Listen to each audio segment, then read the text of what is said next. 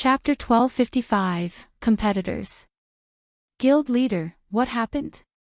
Fire Dance asked when she noticed Shifeng's joyful smilites. Nothing. I just made a small profit, that's all, Shifeng replied, chuckling. In the past, the Sea God's Blessing had only sold for 3 gold during its peak. Now, he had managed to sell the potion for an average of 5 gold, 20 silver. That was nearly double the price back then. Moreover, this had only been the first batch. As the potion's fame spread, its price would continue to rise. The only problem was the attention from the various large guilds. By now, the various large guilds should have begun their investigation into the potion. With a little effort, it wasn't hard to learn about the Sea God's Blessing. After all, the Sea God's Blessing was one of the basic items available for trade in the Sea God's Temple. Once the various large guilds discovered the potion's origins, they would try to obtain it for themselves by any means necessary, rather than purchase the bottles from the auction house. After all, it was much cheaper to obtain the potion from the Sea God's Temple with enough runic fragments. They could hire an NPC master alchemist to synthesize runic crystals. Employing a master alchemist might be difficult for ordinary players, but that was not the case for large guilds. Even if a master alchemist only had a 10% synthesis success rate, with each stack of runic fragment only costing 5 silver, the potion's total cost wouldn't exceed 1 gold, 50 silver. It was much cheaper than buying the potion from Shifeng. With the potion's growing popularity, I need to hurry. Thinking up to this point, Shifeng rushed back to Stormwind Town with Fire Dance. Now that the various guilds had caught wind of the Sea God's Blessing, they would find a way to obtain them in Sea's End. However, the Sea God's Blessing was not available indefinitely. Each Sea God's Temple only stocked 50,000 bottles each week. If he secured all of the available Sea God's Blessings, even if the other guilds had the required points, they wouldn't be able to trade for the potion. Meanwhile, throughout Sea's End, players had only discovered 10 Sea God's Temples. As long as he had the funds, it wasn't impossible to clear the temple stock. After all, he had already earned some funds from the first batch of Sea God's Blessings. However, when Scorpion realized Shifeng was returning to Stormwind Town, he very nearly lost consciousness. After traveling around the continent, he returned to where he had begun. In total, he had spent more than 24 gold on teleportation fees.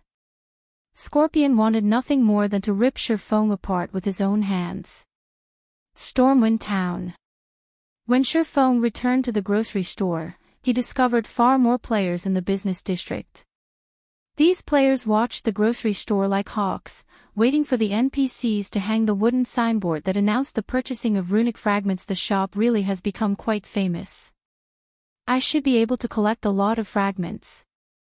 Shifeng smiled as he entered the grocery store. Upon his return, Shifeng also received the profits from the first round of sales in other empires. Although the potions were not as popular as they were in the Fire Dragon Empire, each bottle still sold for 5 gold or more. Overall, the 600 bottles that had sold in 4 other empires had earned Shifeng an additional 3,000 plus gold. Without hesitation, Shifeng equipped the grocery store with 3,000 gold and began to purchase runic fragments once more. Meanwhile, Fire Dance headed out to purchase the Sea God's Blessing. Quick, look! The signboard is up again. Ha ha ha. I knew it wasn't a waste of time to wait. I've purchased a ton of runic fragments from other cities. I'll make a fortune. When the waiting players saw the signboard, they charged into the shop. Among them, there were a few merchant players trying to make a profit through the price spread. After purchasing runic fragments in other NPC cities, these merchant players would come running to the grocery store to sell the fragments for 5 silver per stack. Even if they only earned 1 silver per stack, selling 5 or 600 stacks would earn them 5 or 6 gold. Even experts couldn't earn that much money in a single day. He had offered to purchase each stack of runic fragments for 5 silver precisely to inspire these merchant players to do the dirty work for him, purchasing fragments from other cities and saving him plenty of time. In just 10 minutes, the grocery store had purchased over 6,000 runic fragment stacks. This was far faster than before. Unfortunately, Shifeng's synthesis speed remained constant as the Philosopher's Stone could only synthesize one runic crystal at a time. Time passed quickly. Despite players' rush to sell their fragments, Shifeng's funds didn't decrease in the slightest. On the contrary, he continued to gain more coins. Very quickly, Shifeng had accumulated 20,000 gold. Meanwhile, Fire Dance had purchased the remaining 42,000 bottles of Sea God's Blessing in Stormwind Town's Sea God's Temple and stored them in the grocery store's warehouse, following which, Shifeng sent the 20,000 gold he earned to Melancholic Smile, contacting her and saying, "Melancholic, I just sent you 20,000 gold. Once you receive it, start the new shop's reconstruction." The sooner those 20 shops were complete, the sooner they could purchase diamond wood. After all, if the other guilds learned about the diamond wood's value, it would become extremely difficult to purchase even if Zero Wing had the funds. 20,000. Guild leader, how did you get so much money?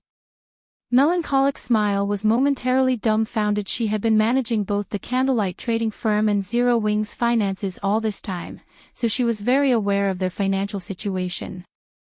Both the guild and the trading firm continued to expand. As a result, the cost of the guild's benefits rose each day. They also had to continue purchasing more materials. There was also the fact that Stone Forest Town had recently become an intermediate town, so they had plenty of buildings to construct.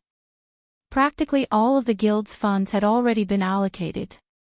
The guild simply had no money to spare right now. "I just made some money selling potions.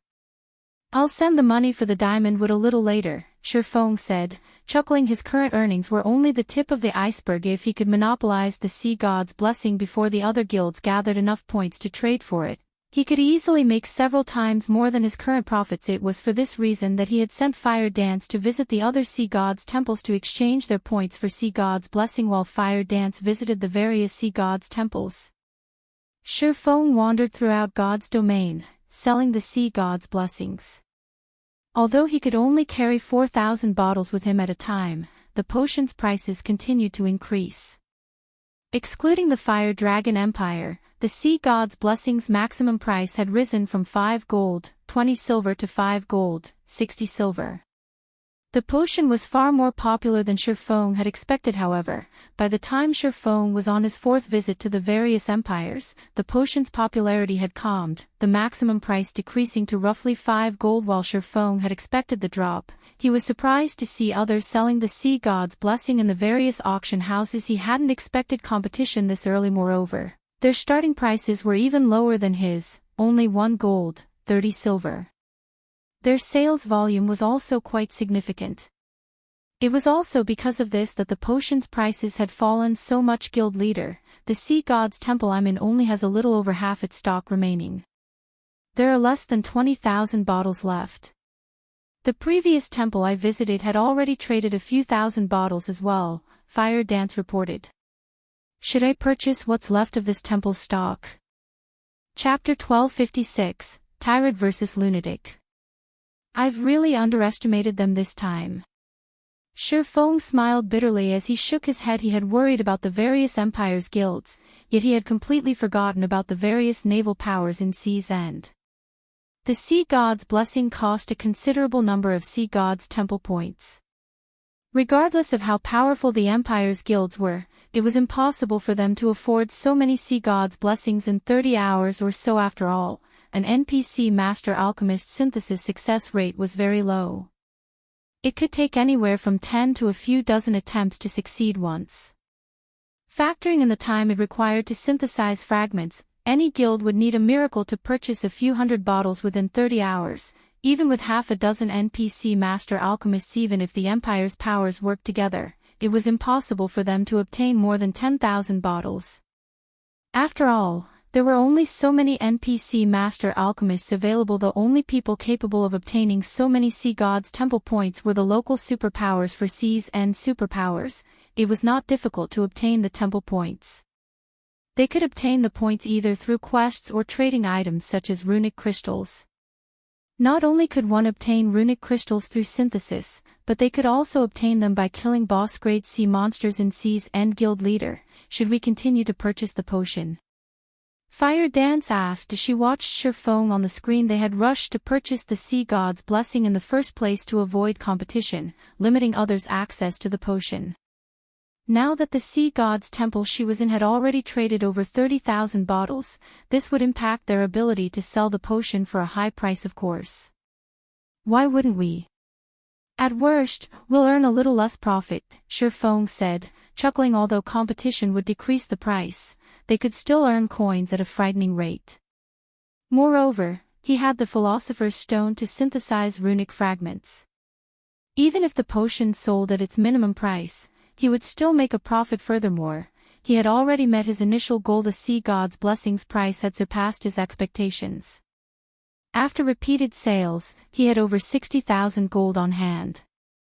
It was enough to deal with matters such as his Tier 2 promotion, purchasing diamond wood, and reconstructing Stone Forest Town. They also had nearly 140,000 bottles in the grocery store's warehouse. Even if he sold the potion for 2 gold per bottle, he would have more than enough money to construct his city. Understood. After giving the matter some thought, Fire Dance understood Shifeng's reasoning. She also felt that she had been a little too greedy. Stormwind Town. After returning to the grocery store, Shifeng discovered that the crowd around the shop had disappeared. Now, there were only a few dozen people around. Every one of these players radiated an imposing aura, their very postures threatening anyone who dared to approach. Just as Shifeng neared the shop, a robust, middle-aged man called out to him, "Friend, are you trying to sell off your runic fragments?" Shifeng nodded, pretending to be just another adventurer trying to make some gold. "I'd advise you to go elsewhere, then. The House of Seas has quarantined this grocery store. Anyone who enters the shop will be declared an enemy of the House of Seas. It isn't worth provoking them for a few dozen silver," the robust man explained. A few players had tried to go in, but the house's members had used a Tier 2 magic scroll and killed them as soon as they left the shop. Not only had the players lost a piece of equipment, but they've also become targets for the House of Seas. The player from the organization that used the scroll is only level 30. He's not worried about the NPC guards killing him or losing a few levels in jail. How tyrannic. Hearing the middle-aged man's warning, Shifeng glanced at the 20-man team standing in front of the shop, and indeed, there were 5 level 30 players among them. These level 30 players, in particular, wore ordinary equipment. As for the other team members, they were either level 42 or level 43 players equipped with level 40 fine gold equipment. A few of them even wore 2 or 3 pieces of level 40 dark gold equipment. It was clear that these expert players were here to scare off ordinary and elite players. If an ordinary expert disregarded the warning, these House of Seas members would finish them off with a Tier 2 magic scroll. With this, the House of Seas had successfully barred Stormwind Town's players from selling their runic fragments to the grocery store. As long as players stopped selling their runic fragments, Shifeng would lose his source of runic crystals. Although he could travel around cities to purchase runic fragments himself, his acquisition rate would be many times slower. The House of Seas has always been tyrannical. There are only a few powers in Seas End capable of competing with them. If independent players like us provoke them, we won't survive in Seas End, the middle-aged man said, sighing. The House of Seas is searching madly for the shopkeeper. They've announced that the shopkeeper will have to operate under their management if they wish to continue in Seas End. I feel bad for the guy. Just by opening a shop, he earned the ire of the House of. Ha! You're going in. Don't be stupid. Several people have already tried and failed. The middle-aged man suddenly noticed Shifeng approach the grocery store. If they target you, your life here will be over. Target? Shifeng chuckled. They've wanted me for a while now. You're already a target? The middle-aged man suddenly realized a possibility. His eyes widening, he stammered, could you be the person they are? That's right. I'm the player you feel bad for, Shifeng nodded, grinning. He then continued towards the shop, leaving the middle-aged man behind. Has he lost his mind? The middle-aged man muttered. Stunned, the House of Seas had searched frantically for the grocery store's shopkeeper, yet this shopkeeper decided to reveal himself. It wasn't long before Shifeng reached the shop's entrance. Immediately, several House of Seas members blocked Shifeng's path. Brat, this store under the House of Seas control. Get lost. A level 43 shield warrior shouted. What if I don't? Shifeng asked, smirking. Kid, do you want to die? You dare to challenge the House of Seas authority? The shield warrior bellowed. He then turned to the several level 30 players beside him, ordering, kill this kid. I want to see who would dare approach this shop after watching this one die. A level 30 Cursemancer revealed a tier 2 magic scroll and began to activate it. Immediately, a black magic array appeared behind the Cursemancer. 20 pitch-black blades then surfaced from the array and shot at Shifeng. Although a tier 2 magic scroll was ineffective against great lords of the same level, it could kill current players, who had yet to reach tier 2, instantly. Unless the target used an invulnerability skill of some sort, there was no escaping death. Boom. Boom. Boom. When the pitch-black blades collided with their target, the resulting impact threw dust and dirt into the air for several yards. The players wandering about the business district were stunned. What a fool. The level 43 shield warrior wore a contemptuous expression as he watched the cloud of dust and dirt. However, as soon as the shield warrior finished speaking, a familiar voice reached his ears. Are you sure about that? The shield warrior spun towards the voice's source. Before anyone had realized it, Shifeng had moved behind the level 30 Cursemancer. His blue longsword, which emitted arcs of electricity, protruded through the Cursemancer's heart. Although the Cursemancer tried to speak, his HP had already fallen to 0. His head rolled to the side as his body collapsed to the ground. A pair of level 30 bronze boots dropped beside his corpse. Chapter 1257, Declaration of War. Impossible. The bystanders watching from afar were shocked when they saw They couldn't believe what they had just seen. Even an agile assassin couldn't dodge so many of those pitch-black blades. Not only was Shifeng unharmed, but he had also appeared behind the level 30 Cursemancer, killing the player instantly. It was unbelievable. This can't be real, right? Is he an NPC? The middle-aged man, who had warned Shifeng, muttered. The House of Seas members surrounded Shifeng while everyone recovered from their shock. Kid, you really do want to die. The level 43 shield warrior assumed Shifeng must have used a skill to avoid the incoming spell, surprised by the swordsman's performance. He turned to the level 30 players beside him and said, "You four, attack together. I refuse to believe that this kid has any more skills to save himself."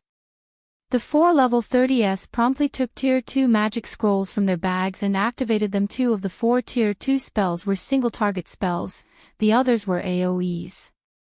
All 4 spells bombarded Shifeng, leaving him no room to dodge. Let's see how you dodge these attacks. The shield warriors sneered. They had long since familiarized themselves with the rules of combat inside towns and cities. The system wouldn't deem an attacking player's spell channeling to be aggressive until it locked onto a specific target. If the target retaliated, attacking first, the system would deem them the aggressor. The target had to wait until the magic scroll locked on before counterattacking. Normally, players would have no choice but to dodge, block, or use a life-saving skill to protect themselves. Shifeng had already used his life-saving skill. He would die, facing 4 magic scrolls, if he didn't have another one to run. I don't think so, Shifeng said, smiling when he noticed the players around him slowly back away to avoid the incoming assault. These people were 10 years too early if they thought they could use the game's rules against him. He sheathed Killing Ray and leaned forward to grab the retreating players, pulling them to his position. The retreating crowd gathered around Shifeng once more, forming a human shield. Damn it. He wants us to perish together. The level 43 shield warrior had never expected Shifeng's strength to be so high. No matter how they struggled, Shifeng still dragged them to his sides, using them as shields. It was already too late for them to dodge. They had no choice but to activate their life-saving skills to survive the incoming Tier 2 spells. Boom. Boom. Boom. 11 House of Seas experts died as the series of explosions echoed throughout the district. All of the survivors' HP had dropped to critical levels. What's going on? Everyone was dumbfounded. Am I hallucinating? Friendly fire. The House of Seas members had used a similar strategy to attack other experts that had tried to enter the grocery store. They would surround the disobedient expert before attacking with Tier 2 magic scrolls. They would back away quickly after launching the spells. The experts were utterly helpless as they died. Now the House of Seas members hadn't retreated once the spells had been launched as if they had developed Alzheimer's.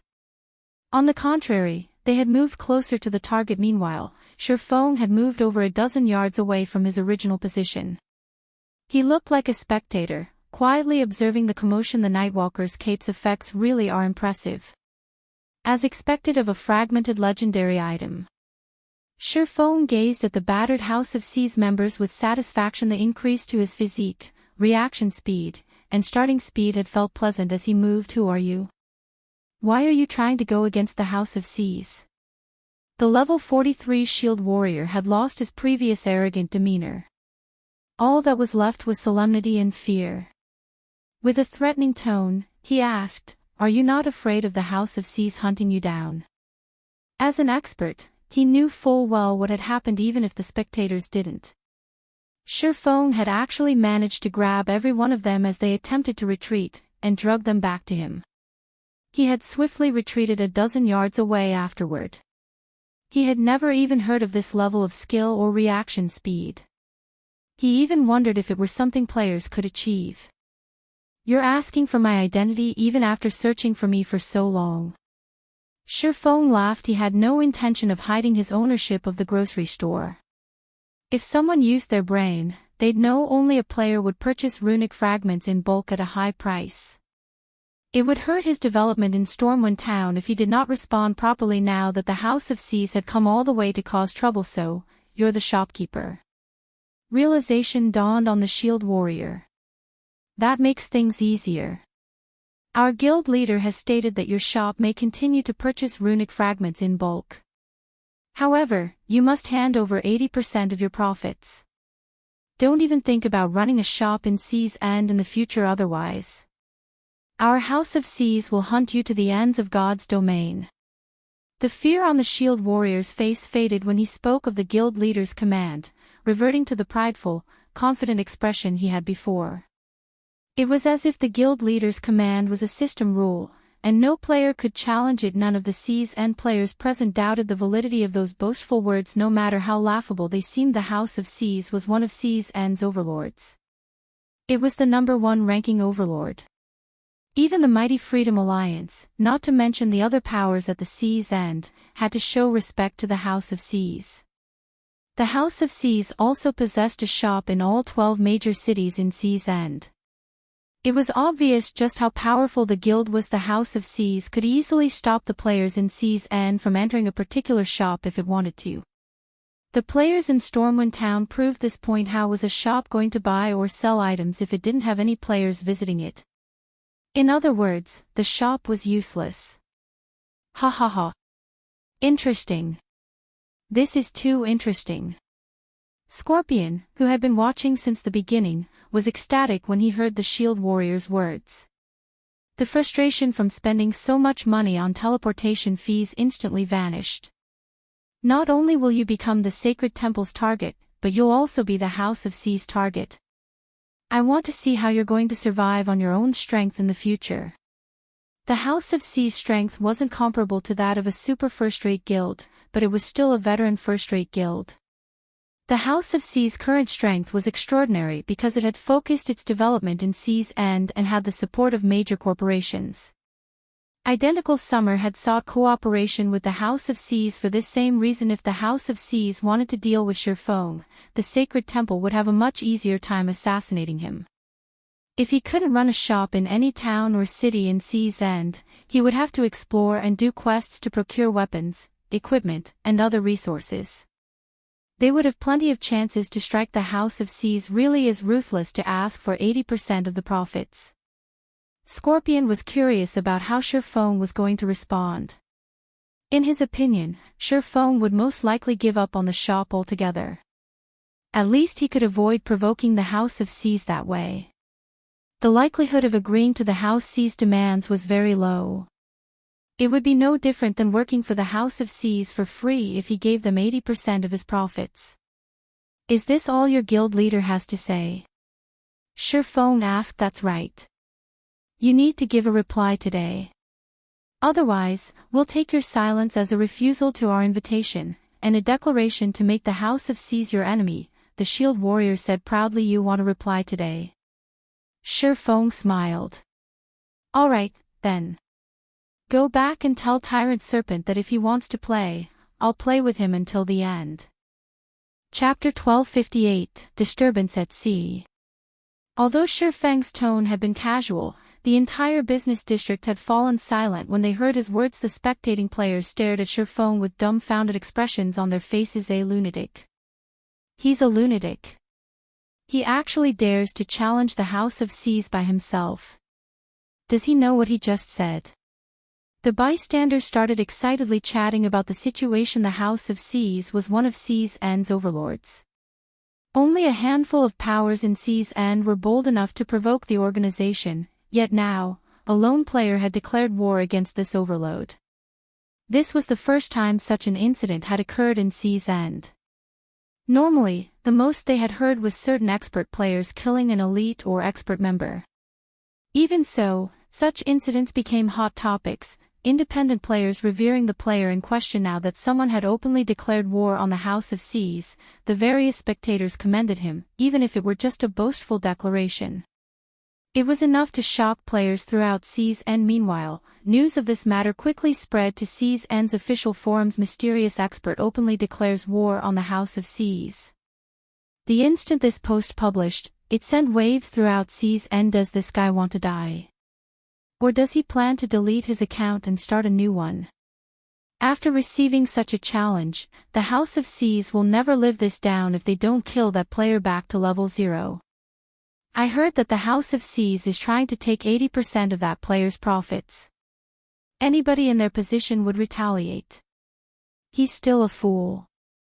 The House of Seas has plenty of members and influence. They even have ways of hunting down assassin players. Since he's just a swordsman, he will have a hard time going out to level up from now on. That shouldn't be the case. The player has hidden his identity and appearance. Causing trouble for him won't be so easy. What do you know? Don't you know that the various large guilds have tracking experts? There are also a few tracking tools available. Not even wearing a black cloak will help this guy. After all, the black cloak can only hide a person's basic information and appearance. It can't hide a person's figure and class. With how many members the House of Seas has, they can easily send a few assassins to keep an eye on him. This guy is simply too amazing. Even if he dies back to level 0, his achievement will be recorded in God's domain's history. None of the players on the official forums had an optimistic view of Sherfang's foolish actions. However, they were happy to see such an incident. At the very least, the event would spark conversations during their daily visits to the bar. Meanwhile, back in Stormwind Town's business district, the several surviving members of the House of Seas were dazed for a long moment upon hearing Sherfang's reply. They even wondered if they had heard wrong. What a joke. They were the House of Seas, one of Seas End's overlords. Only a handful of superpowers in Seas End would dare to declare war against them. Even if they wanted to, they'd have to spend a long time considering the consequences before making a decision. They would avoid war unless it was absolutely necessary. Yet, now, the proprietor of a measly grocery store had declared war on the House of Seas. This was simply a mockery. This is your reply? The level 43 shield warrior asked in a chilling tone. That's right. No matter how many times you ask, my answer will be the same. If you want a war, then let's do it, Sherfang said nonchalantly. While the House of Seas possessed an extraordinary background, unfortunately, Sea's End was simply too far away from Starmoon Kingdom. Even if his identity were exposed, Shurfeng would not be afraid to declare war. Moreover, he needed to rely on the sea god's blessing as a long-term source of income. He also planned to stock some of the potions for the guild. Hence, he intended to purchase runic fragments long-term. If the House of Seas were just a business competitor, he wouldn't mind a fair competition. However, since the House of Seas dared to hinder his path to riches, he did not mind giving them a broken nose. You have a death wish. The level 43 shield warrior revealed a sinister expression. He then waved his hand. Immediately, 200 players suddenly surged onto the street. These players all wore the House of Seas guild emblem, and they were all level 41 and above. Quite a few had even reached level 43. The most inferior equipment they wore was level 40 fine gold rank, while quite a few had 4 or 5 pieces of level 40 dark gold equipment. Every one of these players radiated killing intent. They were clearly one of the House of Seas expert teams. Without paying heed to the NPC guards that had already reached the business district, they formed a tight circle around Shurfeng. Unlike the House of Seas members that had blocked off the grocery store's entrance, these experts had originally been leveling and questing around Stormwind Town. They were not originally tasked to deal with Shurfeng.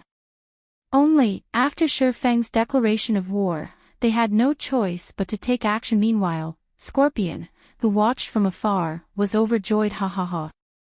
Now that this concerns the guild's reputation, the House of Seas won't let you get away even if they have to sacrifice their expert team. Scorpion was thrilled as he watched at Shurfeng. Immediately, he contacted Uncle Lee and said, "Uncle Lee, I've found an opportunity to strike. The target is currently in Stormwind Town's business district and is surrounded by the House of Seas expert team. If Uncle Lee's party tried to assassinate Shurfeng normally, the battle would likely drag on.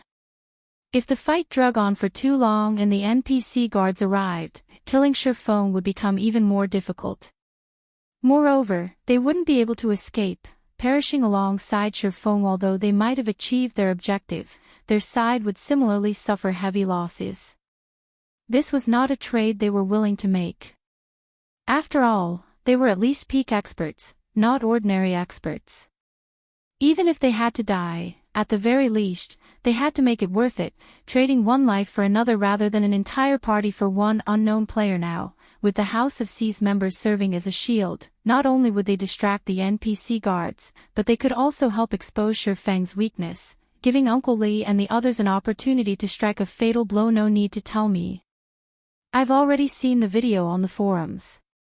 We're making our way there right now. If you see an opportunity and are confident, don't wait for us to take action, Uncle Lee instructed. Uncle Lee, rest assured. That brat has made me waste over 100 gold. If I get a chance, I will take his life, Scorpion said. So far, he had toured the continent of God's domain with Shurfeng 4 times. To continue his mission, he had even been forced to borrow over 100 gold from 100 Leaves. If he could not complete his mission, he would be saddled with debts. How could he possibly miss a chance to kill Shurfeng? Despite Shurfeng being a peak expert, against 200 experts from the House of Seas, he would undoubtedly lose his life. And in the event that he survived, he'd be forced to flee. As for the swordsman's powerful AoE skills, he couldn't use them easily inside the town. If he accidentally attacked any bystanders, the NPC guards would pounce when the battle began. Shurfeng would definitely be forced to exercise caution, preventing him from using many of his skills. Even a domain expert would expose gaps in their defense. As Scorpion contemplated the situation, the 200 House of Seas experts were finally in position. 3 level 43 shield warriors at the forefront immediately activated charge, rushing at him from 3 directions and giving Shurfeng no room to dodge. Chapter 1259, First Strike. Melees, distract him. Range players, get ready to attack, the black-clad ranger leading the House of Seas expert team commanded as he glared at Shurfeng, who remained motionless. Use a magic array to suppress the NPC guards. Do not give him any chances to escape. Almost immediately after the ranger issued the command, a golden magic array appeared in the business district. 36 magical class players maintained the array, and it instantly enveloped the 10 or so NPC guards that had been making their way towards the battle like a steel wall. The golden barrier only trembled slightly when the NPC guards attacked it. The barrier showed no signs of cracking. Seeing this, the spectating players revealed solemn expressions. While they were shocked by the magic array's performance, they were even more afraid of the House of C's capabilities. The NPC guards in Stormwind Town were all level 120. To players like them, these NPCs were invincible. A single hit was all these NPCs needed to finish them off. These NPCs also safeguarded independent players like themselves. It was because of this that they dared to relax and rest in Stormwind Town. Yet, now, a single magic array had trapped these invincible NPCs. They suddenly realized how easily the House of C's could deal with independent players. Is this the House of C's true strength? They are actually capable of taking out a magic array that can suppress the NPC guards' movements. What a powerful magic array! Even if that guy tries to buy time, he won't last long enough for the guards to save him. Seeing the trapped NPC guards, everyone became even more afraid of the House of C's. Many inwardly celebrated the fact that hadn't made an enemy of the House of C's. Otherwise, the consequences would be unimaginable. Meanwhile, Scorpion, who had stealthily approached the center of the battlefield, was similarly shocked. He hadn't expected the House of C's to possess such a powerful foundation. However, the magic array also overjoyed Scorpion. Without the NPC guards, killing Shifeng and getting away safely would be even easier. Meanwhile, in the center of the battlefield, 3 level 43 shield warriors charged toward Shifeng from 3 different directions. As Scorpion watched the 3 shield warriors, he assumed Shifeng would counter or dodge the attack, but contrary to his expectation, Shifeng didn't move. However, when the shield warriors were only 8 yards away, starlight suddenly glittered around Shifeng. Ping! Pang! Pang! 3 crisp clangs resounded. Immediately, the 3 level 43 shield warriors flew backward, their bodies slamming into the ground. Their HPs fell at a rate visible to the naked eye as well, only stopping after reaching the halfway point. What did he do? The players observing the battle from a distance were stunned. None of them could comprehend what had just occurred. In the next moment, several streaks of blue light spread out from Shifeng's body, striking the 3 shield warriors and sending them flying again, critically injuring them. Just how much strength does he possess? Scorpion, who waited for an opportunity to strike, could not help his astonishment. Others might not have seen what had just happened, but he, as a peak expert, barely perceived what Shifeng had done. Just as the 3 shield warriors were about to close in on Shifeng, the latter had brandished his 2 swords. Without activating any berserk skills, Shifeng had sent each of the shield warriors flying with a single hit. Ordinary players wouldn't necessarily understand what this meant, but Scorpion, who had experienced many battles, understood Shifeng's strength was already on par with a level 45 Great Lord. Although he had already known that Shifeng possessed frightening attributes after watching the man's previous battles, he never imagined that it would be this high. Just who is he? Fear flashed in Scorpion's eyes as he looked at Shifeng. He no longer believed that he was capable of killing the swordsman on his own. If Shifeng were only a player that possessed the strength of a level 45 Great Lord, he might not fear the swordsman this much, but Shifeng also had the combat standards of a peak expert. It would not be a trivial matter overcoming the combined factors such a high strength attribute.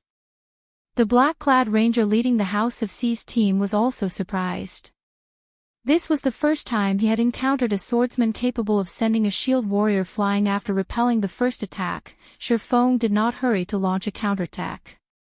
Instead, he silently evaluated his current strength. After all, he had recently donned the Nightwalker's cape. He still did not have a concrete idea of how much he had improved. Only through actual combat would he understand his current capabilities. A normal attack is now enough to throw a level 43 shield warrior wearing top-tier equipment 15 yards. My strength should roughly be at the same level as a level 45 Great Lord. In the case of level 50 monsters, I should be at the standard of a High Lord. As expected, the Nightwalker's cape really is frightening. Shifeng was astonished. He hadn't expected his strength to rise by so much before equipping the Nightwalker's cape. His strength had only been on par with a level 50 lord. Although there was only one rank between a lord and a high lord, level 50 was a major turning point for monsters. A level 50 lord was significantly stronger than a level 49 lord. Normally, only level 50, tier 2 berserkers wearing full sets of level 50 dark gold equipment could rival a level 50 lord's strength.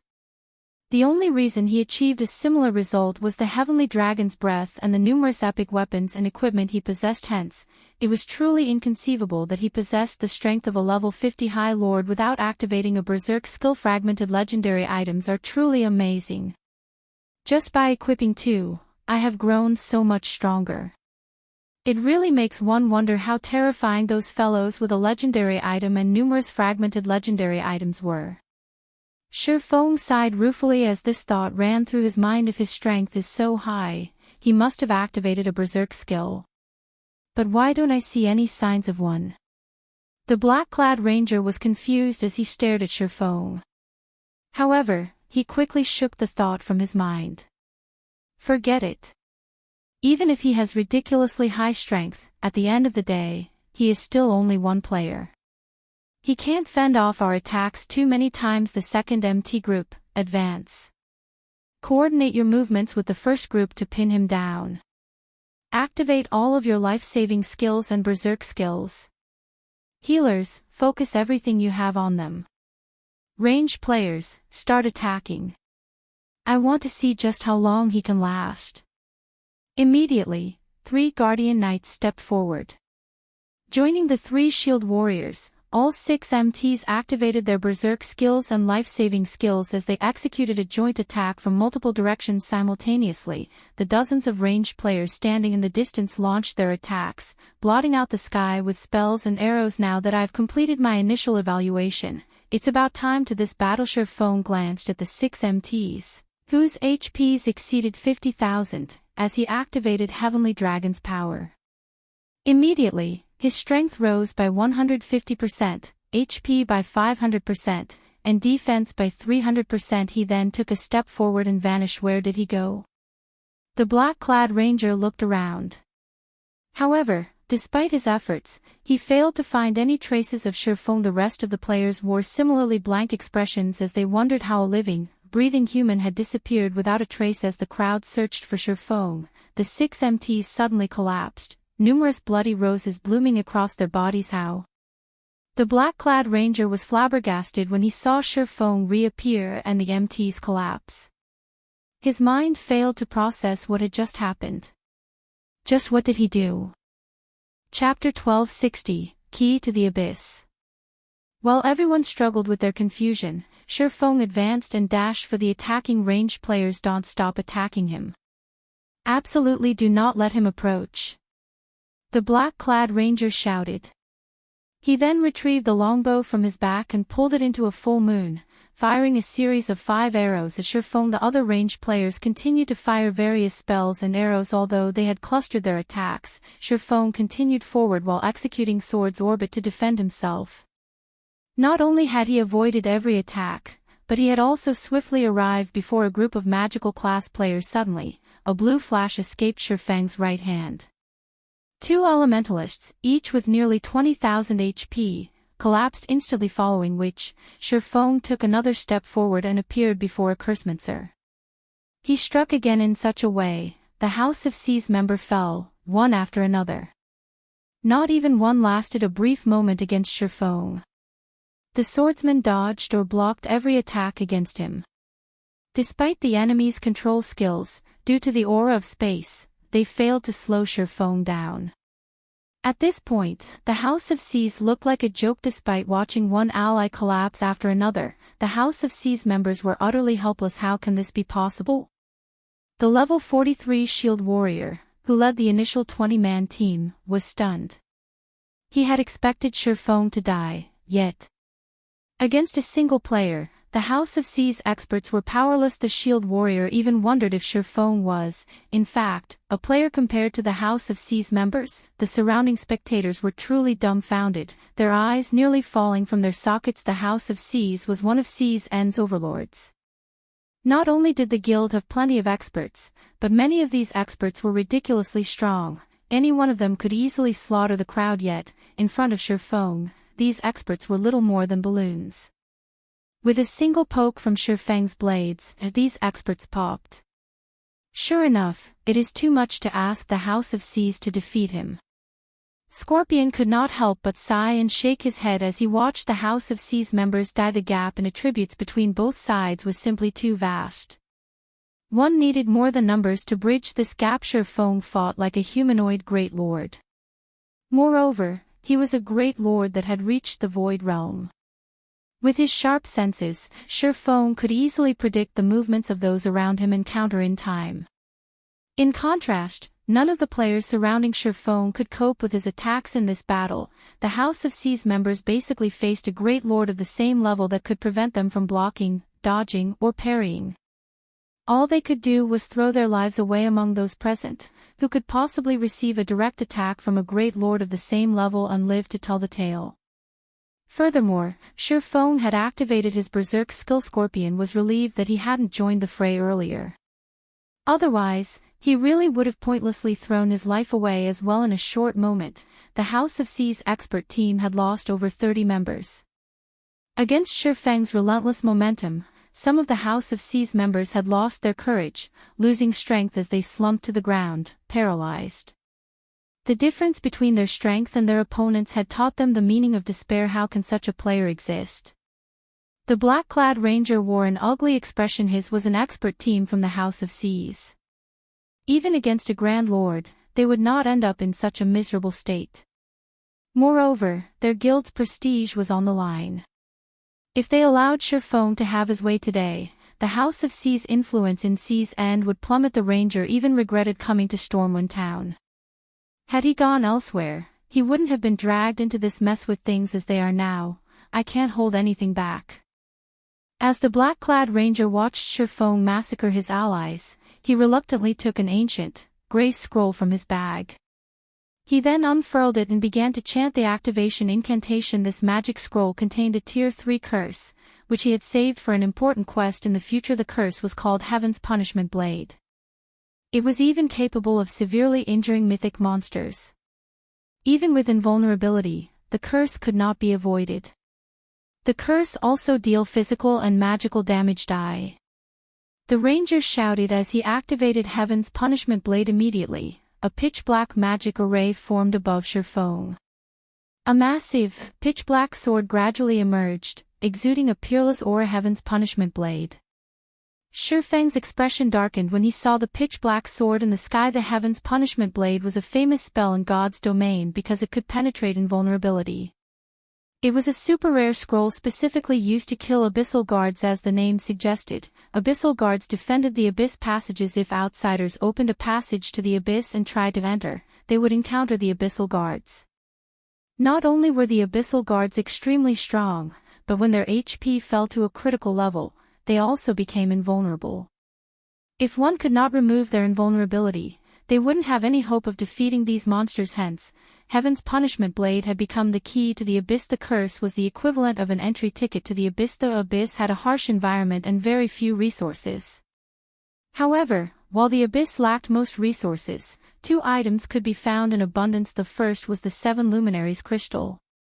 It was an item that any guild or major corporation that invested in God's domain sought desperately. The second item was the magic crystal. However, due to the violent mana ever present in the abyss, one could not just obtain magic crystals from the abyss. Instead, one had to obtain demonic stones, which were common, and refine them with alchemy. After refining demonic stones, one could obtain magic crystals and other precious byproducts. Countless guilds had tried to enter the abyss because of these 2 items. Shifeng had never expected the black-clad ranger to be insane enough to expend such a precious tool just to kill him. Very quickly, the pitch-black sword finished taking form. Without any flare, it descended on Shifeng, leaving no opportunities to avoid it. Shifeng could only receive the attack without hesitation. Shifeng activated the Nightwalker's Cape's Void Shield. A protective barrier instantly formed around Shifeng's body. At the same time, Shifeng met Heaven's Punishment Blade with a counterattack boom. An explosion shook the business district as a deep crater formed under Feng's feet. What kind of spell is that? The impact created such a massive hole in the ground. Even Tier 4 spells shouldn't be that powerful. The House of Seas used a Tier 3 curse on a single player. They are shameless. In the end, it seems that even a monster-like player can't survive against the House of Seas. The crowd involuntarily gasped when they saw the crater in the middle of the business district. Although Feng had lost, he had lost with dignity. After all, he had forced the House of Seas to use such a powerful trump card. If not for the Heaven's Punishment Blade, the House of Seas would have been powerless against Feng, as everyone believed the battle to be over, and the House of Seas members released sighs of relief. They suddenly saw a familiar figure standing before the black-clad ranger. How are you still alive? The black-clad ranger stuttered, blood draining from his face as he gaped at Feng, who looked a little worse for wear. The Heaven's Punishment Blade could even rival a Tier 4 spell. Even mythic monsters would suffer heavy injuries, not to mention a Tier 1 player. Logically, Feng shouldn't have survived. However, what the black-clad ranger did not know was that, due to Heavenly Dragon's power, Feng's maximum HP had risen to over 200,000. Meanwhile, Void Shield created a barrier that had 10 times his maximum HP. Factoring in his defense and magic resistance, Feng survived Heaven's Punishment Blade with a little over 60,000 HP remaining. He had very nearly died. However, Feng did not offer the ranger an explanation as he swung Killing Ray. Although the ranger tried to defend himself with his bow, Feng adjusted Killing Ray's trajectory mid-swing, as if he had expected the ranger to defend himself, avoiding the bow, piercing the ranger's heart, and eliminating the player's HP. When the black-clad ranger, who had commanded the team, died, the House of Seas members' spirits finally broke, and they scattered. Feng didn't bother to chase down these players. After all, the NPC guards would hunt down anyone that had attacked him. If he attacked those that hadn't attacked him, the guards would hunt him instead. Chasing these players down was no longer important. As Feng looked for a place to sit and recover, he discovered that he couldn't remove any items from his bag. He couldn't access any of his skills, either. Suddenly, a silent figure appeared behind Feng. Even with Feng's sharp senses, he failed to detect the figure's arrival. It was as if this figure had melded with the environment. After the figure appeared, a silvery white dagger thrust into the back of Feng's head, moving with incredible speed. Young lad, you really are something. You are the first person I've found that's so difficult to sneak up on. Chapter 1261, Expert Companion. Although Feng had sensed someone behind him, everything had happened too quickly.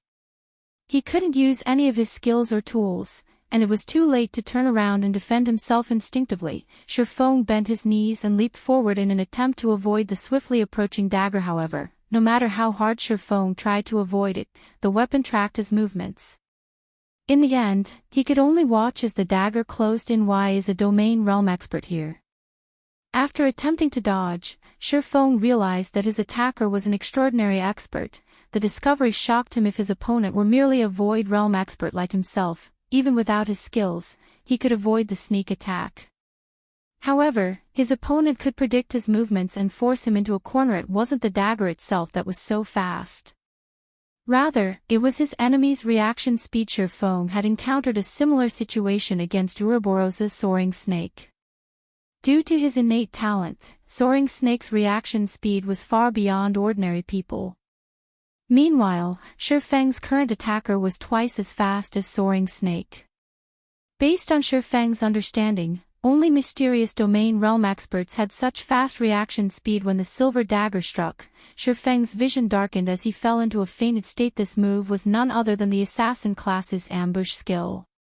It could force its target into a fainted state for 2 to 4 seconds. Immediately after, another dagger bit into Feng's back. Backstab. Minus 10,249. What a tough nut. Uncle Lee was slightly surprised when he saw the damage above Feng's head. Both of his daggers were epic weapons.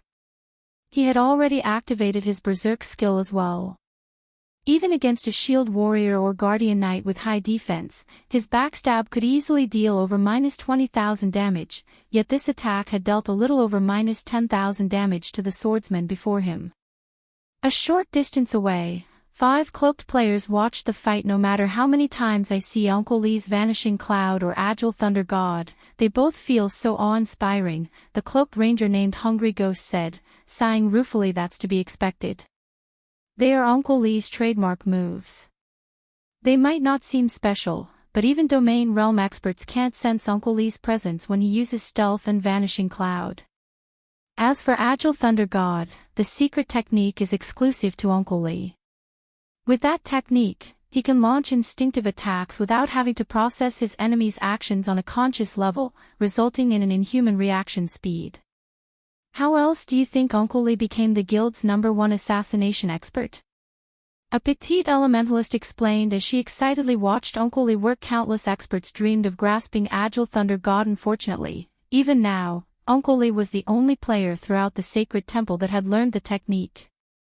Despite Uncle Lee's vigorous training, none of the guild's geniuses had learned it. The berserker wielding an aqua blue spear said, "Ghost, it's about time to make your move. We don't have much time left. Relax, Frostbite. That guy won't be able to move for at least 2 seconds. I can kill him twice with that much time." Hungry Ghost nodded, chuckling. Following which, he retrieved 4 black arrows from his bag, aiming for Sherfong and firing. With this, our mission is complete. Yet another explosion shook the district as the black arrows broke the sound barrier in the blink of an eye. The black arrows crossed the distance of 30 yards and reached their target. Hungry Ghost had aimed for Sherfang's blind spots. Even if the swordsman could move, he couldn't avoid these 4 arrows. "It's finally over," Scorpion, who was in stealth, said, chuckling, although he was disappointed that he did not get to finish Sherfong off personally. Witnessing Uncle Lee's attack made the time he spent tracking Sherfong worthwhile. Uncle Lee retreated to the side and took a silver magic scroll from his bag. This was the rapid teleportation scroll that only peak dark players could obtain. Unlike return scrolls, which had a 10-second activation time, the rapid teleportation scroll only required 2 seconds. Moreover, the activation process could not be disrupted. At the same time, the scroll would form a magic barrier around the user that could both protect the user and prevent NPCs from sensing them. Right now, he needed to retrieve the item Sherfong would drop on death and leave Stormwind Town as fast as he could. As the 4 black arrows were about to slam into Sherfong, however, a black figure appeared before him. This figure had taken the hits. Surprisingly, the black arrows hadn't killed the figure instantly.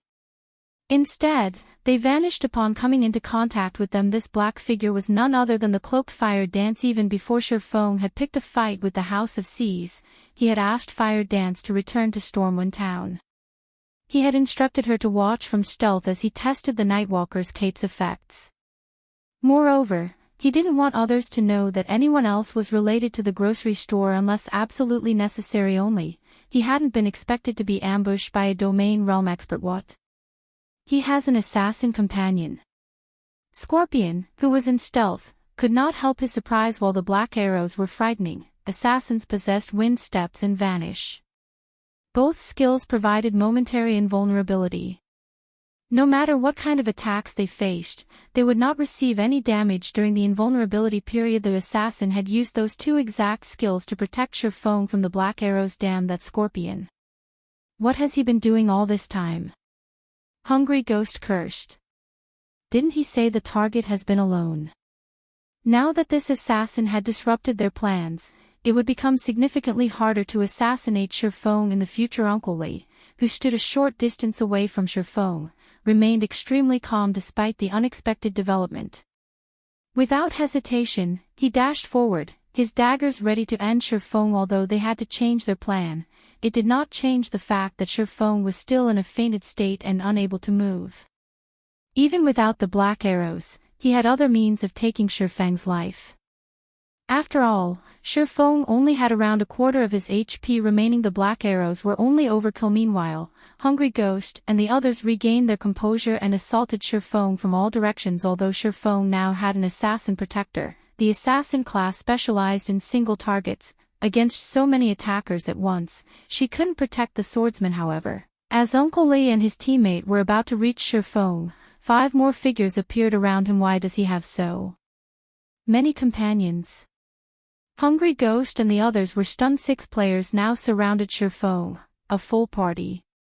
At this point, Scorpion surveillance was a joke. What Hungry Ghost and the others did not know was that this was one of 1,000 transformations as additional skills, Phantom.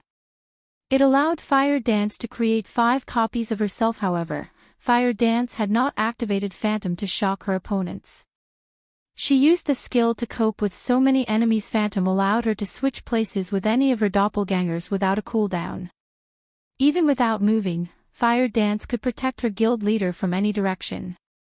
Moreover, thanks to illusory power and 1,000 transformations itself, Fire Dance's strength was only inferior to Shifeng's Dang. Dang! Dang!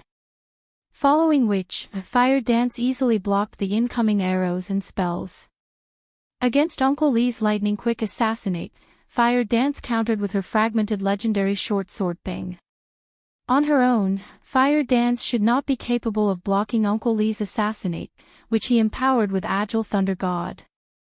However, thanks to 1,000 transformations as hidden effect, she parried the attack in time. Fire Dance had only been forced to retreat by half a step even after receiving the attack. In contrast, Uncle Lee had been forced 2 steps back, his HP falling by over 200. Chapter 1262, Fire Dance's sword. She blocked it. Hungry Ghost and the others were momentarily stunned. Not only had Shifeng's companions blocked all of their attacks, but one of his companions had even parried Uncle Lee's assassinate. Even Domain Realm experts had a hard time against Agile Thunder God. After all, not only did the technique massively increase attack speed, but it also prevented the opponent from predicting the attack's trajectory. The technique was impossible to react to throughout the sacred temple. There were only a handful of people that could block Uncle Lee's Agile Thunder God. Moreover, that was only if their mental clarity were at its peak, yet this assassin had blocked the old man's attack effortlessly. Why wouldn't they be surprised? Just who are these people? Scorpion was flabbergasted as he watched from a safe distance. It wouldn't have been terribly surprising to see an expert like Shifeng in Sea's End, but he had been joined by an expert capable of blocking Uncle Lee's attacks. No one would believe that these two weren't backed by some superpower. After all, experts of such standards were rare even in super guilds. Meanwhile, Fire Dance focused on Uncle Lee, who stood before her, her mind clear like never before. Her instincts constantly warned her that, against this expert, the slightest slip-up would cost her life. If not for 1,000 transformations as hidden effect, she would have fallen prey to Uncle Lee's assassinate. Interesting. Although Uncle Lee was slightly surprised that Fire Dance had blocked his attack, his resolution to kill Shifeng had not wavered in the slightest. Immediately, Uncle Lee used shadow steps and appeared behind Shifeng, his dagger aiming for the swordsman's kidneys. Because he didn't use any skills this time, he could attack with both daggers simultaneously. With this, he drastically reduced the likelihood of Fire Dance blocking the attacks. Despicable. Although Fire Dance knew that Uncle Lee had used shadow steps, she reacted a moment too late. By the time she switched places with one of the doppelgangers and arrived behind Shifeng, neither her superior attributes nor her speed could help her block the attacks. With no other choice, Fire Dance twirled the dagger in her left hand and slashed downwards, activating one of the Petrified Thorn's skill Petrification Domain. Immediately, all enemies within 50 yards were dealt 500% weapon damage and had their movement speed reduced by 50%. At the same time, Fire Dance's attributes rose based on the number of targets the domain had affected. However, as if Uncle Lee had been prepared for this, he used wind steps, becoming momentarily invulnerable and negating Petrification Domain's damage. Meanwhile, his 2 daggers struck Shifeng, 718. Minus 2,259. To Shifeng, who still had over 50,000 HP remaining, those 2 attacks only took around 10% of his HP. Sure enough, normal attacks are not enough to kill him. Uncle Lee frowned, frustrated with Shifeng's defense and HPAs. Uncle Lee was about to use the 5-star eviscerate he had accumulated, Fire Dance, who was faster, slashed 1,000 transformations at the man. Although Uncle Lee sensed the attack coming, he didn't want to waste a skill to block it. Quickly adjusting his footwork, he tilted his body slightly to dodge the incoming short sword. However, Uncle Lee's expression changed when Fire Dance swung her blade, multiple afterimages appearing around 1,000 transformations. How? Uncle Lee may have been surprised, but he was a domain realm expert. With the help of Agile Thunder God, he defended himself instinctively. Dang. A clang pierced the air when Uncle Lee's daggers collided with 1,000 transformations. Meanwhile, Uncle Lee was forced to retreat by 3 steps, a damage of over -500 appearing above his head after landing the first strike. Fire Dance brandished 1,000 transformations once more, giving Uncle Lee no time to react. Although Fire Dance's reaction speed was slower than the old man's, she had an absolute advantage when it came to attack speed against countless sword lights. Even Uncle Lee had to be careful. As a result, Fire Dance forced him back farther. Uncle Lee tried his best to counterattack, brandishing both daggers simultaneously, but Fire Dance simply responded by swinging 1,000 transformations. Innumerable sword lights flickered around the combatants, blocking the daggers again. The resulting impact forced Uncle Lee to retreat. Impossible. Hungry Ghost and the others, who were about to launch another wave of attacks, were stunned to them. Uncle Lee was an unparalleled expert, yet that expert was at a disadvantage against Fire Dance. If news of this reached the sacred temple, it would cause an uproar in the guild. While Fire Dance and Uncle Lee clashed, Shifeng finally recovered from his fainted state. Seeing Shifeng regain consciousness, Uncle Lee knew that it was no longer possible to kill the man. He abruptly retreated to a distance before turning to Fire Dance, saying, "Little Missy, you really are astounding. Despite having not obtained a domain, not only did you block my attacks, but you also suppressed me completely. Among the many non-domain realm experts I've fought thus far, you rank 3rd. Might I ask if you are interested in joining us? If you do, I promise that you'll become one of the best assassins in God's domain. You'll reach heights that you haven't even imagined yet." Fire Dance was taken aback by Uncle Lee's sudden offer. She could not figure out what the man before her was thinking. They were currently engaged in a battle, yet the latter had extended a recruitment offer. Hungry Ghost and the others also heard Uncle Lee's offer. Their jaws dropped, and they stared at Fire Dance with envy and admiration. Uncle Lee was a domain realm expert. He was also the Sacred Temple's #1 expert. His evaluations were harsh. He only ever praised the guild's geniuses for their potential, yet he had just claimed that Fire Dance could become one of the best assassins in the game. Not even the Sacred Temple's top genius had enjoyed such praise. One could see just how much Fire Dance had impressed Uncle Lee. "Forget it. I will never join you." Fire Dance rejected Uncle Lee's offer without hesitation. "I doubt that I'll become God's domain's #1 assassin by joining your measly guild." Fire Dance's words instantly infuriated and frustrated Hungry Ghost and his companions. They sorely wished they could take the woman's place. They were talking about an offer for exclusive training under Uncle Lee. The Sacred Temple's geniuses hungered for such an opportunity, yet Fire Dance treated the offer as if it were an insult. "All right. If you change your mind, you can contact me with this. We will welcome you at any time." Uncle Lee could not help but sigh at Fire Dance's reply. He tossed her a communication scroll before turning to leave. Vanishing the communication scroll was a common tool in God's domain. Even if without being friends, they could communicate through the scroll. Only, it needed to be bound to someone first, then the wielder could contact the initial owner at any time. The scroll was mostly intended for players that wished to hide their identities. In Uncle Lee's opinion, Fire Dance was still too young. She had only replied in such a way because she had yet to understand just how powerful the experts at the top of the world were. Only after Fire Dance had fought those experts would she learn how vast this world truly was. At that time, she would seek him out. Meanwhile, upon realizing that Shifeng had recovered, Hungry Ghost and his team used their rapid teleportation scrolls and left Stormwind Town. Sea's End, Dark City, Yasland. After using the rapid teleportation scroll, Hungry Ghost and the others arrived in Yasland, a lawless city. Even if one killed other players inside this city, the NPC guards paid no attention to the crime.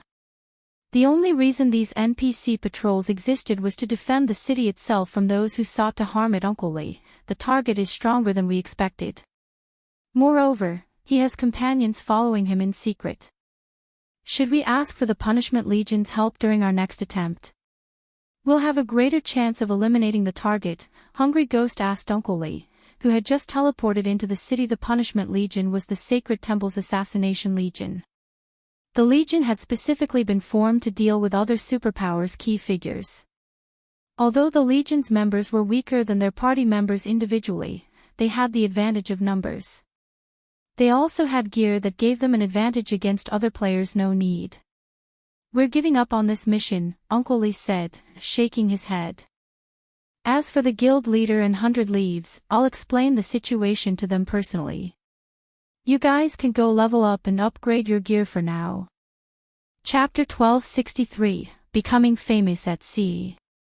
The Reef Sea, famed for its coral reefs, pearls, and other precious materials, was a level 40 to level 55 high-resource map a short distance away from Reef Island. Dozens of speedboats attacked a massive, level 53 sea monster. Unlike normal sea monsters, this was a boss, a chieftain-rank sea monster.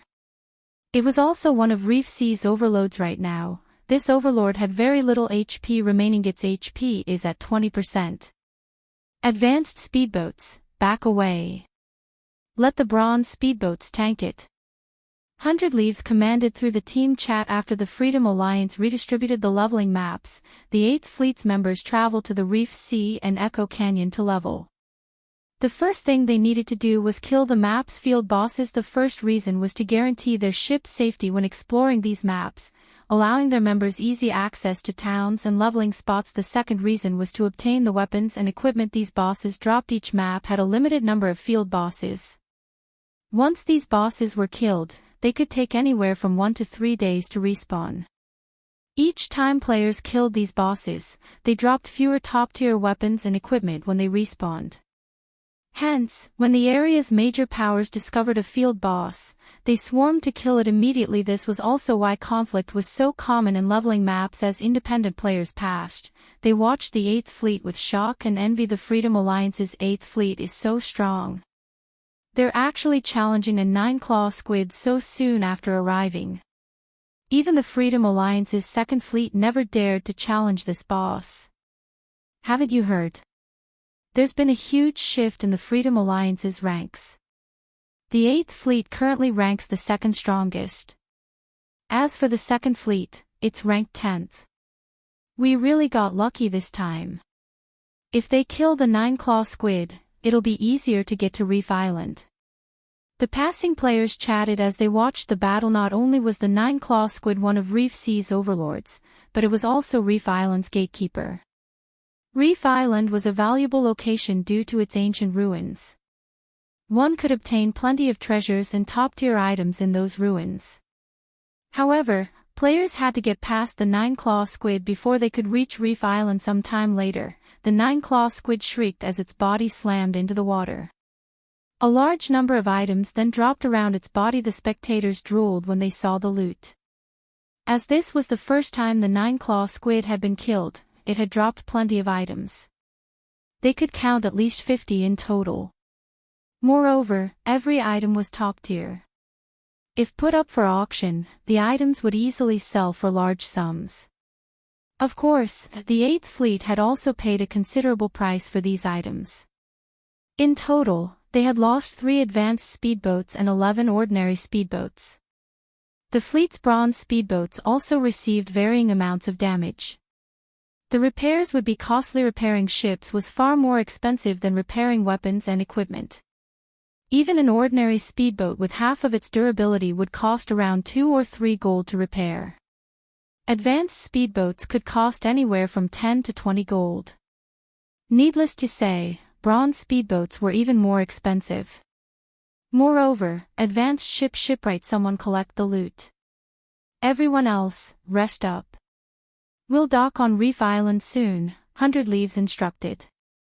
She then noticed the communication request from Uncle Lee. revealing an excited expression. She accepted the call and asked, "Uncle Lee, have you dealt with the issue?" As far as she was concerned, once she dispatched Uncle Lee's party, Shifeng had no hope of survival. Uncle Lee must have contacted her to report his success. No. The assassination failed, Uncle Lee said, shaking his head. Failed. 100 Leaves was momentarily stunned. Quickly, she reacted and asked, "Is he that strong?" Uncle Lee was the Sacred Temple's #1 assassination expert. Both Vanishing Cloud and Agile Thunder God were advanced techniques that even Domain Realm experts struggled to learn. Agile Thunder God, in particular, allowed one to become practically invincible in melee combat, giving the player the upper hand in every exchange. That's not the case. When we attacked, his companions showed up to protect him. When Uncle Lee thought about Fire Dance, he was disappointed that he couldn't recruit the woman. "Uncle Lee, whatever you need for the next assassination attempt, just ask. I can even hire other assassination experts to help you."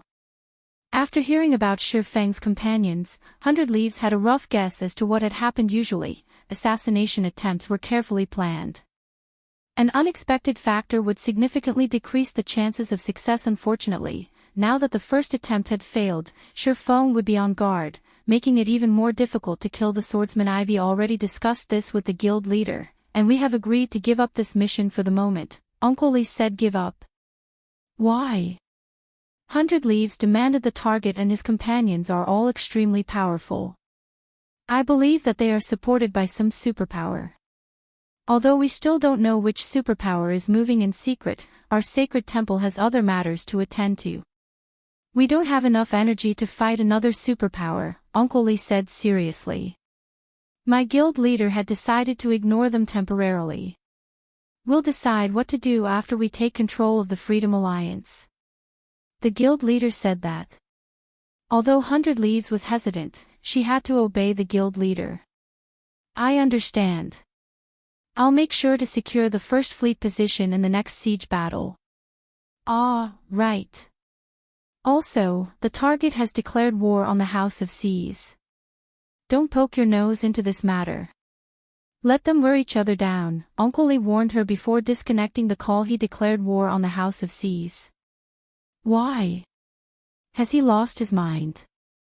100 Leaves gaped, wondering if she had heard wrong. The House of Seas was even stronger than the entire Freedom Alliance. It also had the support of a major corporation. It had both financial strength and manpower in abundance. Moreover, although it wasn't as powerful as a super first-rate guilds, due to the situation in Sea's End, it was much stronger than veteran first-rate guilds. Yet Shifeng had openly declared war against the guild. She wasn't sure if Shifeng was brave or just foolish. Immediately, 100 Leaves launched an investigation into the matter. Before, she had focused on commanding the battle against the Nine-Claw Squid, so she had been oblivious about anything outside of the battle. "Who is this guy?" When 100 Leaves received the information her subordinates had collected, she was astonished. Shifeng was simply overbearing. He actually intended to fight the House of Seas to the bitter end. Meanwhile, a storm brewed in the House of Seas main headquarters in Meteorite City. Great. A single player dares to declare war against the House of Seas. Now, we're a laughingstock in Sea's End. Pass the word. Use everything we have to take down Stormwind Town. I want him obliterated. Send the Blood-Drinking Legion to keep an eye on him as well. If he sets foot outside of the town, kill him. I want everyone in Sea's End to know that no one gets away with provoking the House of Seas."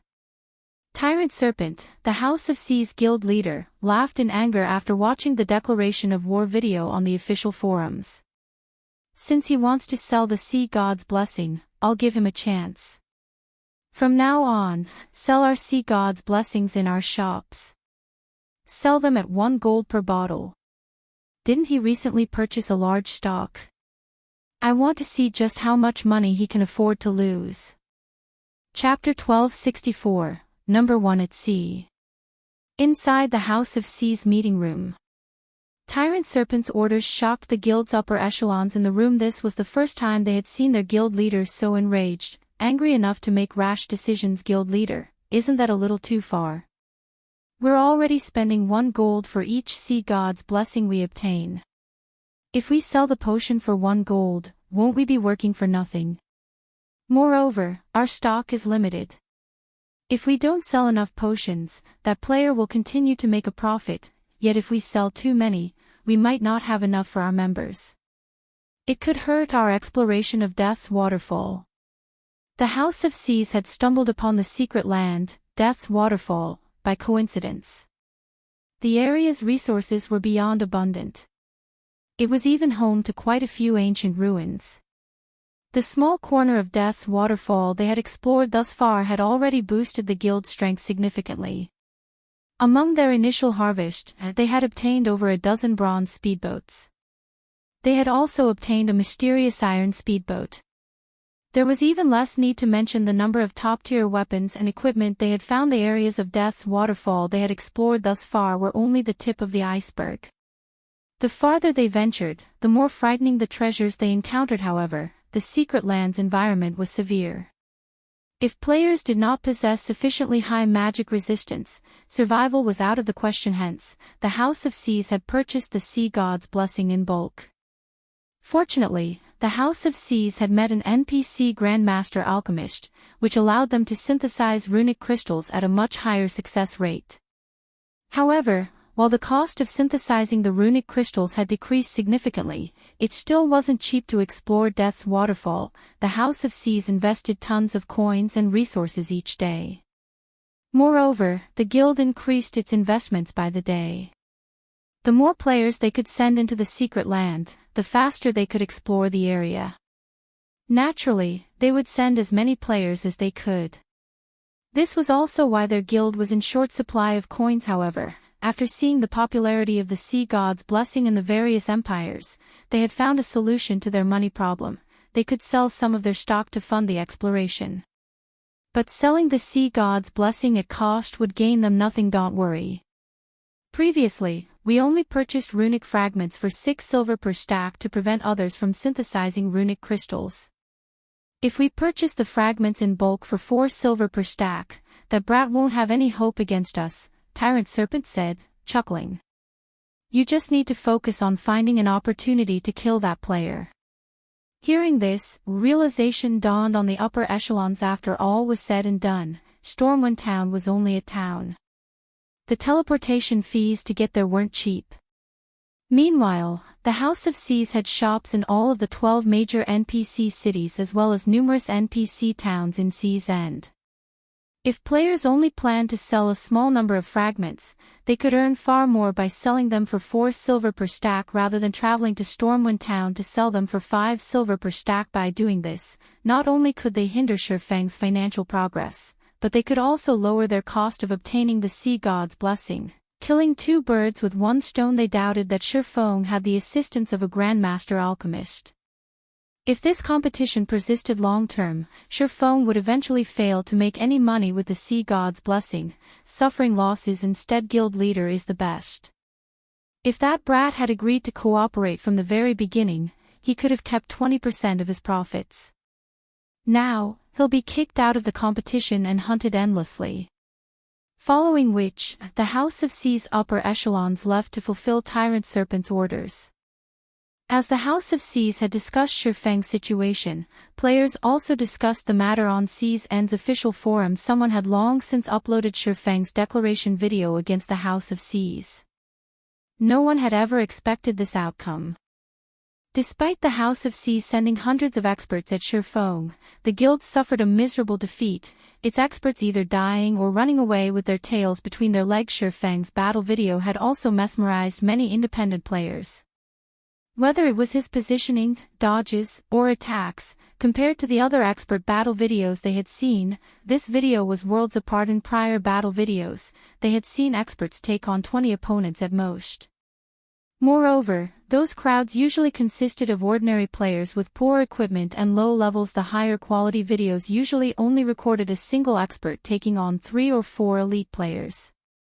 Even so, the videos were educational and helped them to learn many combat techniques. However, Shurfeng's battle video showcased a fight against the House of Seas' 200-man expert team. Even if some were not true experts, they were not that far off from it either. Just one of these players could easily overwhelm multiple independent players like themselves, yet Shifeng had suppressed all 200. If these players were distracted in the slightest while watching the battle video, they'd miss how the House of C's members had died. Some of them had even opted to play the video in slow motion. Their eyes couldn't keep up with Shifeng's speed. After all, such a mythical battle completely redefined their definition of expert. Compared to Shifeng, the usual experts were nothing than a joke. The boss of this grocery store is invincible. He actually killed close to half of the House of C's 200 experts by himself. I wonder if he'd accept an apprentice. I have to ask him to teach me his ways. I wonder if that shopkeeper plans to establish an adventurer team or guild. If he does, I have to join even if I go bankrupt. How can he move so fast? Is he even human? He's a monster. There isn't a single player in C's and that's a match for him. Even those famous experts can't block one of his attacks. Ha ha ha. The House of C's is in trouble this time. They've provoked such an expert. If this expert wants revenge, the House of C's members will have to be careful. The House of C's has indeed knocked on the wrong door this time. However, it won't be easy for this expert to cause trouble for the House of C's. After all, the guild has nearly 1 million members. Even if he can kill a player each second, it would take him days to annihilate the guild. Even if he goes out of his way to hunt them down, what about his level and equipment? At the end of the day, one man's power is limited. At most, this player can annoy the House of C's and damage its reputation. Even so, he's still pretty impressive. The House of C's is one of C's End's overlords. Have you ever seen the House of C's suffer such a miserable defeat before? The forums buzzed with conversation regarding Shifeng. The most debated topic was about who would emerge victorious. Would it be Shifeng? Or would the House of C's triumph? Although the outcome was unknown, everyone agreed on one thing. The grocery store's proprietor was undoubtedly the #1 expert in C's End. For a time, many players dreamed of being Shifeng's students. Because of this, the grocery store's popularity skyrocketed. By now, practically everyone in C's End knew about it. In just half an hour after Shifeng's battle with the House of C's experts, Stormwind Town was packed with players, the town's player population increasing by several times. Many had come out of admiration, while some had come to convince Shifeng to teach them. There was also a portion that had come to sell their runic fragments. Players swarmed the shop. Even getting through the entrance was now a problem. Guild leader, too many players are trying to sell their runic fragments. The grocery store's warehouse is nearly at full capacity. Why don't we start renovating the shop? We can bring in some of Candlelight's products, Fire Dance excitedly suggested after entering the second-floor room. While she had been out purchasing Sea God's blessings, she had gained a general understanding of C's End. She had to admit that the business standards here were significantly inferior to the Starmoon Kingdoms. The area's lifestyle players were also low quality. If they sold the Candlelight trading firm's merchandise here, the items would definitely be in high demand. Chapter 1265, Town Manager. Promote Candlelight's merchandise. Fire Dance's sudden suggestion tempted even Shifeng. However, he quickly came to a decision and shook his head, saying, "It's not time for that yet." Why? Fire Dance was confused. The House of C's can't touch us in Stormwind Town for now. Even if we sell our merchandise here, all they can do is watch. They might not be able to touch us, but that's not the case for everyone, Shifeng said as he glanced out the window. He pointed at the large group of players wearing the House of C's guild emblem that had appeared on the street below. Speak of the devil. Fire Dance curiously followed his gaze. Immediately, she noticed 100 House of C's members outside the grocery store. These players had blocked off the shop's entrance, preventing anyone from getting close. From now on, anybody that entered this grocery store will be an enemy of the House of C's. Anybody that ignores this warning will reap the consequences as soon as they leave the town. The House of Seas will also start purchasing runic fragments without limit for 5 silver per stack. The leading House of Seas member announced. The representative instantly had the attention of every player in the business district. They hadn't expected the guild to adopt the stick and carrot approach. Rather than provoking the House of Seas, they'd be safest to sell their fragments to the guild. Fire Dance also realized what Shifeng had meant. The House of Seas might not be able to attack them, but the guild could easily deal with other players. As Fire Dance considered the situation, several more groups appeared on the street. These players were all House of Seas members, and they were all level 41 and above. They were decorated with excellent weapons and equipment, the most inferior of which was level 40 secret silver rank. After making their appearance, these players marched towards Stormwind Town's entrance. It was obvious they intended to grind in Stormwind Shelter. The House of Seas sure moves quickly. Shifeng smiled faintly as he watched the House of Seas elite teams leave town to grind. It seems we need to hurry. Guild leader, leave this to me. Even if the House of Seas bars players from selling us their fragments in Stormwind Town, I can set up stalls in other towns and cities. I refuse to believe they can corner us completely, Fire Dance said confidently. She was an assassin. She was also incredibly strong. It would be very difficult for the House of Seas to keep track of and assassinate her, although it would be tiresome running about numerous towns and cities, and she could only carry so many runic fragments in her bag space. They could still purchase quite a few Sea God's blessings with 4,000 fragment stacks. The House of Seas was dreaming if it thought it could stop them from purchasing runic fragments. No. We'll stop collecting runic fragments temporarily. Our priority is to secure ownership of Stormwind Town, Shifeng said, chuckling. Secure ownership. Fire Dance was surprised. That's right. The towns in Seas End are slightly special. If we want to develop a shop here, we need to manage the town, Shifeng said, nodding. The town managers wield powerful authority. Although they cannot banish players from the town, they can prevent players from setting up shops. Players would have to sign a contract with the town manager before doing so.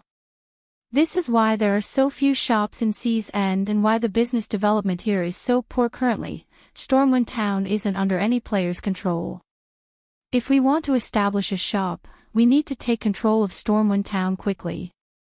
If we let the House of Seas get there first, we'll be doomed. This was also why the House of Seas had dispatched several elite teams to grind in Stormwind Shelter. To become a town's manager, one first needed to have the most contribution points of any player in that town. They would then have to take the manager's test and pass it. Only then could they become the town's manager for a single month. Once the month ended, if the player still had the highest contribution points, they could continue to serve as the town's manager. If not, they would be replaced. It was a brutal competition. In contrast, the player towns on land did not have time limits. As long as no one else conquered the town, they could hold the position. Should I summon the Dark God's Legion to help? Fire Dance asked. If they wanted to obtain contribution points quickly, they needed more manpower. Currently, the Dark God's Legion was only second to Zero Wing's main force. Although the members were not as high-leveled as Seas End's experts, when it came to combat standards, they could easily triumph if it came to a fight. The Dark God's Legion members would have no problems taking on 3 of the House of Seas experts. No need. We're more than enough for this, Shifeng said, waving his hand.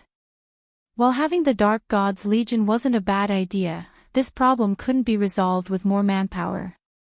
After all, the requirement to become a town's manager depended on an individual player's contribution points, not the contribution points of a guild or team. Part of the reason that he had spent 10,000 gold to purchase a Stormwind emblem was to obtain Stormwind Town only. The House of Seas had given him no choice but to accelerate his plans with the Stormwind emblem. Players were granted authority within Stormwind Town. With this authority, players could accept advanced town quests, which would allow them to gain town contribution points far more quickly. After all, a large fraction of the TCP's players obtained came from quests. Moreover, the higher a quest's rank, the more TCPs it awarded. This was why the various powers fought for town emblem. Synthesizing runic crystals is boring. Let's pay a visit to the Sea God's Temple, Shurfeng said as he stood in the past. Stormwind Town had been a miniature holy land, which God's domain's various superpowers had fought over. War had been common here, each conflict reaping easily over 500,000 lives to take control of the town. These powers first had to grind for contribution points. Aside from the daily town quests, plenty of hidden advanced quests and rare quests were available. However, only players with the town emblem or a particular level of authority could accept these quests. In the past, the Sacred Temple had obtained Stormwind Town in part due to a rare quest. Players could accept this quest repeatedly as long as they could pay the price. Every time players completed it, it awarded more contribution points. Many players with authority had known about this quest. However, almost all of them had disregarded it as a waste of both time and manpower. To them, the contribution point reward wasn't worth the price. For a while, no one had accepted it. However, one player from the Sacred Temple had persevered and stubbornly completed the quest, again and again. After his 9th completion, he had more contribution points than any other player in Stormwind Town. This was a shortcut to collecting contribution points. Although everyone eventually learned the truth about this quest, no one else had ever completed it 9 times. Stormwind Town Sea God's Temple. Shortly after Shurfeng entered the main hall, he noticed quite a few players following him. The crowd even included a stealth assassin. Although none of these players wore a guild emblem, it was obvious that they were from the House of Seas. They sure are diligent. Well, continue following, then.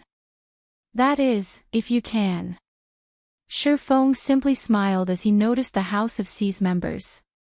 He walked up to an NPC receptionist and said, "Hello. I wish to meet with Vice Temple Master Arnold." "Sir, please follow me."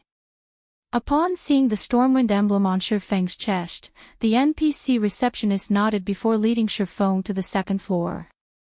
Fire Dance waited for him in the 1st floor. Hallis Shurfeng saw to his business in the Sea God's Temple. A sudden discovery shook the various empires on land. Some shops were actually selling the Sea God's blessing. Moreover, the potion only cost 1 gold per bottle. Chapter 1266, Dragon's Blood. Apocalypse Empire, Death Whisper Hill. An army of over 100,000 undead guarded the Death Whisper fortress. A legion of 1,000 players clashed with the constant stream of undead. These undead wore tattered armor and wielded swords and shields. Their movements were organized, and even the weakest among them was a level 42 elite, while the strongest included level 46 lords. If a normal, 1,000-man legion faced this army, they would be terrified. However, this 1,000-man legion killed the undead with a militaristic efficiency, acting as if this situation were just a matter of course. Several hundred MTs raised their shields as they held the undead back, none of them even attacking the monsters as they focused on defense. With the limited space, the MTs maneuvered their shields and displayed impressive technique as they prevented the undead from breaking past their line. As for the DPS players behind the shield wall, they launched an unrelenting assault. Occasionally, they used AoE attacks, dealing high amounts of damage to a cluster of monsters. Good DPS, prioritize chieftain rank and above monsters. Healers, keep an eye on your mana. If it falls below 30%, retreat, switch players with a backup healer, and recover. Phoenix Rain commanded her legion while attacking a lord-ranked monster. She remained wholly unperturbed despite facing down an undead army led by 100 lords. It seemed as if this battle were completely under her control. As Phoenix Rain was commanding the battle, Blue Phoenix, who wielded a dark blue crystal staff that radiated the epic rank glow and wore a complete level 45 dark gold set equipment for elementalists, walked up to her leader's side. Blue Phoenix then reported quietly, "Big Sis Rain, we just received news that a shop in Chaos Rock City is selling the popular Sea God's Blessing. Moreover, the potion only costs 1 gold per bottle." "What? Why is it so cheap?" When Phoenix Rain heard Blue Phoenix's report, a hint of surprise slipped through her calm exterior. "Is the information reliable? Or is that shop just trying to become famous, selling a small number for such a low price?" The sea god's blessing had become a strategic resource, which god's domain superpowers competed over. Its effects were wondrous for exploring secret ruins and raiding dungeons. Among the sea god's blessings sold in the Apocalypse Empire, Phoenix Rain had only obtained a little over 500 bottles. Miracle and Battle Wolves had snatched the majority of the potions. Meanwhile, she was saving these sea gods' blessing as a trump card to raid large-scale Hell Mode team dungeons and the competition on Thunder Island previously. The cheapest sea gods' blessings in the Apocalypse Empire's auction house had sold for 6 gold. Even after deducting the processing fees, the players selling the potion would get over 5 gold per bottle, yet someone had decided to sell it for 1 gold. No matter how she looked at it, this felt like fake news. She had long since investigated the sea god's blessing. The potion could only be purchased from the sea god's temple. The only way to obtain a large quantity in a short time right now was to trade in runic crystals. However, runic crystals were even rarer than magic crystals. Other than defeating boss-grade sea monsters, the only reliable way of obtaining them was to synthesize runic fragments. Unfortunately, the synthesis was expensive. Initial estimates put the cost of 1 bottle of sea god's blessing at a minimum of 1 gold, 50 silver. If unlucky, the potion might even cost 2 gold. Although her people had tried that method, the results had been disappointing. After all, they knew very few NPC master alchemists. Moreover, unless they achieved a certain level of favorability with these NPCs, they would not receive any help. Most importantly, each sea god's temple had a limited number of sea god's blessings. By the time they had amassed a large number of runic crystals, the sea god's temple they had visited had run out of stock. I thought the same thing. But according to our reports, the shop has already sold more than 1,000 bottles. Many large guilds have given up on purchasing the potion in the auction house. Only independent teams with flimsy information networks are bidding on the potions, Blue Phoenix explained. This is interesting. Have you found out who runs that shop yet? Phoenix Rain asked, chuckling softly. Yes. The House of Seas owns the shop. It is a warehouse-type shop that the House of Seas operates to collect materials and potions that cannot be found at sea. Blue Phoenix then sent Phoenix Rain the related information. Chaos Rock City ranked in the 10s among the many NPC cities in the Apocalypse Empire. It was insignificant compared to the Imperial capital.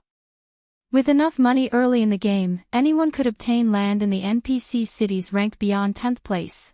None of the superpowers would pay any attention to these small cities. Taking advantage of this fact, powers such as the House of Seas, that were not based in the Apocalypse Empire, had purchased the lands. One of the reasons for doing so was to set up a foundation for any potential development. They could also set up a shop to serve as their eyes in the Empire while they used it as a warehouse of sorts. Their competitor must be quite strong to force the House of Seas to this, Phoenix Rain chuckled. Since the House of Seas wants to stomp its competition by lowering the potion's price, we'll use this opportunity to buy as many as we can. However, we cannot let the House of Seas' competitor die off too quickly. Have someone contact the competitor and tell them that we wish to have a chat. Understood. Blue Phoenix promptly began to contact her subordinates. While Phoenix Ran and Blue Phoenix had conversed, the other major powers had sent their people to investigate the situation. After all, they all knew that the House of Seas had a very strong backer. They were curious to know who was capable of forcing the House of Seas into this corner. Moreover, whoever was responsible was capable of securing a large quantity of sea god's blessings. If the other party were strong enough, they could consider forming a partnership. If not, all the better. Stormwind Town, Sea God's Temple's second-floor reception room. After waiting in the reception room for some time, Sherfone watched a stern, gray-robed, old man nearing his 70s enter the room. Although this old man's hair was fully white, he brimmed with spirit. Moreover, the instant this old man appeared, Sherfone felt the space around him radiate an immense pressure. He felt as if he would be turned into meat paste if he made any sudden movements. This old man was none other than Arnold, the Vice-Temple Master of Stormwind Town's Sea God's Temple. On the surface, the NPC's information showed that he was a level 160, Tier 3 Great Mage. In reality, however, he was a Tier 4 Great Wizard. Only, due to his last battle, he had fallen ill, falling a tier as a result. This was the beginning of the rare quest chain. Young adventurer, what business do you have with me? Arnold asked indifferently as he watched Shifeng as the Sea God's Temple's Vice-Temple Master. His status was extremely high.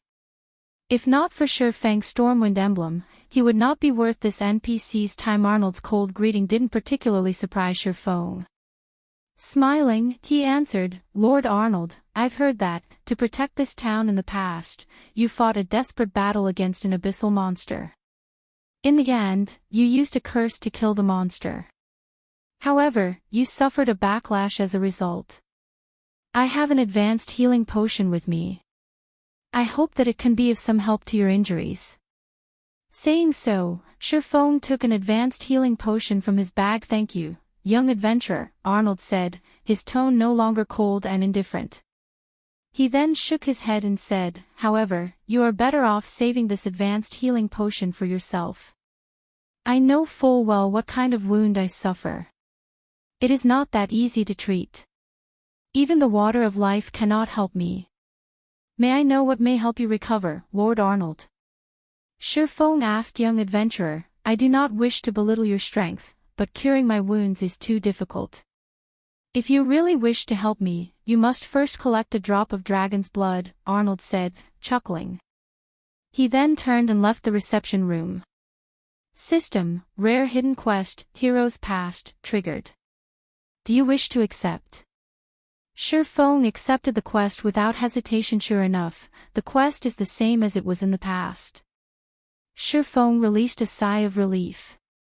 After all, he did not have a deep understanding of Sea's End. Much of his information contained falsehoods. Fortunately, the information regarding this quest had been true. The first item this chain quest required was the super rare herb, Dragon's Blood. When consumed, players would permanently gain anywhere from 10 to 20 strength. Very few players were willing to trade such a precious item for a few TCP, following which, Shifeng left the reception room and headed downstairs. Fire Dance, who was in stealth, approached with an anxious expression and reported, Guild leader, this isn't good. The House of Seas is selling a large number of sea gods' blessings in shops throughout the various empires. Moreover, they are selling them for 1 gold per bottle. Everyone has stopped buying the potion from the auction house. In addition, the House of Seas is purchasing runic fragments without limit in the various towns and cities for 4 silver per stack. I'm afraid that it won't be long before they buy out all of the runic fragments other players have accumulated. If that happens, it won't be easy to purchase fragments in bulk anymore. Chapter 1267, Frightening Influence. The House of Seas is quite bold, Shifeng muttered, revealing a bitter smile when he read the information Fire Dance had given him. Aren't they afraid that they'll go bankrupt? Selling the sea god's blessing for 1 gold per bottle was simply foolish. It was the equivalent of harming oneself to damage the enemy. By doing so, neither side would profit while the House of Seas could recover from the losses if it endured. If it lost the competition, its efforts would go to waste. Unlike the House of Seas, which could sell the potions in its shops through the various empires, Shifeng was at a disadvantage. He could only sell the sea god's blessing for a minimum of 1 gold, 2 silver in the auction house. In this case, he only sold a very small number of sea god's blessings each day. He would make barely any money. Guild leader, are we still going to sell the sea god's blessing? Fire Dance asked. Of course, we are. Since the House of Seas wants to fight to the bitter end, I'd like to see how long they can keep this up, Shifeng said, smiling nonchalantly. Get a group of trustworthy assassins from the guild over here and have them sell our sea god's blessings in the various empires. We'll sell the potion for 60 silver per bottle. Limit the sales volume to 3,000 bottles per empire per day. Have them work in 3-man groups and rotate. Instruct a few others to split up and head to Seas End cities to purchase fragments in bulk. Since the House of Seas will buy the fragments at 4 silver per stack, we'll buy the fragments at 5 silver per stack. Keep our prices 1 silver higher than the House of Seas. To any other player, selling the Sea God's Blessing for 60 silver per bottle would result in a loss. Fortunately, that wasn't the case for Sherfong. If he purchased runic fragments at 5 silver per stack, it would only cost him 12 silver, 50 copper for each bottle of Sea God's Blessing. By selling the potions at 60 silver per bottle, he didn't get as much profit. Even so, profit was profit. The House of Seas could only blame itself for picking a fight with the wrong player. Understood. Fire Dance smiled. Had the House of Seas chosen to challenge them properly, both sides would have made a profit. Now, however, the House of Seas had shot itself in the leg, following which, Fire Dance contacted the guild's elite assassins and had them hurry to Stormwind Town. Meanwhile, Sherfong brought 4,000 bottles of Sea God's Blessing back to White River City. He planned to store them in the guild warehouse and let the guild's core members trade GCP for the potions. At the same time, he intended to search for Dragon's Blood. Dragon's Blood was also known as Draconic Herb. It was extremely rare. Even if one scoured Sea's End, they wouldn't find it. Normally, it was a treasure that only bloomed in kingdoms and empires that produced herbs. To obtain the herb, a player needed luck. Even Sherfong would have a hard time finding the herb. Hence, he would rely on the candlelight trading firm to purchase it for a high price. Otherwise, he'd never move to the next part of the quest chain. White River City's teleportation hole. As soon as Sherfong returned using the return scroll, he discovered a flood of players teleporting into the city. There were at least twice as many players than before. Among them, there were members of large guilds belonging to other kingdoms and empires. He easily counted members of 14 first-rate guilds in the teleportation hole. There were also a large group of Battle Wolves members. For a moment, Sherfong wondered if he had mistakenly teleported to the Beast Empire's capital. What's going on? Sherfong was surprised as he observed the teleportation hall. Before Sherfong could figure out what was happening, he heard players discussing the candlelight auction. There sure are a lot of people going to the candlelight auction this time. No kidding. Not only will the auction offer slots to enter the holy city of Titan, but they're also selling bronze mounts and personal houses. The popularity of the holy city slots goes without saying. And every player wants a personal house. Not only can you train in a high mana density environment, but you can also take advantage of the NPC shops selling rare items.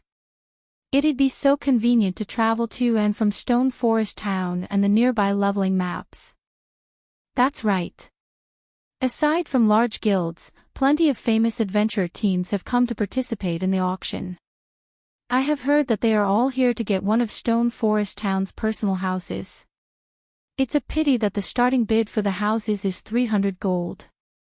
I would have tried to buy one for myself if it were cheaper. That's already considerably cheap.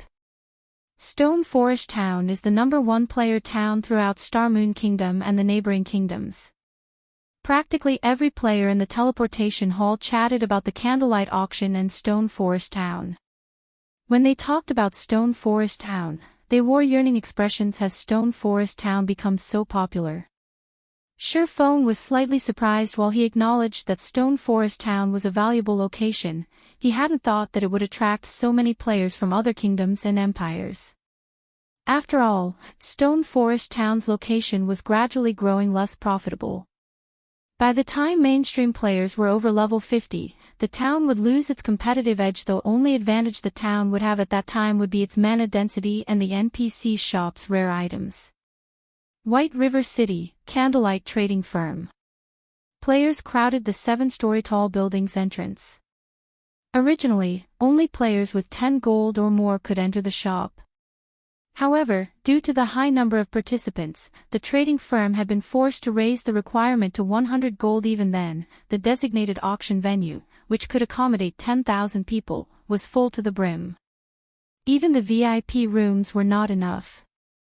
Originally, only those carrying over 2,000 gold qualified to use the VIP rooms. Now, only those with 10,000 gold or those from superpowers could use the rooms. Most first-rate guilds didn't have 10,000 gold lying around, yet the 30 VIP rooms where occupied the candlelight auction was more popular than anyone had expected. Melancholic Smile, the auction's host, was stupefied. She found it truly hard to imagine that a mere auction, held by a player-operated shop, could attract so many superpowers and famous adventurer teams. Melancholic Smile wasn't the only one surprised. Even the various powers that had come to attend the auction were shocked to discover so many competitors. Normally, only superpowers auctions attracted so much attention, yet an upstart guild had achieved the same results. Moreover, these powers had all come of their own volition. None of them had been invited. Meanwhile, in a VIP room on the second floor. Guild leader, I've already checked. 7 super guilds and super first-rate guilds are in attendance. Practically every first-rate guild from the neighboring kingdoms and empires are here as well. Purple, I reported to Galaxy Past. There really is no competing with Zero Wing. Galaxy Past smiled bitterly as he watched the sea of players in the first floor hall. Only after many years had Galaxy Past developed the Star Alliance into a first-rate guild. However, if the Star Alliance held an auction right now, they'd be lucky if even 5 or 6 first-rate guilds attended. In contrast, Zero Wing had only begun its development after God's Domain launched, yet it had surpassed his many years of effort. Galaxy Past had to admit that the comparison was odious. What kind of reaction will Singular Burial have if he finds out about this? Galaxy Past muttered. Some time ago, Heaven's Burial had announced that it would hold an auction at the same time as the candlelight trading firm. However, Heaven's Burial had become a laughingstock. Chapter 1268, Foundation that Exceeds Expectations. The candlelight auction's turnout exceeded everyone's expectations as everyone waited quietly for the auction to begin. A stalwart-looking man seated in a second-floor VIP room and carrying a great sword across his back exclaimed, "Boss Sirius, the candlelight trading firm is awesome. Despite this being its first auction, it can already compete with the dark auction." Indeed. Although the candlelight auction is no match for the dark auction, in terms of the number of major powers participating in this auction, I'm afraid that it is already nearing the level of Super Guild's auctions. Sirius, who sat beside the stalwart man, nodded. He, too, was surprised. After his defeat against Shurfeng in the Dark Arena. He had investigated Zero Wing thoroughly. However, while he knew that Zero Wing's overall strength could rival that of a first-rate guild, he had never imagined that the guild would be this powerful. From the moment he had set foot in White River City, practically every one of his expectations had been surpassed. Whether it was the business district or the standards of the players in the city, White River City was superior to many kingdoms' capital cities in God's domain. A guild's capabilities weren't determined by its strength alone. The status of its main city was also important. Oftentimes, the prosperity of a city determined the development of a guild. Currently, White River City's prosperity was not one bit inferior to Starmoon City. If not for the new expansion pack, which caused dark cities to appear near various kingdoms' capitals, White River City would have most likely surpassed Starmoon City by a large margin. If not for the candlelight trading firm's intention of selling the slots to enter Titan City, he really wouldn't have discovered that Zero Wing had already developed to such a degree. Meanwhile, in another room, a handsome man glared, displeased, at the crowded first-floor hall. Pavilion Master, my people have finished the investigation into the situation. So many people are attending this auction to bid for Stone Forest Town's personal housing and the advanced mana armor kits, a dignified young man reported. Although this young man simply stood there, he seemed like the center of the universe. Moreover, he radiated a terrifying aura. Even the man's companions, who were level 42 experts, wouldn't get within 10 yards of him. This young man was none other than the monster of the Dragon Phoenix Pavilion that had grasped a domain at a very young age, Martial Dragon. Zero Wing is actually capable of such a grand auction. No wonder why Rain has such an optimistic view of this guild. It's a pity that, even after attracting so many customers with the Holy City slots, Zero Wing only has such pitiful items to sell. Nine Dragons Emperor sneered when he saw Melancholic Smile walking up to the stage. If this auction were organized properly, it could attract so many more major powers in the future. It would massively boost Zero Wing's development. After all, these major powers had money. Anyone else would only have spare change. Zero Wing would never have attracted the true major powers if not for the Holy City slots. As Nine Dragons Emperor fell silent, the auction officially began under the crowd's attentive gaze. Melancholic Smile, who wore a luxurious, blue dress, approached the front of the stage. Ladies and gentlemen, welcome to the candlelight auction. This auction will have 2 phases. During the first phase, we will sell items that have been carefully selected by our own auction house. The second stage will be a bartering session with the auction house as an intermediary. However, to ensure the quality of the items offered for trade, we will collect a processing fee of 10 magic crystals or 3 gold coins for each item. For materials specifically, we will charge 15 magic crystals or 4 gold coins per stack. As Melancholic Smile finished explaining the auction's flow, a commotion swept through the crowd. Crap. This is fraud. Even a first-rate guild's auction wouldn't dare charge 10 magic crystals for every item. That's right. How can you be this greedy? Players in the first floor hall shouted their indignation. Although many of the major powers present had attended the dark auction before and knew about these bartering sessions, Candlelight's high price was ludicrous. The dark auction only dared to charge a high price because it was the best auction throughout God's domain. Only extraordinary existences were invited. Ha ha ha. Zero Wing sure is interesting. Nine Dragons Emperor could not help but laugh when he heard Melancholic Smile's explanation. However, this is a good opportunity to earn some money from the major powers. After all, a few of the superpowers here have come to bid for the Holy City slots. Whether it is the adventurer teams, independent players, or guilds, none would miss such a golden opportunity to trade high-value items. Such a shameful behavior would earn the various major powers' ire. Needless to say, the candlelight auction wouldn't happen again. Even Phoenix Rain's reputation in the Dragon Phoenix Pavilion would be soiled for supporting Zero Wing. Just what is Black Flame thinking? Yuan Tixin stared at Melancholic Smile in confusion. Is he so desperate for money that he's willing to abandon his reputation? The first auction was always the most important. Asking for such an unreasonable price would only incur the wrath of the various major powers. None of these powers would likely visit the auction house. In the future Purple Jade, who sat beside Yuan Tixin, was also confused based on her understanding of Black Flame. He wouldn't make such a newbie mistake. Meanwhile, as Melancholic Smile saw the attendees' reactions, she revealed an expression that seemed to say, as expected. Originally, she had planned to set the processing fees at 1 magic crystal or 30 silver coins per item. This way, they could more or less guarantee the quality of the items while avoiding such a negative reaction. After all, the candlelight auction was relatively small compared to something like the dark auction. Players weren't likely to offer high-quality items for trade. The candlelight auction had only attracted so many superpowers and first-rate guilds due to the Holy City slots, yet Shifeng had insisted on increasing the price. It was obvious he was treating the various attendees like fools. However, now that things had already developed to this point, Melancholic Smile could only endure the complaints while starting the auction. We will now begin the auction. The first item we are offering is a magic whale skin. Melancholic Smile said as she gestured to the semi-transparent screen above the stage. The screen displayed an image of the magic whale skin as well as its attribute panel. Suddenly, the venue fell silent. What? Everyone was stunned after reading the item's introduction. The various major powers, particularly the superpowers, had already begun to develop their naval forces.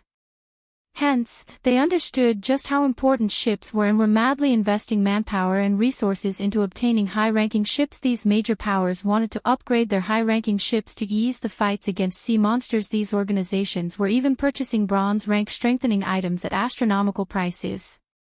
However, such strengthening items were extremely rare, no less than the high-ranking ships themselves. Even if one obtained such an item, they'd refuse to sell it. After all, if one could strengthen their own ships, their power at sea would increase by a large margin. Yet, the candlelight trading firm was actually auctioning off a dark gold-ranked strengthening item. Chapter 1269, Crazy Start. The Candlelight auction has even obtained a dark gold strengthening item. These attributes are ridiculous.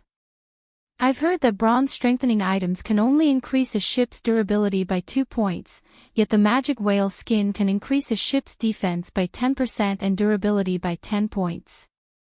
It can even increase movement speed by 3%. The various guilds' upper echelons in the first floor hall panted as they stared at the magic whale skin. Ordinary players might not yet understand the game's ships, but the various large guilds present understood them very clearly. If an item like the magic whale skin were used to strengthen a bronze speedboat, it could improve the speedboat's performance significantly. Meanwhile, a speedboat could be enhanced to a total of 5 times. If one fully enhanced a bronze speedboat with magic whale skins, the speedboat's performance might even exceed mysterious iron speedboats. However, strengthening a bronze speedboat with a magic whale skin would be the epitome of luxury. At the very least, only mysterious iron ships would qualify for such a powerful strengthening item. Black Flame is quite generous. He has decided to use such a valuable item to open the auction. Yuan Tixin was slightly astonished when he saw the magic whale skin. The various major powers had spared no effort to get ahead of others at sea, yet Zero Wing was giving such a wondrous item away in another VIP room. Nine Dragons Emperor's eyes shone as he stared at the magic whale skin. There were still a few days until the contest on Thunder Island began. If he could purchase the magic whale skin, he could upgrade one of his bronze speedboats. With this, he would have an easier time killing boss-grade sea monsters and obtaining thunder passes. When Melancholic Smile saw the crowd's excitement, she quietly released a sigh of relief. Now that everyone has seen the magic whale skin's attributes, let us proceed to the bidding. We will sell 3 sheets at a time. The starting price is 10,000 magic crystals, and each increment must not be lower than 500. Let us begin. As soon as Melancholic Smile announced the starting price, many players gasped. According to the current market price, 10,000 magic crystals was the equivalent of 2,500 gold. With that amount of money, one could purchase a relatively good plot of land in an NPC city. Moreover, magic crystals were far more precious than coins as they were more difficult to obtain. However, the high price wasn't the only reason these players were shocked.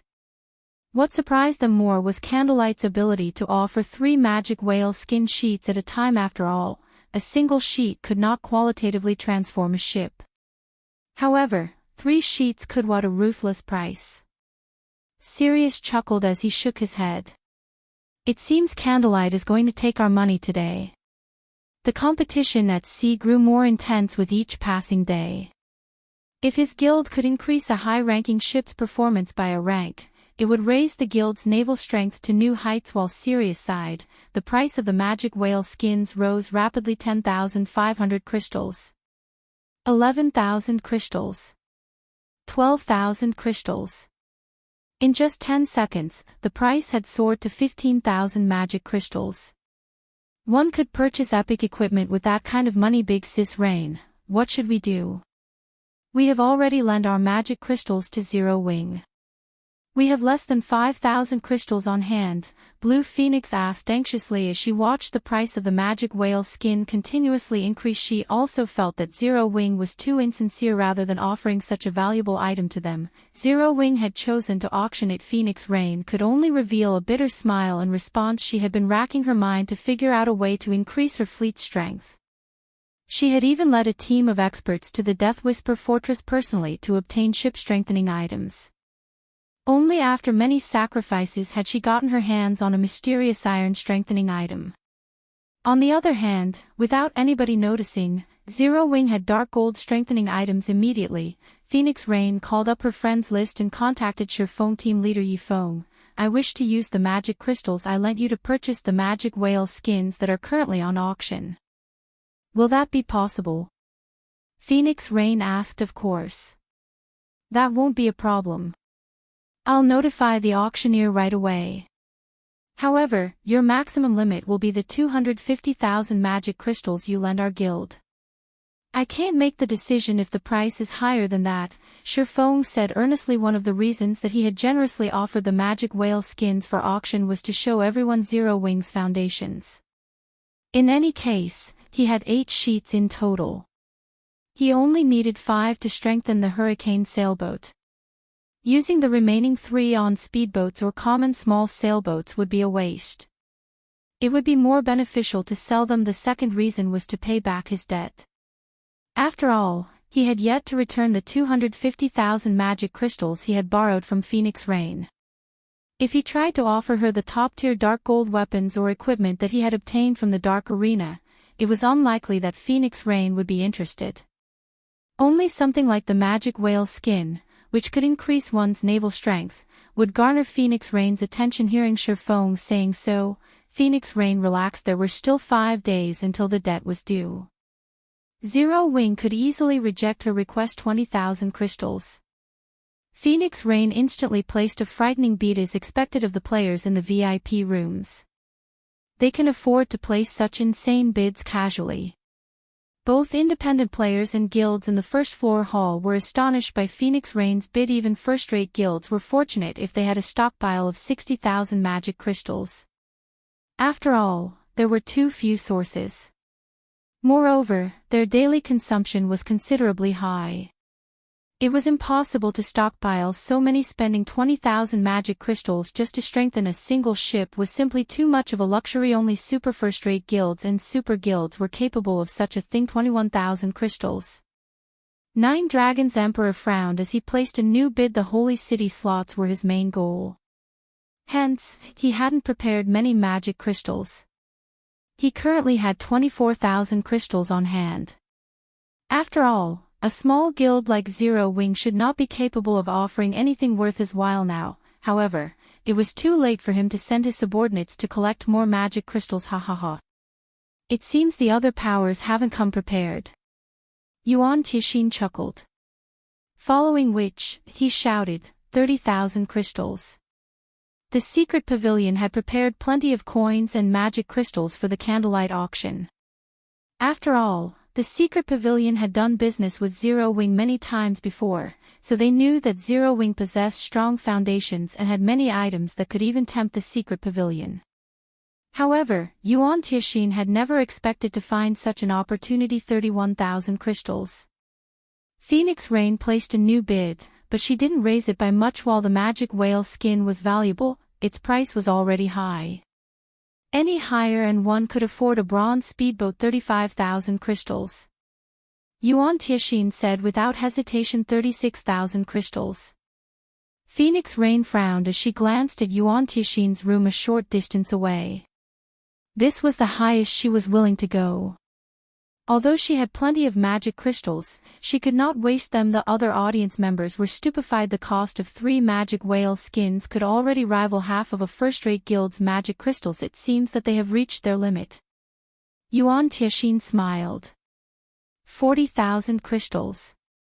The other superpowers might only want the magic whale skin to fortify a bronze speedboat.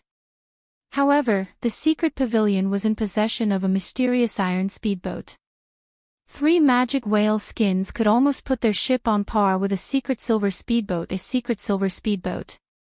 He wouldn't even blink at spending 100,000 magic crystals on such a ship, much less 40,000. The instant he placed his 40,000 crystal bid, the venue fell silent.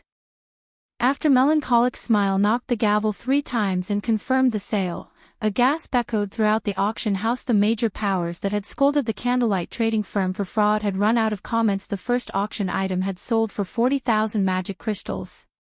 They had to admit that the Candlelight auction was high quality. Only, they still thought that the processing fees for the bartering session were somewhat expensive. However, not long after these major powers had such thoughts, the second auction item was revealed above the stage. Every one of these major powers stared in silence. Even the various superpowers were no exception. The reason for such a reaction was that the second item was none other than the Thunder Pass. Chapter 1270, The Cost of Arrogance. Thunder Island was no longer a secret among the various major powers. Even some second-rate guilds with powerful information networks knew about the island. Various superpowers were frantically collecting Thunder Passes, but these weren't easily obtainable, requiring a lot of manpower and resources. Each additional Thunder Pass would allow them to bring 10 more experts to Thunder Island. When the contest for Thunder Island's authority began, the superpower with the most Thunder passes would have a greater advantage. Hence, the various superpowers constantly offered to purchase Thunder passes at a high price, attracting plenty of adventurer teams to sail the Sea of Death and kill sea monsters. Only, there had been no news of any adventurer team obtaining passes even now. Nevertheless, the Candlelight trading firm was selling a Thunder pass. It was truly hard to imagine that an upstart guild's auction could consecutively offer two treasures that could tempt the various superpowers. Moreover, they had already announced the final item, the Holy City slots. How could these major powers not be shocked? Now that everyone has seen our second auction item, without further ado, we will begin the bidding at 3,000 magic crystals. Each increment cannot be lower than 100 crystals. Begin. Melancholic Smile announced the starting price. This price surprised many of the players in the first floor hall. They all thought it was outrageously high. However, the various superpowers on the second floor made nothing of it. On the contrary, they all felt it was considerably cheap. After all, they normally offered 1,000 gold per pass, 4,000 crystals. 4,000, 300 crystals. 5,000 crystals. As soon as Melancholic Smile opened the floor for bids, the various superpowers, which initially had little interest in the Candlelight auction, contested madly for the Thunder Pass. These superpowers gave the players in the first floor hall no opportunities to intervene, raising the price again and again. Even the participating second-rate guilds felt out of their league in this auction. As for the players and guilds that had scolded the Candlelight trading firm for being fraudulent, none of them dared to make a peep. Eventually, Phoenix Rain won the Thunder Pass for 8,300 magic crystals. Pavilion Master, are we letting Phoenix Rain have the pass just like that? Martial Dragon asked curiously. It doesn't matter. Any higher and the pass wouldn't be worth it. In any case, Rain has 10 extra slots. They're not enough to make a difference, Nine Dragons Emperor growled, sneering. After giving the matter some thought, Martial Dragon agreed with his guild leader. They had far more slots than Phoenix Rain. Even if she had 10 more, the increase wouldn't be enough to affect the big picture. Following the end of the second item's bidding, Melancholic Smile gestured to the image above the stage once more. However, the image remained the same as before. Smiling, she said, "Let's begin the auction for the third item." The third item is another Thunder Pass. Like before, the starting price is 3,000 magic crystals. Begin. What? There's more. Gasps echoed throughout the venue. Thunder passes were extremely difficult to obtain. Obtaining one was already an amazing feat, yet Zero Wing had another to offer. Even Phoenix Rain was surprised.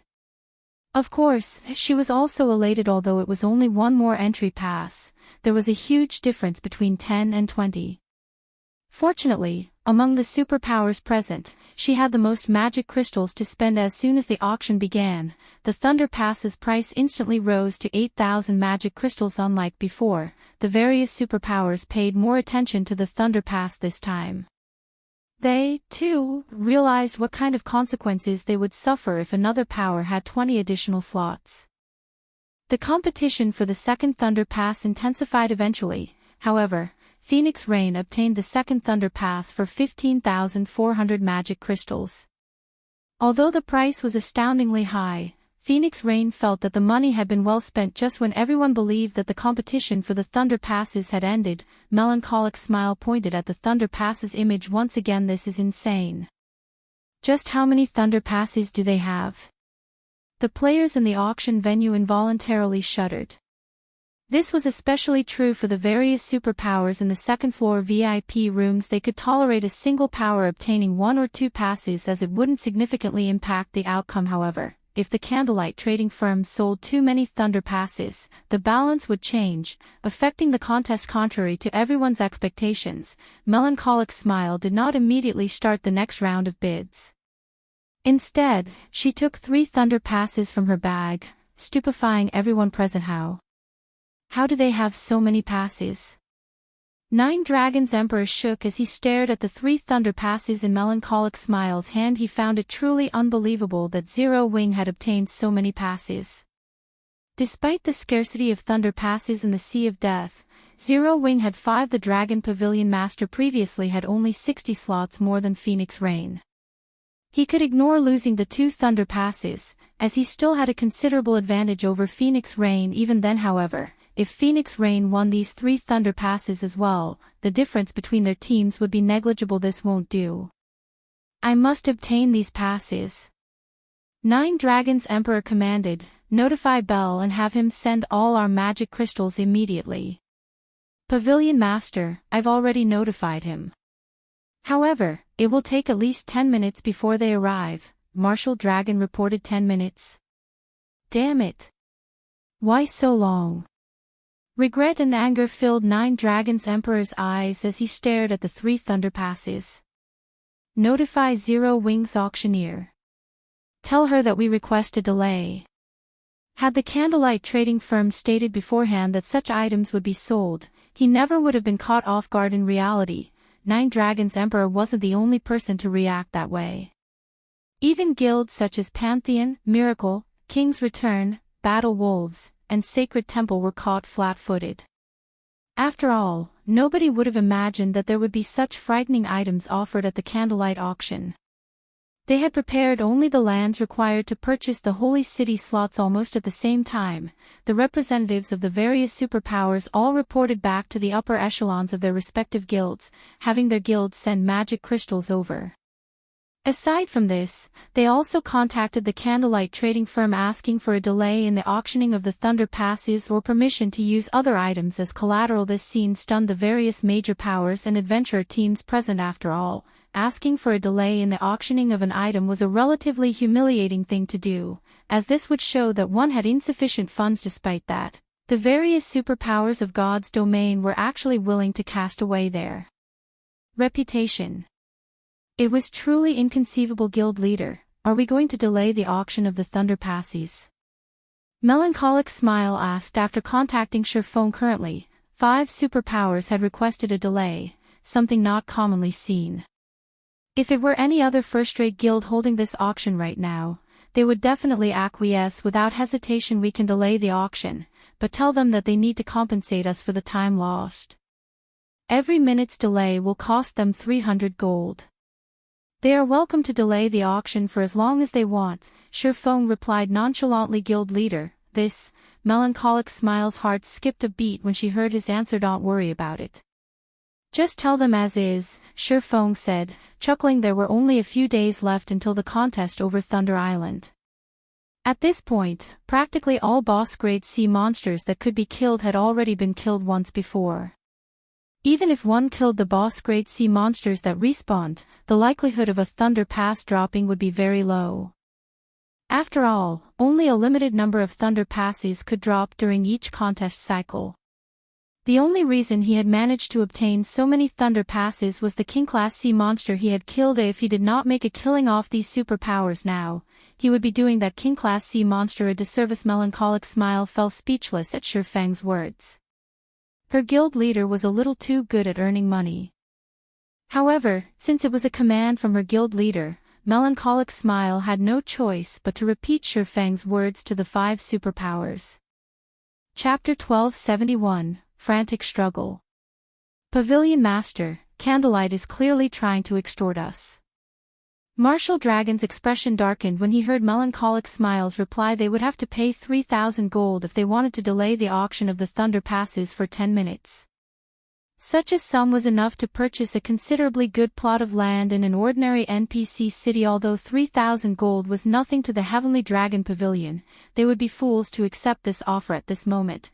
9 Dragons Emperor also had an ugly expression on his face. This damnable Zero Wing.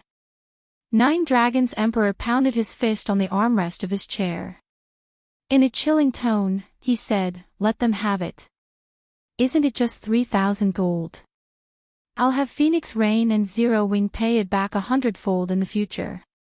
If he did not stop Phoenix Rain from obtaining the remaining 3 thunder passes, the struggle on Thunder Island would undoubtedly become more troublesome. Meanwhile, the other 4 superpowers also paid the 3,000 gold without hesitation. After all, acquiring the 3 Thunder Passes would greatly bolster the forces they could send to Thunder Island in just a brief moment. Shifeng earned 15,000 gold. Enough money for him to buy a golden land in a major NPC city while the bidding for the Thunder Passes was on hold. Melancholic Smile continued auctioning one item after another.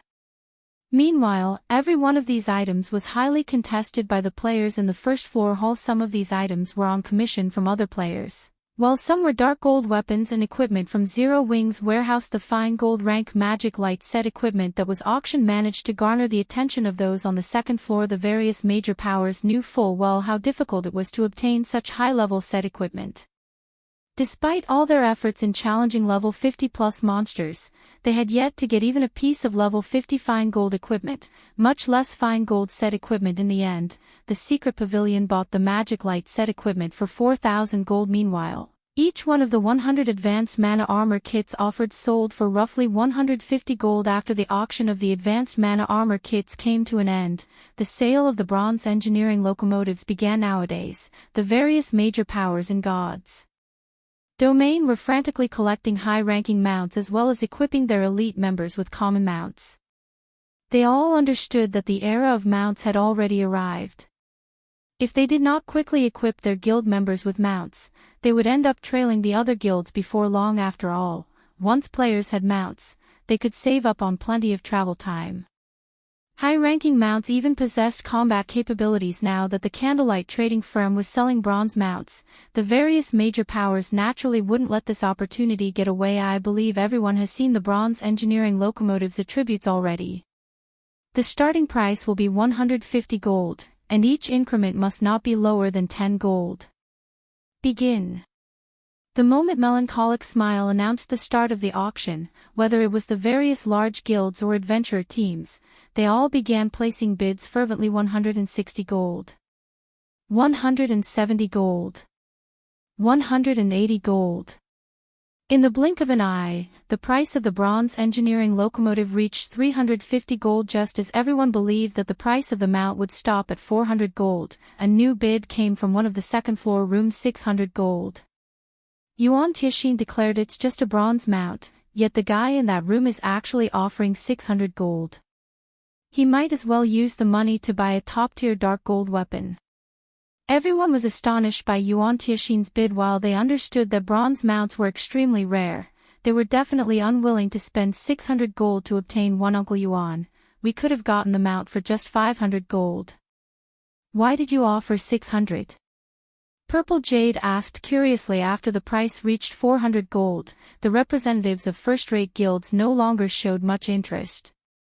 It would have even been possible to obtain the engineering locomotive for just 460 or 470 gold, yet Yuan Tixin had offered 600 gold.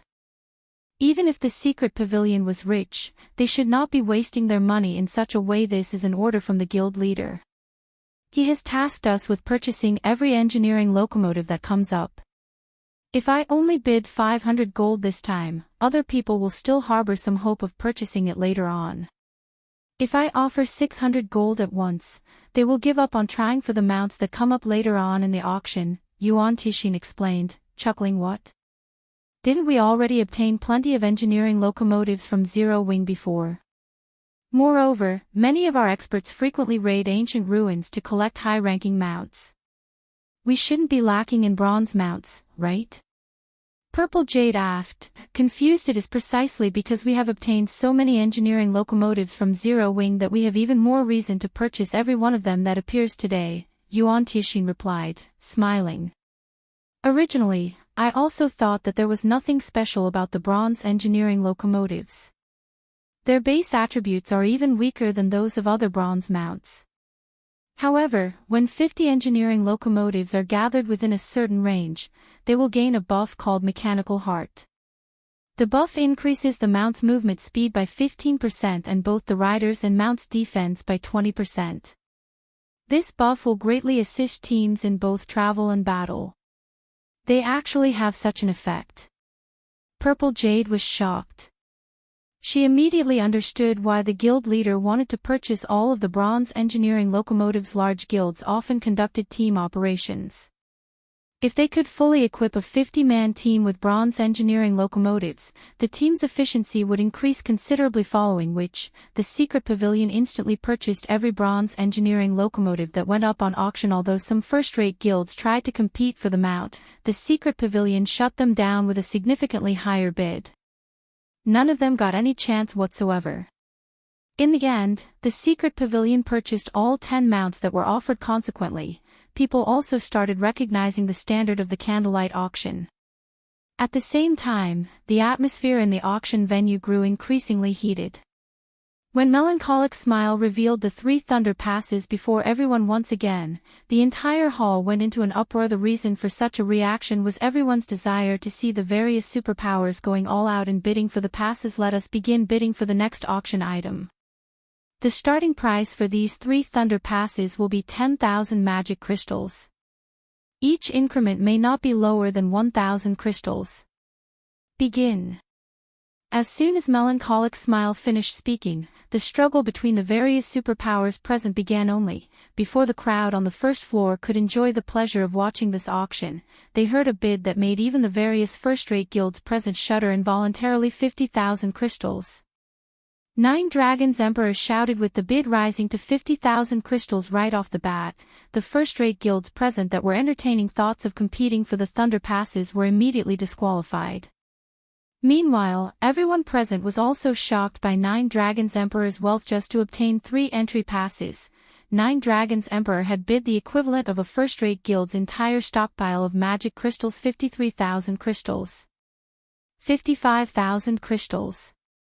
60,000 crystals. Phoenix Rain called out a new price.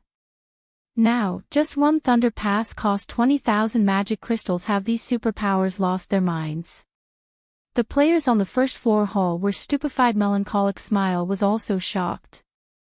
She could not comprehend why the various superpowers were going so crazy over a few entry passes. However, Melancholic Smile and the others did not realize Shifang's intent in selling 3 Thunder Passes at once. The difference in the number of Thunder Island slots each superpower currently possessed was not particularly large. At this point, the number of slots each superpower wielded also wouldn't undergo any massive changes. The addition of these 30 slots might very well become the straw that broke the camel's back. Hence, the various superpowers naturally wouldn't give up on competing for them so close to the contest for Thunder Island's authority. Otherwise, wouldn't all their previous efforts in obtaining Thunder Passes go to waste? Chapter 1272, Growth of the Guild.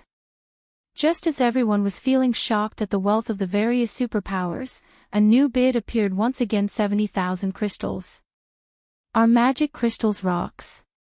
The players in the first floor hall felt their minds going numb when they heard this price. The bids were actually rising in increments of 10,000 magic crystals. In the past, they only knew that the superpowers of the virtual gaming world were existences that should not be provoked, as the disparity was simply too big.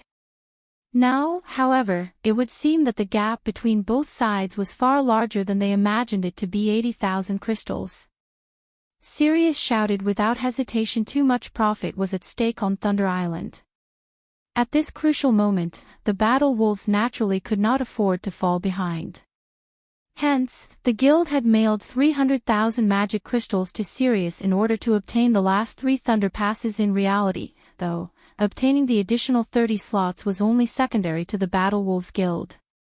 The crucial point was that these 30 slots must not fall into the hands of another power. Shortly after Sirius placed his bid, the representative from Miracle raised the price by another 10,000 crystals. In less than a minute, the price for the 3 Thunder Passes had already reached an astronomical sum of 250,000 magic crystals. They sure are desperate.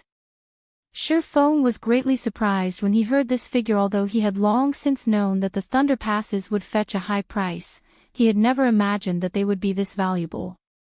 Just 3 Thunder Passes would already allow him to settle his debt with Phoenix Rain. Big Sis Rain, what should we do? We don't have that many magic crystals left anymore, Blue Phoenix said anxiously. The person who placed the 250,000 crystal bid was 9 Dragons Emperor. If Nine Dragons Emperor obtained the 3 passes, he would definitely suppress their side during the contest on Thunder Island. Phoenix Rain also frowned at this scene. She never thought that the situation would develop in this manner. If it were the other powers that obtained the passes, she wouldn't have minded it that much. However, if Nine Dragons Emperor got the passes, she would lose her chance to become the Great Pavilion Master. After a moment of silence, Phoenix Rain's lips curled up into a bright smile. However, her smile also carried a hint of bitterness. She immediately contacted Shifeng once again. Team leader Yifeng, I wish to borrow 300,000 magic crystals from Zero Wing, Phoenix Rain said, smiling. Of course, I won't be borrowing it for nothing. I will use 2 golden shops in 2 of the Apocalypse Empire's top 3 NPC cities as collateral. If I cannot return 400,000 magic crystals in 7 days, those 2 golden shops will become the Candlelight trading firm's possession. Big Sis Rain. Blue Phoenix jumped up in fright when she heard Phoenix Rain's words. Those 2 golden shops are the foundations of the Phoenix Pavilion.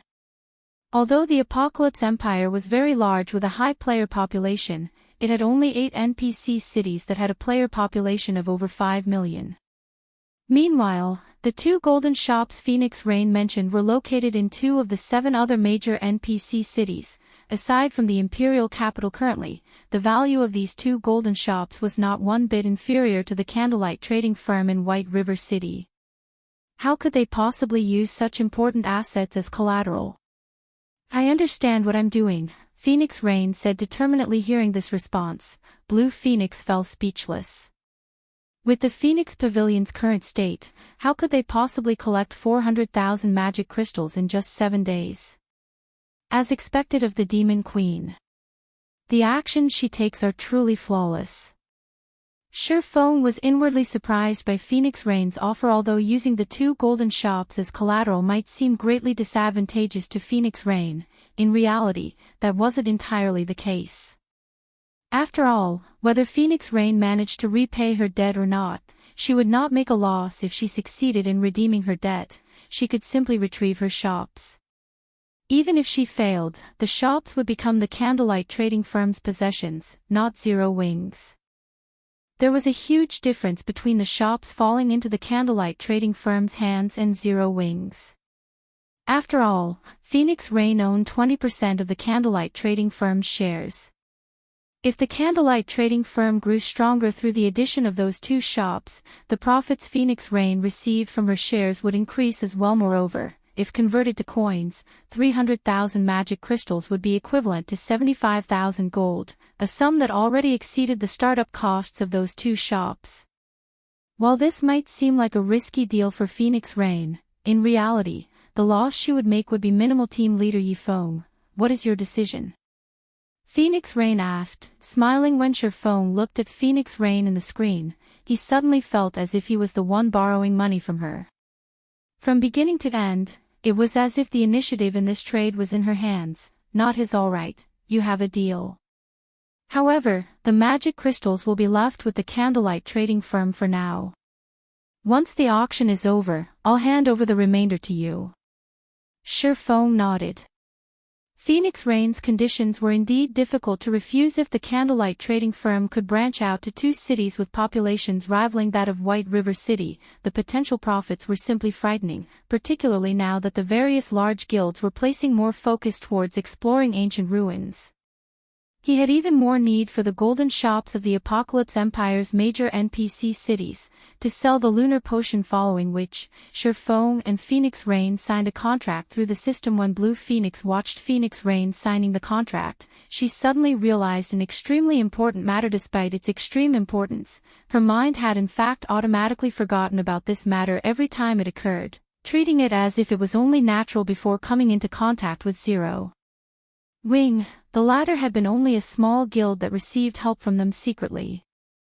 Yet, after some time, the guild was now a source of significant income. Zero Wing had even become a guild that could actually be of help to them. When Blue Phoenix thought of Zero Wing's growth speed, she could not help but have goosebumps. Even a guild supported by a major corporation could not compete with Zero Wing in development speed. Meanwhile, during this time, the price for the 3 Thunder Passes had already reached 280,000 magic crystals. This price caused many superpowers to give up on bidding. Of course, if powers like Miracle, Sacred Temple, King's Return, and Battle Wolves wanted to, they could still compete for the Thunder Passes. However, letting 9 Dragons Emperor obtain the 3 Thunder Passes would not have any effect on their performance on Thunder Island. Hence, rather than waste a ton of magic crystals, these superpowers came to a silent agreement not to increase the bid any further. Pavilion Master, with this, we will definitely have a huge lead over Phoenix Rain on Thunder Island. Not only will we be able to send more men to harass her group, but we can also dispatch more men to carry out our original plans. Hearing Melancholic Smiles' gavel land for the second time, Marshal Dragon sneered as he looked towards Phoenix Rain's room. Although I've spent quite a lot this time, as long as I can surpass Phoenix Rain on Thunder Island, all of this will be worth it. A smile appeared on 9 Dragons Emperor's face. Although he had prepared quite a lot, he only had a total of 330,000 magic crystals on hand. If the other powers continued contesting for the Thunder Passes, he would not be able to put up a struggle. Just as the gavel was about to land for the 3rd time, however, a new bid appeared in the auction venue. 300,000. Didn't she run out of magic crystals already? 9 Dragons Emperor was confused as he looked at Phoenix Rain's room. However, a possibility very quickly occurred to him. Damn that Zero Wing. They actually lent magic crystals to her. 310,000. However, 9 Dragons Emperor was also helpless to do anything about this situation. He had no choice but to continue bidding. As for the other superpowers, they had already given up on fighting over this bottomless pit, because regardless if Phoenix Rain or 9 Dragons Emperor obtained these 3 Thunder Passes, the two of them would not be able to affect their results on Thunder Island at all. 320,000. 330,000. 340,000. Phoenix Rain continued increasing her bid without hesitation. When the price reached 340,000 crystals, 9 Dragons Emperor was thoroughly defeated.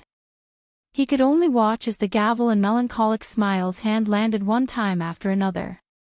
In the end, the 3 Thunder Passes fell into Phoenix Rain's hand. Seeing this outcome, the various major powers grew exceedingly envious of Zero Wing. Zero Wing had managed to earn 340,000 magic crystals just by selling 3 Thunder Passes.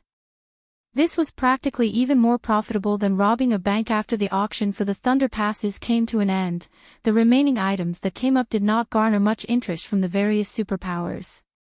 Only the players seated in the first floor hall bid for them.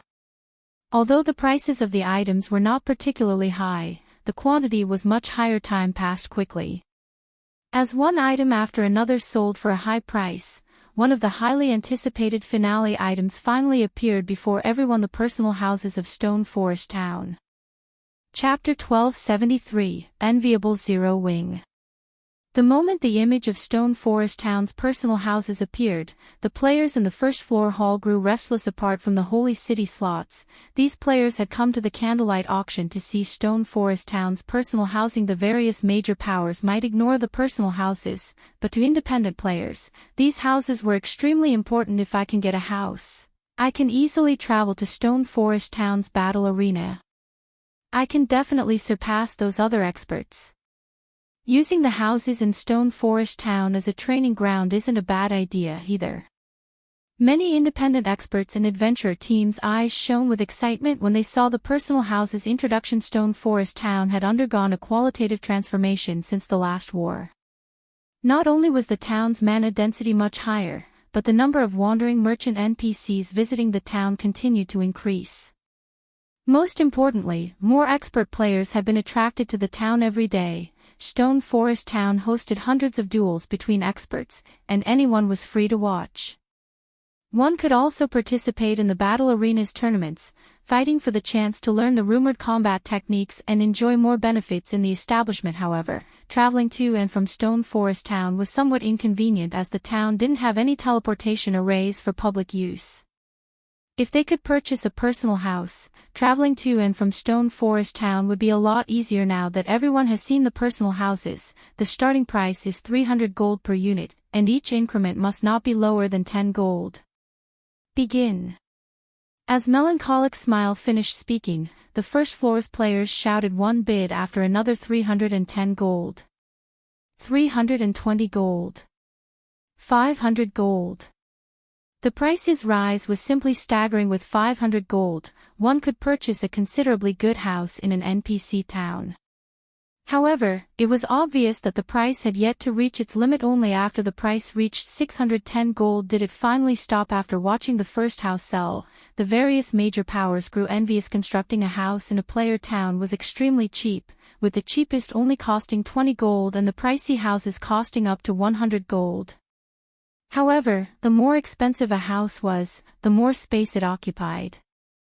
Needless to say, to maximize their land use, Zero Wing would have constructed the 20 gold houses rather than the 100 gold houses. Now, every one of these 20 gold houses sold for more than 600 gold. The candlelight auction sold a total of 50 houses, but it was nothing compared to the number of adventurer teams and independent players present. The following houses sold for much higher prices than the first. Among the 50 houses, the most expensive had sold for 740 gold. On average, the houses had sold for 650 gold. By auctioning the 50 houses, Zero Wing had made 32,500 gold. Although this was spare change to superpowers, to first-rate guilds, it was a massive sum of money. It was enough to equip many of their elite members with common mounts. Guild leader, this is a rare opportunity. Why don't we sell a few more units? Melancholic Smile contacted Shurfeng and suggested after seeing the players' disappointment. It was clear that the number of houses they had offered was far from enough to satisfy the demand. No. We'll stick with our original plan. We want them to learn about the benefit of Stone Forest Town's houses first. In the future, we'll be able to sell the houses for a higher price. Shurfeng instantly rejected the proposal. Although Stone Forest Town could accommodate many more houses, he had other plans for the town, Stone Forest Town's migration plan in particular. By the time that plan came to fruition, they would attack far more players, and the houses would fetch a much higher price. He had simply offered these 50 units to introduce everyone to the benefits of owning a house in Stone Forest Town. When the auction for the personal houses came to an end, the various superpowers in the second-floor rooms focused on the stage. The next auction item was the reason they had come to the candlelight auction: the slots to enter the holy city of Titan. To ordinary guilds, these slots were not of much use. However, it was a different story for superpowers like themselves. The slots could help some of their famous lifestyle players become true masters. A master lifestyle player had the power to transform their trading firms. Their trading firms would earn ample profits. Naturally, this would increase their guild's development as well. So, this is the holy city of Titan. A white-bearded, old man muttered, his eyes glowing as he read Titan City's introduction. Sirius, you must get me a slot to the holy city as per our agreement. The screen above the stage did not explain the holy city slots. Rather, it displayed information about the holy city itself. One such detail was the Titan Lifestyle Association. The information revealed that the establishment's workshops, which players could rent, had a mana density far greater than the basic meditation rooms. Moreover, the floating island contained research rooms, and players could use these rooms to study various materials. There were also plenty of Master Rank production videos. There were even Grand Master Rank production videos available. However, players were required to enter the advanced research room to gain access. Only entering these research rooms was very costly. The basic research room alone cost 200 gold per day, the intermediate versions costing 500 gold per day, and the advanced versions costing 1,200 gold per day. The various superpowers gasped when they saw these prices. Moreover, both the intermediate and advanced versions required a certain amount of reputation in Titan City to rent. Master Fire, rest assured, the Battle Wolves always stick to our word. We will definitely obtain a slot for you, Sirius responded respectfully. At the same time, the other powers' fighting spirit roared to life as they swore to obtain slots for themselves. Now that everyone has seen the holy city slots, the starting price is 500 gold, and each increment must be no lower than 100 gold. If you don't have enough money, you may offer cities' lands as collateral. However, we will only evaluate the lands at market price. Begin. After Melancholic Smile announced the next round's rules, the venue's atmosphere reached its boiling point. 500 gold. 600 gold. 800 gold. In the blink of an eye, the price had reached 3,000 gold, shocking every player present. The first-rate guilds soon gave up on the Holy City slots. They could already purchase a relatively good plot of land in an ordinary NPC city with that kind of money. The only players remaining in the competition were the second-floor superpowers. The Holy City slots were similar to the Thunder Passes. To those who needed them, they were worth a ton of money. To those who didn't, however, they were utterly worthless. Every superpower had a batch of lifestyle players who were so close to their master ranks. Unfortunately, these lifestyle players weren't familiar enough with God's domain's materials and production techniques, unable to cross that final hurdle. As long as they obtained the Holy City slots, these superpowers were confident in nurturing a master lifestyle player and improving their respective trading firms. They would easily rake in far more than this investment. 5,000 gold. Sirius instantly increased the price by 2,000 gold. That lunatic. It seems he's hellbent on getting this slot. The other superpowers shook their heads and gave when they heard this price. While they could afford it, it had exceeded their initial expectations. Although they were rich, their money did not grow on trees. Moreover, the various superpowers were preparing for the contest on Thunder Island. They did not have that much money to waste. Hence, they decided to let Sirius have the first slot. In any case, there were 10 slots up for grabs. Even if split equally among their 7 superpowers, they could each obtain at least 1 slot. They didn't have to rush. They could watch the battle wolves whittle away their funds and wait until they dropped out of the competition, following which, the bidding for the second slot began. 5,000 gold. Sirius shouted once more. Chapter 1274, Frightening Wealth. Sirius's bid silenced the venue. Is that guy nuts? Wasting 5,000 gold once isn't enough for him. Sirius's generosity stunned the players in the first floor hall. With 5,000 gold, one could purchase considerably high-quality epic equipment. Meanwhile, Melancholic Smile, who stood above the stage, revealed an excited smile. She had never expected the Holy City slots to sell for such a high price. Although she wouldn't receive a single coin from the sales, Zero Wing could earn so more money. They would have enough for the guild's development, reconstructing Stone Forest Town, and purchasing Diamond Wood. Like the first round of bidding for the Holy City slots, none of the superpowers contested for the second. Following which, Melancholic Smile started the bidding for the third slot. 5,000 gold. Sirius shouted yet again. Have the battle wolves gone mad? 9 Dragons Emperor frowned. Do they really think we won't challenge them? This time, the superpowers refused to let Sirius have his way. 5,100 gold. 5,300 gold. 5,500 gold. Both 9 Dragons Emperor and Phoenix Rain raised the price again and again. In the end, however, Sirius still won the third Holy City slot for 6,500 gold. As another purchased the first 3 slots, the various superpowers began to grow anxious, bidding even more fervently. In the end, among the 7 remaining slots, the cheapest had sold for 6,100 gold, while the final slots sold for 7,000 gold. The players in the venue were stunned. Meanwhile, the various first-rate guilds turned green with envy. Zero Wing made 62,400 gold by selling 10 slots. If Singular Burial knew about this, he would go mad. Galaxy Past smiled bitterly as he watched the candlelight auction's first phase come to an end.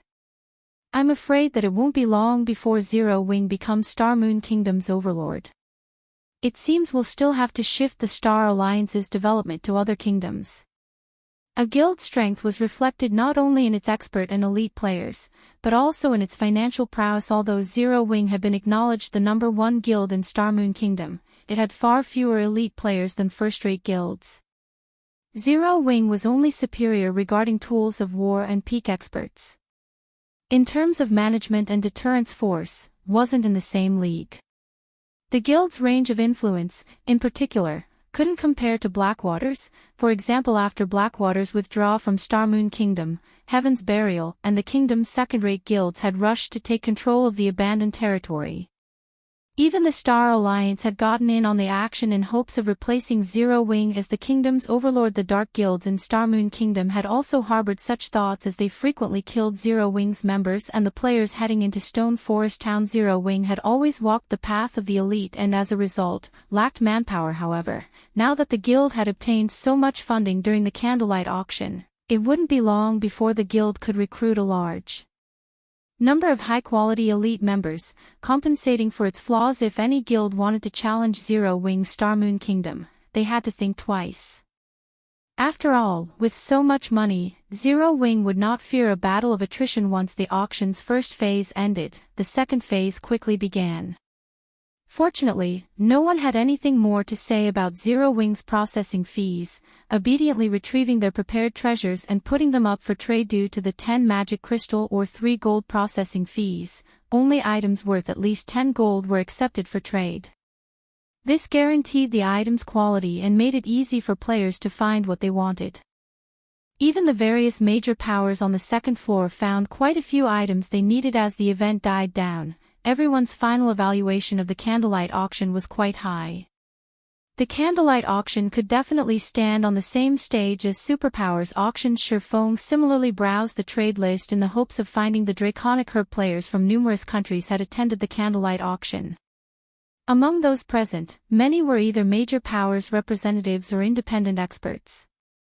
The likelihood of finding the Draconic Herb here was much higher than searching for the herb elsewhere. After all, to obtain the Draconic Herb, one needed both sufficient luck and sufficient strength. Players of this caliber weren't necessarily willing to sell the Draconic Herb they obtained. Instead, they usually traded such super rare herbs for items that could benefit their development. What? Is this for real? Shurfeng suddenly discovered a very familiar item as he read through the list. The Heroes chapter. Although this item was a tattered piece of parchment, not particularly useful to ordinary players, it was a treasure highly sought after by the various large guilds. Moreover, the Heroes chapter did not consist of a single page. Rumors had it that if one completed the Heroes chapter, it would be more valuable than a legendary item. In reality, a single page was already worth more than an epic item in the past.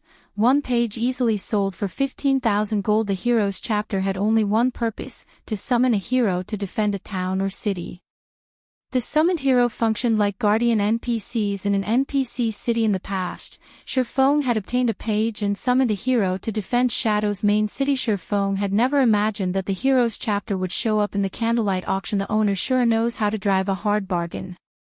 Shurfeng was astonished when he saw the player's price. The other party requested a top-tier, level 45 dark gold greatsword and top-tier, level 40 dark gold plate gauntlets and boots. Aside from epic and growth-type weapons, level 45 dark gold weapons were the best available. As the various large guilds players had yet to reach level 45, it was very difficult to obtain level 45 weapons, not to mention top-tier, level 45 dark gold weapons. Such a weapon could easily fetch over 1,000 gold on the marketas for the level 40 dark gold equipment. Each piece could easily fetch over 400 gold. Shurfeng even began to wonder if the seller knew the Heroes chapter's true value. The Heroes chapter's introductory text was very simple. It only stated that one could recruit a hero that was tier 3 and 10 levels higher than the summoner to defend a town or city. From the introduction, one could surmise that the Heroes chapter was on par with a tier 3 summoning scroll. Only, this summoning scroll did not have a duration. However, it could only help protect towns or cities, not help players grind or raid dungeons. Hence, the chapter's value should be limited. At this stage of the game, it'd be surprising if it could sell for 600 gold. If it were an actual tier 3 summoning scroll, though, it could go for a little more as it could help fight powerful bosses. What the introductory text had not mentioned was the fact that the tier 3 hero could grow. The introductory text only revealed the hero's base attributes. Moreover, unlike personal guards, it was much easier to level heroes. Even the weakest among them could grow to level 180, tier 4, while the more powerful heroes could grow to level 200, tier 5. Forget it. I'll just have Melancholic Smile trade for it. Shurfeng then contacted Melancholic Smile shortly after. Shurfeng found the Draconic Herb.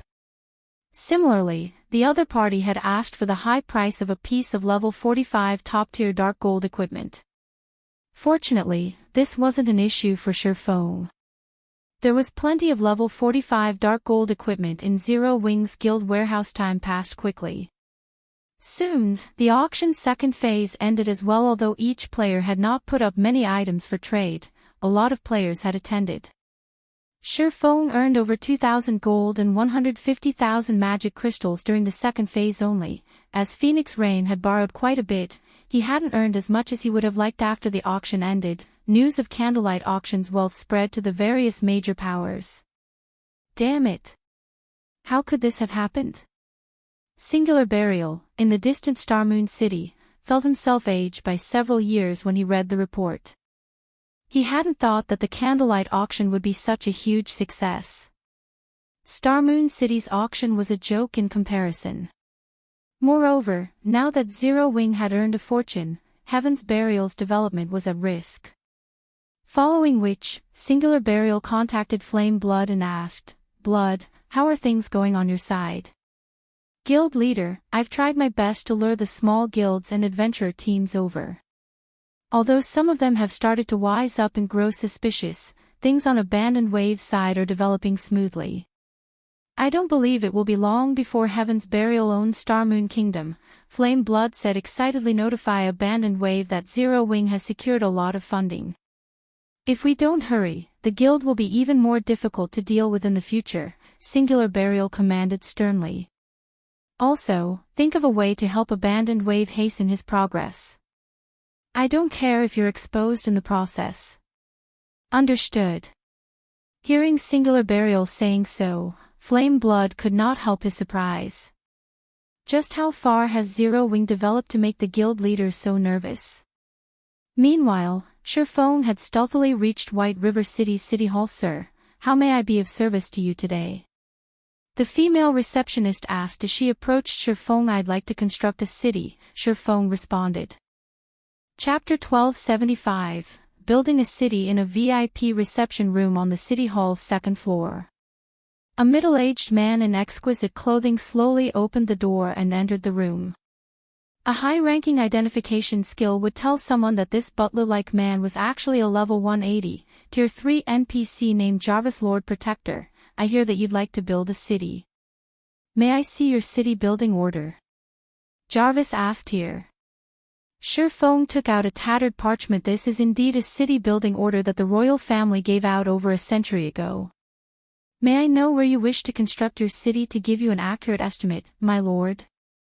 However, I have to remind you that the high-level locations require higher construction fees, Jarvis explained. He then presented a magic scroll and allowed Shurfeng to choose the location for his city. Understood. I wish to construct it in Witch's Hill. Shurfeng pointed to Witch's Hill on the scroll. The Witch's Hill could definitely lure plenty of players as a level 50 to 70 large map. It was also close to the Mournful Ruins. The Mournful Ruins was a Hell Mode regional dungeon, and like the Stoneclaw Mountains, it produced an abundance of magic crystals. Witch's Hill itself had the entrance to another world. Witch's Hill had still been popular among players even a decade after the game launched. Alright. May I know exactly where you want to build your city? Jarvis asked. He tapped on the magic scroll, and a miniature 3D model of Witch's Hill appeared before him. The exact location. Shurfeng carefully examined the model before him. He had only asked about the cost to construct a city during his last visit. Even if he had decided to construct his city then, his map choices had been limited due to his status. The system would have randomly decided the city's exact location. Now that he had the City Protector title, not only did Jarvis, the third most powerful NPC in the City Hall, serve him, but he could also choose his city's exact location. This privilege also had its own downsides.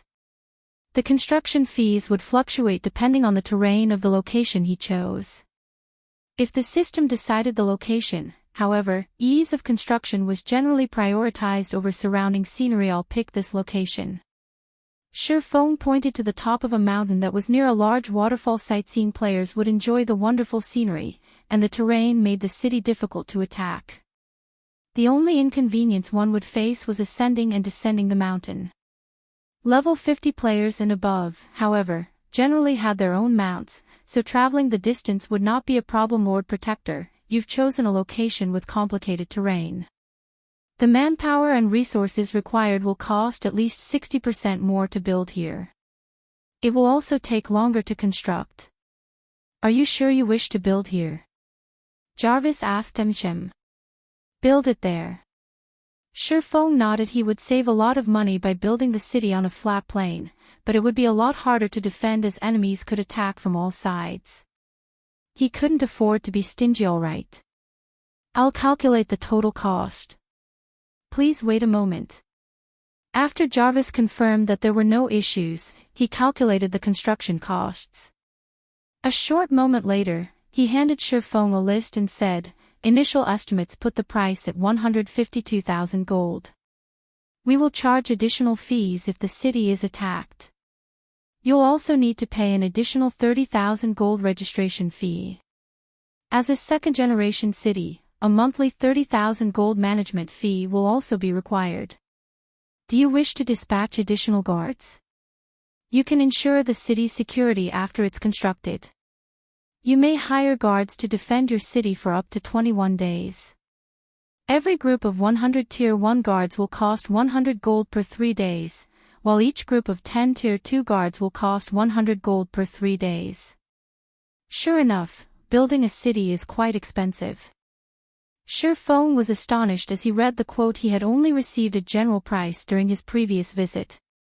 Now that he was constructing his city, including the guards, the final price was over 190,000 gold.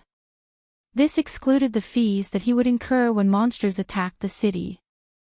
Originally, he had planned to build the city after he finished collecting the required 7 luminaries crystals to construct the 4 towers of elements. Now that he had the heroes chapter, he could repel possible invaders even without the 4 towers of elements. Naturally, he had to construct the city as soon as possible. I wish to hire 1,000 Tier 1 guards, and 100 Tier 2 guards for 21 days, Feng said. All right. Your total bill comes to 192,000 gold. Jarvis excitedly announced. This was his first large transaction. It will take roughly 6 to 10 days to construct the city depending on the local situation. Feng handed over 196,000 gold. He had earned quite a bit with the sea god's blessings, but he had only decided to take 30,000 gold with him. He had left the remaining funds with Fire Dance for purchasing runic fragments and teleportation fees. Meanwhile, Feng made a fortune during the candlelight auction. After deducting the various costs, he had earned over 210,000 gold. The major powers in Starmoon Kingdom felt as if a noose had been placed around their necks. Even a first-rate guild couldn't compete with Zero Wing with such abundant funds. Trying to fight Zero Wing would be a death wish. Lord Protector, here is the deed to your land. From now on, you are one of Starmoon Kingdom's lords and will enjoy the status of Count, Jarvis said respectfully. System, congratulations. You are the first player to become a lord in Starmoon Kingdom. Rewarding 30,000 guild popularity, 1 city teleportation magic array design, and Starmoon Kingdom's Count title. The position of Starmoon Kingdom's Count was completely different from a city's count. The difference was like the difference between heaven and earth, as one could possess land of their own, while the other could not. With this, I'm broke again. Feng sighed as he looked at the deed in his hands. He only had a little over 40,000 gold on hand now. He would barely have enough to purchase diamond wood and reconstruct Stone Forest Town after deducting the funds for his promotion quest. He had nothing left for the guild's development right now. However, Feng didn't mind at the moment. It was far more important to obtain a city than to focus on Zero Wing's development. Earning enough money wouldn't be a concern if Zero Wing had a city. The city could provide far more profits than Stone Forest Town. The rewards are astounding. There's actually a city teleportation magic array design. Feng was shocked as he looked at the design in his bag. The city teleportation magic array was far more advanced than the teleportation magic array he possessed. It could accommodate more people at a time with a significantly lower operating cost. Its only flaw was that it only allowed one to teleport between guild towns and cities. It wasn't possible to teleport to NPC cities. Even so, the city teleportation magic array design was a treasure worth tens of thousands of gold. Normally, one could only obtain the design from super large-scale Hell Mode team dungeons. However, the drop rate was only 2%. Moreover, the design only dropped from the dungeon's final boss. Getting the design now saved him a lot of trouble. He could link the city directly to Stone Forest Town once it was constructed. This would drastically increase the value of both the town and city. Now that I've dealt with everything, it's about time to challenge my promotion quest, Feng thought as he gazed at the soul orb in his bag. It was practically a ticking time bomb. He needed to deal with it as soon as possible. Chapter 1276, Upgrading the Magic Sword. Chapter 1276, Upgrading the Magic Sword. Starmoon City, Shadowblade Ruins. The Shadowblade Ruins was the nearest level 40 to level 50 high-resource map to Starmoon City. Every day, tons of players would travel to this map. However, the players currently there were in a panic. The reason for this was the sudden assaults of powerful monsters all over the map. Moreover, among these monsters' numbers were the highly intelligent one-horned humanoid monsters, whose combat standards were significantly higher than elite players and whose attributes were likewise high. These humanoid monsters were like wolves ravaging a flock of sheep as they charged into the various elite teams in the map. Every one of their attacks easily bypassed the defenses of players, directly landing on vital points on the latter's bodies. Even healers could not keep up with the damage. Only the experts leading these elite teams could keep up against these humanoid monsters, and just barely at that. Leader, our instantaneous movement magic scrolls aren't working. A level 40 swordsman wearing light blue armor reported anxiously. How can this be? Weren't there a few guys that used the scroll to escape from danger an hour ago? The robust level 41 shield warrior holding back a humanoid monster frowned when he saw the number of monsters attacking his team increasing. Currently, the Shadowblade Ruins was still a very dangerous map for players. Hence, when exploring it, every team would prepare some Tier 0 instantaneous movement magic scrolls in order to escape any traps or monster encirclements they encountered. Meanwhile, hundreds of monsters had already surrounded their 100-man team. Right now, if the team were up against only several hundred elite monsters led by chieftains, they could still manage somehow. Now, however, the monster army they faced had 3 level 50+ lords and over a dozen level 50+ chieftains. In addition, there was a level 51 one-horned humanoid monster, a greater threat than even the lord-ranked monsters. Meanwhile, standing on high ground a short distance away from this elite team, 2 players were observing the entire battle. One of these players was an assassin wielding a pitch-black crystal. This assassin's skin was entirely gray, save for a blood-red mark imprinted between his eyebrows, his body giving off a dark aura.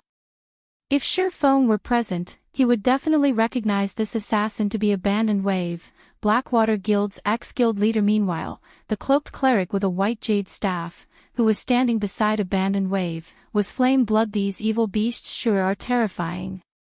Just one of them is already enough to force an expert level 41 shield warrior to activate both his life-saving skill and berserk skill just to cope with it, Flame Blood exclaimed in astonishment as he looked at the distant shield warrior being pushed back by the one-horned humanoid monster. This is nothing, Abandoned Wave said, smirking. That's just a recently created evil beast. Since we now have the entire Shadowblade Ruins locked down, let's stop toying around with these people. Saying so, Abandoned Wave tapped on the pitch-black crystal he wielded. Immediately, 5 level 55, Lord-ranked evil beasts appeared before him. Compared to the level 51, Chieftain-ranked evil beast, these 5 evil beasts were not only larger in size but also had a trace of cunning in their eyes.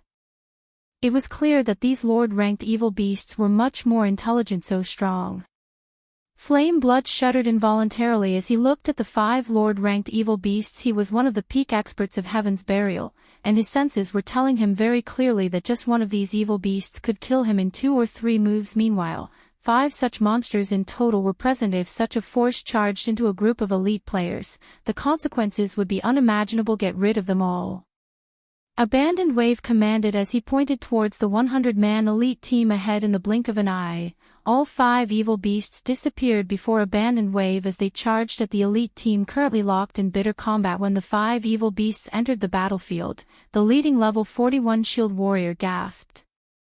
"We're doomed." The shield warrior despaired when he saw one of the Lord-ranked evil beasts killing a teammate with one blow. After just a short moment, the 100-man elite team led by an expert was annihilated. Not a single player managed to escape alive.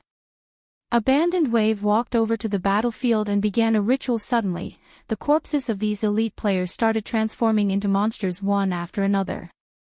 The expert shield warrior's corpse became a thinly built special elite-ranked evil beast. Aside from this expert shield warrior, 2 other players' corpses turned into one-horned evil beasts. Only, they were elite-ranked evil beasts. Ha ha ha. Guild elite teams really are great. I managed to obtain 3 evil beasts from annihilating a team. Zero Wing, just you wait. It won't be long before I make you all taste despair. Abandoned Wave laughed in satisfaction as he looked at the 3 newly created evil beasts. Alright, let's head to the next location. The battle there should be ending soon as well. The difference between killing an adventurer team and a guild elite team was simply massive. Previously, he had managed to create only 1 evil beast, despite killing 3 adventurer teams. Now, however, 1 guild elite team had given him 3 new evil beasts. Among them, one was even an evil beast with high potential. After a few more days at this rate, not to mention flattening Stone Forest Town, even raiding an NPC town would be a piece of cake for him. Elsewhere, after Sherfong finished dealing with the construction of his city, he contacted Melancholic Smile and had her find 5 trustworthy advanced enchanters to become the Candlelight Trading Firm's core enchanters, as well as have them sign a strict contract. His Tier 2 promotion quest was extraordinary and would definitely take a long time to complete. Hence, Sherfong wanted to deal with all guild and trading firm related matters first. Only then would he be able to focus on his quest. At this point, the Candlelight Trading Firm was already the publicly acknowledged #1 trading firm in Starmoon Kingdom. It also possessed a 3-star shop. As a result, plenty of lifestyle players were applying to join the trading firm every day. Even basic and intermediate lifestyle players did not have much of an advantage when they sought to join the trading firm. They could only become reserve members after passing the trading firm's test. Only advanced lifestyle players got to become official members immediately upon passing the test. Despite such strict requirements, a flood of applicants would still come to the trading firm. Hence, while it might be difficult to find advanced enchanters in other trading firms, the Candlelight Trading Firm boasted quite a few. Whichever one of you is willing to become a core enchanter of the Candlelight Trading Firm, come register with me. Melancholic Smile shouted in the lounge for advanced lifestyle players. Immediately, the various advanced lifestyle players inside the lounge perked up their ears in interest. However, when they heard that the offer was only for enchanters, many of the lifestyle players present turned to look at the enchanters among them with envy. Ha, it's actually enchanters this time. I wonder when it will be us forgers' turn. An advanced forger said, sighing dejectedly. Silent Wonder, who was also resting in the lounge, grew confused when she saw the downcast expressions the crowd in the room was wearing. What was there to feel envious about? Becoming a core member of the trading firm meant signing a strict contract and losing much of their freedom. On the other hand, non-core members only needed to make a certain amount of items each day. Once they hit their daily quotas, they could do whatever they wanted. If they decided to quit the Candlelight Trading Firm, they only needed to pay a small severance fee as well as forget all the recipes and designs they learned from Candlelight. As for core members, if they wished to leave the trading firm, they had to not only pay a massive severance fee but also clear their masteries to 0 and forget all the recipes they had learned before. They would have to start all over again from scratch. Silent, you might not know this since you're new, but the candlelight trading firm has the precious slots to enter the holy city of Titan. That is a great opportunity for us to become masters. However, only core members and advanced members may contest for those slots, with the majority of the slots allocated to core members. Hence, everyone here hopes to become a core member of Candlelight. Unfortunately, that depends heavily on luck, the female alchemist seated beside Silent Wonder explained patiently when she saw the dazed look on Silent Wonder's face. Candlelight still has more holy city slots. Silent Wonder could not help but be surprised by this revelation. She had already gained an understanding regarding the holy city slots through the recent auction. She knew that the holy city could greatly help lifestyle players in reaching the master rank. However, she had thought that Candlelight had already sold all of the holy city slots it had during the previous auction. This revelation tempted Silent Wonder. However, when she remembered the words Shifeng had said to her before, she quickly dismissed the notion from her mind. She had very nearly reacted the way Shifeng had said she would. Inwardly, she thought to herself, "Humph. With my abilities, I refuse to believe that I won't be able to earn a holy city slot myself. Just you wait. You will definitely be the one begging me to stay in Candlelight later on." Inside a special forging room on the Candlelight trading firm's 6th floor. 5 advanced alchemists followed Melancholic Smile into the room and immediately grew nervous. Seated before them was a legendary existence who was both the guild leader of Starmoon Kingdom's #1 guild as well as the kingdom's #1 expert. "I've asked you to come here for a very simple reason. Learn this basic enchantment design. Afterwards, focus on making basic runestones. Don't worry about the materials. In addition, the one who manages to make the most runestones within a certain period will have a holy city slot with their name on it." Shifeng then placed the basic enchantment design he obtained from the Sea God's Temple on the table. The basic runestone was something none of the current major powers possessed. However, it was a common consumable in God's domain. Not only was it cheap, but its effects were prominent as well. As long as the Candlelight trading firm could produce it, there would be no need to fear a lack of demand for it. Currently, he had already spent most of the income from the Candlelight auction. Meanwhile, he needed a lot more money to develop his future city.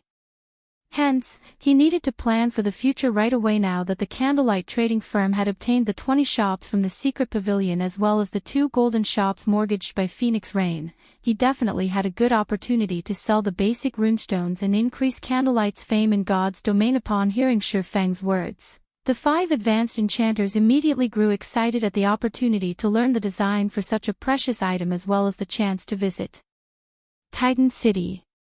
Without hesitation, the 5 players clicked to learn the design and promptly left the special forging room to research the production method of the basic runestone in the hopes of increasing their success rate. Meanwhile, after Melancholic Smile and the others left the room, Shifeng took out 30 level 45 fine gold weapons and 10 level 45 dark gold weapons. The Tier 2 promotion quest was already a tough challenge in the first place, all the more the promotion quest for one of the 10 great Saint legacies. Even if he possessed frightening combat power, he still needed to further improve himself in order to be certain of completing his promotion. Hence, he naturally could not leave the Abyssal Blade sitting at level 40. After all, he had already reached level 50. A level 40 weapon was no longer suitable for him. Start devouring. Chapter 1277, Swords to Dust. Chapter 1277, Swords to Dust. Inside the quiet forging room, the entire space started trembling as soon as Shifeng had the Abyssal Blade devour the weapons on the table. His heart ached as he watched the top-tier weapons turn into dust one after another. Currently, level 45 weapons were extremely rare in God's domain.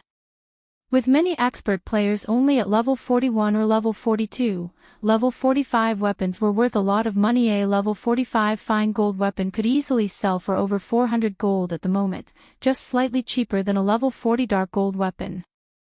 As for level 45 dark gold weapons, even one with average attributes could sell for more than 1,000 gold. However, even at such a price, nobody was willing to sell these weapons yet. Now, Shifeng had sacrificed 30 fine gold weapons and 10 dark gold weapons.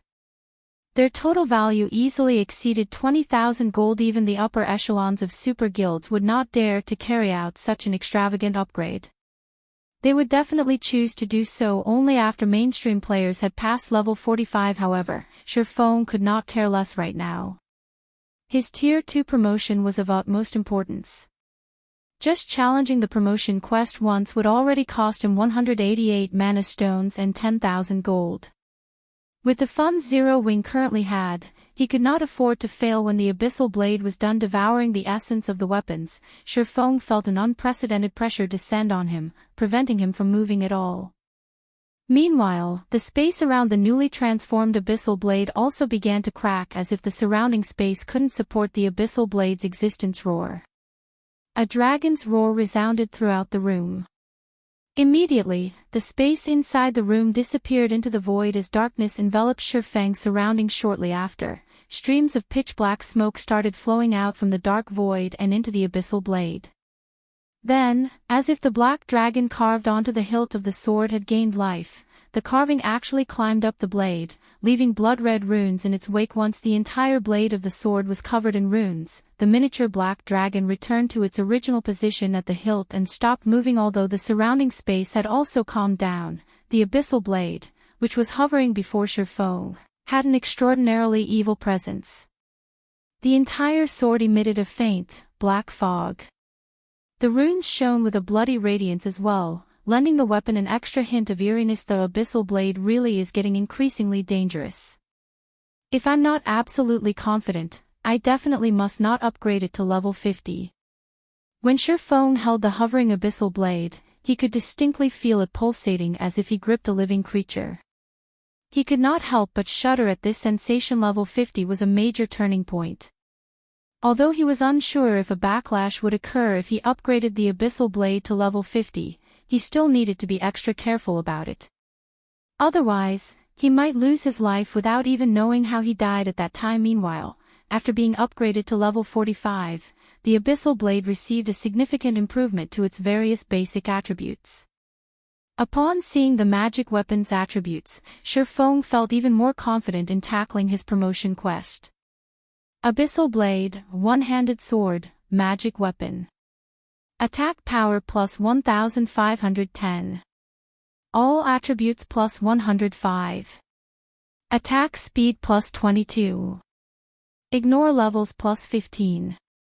Attacks have 65% chance to cause 200% damage, 35% chance to cause 300% damage. Every attack increases damage by 2% to a maximum of 20% if wielder belongs to a swordsman-related class. All skill levels plus 4 increase free ability points received for every increase in level by 2 points. Equipment level 45. Can be upgraded.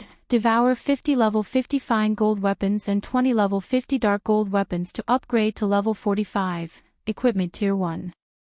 Can be evolved. Devour 10 mana crystals to evolve to Tier 2. Additional active skill 1. Phantom Kill, Tier 1. Instantly creates a doppelganger under the wielder's control. Doppelganger has 80% of the wielder's attributes and all skills. The wielder can swap positions with the doppelganger at any time. Duration, 1 minute, 10 seconds. Cooldown, 5 minutes. Additional active skill 2, Abyssal Bind, Tier 1. Binds enemies and prevents movement, reducing defense by 100%. Duration, 4 seconds. Cooldown, 50 seconds. Additional active skill 3, 9 Dragon Slash, Tier 1. Instantly creates 12 phantoms of the Abyssal Blade for wielder's use. Each phantom sword deals up to 60% damage. Duration, 30 seconds. Cooldown, 5 minutes. Additional active skill 4, Abyssal Curse, Tier 1. Prevents all targets within a radius of 30 yards from moving or attacking for 6 seconds and reduces their attributes by 20% for 10 minutes. Effect doubles if there is only one target within range. Cooldown, 30 minutes. Additional passive skill, Abyssal Will. Improves wielder's physique, depending on the surrounding mana density. The higher the surrounding mana density, the greater the improvement provided. Additional Profound Inheritance, Black Emperor, Tier 1.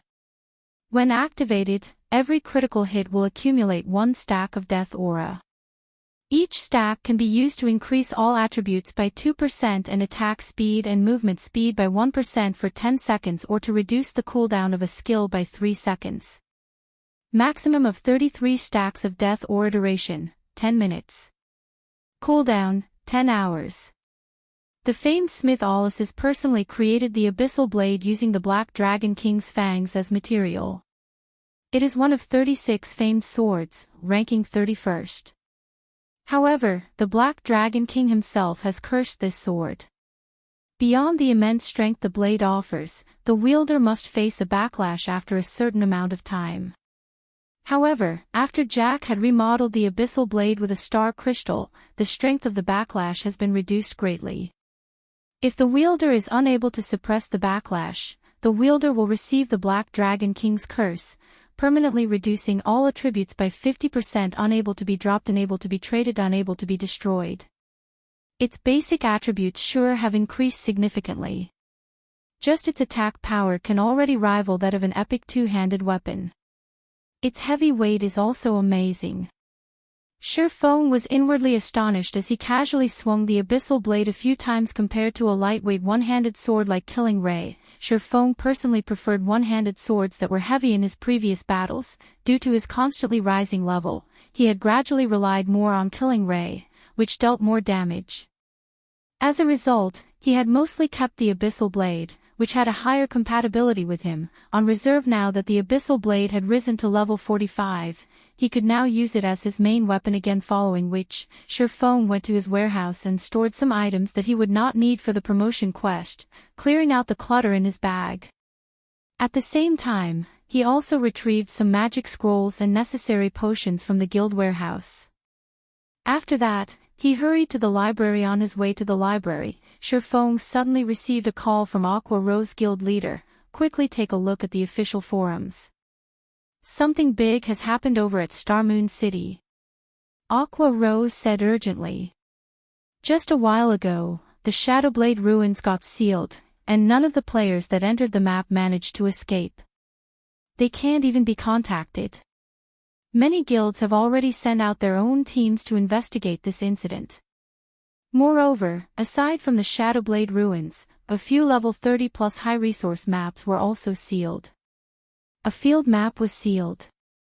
And even communications have been blocked. Shurfong grew a little confused. He then opened Starmoon Kingdom's official forums normally. Sealing a map only prevented players from using teleportation-type scrolls. Meanwhile, such large-scale sealings were only possible with a guild war order. However, if the seal was capable of blocking even communication methods, it was definitely something extraordinary based on Shurfang's knowledge. There were only 3 ways to carry out this kind of seal. After opening the official forums, he found that discussions regarding the sealed field maps dominated the entire forum. Shadowblade ruin sealed. Over 100,000 players cannot be contacted. Large groups of chieftains and lords suddenly appearing in Bloodmaw camp. Unable to teleport to Red Ridge Town. Every post was about the sealed field maps or missing players. Chapter 1278, Tier 2 Promotion Quest. Chapter 1278, Tier 2 Promotion Quest. This seems like a good opportunity. Shurfang's lips hooked up after he finished reading through the related posts on the forum. An opportunity. Aqua Rose looked at Shurfong in the screen in confusion. Currently, the entire Starmoon City had already fallen into turmoil, with many large guilds wrestling with this matter.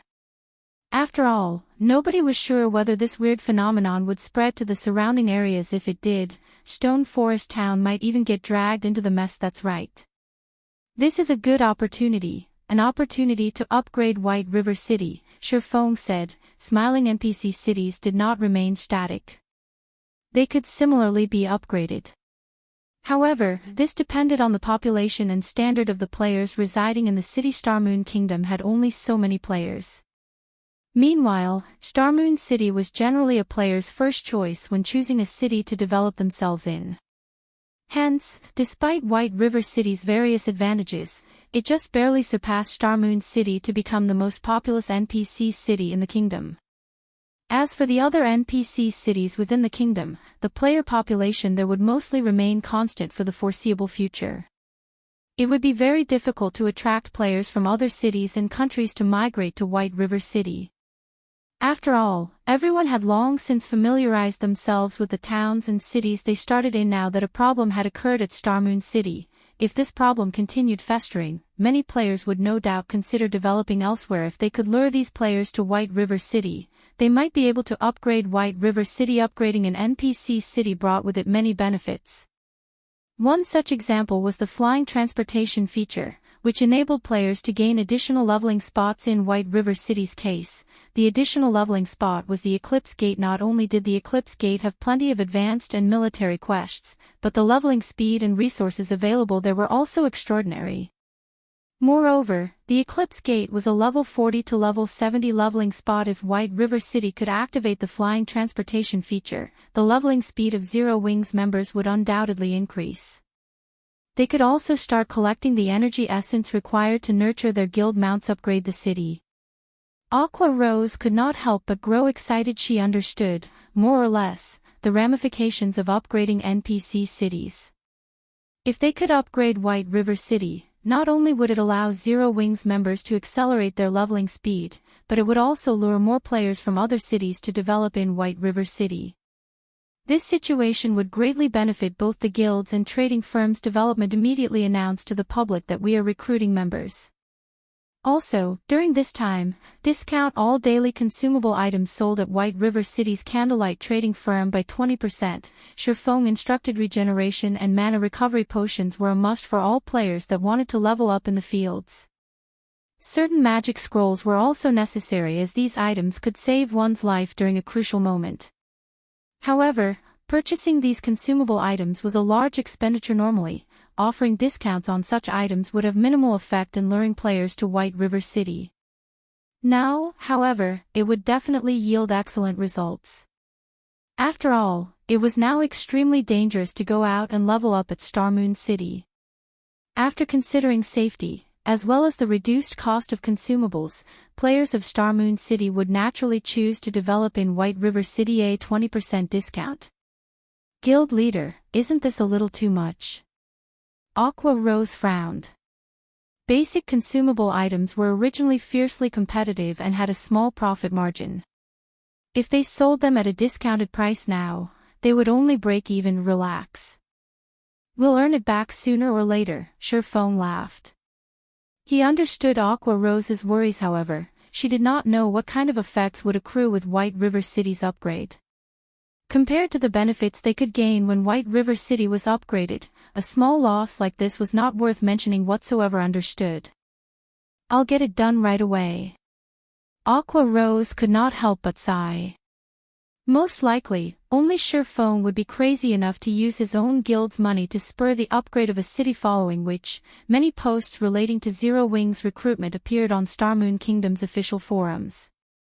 At the same time, everyone also discovered a shocking matter. White River City's Candlelight Trading Firm was actually selling daily consumables at a 20% discount. Crap. This is insane. With this 20% discount, I'll be able to save up enough money to get a mount much more quickly. A 20% discount. If this is true, developing at White River City might not be a bad idea. Previously, the players of Starmoon Kingdom kept discussing the sealed maps. Now, however, these players all talked about Zero Wing, instead. Many independent players also showed great interest in the 20% discount on daily consumables. Damn this Zero Wing. They're actually using this opportunity to poach our population. Singular Burial gnashed his teeth in anger when he browsed the various discussion threads on the official forums. However, he very quickly calmed down. Sneering, he said, I'll let you all feel joyful for now. When the time comes, both Stone Forest Town and White River City will become mine. Currently, the various large guilds still did not know that Abandoned Wave was slaughtering the players inside the sealed maps.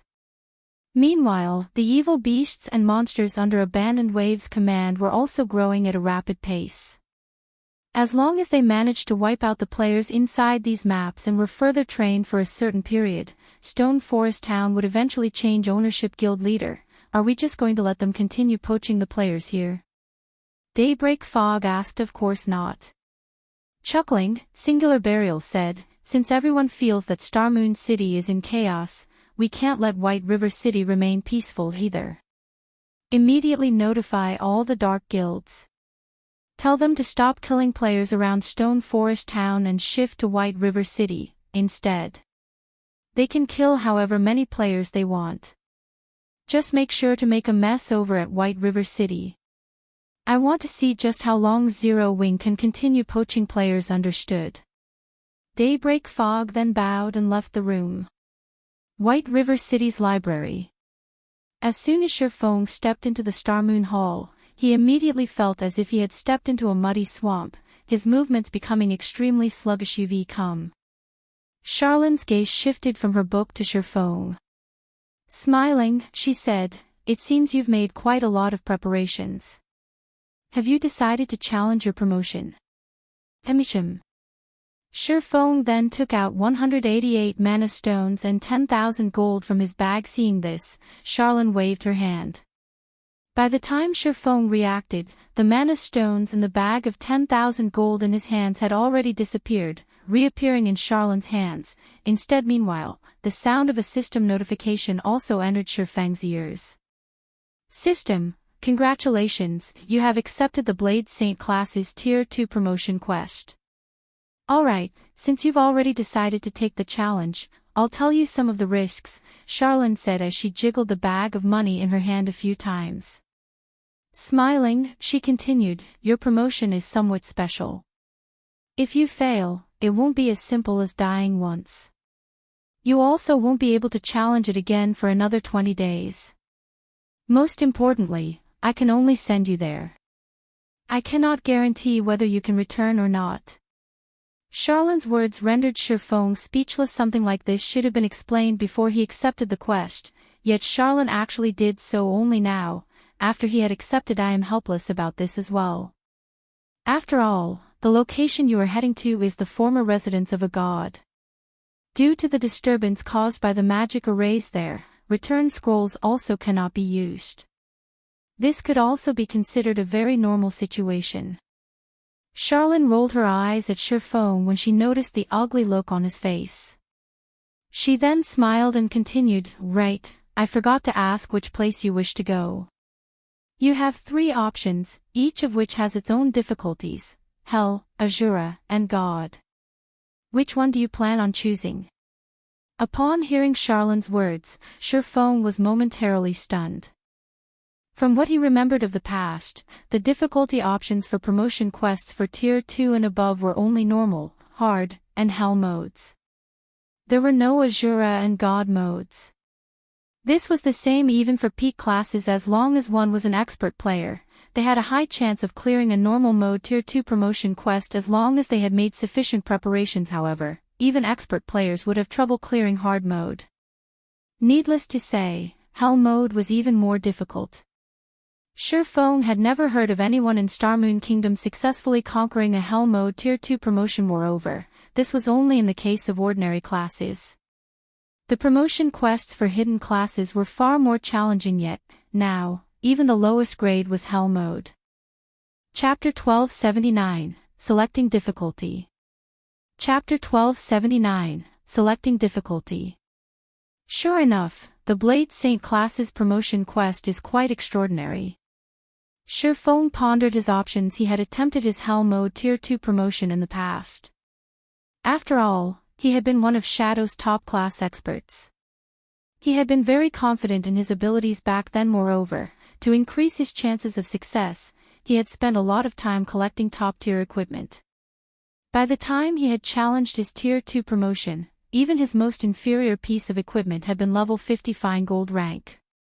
He had even worn 2 pieces of level 50 dark gold equipment. That wasn't an easy feat after all. After reaching level 50, players were lucky to get their hands on level 50 secret silver equipment, much less level 50 fine gold and dark gold equipment. However, he hadn't expected his challenge's outcome. He hadn't even passed the starting area before failing, much less completing his promotion. The Hell Mode promotion quest's difficulty was simply inhuman in this life, though both his combat standards and his items were more powerful than they had been in the past. Hence, Shurfeng was confident in conquering Hell Mode. However, the same could not be said for Azura and God Mode. After all, he had only attempted Hell Mode before. He did not know how difficult these two modes were should I challenge God Mode. Shurfeng wondered. After all, he was already a Void Realm expert. He also possessed 2 fragmented legendary items and numerous epic items. He even dared to challenge legendary quests. A God Mode promotion quest should not be a problem. Charlene smiled as she watched Shurfeng and said, "You're considering challenging God Mode, right?"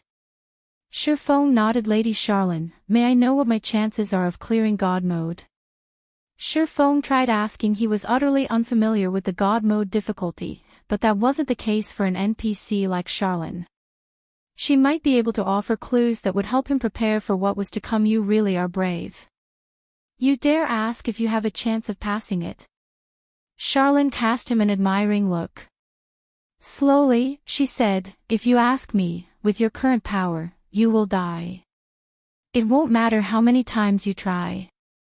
Just like its name suggests, God Mode is not a realm for mortals. This trial catered to the ancient gods. If you think that you can defeat a new god, you might have a chance of clearing God Mode." Defeat a new god. Shurfeng gasped. There were 2 types of gods in God's domain. The first was born naturally, while the second ascended to godhood of its own power. The majority of the gods in God's domain consisted of the latter.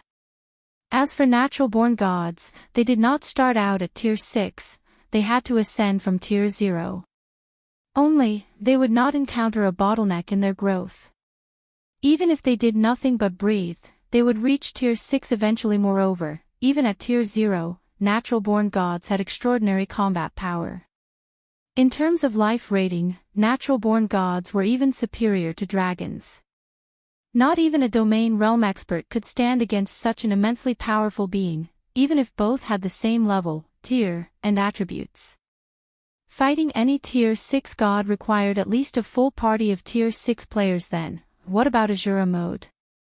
Shurfeng asked. Azura Mode. Charlene carefully evaluated Shurfeng. After pondering for some time, she said, "Azura Mode represents mortals' limits. Unfortunately, you still have some time before you reach that standard. However, you might have a fighting chance with such high-quality weapons and equipment. Unfortunately, that chance isn't very high.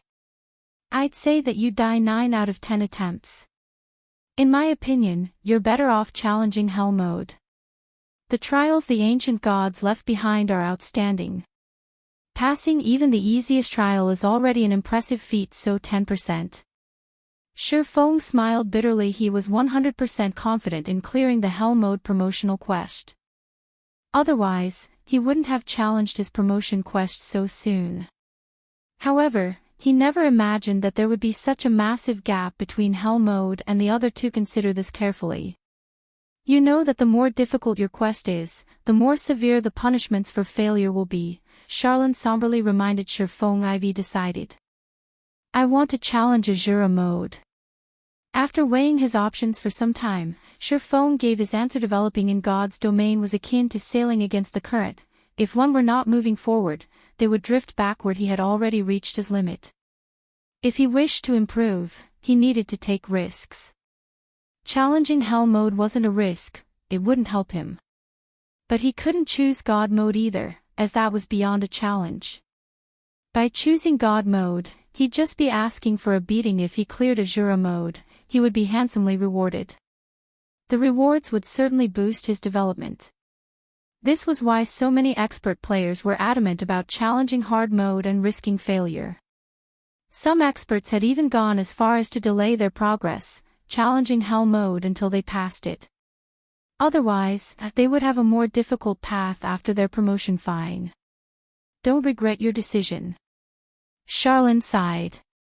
She then used the mana stones to form a magic array. All 188 mana stones hovered in the air, creating an artificial starscape. However, while the scene was beautiful, the pressure the 7-colored magic array radiated was terrifying. Moreover, this pressure grew as time passed. As Charlene chanted her incantation's final verse, a black hole manifested in the middle of the hall. Arcs of silver lightning circled the black hole's edges, crackling. Suddenly, a pair of golden doors descended from the black hole. Although the doors were not particularly large, roughly 6 meters tall, they radiated powerful divine might, instantly rendering Shifeng immobile. The floor started to crack beneath the doors as if it couldn't withstand the weight. The doors began to sink. Impossible. This is the library. Shifeng was stunned. Powerful magic arrays strengthened the library. Even Tier 4 NPCs couldn't damage the building, yet a pair of doors crushed the floor. It was clear that the floor wouldn't last long as it began to give out and crumble. Divine strengthening. Seeing this, Charlene quickly started to write divine runes in the air. The divine runes merged with the ground, creating a magic array. Only after the magic array appeared did the doors stop sinking. The divine might filling the hall also weakened, allowing Shifeng some freedom of movement. However, after summoning the golden doors, Charlene had significantly paled. Sweat beaded on her forehead. As Charlene had said, it was not easy to summon these doors. This task normally required 3 Tier 5 magical classes to accomplish. Once the doors stabilized, Charlene started chanting another incantation while she drew more divine runes. After writing over 100 lines, she opened her eyes. 2 golden magic arrays then surfaced from her eyes. Space-time connection. Charlene sent 1 line of golden runes into the doors after another. After a minute, the doors finally started to open. Through the gap between them, Shifeng could see a path through a silver vortex. The path itself radiated divine might, while the rest of the space was pitch black. He could not see the path's end. Shifeng finally understood why Charlene had said that she could not guarantee his return once he entered the trial. Go, quickly. I can't maintain it for long, Charlene hurriedly commanded. Her complexion was deathly pale, and sweat covered her face. Not daring to delay a moment longer, Shifeng dashed into the silver vortex, vanishing. Charlene slowly closed off the path. As she watched the golden doors fade, she whispered tiredly, I pray for your success. Chapter 1280, Super Treasury. Chapter 1280, Super Treasury. What's going on? Am I trapped inside the spatial tear? As Shifeng entered the silver vortex, his surroundings remained dark. However, due to the divine might radiating from the path, he couldn't move normally. When he teleported to another location, even with the 7 luminaries ring space movement, he would reach his target 2 or 3 seconds after entering the spatial pathway. However, looking at the system clock, Shifeng noticed that 3 minutes had already passed since he stepped through the doors. He could have traveled across God's domain a dozen times with a spatial path by now. After another 5 minutes, Shifeng noticed a light at the end of the path. Soon, he could faintly see mountains and rivers. He could also see beasts wandering on the ground and flying through the blue sky. A short moment later, Shifeng found himself on the top of a mountain. System, you have discovered the Dark Canyon. While you are here, you cannot use the system communication function or return scroll. System, Azura mode promotion quest activated. Quest content, collect 7 luminary source stones and seal Demon King Storas. Rewards unknown. Sealing a Demon King. Shifeng's face twitched when he heard the system's expressionless explanation. Although he had known that this quest would be difficult, he hadn't expected it to be quite this hard. A Demon King was the equivalent of a Tier 5 legendary monster. It could wipe out entire cities. Current players were no match for such power. If Azura mode was this difficult, it was no wonder Charlene had said that he would die if he challenged the God mode promotion quest. If he had chosen God mode, he would have likely died the instant he entered the quest area. However, after seeing Azura mode with his own eyes, he knew he had no chance of completing the quest. He was only a Tier 1 swordsman. Even if he had 1,000 copies of himself, he would be no match against a Tier 5 Demon King. This was how God's domain worked. The higher the tier, the greater the gap. Hence, the various large guilds in the past had come up with all sorts of method to nurture powerful experts. During the game's later stages, quality was far more important than quantity. A Tier 5 player was more useful to a guild than 100,000 Tier 2 players. Not only could the Tier 5 player defend a city without help, but they could also lead teams to raid Tier 5 legendary monsters. Normally, one needed at least a 100-man team of Tier 3 players to raid Tier 5 monsters. Moreover, the players needed to know the monsters' weak points and target them appropriately with various tools and items. Otherwise, such monsters were impossible to raid. Asking him to deal with a Tier 5 Demon King alone was asking for the impossible. Fortunately, the quest content mentioned something about gathering 7 luminary source stones. Shurfeng breathed a sigh of relief after he read the quest content again carefully. Shurfeng knew a little about the 7 luminaries source stone. It was even more precious than the 7 luminaries crystal. The stored mana was much more refined.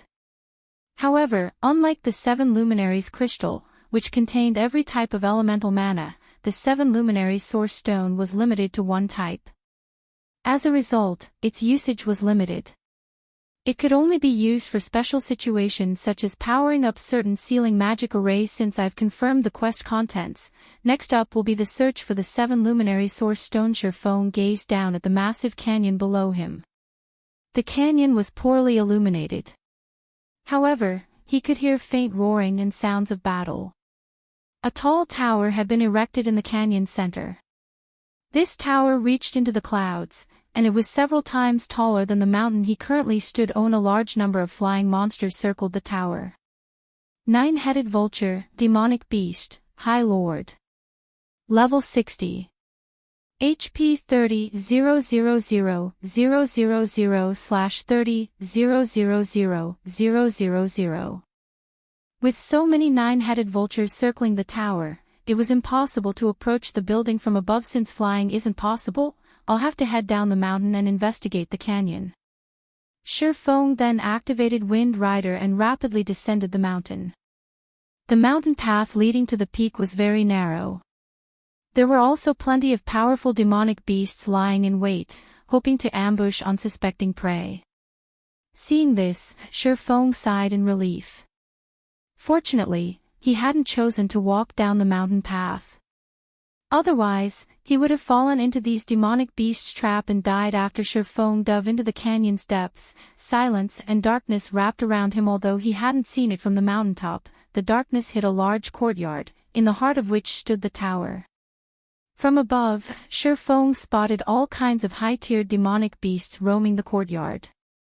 Some of these demonic beasts even fought each other for territory.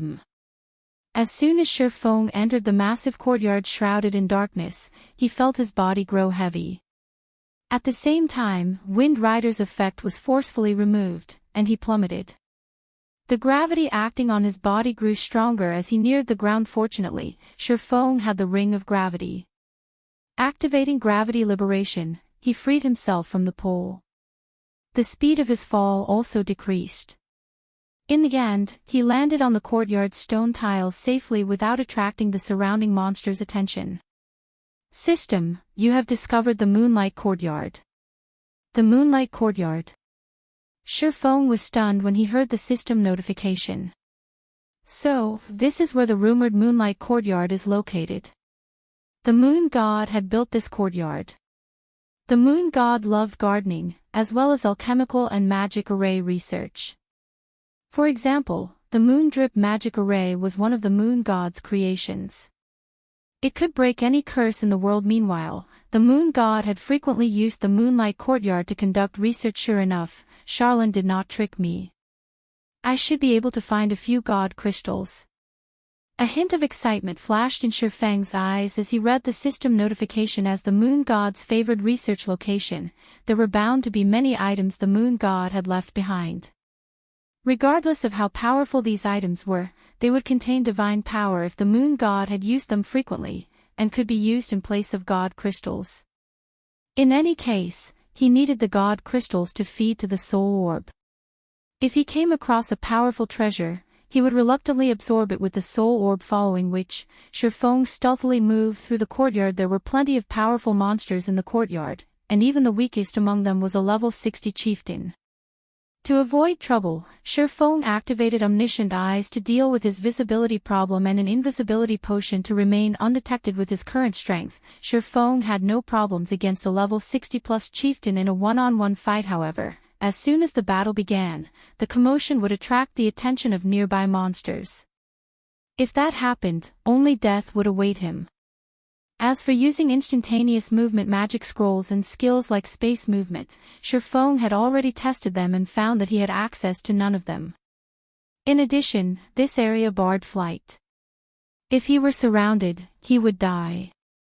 He needed to be very careful. After wandering around the courtyard for over 2 hours, Shifeng finally got through the courtyard's outer area and entered the middle ground between the outer and inner areas. The inner area is so luxurious. Shifeng wore a wistful expression as he gazed at the distant inner area. He could spot a herb garden in the inner area. Although the herb garden had existed since ancient times, due to magic arrays and divine ruins bolstering the garden, all of the herbs were healthy. Unfortunately, the demonic beasts were eating these herbs. Shifeng noticed that many of the plants had already been devoured. Furious, Shifeng even considered cooking these demonic beasts for his own meal. It would have been fine if the beasts had only devoured the ordinary herbs, but the garden also contained super rare herbs such as the Flower of Life. The Flower of Life had a similar effect to the Water of Life and could heal an NPC of all their injuries. Shifeng could also see exotic grass, which could dispel the majority of God's domain's curses. Even in herb-rich kingdoms and empires, one would be hard-pressed to find these kinds of herbs, and unfortunately, no one knew how to grow them either.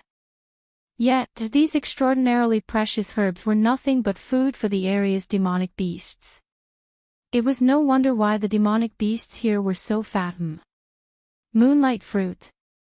Shifeng suddenly noticed a tree that was roughly 30 meters tall. Hanging from the silver tree's branches, Shifeng noticed a translucent fruit. When he saw this translucent fruit, his heart began to pound. In the past, the moonlight fruit had sold at one of the superpowers auctions. After that auction, not a single player throughout God's domain had forgotten the fruit's name. However, this wasn't because the fruit had sold for an astronomical price. Rather, it was due to the fruit's effects. When consumed, the moonlight fruit would permanently improve a player's physique. Chapter 1281, Exploring the Herb Garden. Chapter 1281, Exploring the Herb Garden. In God's domain, the moonlight fruit was one of the very few treasures that could permanently improve a player's physique. Although each fruit could only improve a player's physique by 2%, it was exceedingly valuable. Moreover, each player could consume a maximum of 5 fruits. In other words, players could improve their physiques by up to 10%. While 10% might not seem like much, the boost to a player's combat power would be astounding. There were 2 main reasons for the massive gap between Tier 1 and Tier 2 players. The first reason was the tier of skills they could learn. The other reason was the difference in physique. Tier 2 players' physique was 40% stronger than Tier 1 players. Although physique would not increase a player's damage or basic attributes, it could enhance a player's 5 senses and improve their body's flexibility. Players would be able to predict attacks that were originally impossible to spot and perform actions that were normally impossible to execute. This was why Tier 2 players could easily defeat Tier 1 players even if both sides possessed the same attributes and combat standards. In the past, a moonlight fruit easily sold for 3,000 gold. Regardless, countless experts had fought over it. As Shifeng stared at the large, silver tree, a massive figure beneath the tree stirred. The figure was an 8-meter-tall bear with thick, snow-white fur. Its claws were razor-sharp, and a silver horn grew from atop its head. Currently, the bear slept peacefully beneath the tree. Occasionally, it would rub its back against the silver tree. Silvermoon Bear, Demonic Beast, Great Lord. Level 65. HP 74-000-000/74-000-000. Shifeng spotted a total of 6 silvermoon bears resting beneath the tree. He also saw a large number, easily over 1,000, silvermoon rats roaming the garden. Moreover, these monsters moved relatively close to each other. Silvermoon rat, demonic beast, lord. Level 62. HP 18-000-000/18-000-000. It doesn't seem possible to sneak my way there. Shifeng observed his surroundings, but he couldn't find an opportunity to get past the monsters to take the moonlight fruit. I guess that I'll have to clear out the area, taking the monsters down slowly. If I obtain the moonlight fruits, it'll help Fire Dance and the others get through their promotion quests with Fire Dance and the other strength. They would likely clear their hard mode promotion quests. However, the likelihood of them clearing hell mode was relatively low. Although there was only a 1-grade difference between the two, the rewards would impact their development. However, if he could improve their physiques, then they could clear the hell mode promotion quest more easily. Moreover, he had another reason to eliminate the demonic beasts in the garden. He needed to reach the courtyard's inner area safely. On the off chance he caused a commotion and were surrounded, he would undoubtedly die. Thinking up to this point, Shifeng quickly went into action as a preventive measure. Let's summon a demon. Thinking so, Shifeng took the Bible of Darkness from his bag. Although he was confident in defeating these Lord-ranked silvermoon rats, it would take too much time and energy by himself. He needed some help. Originally, Shifeng had considered summoning his personal guards. However, as this was a special space, he would die from regret if they couldn't be unsummoned and died here. Unlike mounts and pets, personal guards could not be easily resurrected. Oftentimes, players chose to search for new personal guards rather than resurrecting their guards after death. Resurrection was simply too expensive. It cost even more than bronze and mysterious iron guards. Even Shifeng couldn't afford to resurrect a dead personal guard. Hence, unless absolutely necessary, he would not dispatch his personal guards. On the other hand, he would not mind even if the demons he summoned died. In any case, they would disappear after 5 hours, following which, Shifeng summoned a level 60, Tier 2 Tomahawk Demon. The demon could be both a meat shield and DPS almost. After waiting for some time, the 5 silvermoon rats standing around the herb garden's outer edge finally moved away. Immediately, Shifeng drank 2 bottles of Sea God's Blessing, increasing his basic attributes by 15% and all resistances by 150 points for 15 hours. Afterward, he activated an isolation scroll to reduce the chances of detection. He then executed void steps and quickly reached an ancient tree near the outer edge. With a light jump, he made it to the top of the tree, over 70 yards away from the 5 demonic beasts. At this distance, due to the isolation scroll, these level 62 demonic beasts couldn't detect Shifeng. As for the Tomahawk Demon, due to it being level 60, it would not be detected easily even if it stood only 60 yards away from the demonic beasts. When Shifeng noticed the silvermoon rats turning around again, he took out Blazing Meteor and attacked a rock near the demonic beasts. The throwing weapon shattered the rock instantly. The scattered rubble just so happened to collide with one of the wandering silvermoon rats. Although the rubble hadn't caused any damage, the silvermoon rat was enraged. Looking around furiously, its round, beady eyes quickly locked onto the shattered rock. The rat then carefully walked over. Seeing one of its companions wander off, another nearby silvermoon rat followed curiously. Demonic beasts were slightly smarter than ordinary monsters. However, they had less intelligence than humanoid monsters. If something suddenly changed, they'd react instinctively. In the case of humanoid monsters, they'd likely gather a group of 5 or so before investigating the shattered rock.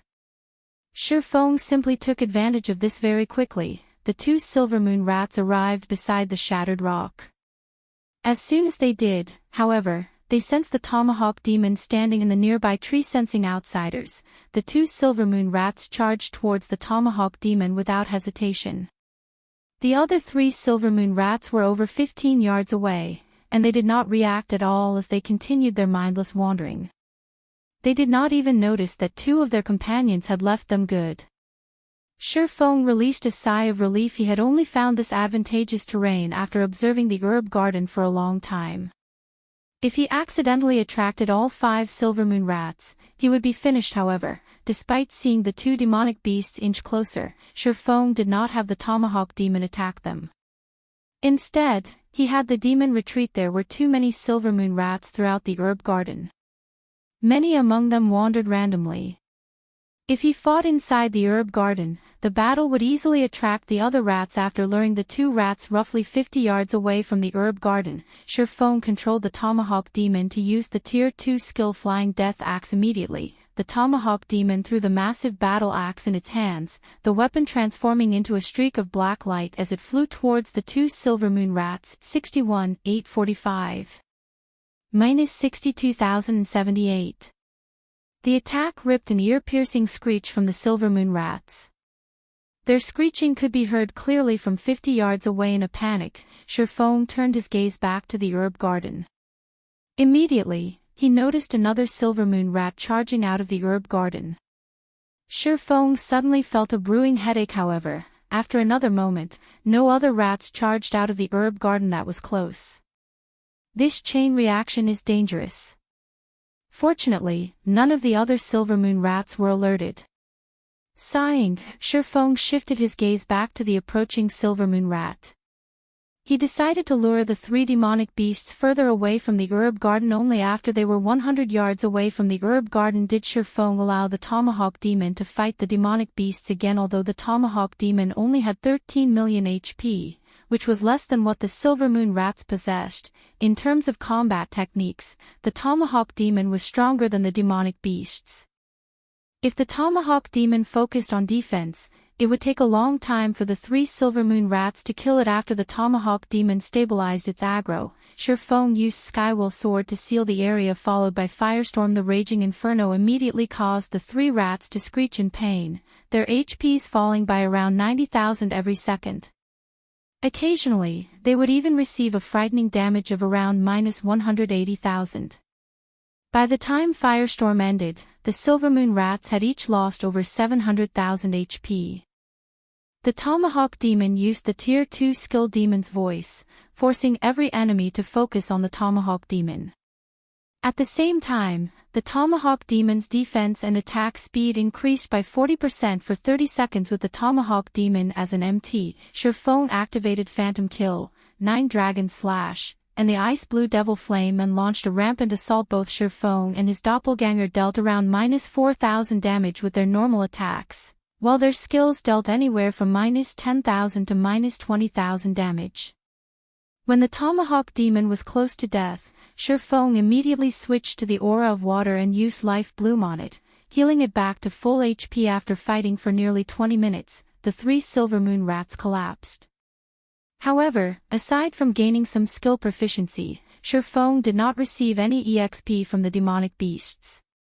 Suddenly, Shifeng felt that the system was very black-hearted. He had just killed 3 level 60 lords, for crying out loud.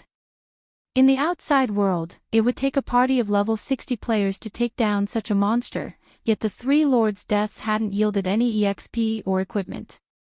Ha! Suddenly, Shifeng noticed a translucent, nail-sized grain beside one of the silvermoon rats. He picked it up and took a closer look. 7 luminaries shard. What?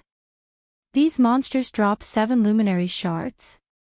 Shifeng could not help his surprise as he stared at the translucent grain in his hand. Chapter 1282, Growth Type Set Equipment. Chapter 1282, Growth Type Set Equipment. As expected of a god's home. This place is even more amazing than the Tower of Time. Shifeng shifted his gaze towards the demonic beasts in the herb garden as he held the 7 luminaries shard tightly. The Tower of Time was one of the 2 most famous towers in the Twin Towers Kingdom, as it was an Azura mode regional dungeon. Although the dungeon was a similar rank to the Stoneclaw Mountains, there was a huge difference between the 2. The Tower of Time's bosses dropped 7 luminaries crystals. However, the Moonlight Courtyard was even more astounding. He had a chance to obtain 7 luminary shards by killing the numerous silver moon rats here on their own. 7 luminary shards weren't particularly useful. However, they could be sold to NPCs for a high price. NPC merchants would be more than willing to purchase each shard for 1 gold. However, players weren't likely to sell their 7 luminary shards to NPCs. Players could synthesize 7 luminaries crystals from the shards. However, this task required a master alchemist at the very least. A master alchemist's synthesis success rate was roughly 30%, it was neither high nor low. Even independent players would attempt to synthesize their shards rather than sell them. After all, 7 luminaries crystals could upgrade a player's mind space. Nobody would foolishly sell such an important resource and give up on constructing their own private space for rest and entertainment. Thinking up to this point, Sherfone was suddenly motivated to wipe out the demonic beasts in the herb garden. He wouldn't find an opportunity like this elsewhere. Normally, one had to venture to extremely dangerous secret lands and kill the area's bosses to obtain 7 luminary shards or crystals. Now, however, he only needed to kill Tier 2 lords. This was like a bargain bin for 7 luminary shards. After a short rest, Sherfone began to lure the silver moon rats once again. His second attempt was much easier than his first. Moreover, he only lured 2 rats this time. Although he could take on 3 at once, fighting so many placed a heavy burden on the Tomahawk Demon. He needed to use Life Bloom constantly to keep the Tomahawk Demon alive by fighting 2 at a time. However, the Tomahawk Demon did not need to defend itself constantly and could launch counterattacks from time to time. This increased the total DPS. Sherfone attacked the Silver Moon Rat's weak points relentlessly. Like before, he healed the Tomahawk Demon with Life Bloom when its HP was low. Like this, Sherfone cleared out wave after wave of Silver Moon Rats, each wave taking over a dozen minutes to defeat. Sherfone cleared out over 20 waves without rest. Although the repetition was boring, the more Sherfone fought, the more smoothly he defeated the Silver Moon Rats as he became increasingly familiar with the demonic beast's attack patterns and weak points. As a result, he needed less time to defeat the rats each time he lured a wave over. Moreover, his harvest was considerable. After killing 47 Silver Moon Rats, he had obtained 21 7 luminary shards. The shard's drop rate was much higher than he had initially expected. Others' synthesis success rate was only 30%. However, Sherfone had the Philosopher's Stone.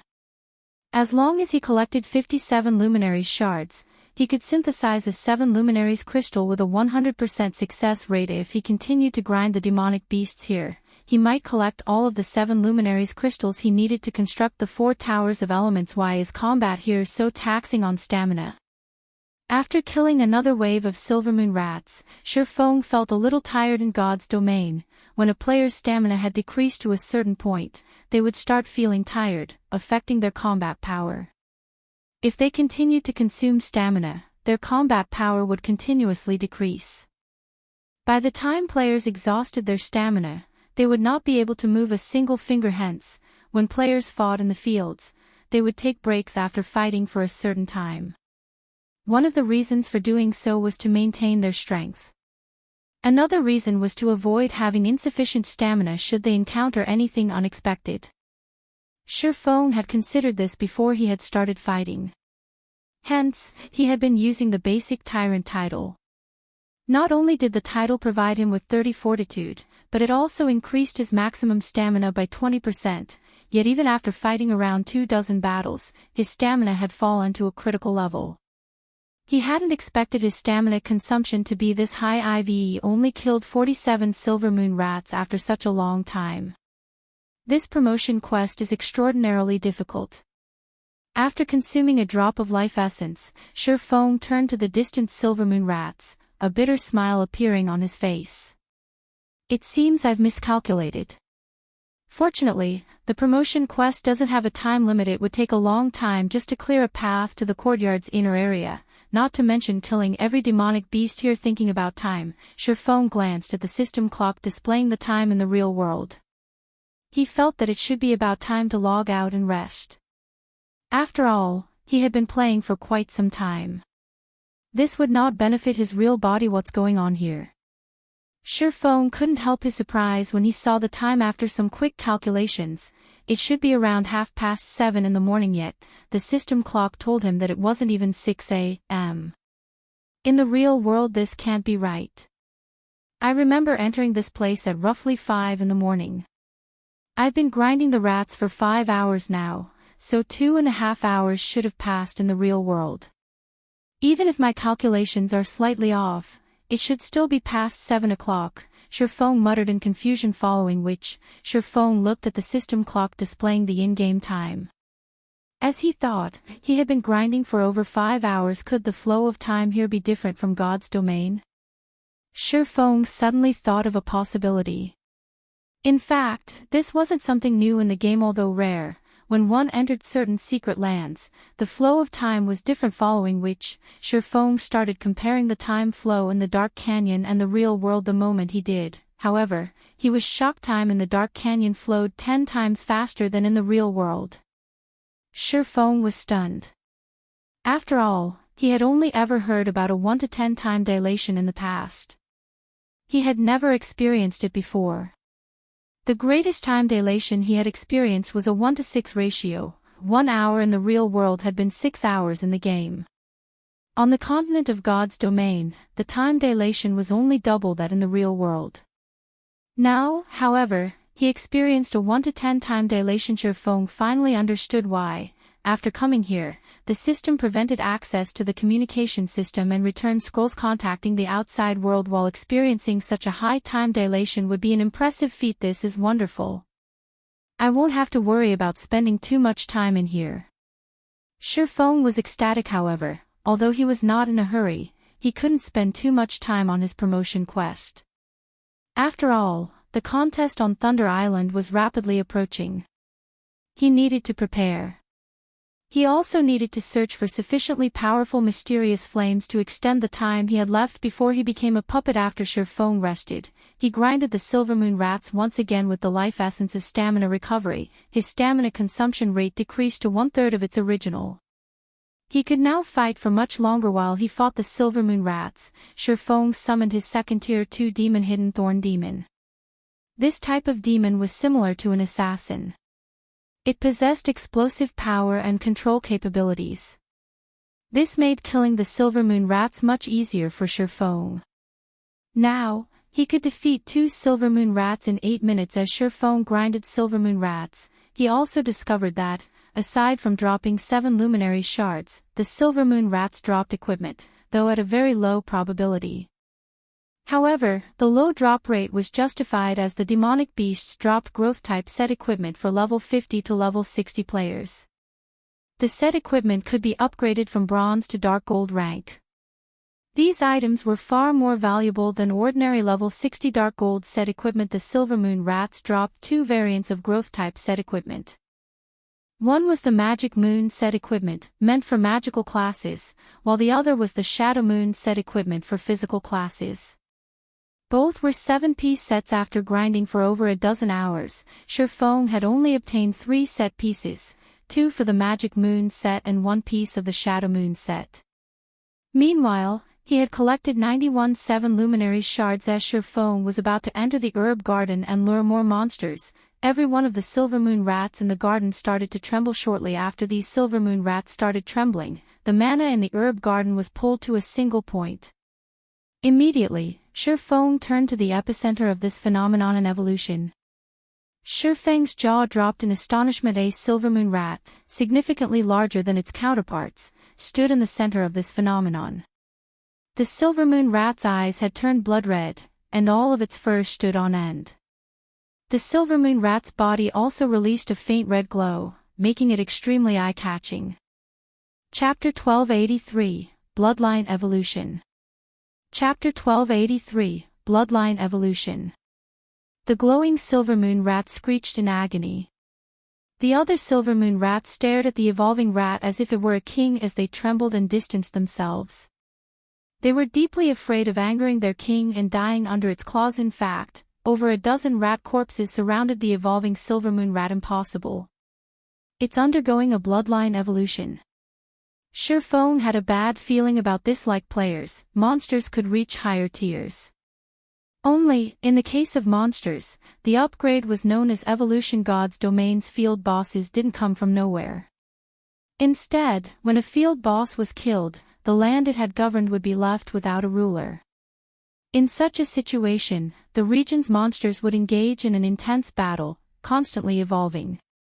Only after a new ruler emerged would these monsters cease their fighting. Hence, every time a new boss appeared in a region, the region's monsters would grow more powerful due to their evolutions. During the intense competition, the Silvermoon rat before him was similarly evolving. Only, its evolution was somewhat different, known as a bloodline evolution. Many demonic beasts were members of powerful monster bloodlines from ancient times. Hence, when they evolved, they had a chance of triggering their bloodline. If that happened, not only would their tier improve, but their life ratings would also rise. In the past, Shifeng had encountered demonic beasts that undergone bloodline evolution. A particular demonic beast had evolved from Tier 4 to Tier 5 and successfully triggered its bloodline. As a result, it had evolved into an incomparably powerful Tier 5 archaic species, transforming its governed area into a forbidden land for players. Only after a long time had a super guild managed to kill this Tier 5 archaic species. The Silvermoon rat was currently a Tier 2 lord. If it evolved normally, it would only become a Tier 3 great lord. If it triggered its bloodline, however, it would become a Tier 3 archaic species. At that point, escape would be impossible, much less victory. Even if Shifeng could run away, with a Tier 3 archaic species guarding the herb garden, he wouldn't be able to get in. He'd have to give it a try. Shifeng gritted his teeth and retrieved his only Tier 3, large-scale destruction magic scroll and Tier 3 summoning scroll. He activated them immediately. A monster's evolution wasn't instantaneous. They needed time to absorb enough mana. Moreover, the more powerful the evolution, the more time it would take. The Silvermoon rat's bloodline evolution had just begun. It was the perfect time to strike. Suddenly, a massive, blue magic array appeared above the evolving Silvermoon rat. This array absorbed a large portion of the mana the Silvermoon rat had gathered. Snowflakes started to descend from the magic array, and anything they touched froze instantly. In the blink of an eye, a radius of 50 yards had transformed into a winter wonderland Tier 3 large-scale destruction spell, Frosty Day. Not only could the spell cause a lot of damage, but it could also freeze all targets within the affected area for 10 seconds. Even if the freezing effect were negated, enemies would receive a debuff which reduced their movement speed and attack speed 50% and double their stamina consumption rate for 10 minutes. This one move had frozen all of the rats around the evolving Silvermoon rat. As for the Silvermoon rats that were outside of Frosty Day's range, due to the Silvermoon rat that was undergoing its bloodline evolution, they didn't dare approach the area. Instead, they turned tail and fled for their lives, giving Shifeng an opportunity to attack the evolving Silvermoon rat. As for the evolving Silvermoon rat itself, the spell had taken over 1 million of its HP. Although its HP had only decreased slightly, it was severely injured, and as a result, its mana absorption rate had decreased significantly. Roar. The evolving Silvermoon rat bellowed and glared at Shifeng, killing intent radiating from its eyes. It then charged at Shifeng. Good. Shifeng smiled. Immediately, he activated Windwalk before he turned and fled. It was too risky to fight the rat in the herb garden. Had the Silvermoon rat continued to absorb mana to evolve even after the initial attack, he would have been helpless. The fact that it had given chase couldn't be a better outcome. However, although the Silvermoon rat had yet to complete its evolution, its movement speed was still higher than Shifeng's even after he activated the Aura of Wind, and Windwalk bloodline evolutions are terrifying. Shifeng was inwardly shocked as he turned to look at the Silvermoon rat chasing him. Originally, over 70 yards had separated him and the Silvermoon rat. Now, the distance had shortened to 50 yards. Moreover, as the Silvermoon rat ran after him, it absorbed mana and continued its evolution. Fortunately, it wasn't evolving as fast as it had been. This was the outcome Shifeng had hoped for. As long as the Silvermoon rat continued to evolve, the other Silvermoon rats would not approach it. If the other Silvermoon rats tagged along, he really would die here. Following which, Shifeng dashed out of the herb garden, only stopping when the Silver Moon Rat caught up to him after catching up to Shifeng. The Silver Moon Rat slashed its razor-sharp claws at Shifeng's back. Not daring to be careless, Shifeng spun around and used parry, blocking the attack bing. The single attack threw Shifeng over 20 yards away. Although Shifeng had been sent flying because he had used the impact to put some distance between him and his adversary, the fact that he had been thrown so far told him that the Shadow Moon Rat now had the strength of a level 62 Great Lord. Shifeng refused to imagine how terrifying the Silver Moon Rat's strength and speed would be once it completed its evolution. This should be far enough. Shifeng glanced at the distant herb garden. He then controlled his Tier 3 summoned creature and 2 Tier 2 demons to attack the Silver Moon Rat. Dragon Breath. Suddenly, a beam of white light shot towards the Silver Moon Rat. Seeing this, the Silver Moon Rat revealed a human-like sneer.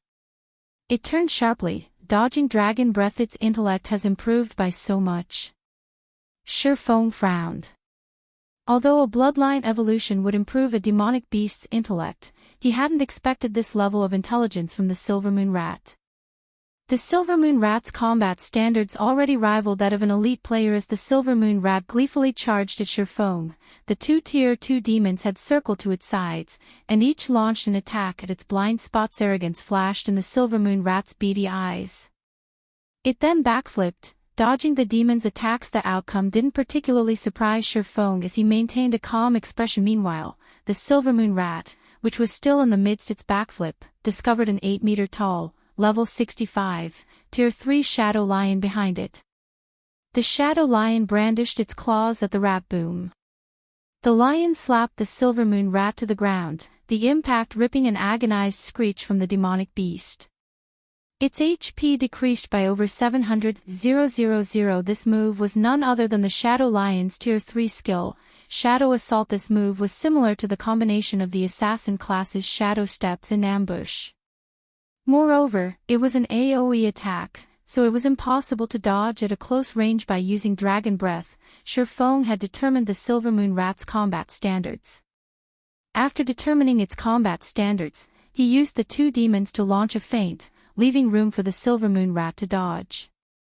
He responded by directing the Shadow Lion to injure the rat. After his plan succeeded, Shifeng switched to the Aura of Fire and activated Firestorm. As the Silver Moon Rat's body had been embedded in the ground, it couldn't dodge the raging inferno in time. The Silver Moon Rat screeched again as the scorching flames engulfed it, its HP decreasing rapidly.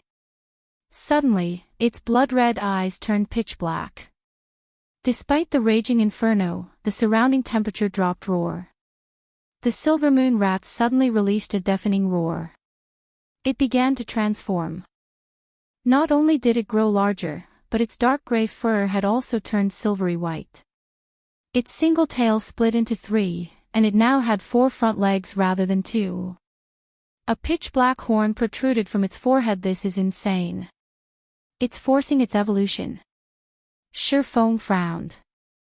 Chapter 1284, Soloing an Archaic Species. Chapter 1284, Soloing an Archaic Species. After completing its evolution, the Silver Moon Rat had more than doubled in size. Now, it was 6 meters tall and loomed like a 2-story house. Its aura had also grown more intense, making it difficult for Shifeng to breathe. Meanwhile, its statistics had undergone an earth-shattering transformation. Silver Moon Rat King, weakened, Archaic Species, Great Lord.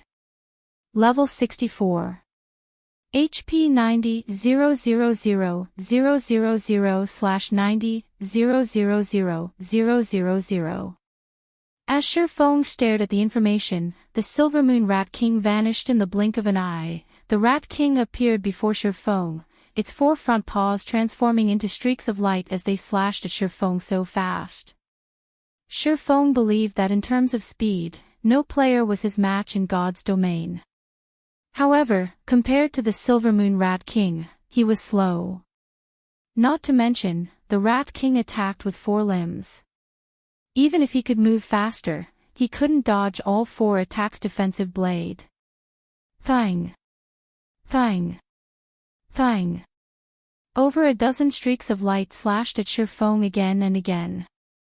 In the blink of an eye, Feng heard his defensive barrier shatter in a single round of attacks. The Silver Moon Rat King had exhausted defensive blades block counts. As soon as the Silver Moon Rat King ended its first barrage, it launched another. However, black mist now extended from its paws, forming 4 shadow whips that lashed at the swordsman. As if the Rat King were an expert with the weapon, the 4 shadow whips sealed off every one of Feng's paths of retreat, preventing him from dodging the attacks. It clearly forced its evolution, but why has its intellect improved by so much? Feng's expression darkened when he saw the 4 incoming whips. If a monster tried to force its evolution, not only would it receive a backlash, but it would also suffer a weakened state for some time, their attributes decreasing significantly in all aspects. Naturally, its intellect would be affected. Only after its weakened state faded would it recover to its peak. Although Feng's exchange with the Silver Moon Rat King had been brief, he could tell that the Rat King had the combat standards of a player that had reached the Trial Tower's 4th floor. Feng found this truly inconceivable. If the Silver Moon Rat King had evolved normally, what kind of combat standards would it have had? The Trial Tower's 5th floor? Or the 6th floor? With such high attributes and superb combat standards, the Silver Moon Rat King would be an utter nightmare. Not even an entire team of experts would be a match for the Silver Moon Rat King, much less a 100-man team of level 60, Tier 2 players. It was much different than the Tier 5 archaic species Feng had faced in the past. Due to the lack of weaknesses, players had been forced to take the Tier 5 archaic species head-on.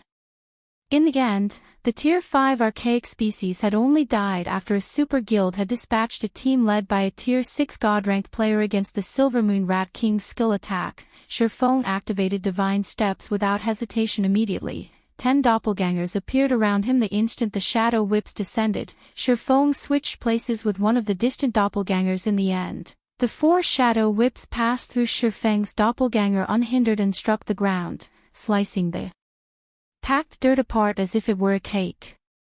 The grooves were roughly 6 yards deep and extended up to 50 yards. The attack's range and power rendered Feng speechless. After the skill ended, Feng swapped positions with another doppelganger and appeared beside the Silver Moon Rat King, the abyssal blade descending on the Great Lord Chop. -16,748. The Silver Moon Rat King reacted as it turned and snapped 2 shadow whips at Feng. Feng once more switched positions with a doppelganger on the other side of the Rat King and quickly followed up with Thundering Flash. 4 arcs of blue lightning passed through the Silver Moon Rat King's body. -7,950. -10,748. -29,601. -20,007. Although the Rat King's defense hadn't risen by much, it had 90 million HP, Feng's damage was nothing. Fortunately, while weakened, the Silver Moon Rat King couldn't use its combat recovery. Hence, any lost HP was permanent. By constantly switching positions with his doppelgangers, Feng suppressed the Rat King for a moment. Meanwhile, Feng controlled the Shadow Lion and 2 Tier 2 demons to join the battle. However, the Silver Moon Rat King promptly responded when it noticed the Shadow Lion and demons approach by lashing its 4 shadow whips. It aimed 2 for the Tier 3 Shadow Lion while the other 2 dealt with the Tier 2 demons. The Rat King's attacks were extremely accurate, forcing the Shadow Lion and demons to defend themselves. However, the Shadow Whip's attack speed was quite high. Before Feng could direct his creatures to dodge, the whip struck. The Shadow Lion was knocked back by over 10 yards, 2 damages of over -170,000 appearing above its head. Each of the Tier 2 demons had lost over 300,000 HP and been thrown over 30 yards. What high strength! Feng was surprised the Silver Moon Rat King's strength could rival a Grand Lord of the same level. Fortunately, he had avoided the Rat King's attacks, using Divine Steps to defend himself. Otherwise, if he had failed to block the 4 shadow whips and were struck, he would have died instantly. Even if he blocked all 4 whips, he would have very little HP remaining. Once Feng understood how powerful the Silver Moon Rat King was, he changed his attack methods now. Instead of issuing the Shadow Lion vague commands, he chose to control it himself. He directed the two demons to attack from the sides like the Silver Moon Rat King. The Shadow Lion was a Tier 3 monster. Although the Shadow Lion's strength was no match for the Silver Moon Rat King, its speed should be on par. With Shifeng's control, it would not be difficult to block the Rat King's attacks with the Shadow Lion. After all, the Silver Moon Rat King only had combat standards at the Trial Tower's 4th floor to ordinary and elite players. This combat standard might be considered very high. To him, however, it was not even passable. Even if he had to split his attention between controlling his body and the Shadow Lion, he could exhibit combat standards at the half-step refinement realm with the Shadow Lion. Once the Shadow Lion was under Shifeng's complete control, it easily dodged 3 of the Silver Moon Rat King's shadow whips. The Shadow Lion countered the last whip with a swipe of its claws, negating the attack. It then used its other paw to cast the Tier 2 skill, Shadow Claw, raking 4 bloody slashes across the Silver Moon Rat King's face. The impact slammed the Rat King's head into the ground, for 38,749. The Shadow Lion's attack dazed the Silver Moon Rat King. The rat stared at the lion in confusion. It had sent the stupid lion flying earlier, yet now the beast had dodged its attacks and slashed its face. The Silver Moon Rat King pushed Shifeng to the back of its mind and focused its attention on the monstrous cat, lashing one whip after another at the Shadow Lion. Against this furious assault, Shifeng directed the lion to defend itself. Although the Shadow Lion couldn't damage the Rat King, Shifeng and his 2 demons could attack the Great Lord from its blind spots, taking tens of thousands of the Rat King's HP every now and then. For a time, they fought a battle of attrition. The Silver Moon Rat King's HP decreased slowly. Only after a long time did its HP fall by 1%. As for the Shadow Lion, it lost HP at roughly the same rate. Thank goodness for its weakened state. After getting a general grasp of the situation, Shifeng breathed a sigh of relief. If the battle continued like this, he could kill the Silver Moon Rat King before the Shadow Lion's duration ran out. If the Silver Moon Rat King weren't in a weakened state, however, he wouldn't be able to kill it, even if he had days, due to its battle recovery. In fact, the reason that most experts in God's domain couldn't solo powerful bosses wasn't due to weak combat standards. Rather, they couldn't deal enough damage to overcome the boss's battle recovery. Without battle recovery, the Silver Moon Rat King's HP steadily decreased 95%. 90%. 80%. After fighting for nearly an hour, the Silver Moon Rat King's HP finally fell to 10%. Fortunately, the Shadow Lion still had 60% of its HP. Throughout the battle, whenever the Shadow Lion's HP fell to a critical level, Shifeng had cast Life Bloom on it. As a result, the Silver Moon Rat King watched helplessly as the Shadow Lion recovered to full HP. Roar. The Silver Moon Rat King finally went berserk. Black magic arrays suddenly appeared before its 4 paws, rampantly gathering the surrounding mana.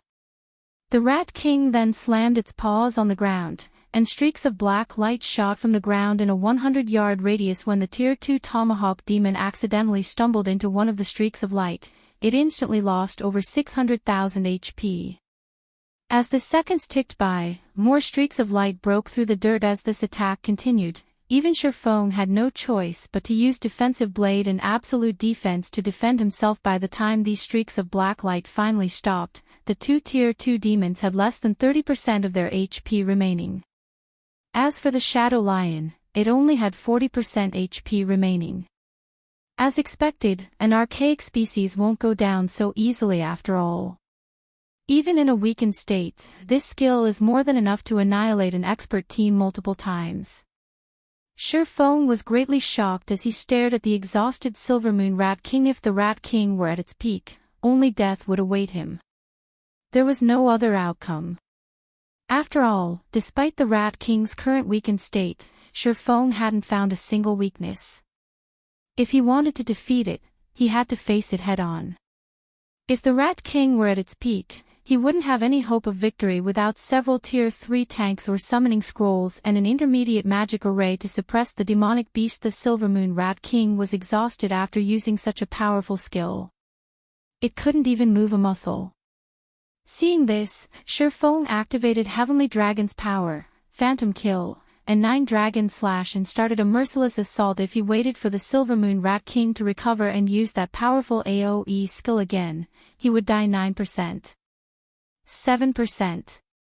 5%. 1%.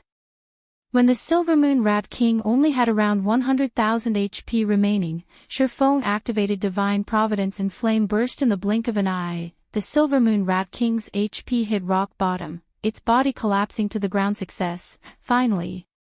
Shifeng fell flat on his back in exhaustion, taking one deep breath after another. He had focused on controlling the Shadow Lion while assisting the battle from the side. The fight had been both mentally and physically exhausting. Had the battle gone on any longer, Shifeng might have collapsed before killing the Silver Moon Rat King. Suddenly, Shifeng realized that his previously stagnant experience bar, which hadn't moved when he killed the other Shadow Moon Rats, was rising. Moreover, it rose at a rate visible to the naked eye. 10%. 20%. 30%. Only after reaching 69% of level 50 did his experience bar finally stop. Meanwhile, upon its death, the Silver Moon Rat King had dropped a mound of shiny items. Chapter 1285, Upgrading the Demonic Tiger. Chapter 1285, Upgrading the Demonic Tiger. The Silver Moon Rat King's loot was astounding. It had even dropped 16 Luminary shards. It had also dropped 5 pieces of equipment. The Magic Moon robes, the most important part of the Magic Moon set equipment, lay among them. There were also 2 pieces of the Shadow Moon set equipment, the chest piece and bracers. If he could complete the 7-piece sets, they would be the best set equipment available in God's domain right now. Besides that, the Silver Moon Rat King had dropped the level 60 Fine Gold Moonlight Shield and level 50 Dark Gold Necklace, Shadow Talisman. Any of the various large guilds would drool over the items. Quite a few tools had dropped as well. These tools included a Tier 3 Domain Scroll and Tier 3 Defensive Scroll. Shifeng considered these items compensation for the Tier 3 Large-Scale Destruction Magic Scroll and Summoning Scroll he had used. Shifeng had also obtained 7 Tier 3 Attribute Gemstones. What's this? Shifeng had thought that he had collected all of the loot, but he suddenly noticed a nearly transparent stone beside the Silver Moon Rat King's corpse. Although this stone rested there quietly, the surrounding mana surged towards it. Curious, Shifeng picked up the stone and examined it. However, he discovered that he couldn't see its information. This left him with no choice but to use Omniscient Eyes. I struck gold this time. After the 10-second appraisal process completed, Shifeng revealed an excited expression as he read the item's description. Bloodline Essence, Dark Gold Rank Item. This item contains a trace of a ferocious beast's bloodline. It can give a mount a trace of the ferocious beast's bloodline. Although specific items could upgrade guild mounts, there were very few items in God's domain that could upgrade a mount strength. A mount strength was not static. It could be improved. However, upgrading a mount was far more difficult than nurturing personal guard. Shifeng had never thought he would be so lucky as to obtain a dark gold strengthening tool for mounts. Although his demonic flame tiger was a dark gold mount, it was only as strong as a chieftain of the same level. It was not even a match for a Tier 2 lord. Against experts of his level, the demonic flame tiger wouldn't be of much use. At most, it could cast a few buffs if he could upgrade the demonic flame tiger to the standard of a lord. However, the mount would be of significant help. After all, a lord was the equivalent of a Tier 2 player. Moreover, unlike personal guards, Shifeng did not have to worry about the demonic flame tiger dying, as it was much cheaper to resurrect. The only downside was that, after its resurrection, the demonic flame tiger would enter a weakened state for a certain period, following which, Shifeng summoned the demonic flame tiger. When the tall, mighty demonic flame tiger manifested, it obediently lay down beside Shifeng and rubbed its furry head against his arm. How much strength you get from this depends on you now. Shifeng then placed the bloodline essence before the demonic flame tiger's mouth. Seeing the translucent stone, the demonic flame tiger shone with hunger like a cat staring at a fish. Without hesitation, It licked the bloodline essence off of Shi Feng's hand and gulped it down. When the bloodline essence entered the demonic flame tiger's stomach, blood-red patterns began to appear across the feline's body. The surrounding mana surged into the demonic flame tiger. The flood of mana wasn't one bit inferior to the Silver Moon Rat King's evolution. As it succumbed to the change, the demonic flame tiger wailed in agony, following which, the blood patterns released a brilliant glow as they devoured the tiger's body. As the surrounding mana density reached its peak, the demonic flame tiger's form began to change. The demonic flame tiger had stood 5 meters tall. Now, however, its body shrank, reducing to 3 meters. A pitch-black horn grew from its forehead, and arcs of silver electricity crackled around its 4 paws as black flames licked up its legs. The demonic flame tiger appeared more ferocious and majestic than before. Its aura, in particular, had undergone an earth-shattering change so strong. The bloodline essence's effect is impressive. Shi Feng could not help his surprise when he checked the demonic flame tiger's attributes. Despite its current, Lord rank standard, its basic attributes were much higher than a Lord of the same level. It could nearly rival a High Lord, a mount that was almost as strong as a High Lord. Just thinking about it excited Shi Feng. The strongest mount he had seen in the past had been on par with a Great Lord. It had belonged to a superpower's upper echelon and had been carefully nurtured. Countless resources had been spent on the mount's growth. Shi Feng had been jealous. After all, that player who had owned the mount had only been as strong as he had been, yet that player had such an impressive mode of transportation. Now that the demonic flame tiger was as strong as a High Lord, as long as he nurtured it properly, it might become as strong as a Great Lord by the time he reached Tier 3. It would be a powerful ally. After all, his tiger now had a strand of a ferocious beast's bloodline. It was much stronger than monsters of the same rank. It's about time to log off and get some rest. Taking a look at the real-world clock, Shi Feng thought that this would be a good time to take a break, following which, Shi Feng called up the system interface and logged out. As soon as Shi Feng exited God's domain, a series of notifications bombarded his virtual gaming cabin. Why are there so many messages? Shi Feng was slightly surprised. As his virtual gaming cabin had an anti-disturb mode, the system would temporarily block any messages from the real world. Only after he logged out of God's domain and woke from his slumber would the messages reach him. He had only been in God's domain for 3 days, yet he had over a dozen messages waiting for him. Some were from his assistant, Liang Jing, and some were from Big Dipper Group's chairman, Xiao Yu. He had also received an invitation from the White Tiger Dojo. Shi Feng glanced through one message after another. He quickly discovered that these messages focused on a single matter, the friendly competition that the White Tiger Dojo intended to host tomorrow.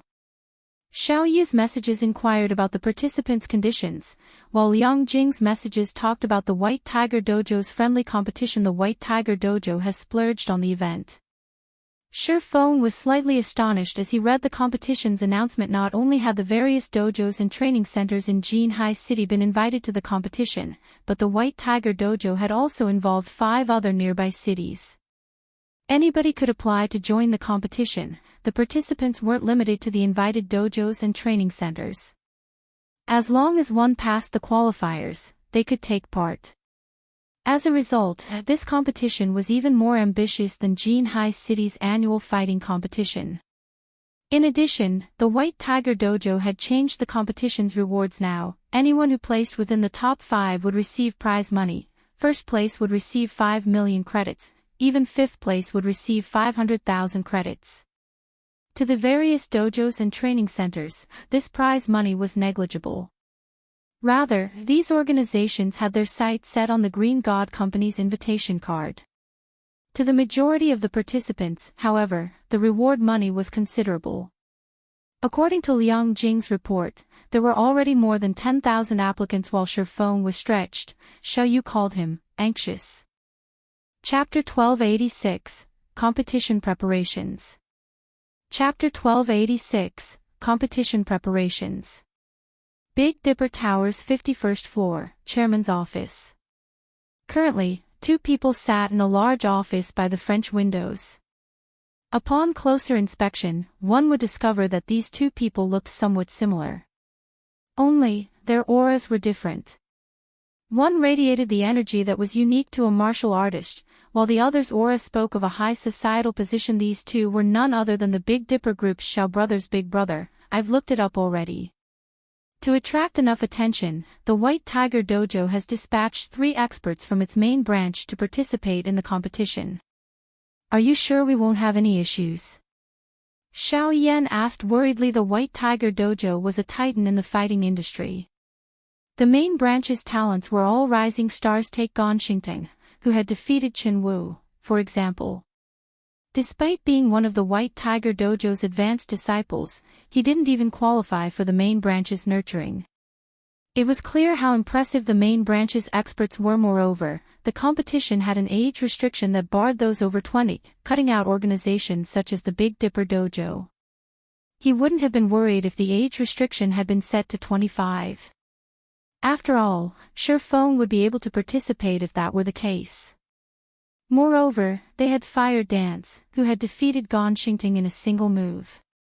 With those two, the Big Dipper Dojo could easily secure first place, yet neither could participate this time. Xiao Yan was very familiar with the Big Dipper Dojo's members. Only a few among them could be professional fighters. Moreover, even if they participated in the city's annual fighting competition, they wouldn't rank within the top 100.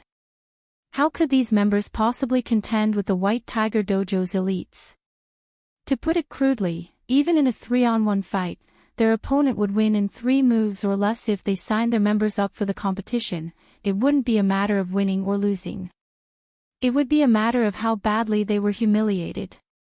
If they embarrassed themselves during such a grand event, it would impact the Big Dipper Dojo's future. Shi Feng's people have assured me that everything is in order. I've tried to ask the person himself, but he is still in the game, and it wouldn't be wise to interrupt him. After all, he has already guaranteed success. Xiao Yu responded with a concerned expression. Big Dipper's future was at stake. He had tried to ask Liang Jing, but she had no information on these matters. Big brother, I think we should try to get an answer from him. The competition is tomorrow. If we can't win, I'd rather be absent than humiliate ourselves. If that happens, we won't have any chance against the White Tiger Dojo, Xiao Yan said. All right. Once Shi Feng leaves the game, I'll ask him. Xiao Yu agreed with his brother's logic. The White Tiger Dojo was obviously serious about branching out to Jinhai City and the several neighboring cities. Otherwise, it wouldn't have dispatched its elites to take part in the competition. After all, the qualifiers for national fighting competition would begin soon. Its elites should be either resting or preparing for that event. Taking part in this sudden competition would affect them. As Xiao Yu and Xiao Yan chatted, Xiao Yu noticed that the Do Not Disturb mode on Shi Feng's communication system had been removed. Immediately, he called the man Chairman Xiao. What's with the early call? Has something urgent come up? Shi Feng asked curiously when he saw Xiao Yu's nervous expression on his quantum watch's display. The White Tiger Dojo's friendly competition is tomorrow. May I inquire about Instructor Shi's preparations? If you need any help, just say the word. We will do our best to assist you, Xiao Yu said. Currently, his gaze was fixed on Shi Feng, hoping to determine the young man's confidence of winning the competition by his expression and tone. He had been a part of the business world for some time, so he could easily read the truth and lies on a person's face. If Shi Feng didn't have the confidence, Xiao Yu would give up on the competition. After all, the dojo's honor was at stake.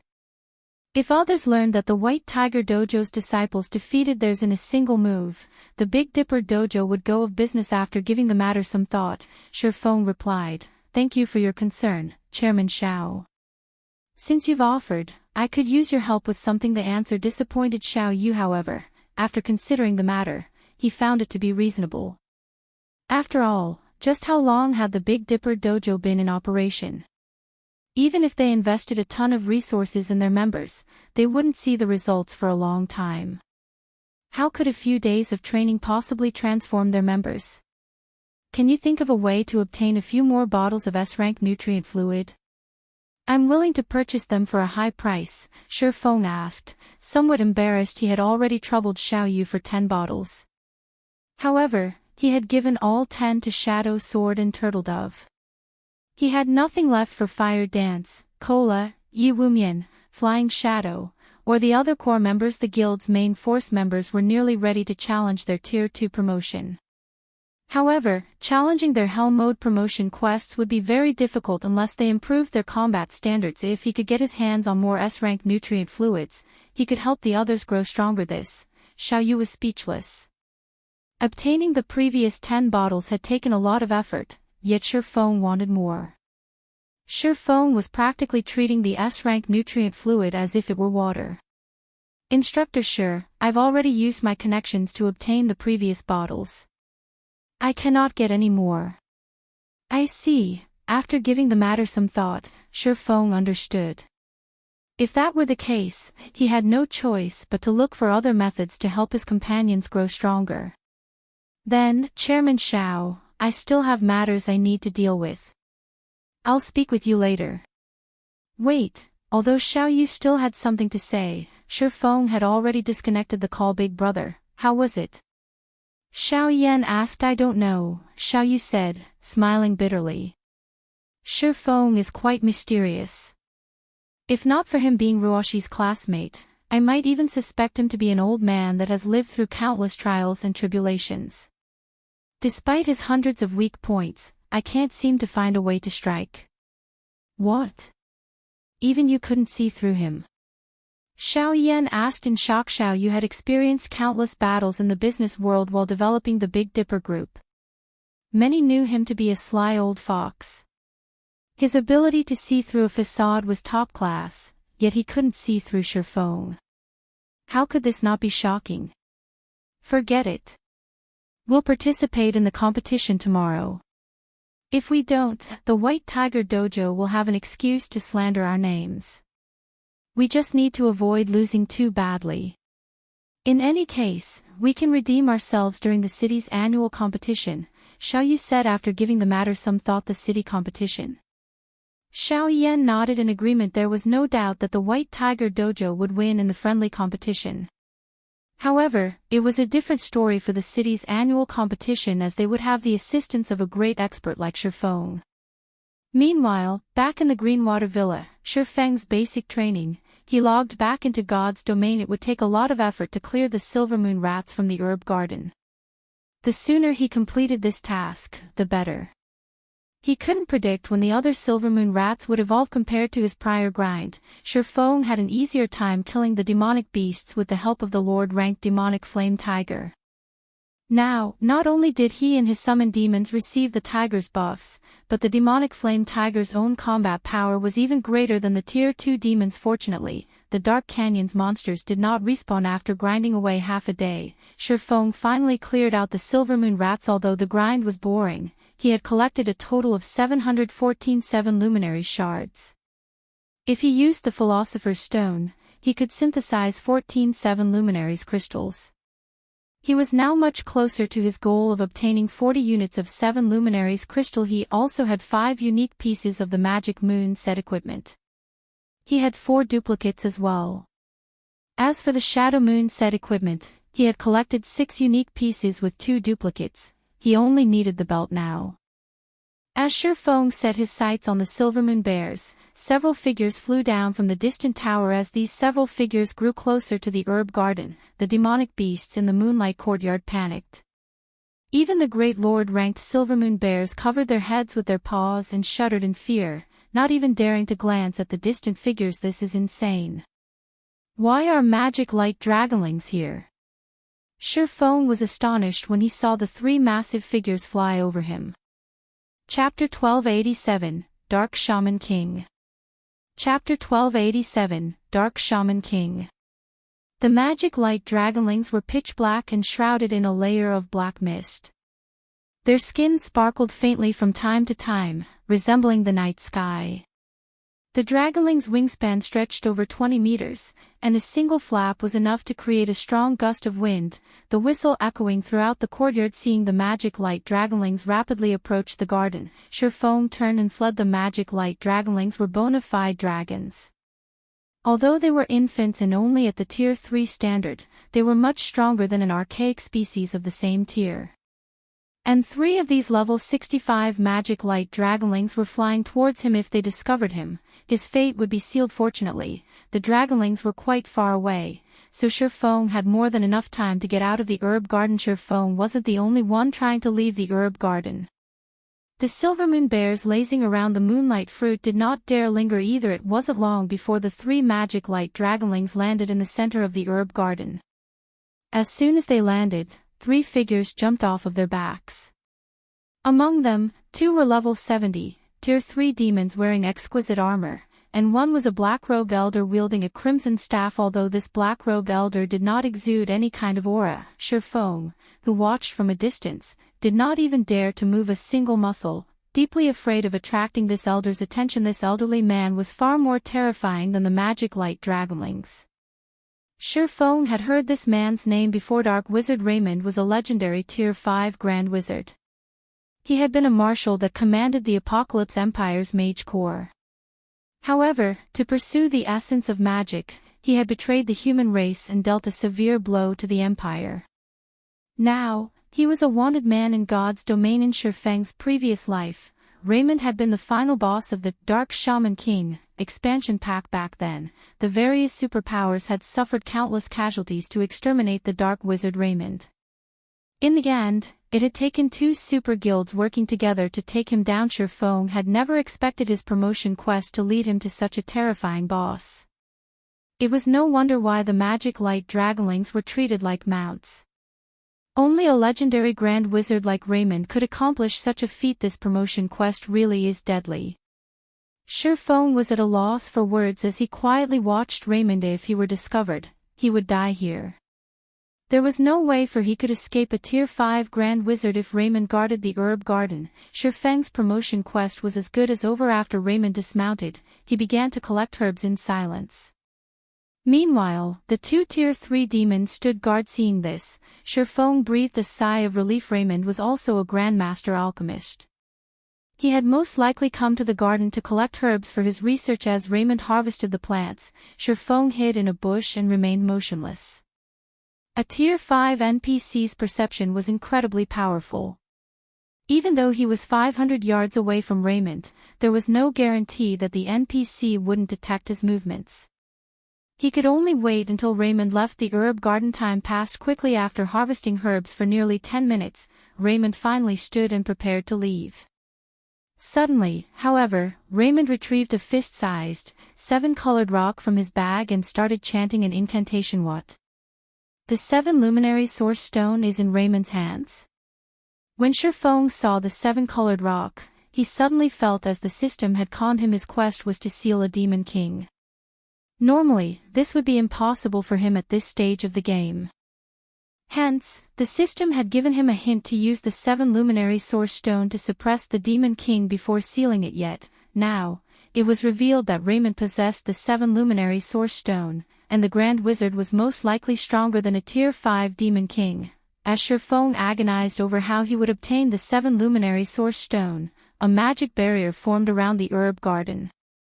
In the next moment, Shifeng saw Raymond retrieve some seeds from his bag and plant them in the garden. In the blink of an eye, these seeds started to sprout. Their growth rate was astonishing. Moreover, the herbs were extraordinary. They were all soul flowers, which were no less valuable than the flowers of life. Soul flowers were so valuable because they could reduce the system's penalty when players died. The death penalty was a massive headache for all of God's domain's players. If they died in the fields, they would lose 1 level. However, if they were resurrected with the basic resurrection potion, crafted with the soul flower, their death penalties would be reduced by 80%. The potion could also substitute for a team's lack of healers. However, the basic resurrection potion was only effective on level 70 and below players. It was ineffective on those who were above level 70. Moreover, the potion had a long, 1-day cooldown. Regardless of these flaws, the basic resurrection potion was undoubtedly a miracle. Unfortunately, while the recipe was very easy to obtain, the soul flower, the potion's main material, was extremely rare.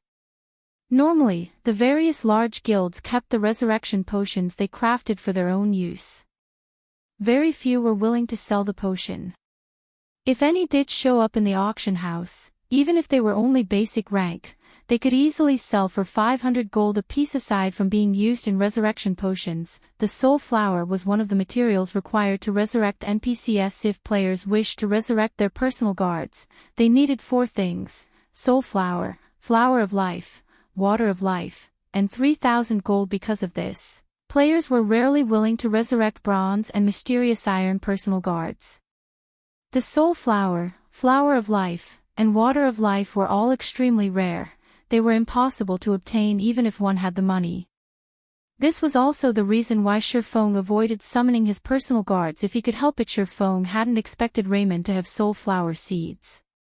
He certainly hadn't expected the man to have so many. If he could obtain these soul flowers, he could make a fortune. Following which, Shifeng watched Raymond instruct the 2 level 70, tier 3 demons before climbing back onto the magic light dragonling. All 3 dragonlings then flew back to the tower. The 2 tier 3 demons remained behind. They were obviously tasked to guard the soul flowers and prevent the nearby demonic beasts from eating them. 2 level 70, tier 3 demons. Shifeng smiled. If Raymond had tasked the magic light dragonlings to guard the soul flowers, Shifeng wouldn't have had any hope. However, it was a different story if he only had to take out 2 tier 3 demons. Following which, Shifeng summoned his personal guards. He hadn't done so early because he had worried that wouldn't be able to unsummon them. Their deaths would cause him a lot of trouble. However, the situation had changed. Even if they couldn't be unsummoned and died here, obtaining the soul flowers and flowers of life would be a profitable trade. Sometime after the 2 summoning magic arrays appeared, Anna and Kite emerged. The 2 NPCs were an even higher level than their last summoning. Anna was already level 72, while Kite had reached level 70. Their weapons and equipment had also transformed. Without Shifeng's knowledge, Anna had gained an additional fragmented legendary headpiece, while Kite had obtained a fragmented legendary one-handed sword. Shifeng was pretty jealous. He had to admit that dumping coins into their high-ranking quests had been a worthwhile investment. Although both of his personal guards were only tier 2, Shifeng didn't hesitate to send them to deal with the 2 level 70, tier 3 demons. Chapter 1288, Overwhelming Tier 3 Demons.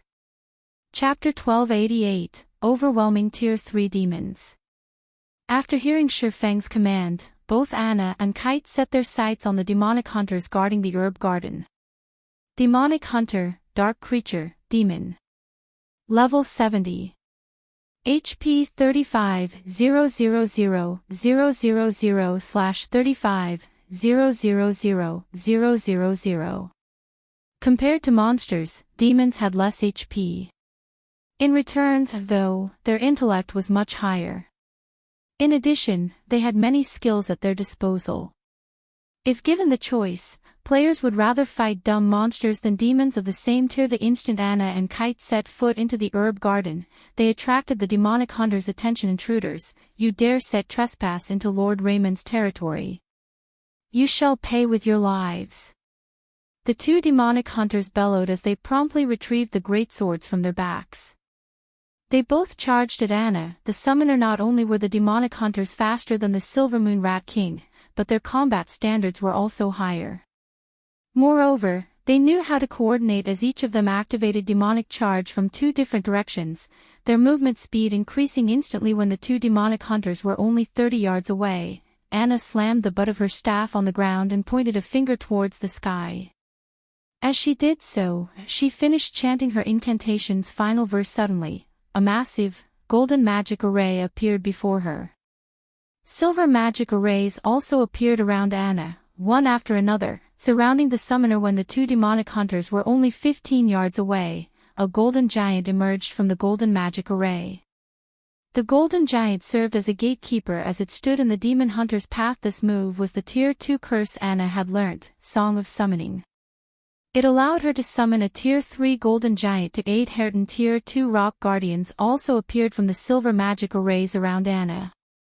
In the blink of an eye, Anna had summoned a monster army. Golden Giant, Elemental Being, Great Lord. Level 72. HP 770000/77000000. Rock Guardian, Elemental Being, Lord. Level 72. HP 31000/3100000. Although the two demonic hunters tried to circle the summoned creatures and attack Anna directly, the summoner had prepared for this. With a light wave of her staff, she fired several elemental bullets at the demonic hunters. Dang! Dang! Dang! The two demonic hunters responded quickly by blocking the bullets with their greatswords. However, the golden giant appeared behind the two demonic hunters, its fists descending on their heads. Boom. -415,797. -420,187. The impact blasted a large hole in the ground. At this point, Anna had finished writing another set of runes. She then flicked her finger at these runes. Immediately, these runes embedded themselves into the 10 rock guardians' bodies, who had already surrounded the two demonic hunters. As these runes merged with the rock guardians, a golden magic array formed around the two demonic hunters. Although the demonic hunters attacked the barrier, it remained intact as the rock guardians split the damage equally. Moreover, this magic array granted the rock guardians a 10% increase to their basic attributes and reduced the demonic hunters' basic attributes by 15%. With this, it became even more difficult for the demonic hunters to kill the rock guardians and break free from the magic barrier so strong.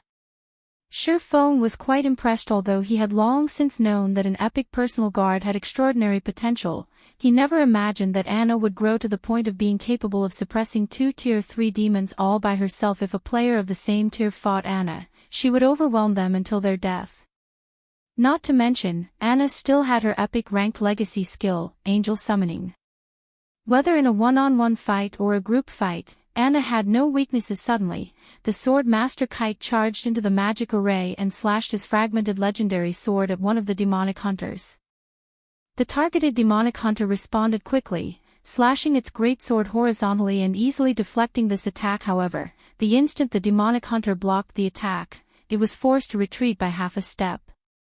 Immediately after, over a dozen wind blades struck the demonic hunter from multiple directions. 44,671. -44,598.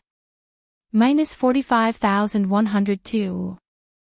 In the blink of an eye, the demonic hunter lost over 500,000 HP. Kite was clearly superior in both strength and speed. After watching his personal guard's performance for a short moment, Feng joined the battle. Although both Kite and Anna could overwhelm the Tier 3 demons, the demons were different from the Silver Moon Rat King. Both had battle recovery, which allowed them to recover 350,000 HP every 5 seconds. It would take quite some time to kill them. After Feng, the demonic flame tiger, and the two Tier 2 demons joined the battle, their overall damage skyrocketed. When any of his allies began to run low on HP, Feng switched to the Aura of Water and cast Life Bloom. In less than half an hour, both level 70, Tier 3 demons fell. Once they died, Feng's experience bar had risen to 82% of level 50. Sure enough, only Great Lords grant EXP here. Glancing at his experience bar, Feng gained a general understanding on some of the Dark Canyon's rules. He then shifted his gaze to the loot drop the two demonic hunters had dropped. Due to divine providence, the demonic hunters had dropped a total of 9 7 luminary shards and 2 pieces of level 60 fine gold equipment. They had also dropped 2 small pouches. Opening the pouches, Feng discovered that they actually contained seeds.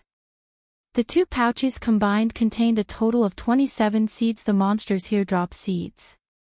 Feng was somewhat confused. This was the first time he had obtained seeds after killing a monster. Normally, one could only obtain seeds from NPC merchants or opening treasure chests, following which, Feng curiously checked the seeds attribute panel. Mutated rainbow tree seeds. Survival rate increased by 20%. Amount of rainbow fruit produced during each maturity cycle increased by 30%. There is a chance to produce mutated rainbow fruit. What? These are rainbow tree seeds. Feng was momentarily stunned. Fruit trees in God's domain were different from herbs. They would not disappear once harvested. Instead, the tree would continue to bear fruit as long as one nurtured it properly. Only, the fruit's maturity cycle was a little longer than herbs. One could easily purchase an ordinary fruit tree's seeds from NPC merchants for relatively cheap. However, rare trees' seeds were much more expensive, not to mention the rainbow tree's seeds. In the past, one such seed easily sold for 400 gold. Unfortunately, rainbow trees had a very low survival rate of roughly 20%. Hence, if one wished to their own, it would cost around 2,000 gold. If one were unlucky, the seeds might cost them as much as 4,000 gold. The rainbow tree seeds were so expensive because rainbow fruits could produce rainbow wine. Not only was the wine delicious, but its effects could also rival the 100-berry wine. Moreover, the rainbow wine's effects lasted much longer. The mutated rainbow tree seeds, however, likely cost several times more than ordinary rainbow tree seeds. After all, the seeds boasted such a high survival rate. These trees would also produce more fruit than usual. Most importantly, they had a chance of growing mutated rainbow fruit. After Feng collected the loot, he chose to unsummon his personal guards, letting Anna and Kite return to their original locations. However, despite numerous attempts, the system notified him that he had failed to unsummon the NPCs. Sure enough, I can't send them back. It seems that I'll have to unsummon them after completing the quest. Feng could not help but sigh. However, when he shifted his gaze to the soul flowers and rare herbs that filled the herb garden, his mood instantly lifted. There was even a large number of moonlight fruit waiting to be harvested. He had to admit that an Azura mode promotion quest was wonderful. Feng collected the rare herbs and moonlight fruits frantically while waiting for the soul flowers to mature normally. Soul flowers needed 3 to 4 days to reach maturity. However, due to Raymond's magic array, these only needed around 6 hours. Time passed very quickly. By the time Feng collected the soul flowers, his bag space was nearly full. It's about time for me to log off, Feng thought as he looked at the real-world clock. It was almost time for the White Tiger Dojo's friendly competition. As the Big Dipper's head instructor, he couldn't be absent from the event. He then chose to log out and disappeared from the herb garden. Rainbow fruit. Rainbow fruit in Chapter 1005 changed to 7-colored fruit. Chapter 1289, Difference caused due to time. Chapter 1289, Difference caused due to time. Jinhai City, City Center Sports Arena. The sun shone brightly in the midday sky. At this moment, however, the glaring, scorching sun couldn't stop the enthusiasm of the crowd gathered in front of the sports arena. A sea of people waited outside the arena, which could accommodate 50,000 people. The White River Dojo had been advertising the friendly competition for some time. Advertisements decorated the city streets. Including Jinhai City, a total of 6 cities planned to participate. It was the grandest competition so far this year. In an era where everyone valued physical fitness, nothing was more popular than a fighting competition. Today was also a Saturday, and everyone had the free time to watch the competition. After all, this competition involved fighting experts from 6 cities. It could be considered a contest between these cities. Many had come to support their own local fighters. In order to spread the news thoroughly, the White Tiger Dojo had specifically invited many of these cities' important fighters to spectate. Seeing luxury hover cars arrive before the VIP entrance, one after another, the people lined up in front of the normal entrance gasped. Every individual that alighted from these vehicles were even more extraordinary. Look. Isn't that Elder Sue? He's attending this event as well. Ha! Isn't that Master Chinwu? While the crowd watched in rapture, influential people entered the arena. Feng had also just arrived at the sports arena by car. As he had been occupied with gathering herbs, Xiao Yu and the others, finding it inappropriate to disturb him, had decided to head to the venue first. Hence, Feng had arrived alone. As soon as Feng emerged from the car, he was surprised. However, his surprise wasn't due to the number of spectators. Rather, he was surprised to see so many contestants. A line of people had queued up at the contestant entrance. There were at least 300 people in line at the moment. It was already enough to rival a provincial-level fighting competition. As Shifeng waited for Liang Jing to retrieve him, he noticed quite a few familiar faces in front of spectator entrance number 5. They were none other than Zhou Yuhu and his previous classmate's brother Hu. You really are impressive. You even got your hands on entrance tickets. When I showed off my ticket, my classmates were so jealous. A robust youth with a long nose and beady eyes praised Zhou Yuhu. That's nothing to Brother Hu. Brother Hu is famous at our school. Not only did he pass the professional fighter's test and officially become a reserve professional fighter, but he is also one of the few Shadow Guild experts in our school. It is a piece of cake for him to get a few tickets to this competition. A youth wearing a t-shirt proudly proclaimed, amazing. Brother Hu has become a reserve professional fighter? In that case, won't he become an actual professional fighter in 1 or 2 years? At this moment, several tall, beautiful female students gazed at Qin Shuyu, who stood beside Zhou Yuhu, in envy and admiration. Senior Shuyu, you really are blessed. You actually nabbed Brother Hu for yourself. It was extremely difficult to become a professional fighter. One needed talent. Becoming a professional fighter also meant earning a high income. If one became one of the top 10 fighters in the city, living in a high-end residence and owning a luxury car would be possible. If one became a champion, they would gain a lot of influence and wouldn't have to worry about money for the rest of their life. What are you girls talking about? Qin Shuyu, who wore a blue blouse and short skirt, pretended to get angry. However, her eyes contained a faint trace of pride as the group chatted merrily. Zhou Yuhu noticed Shifeng, who waited in the distance. Huh? Isn't that Shifeng? Hearing Zhou Yuhu's words, everyone turned to look. These people more or less knew about the history between Shifeng and Zhou Yuhu. Shifeng had defeated Zhou Yuhu in a single move, instantly becoming famous in the university. However, it had been quite some time since they had seen Shifeng, as, shortly after his fight with Zhou Yuhu, he had vanished. Shifeng wore a dark blue tracksuit. Compared to several months ago, he had built up quite a bit of muscle. He gave off an indescribable sense of familiarity. Why is he here? Qin Shuyu watched Shifeng in confusion. After the fellowship party, Shifeng had cut off all connections with his classmates after graduating from university. She had heard that Shifeng had joined a considerably powerful gaming workshop and was doing fairly well. I suppose he's here to watch the competition. Watch the competition? I doubt that. If that was the case, he should be in line for one of the spectator entrances rather than relaxing on a bench. He graduated already, yet he's still going around wearing a tracksuit. I guess he hasn't done that well. Sure enough, those rumors about him becoming powerful were lies. Senior Shuyu, it seems your decision back then had been a wise one. I wish my eyes were as keen as yours. The group praised Zhou Yuhu, one after another. After all, the difference between Zhou Yuhu and Shifeng was obvious. One was a nobody, working for some gaming workshop, while the other was an upper echelon in the well-known Shadow workshop.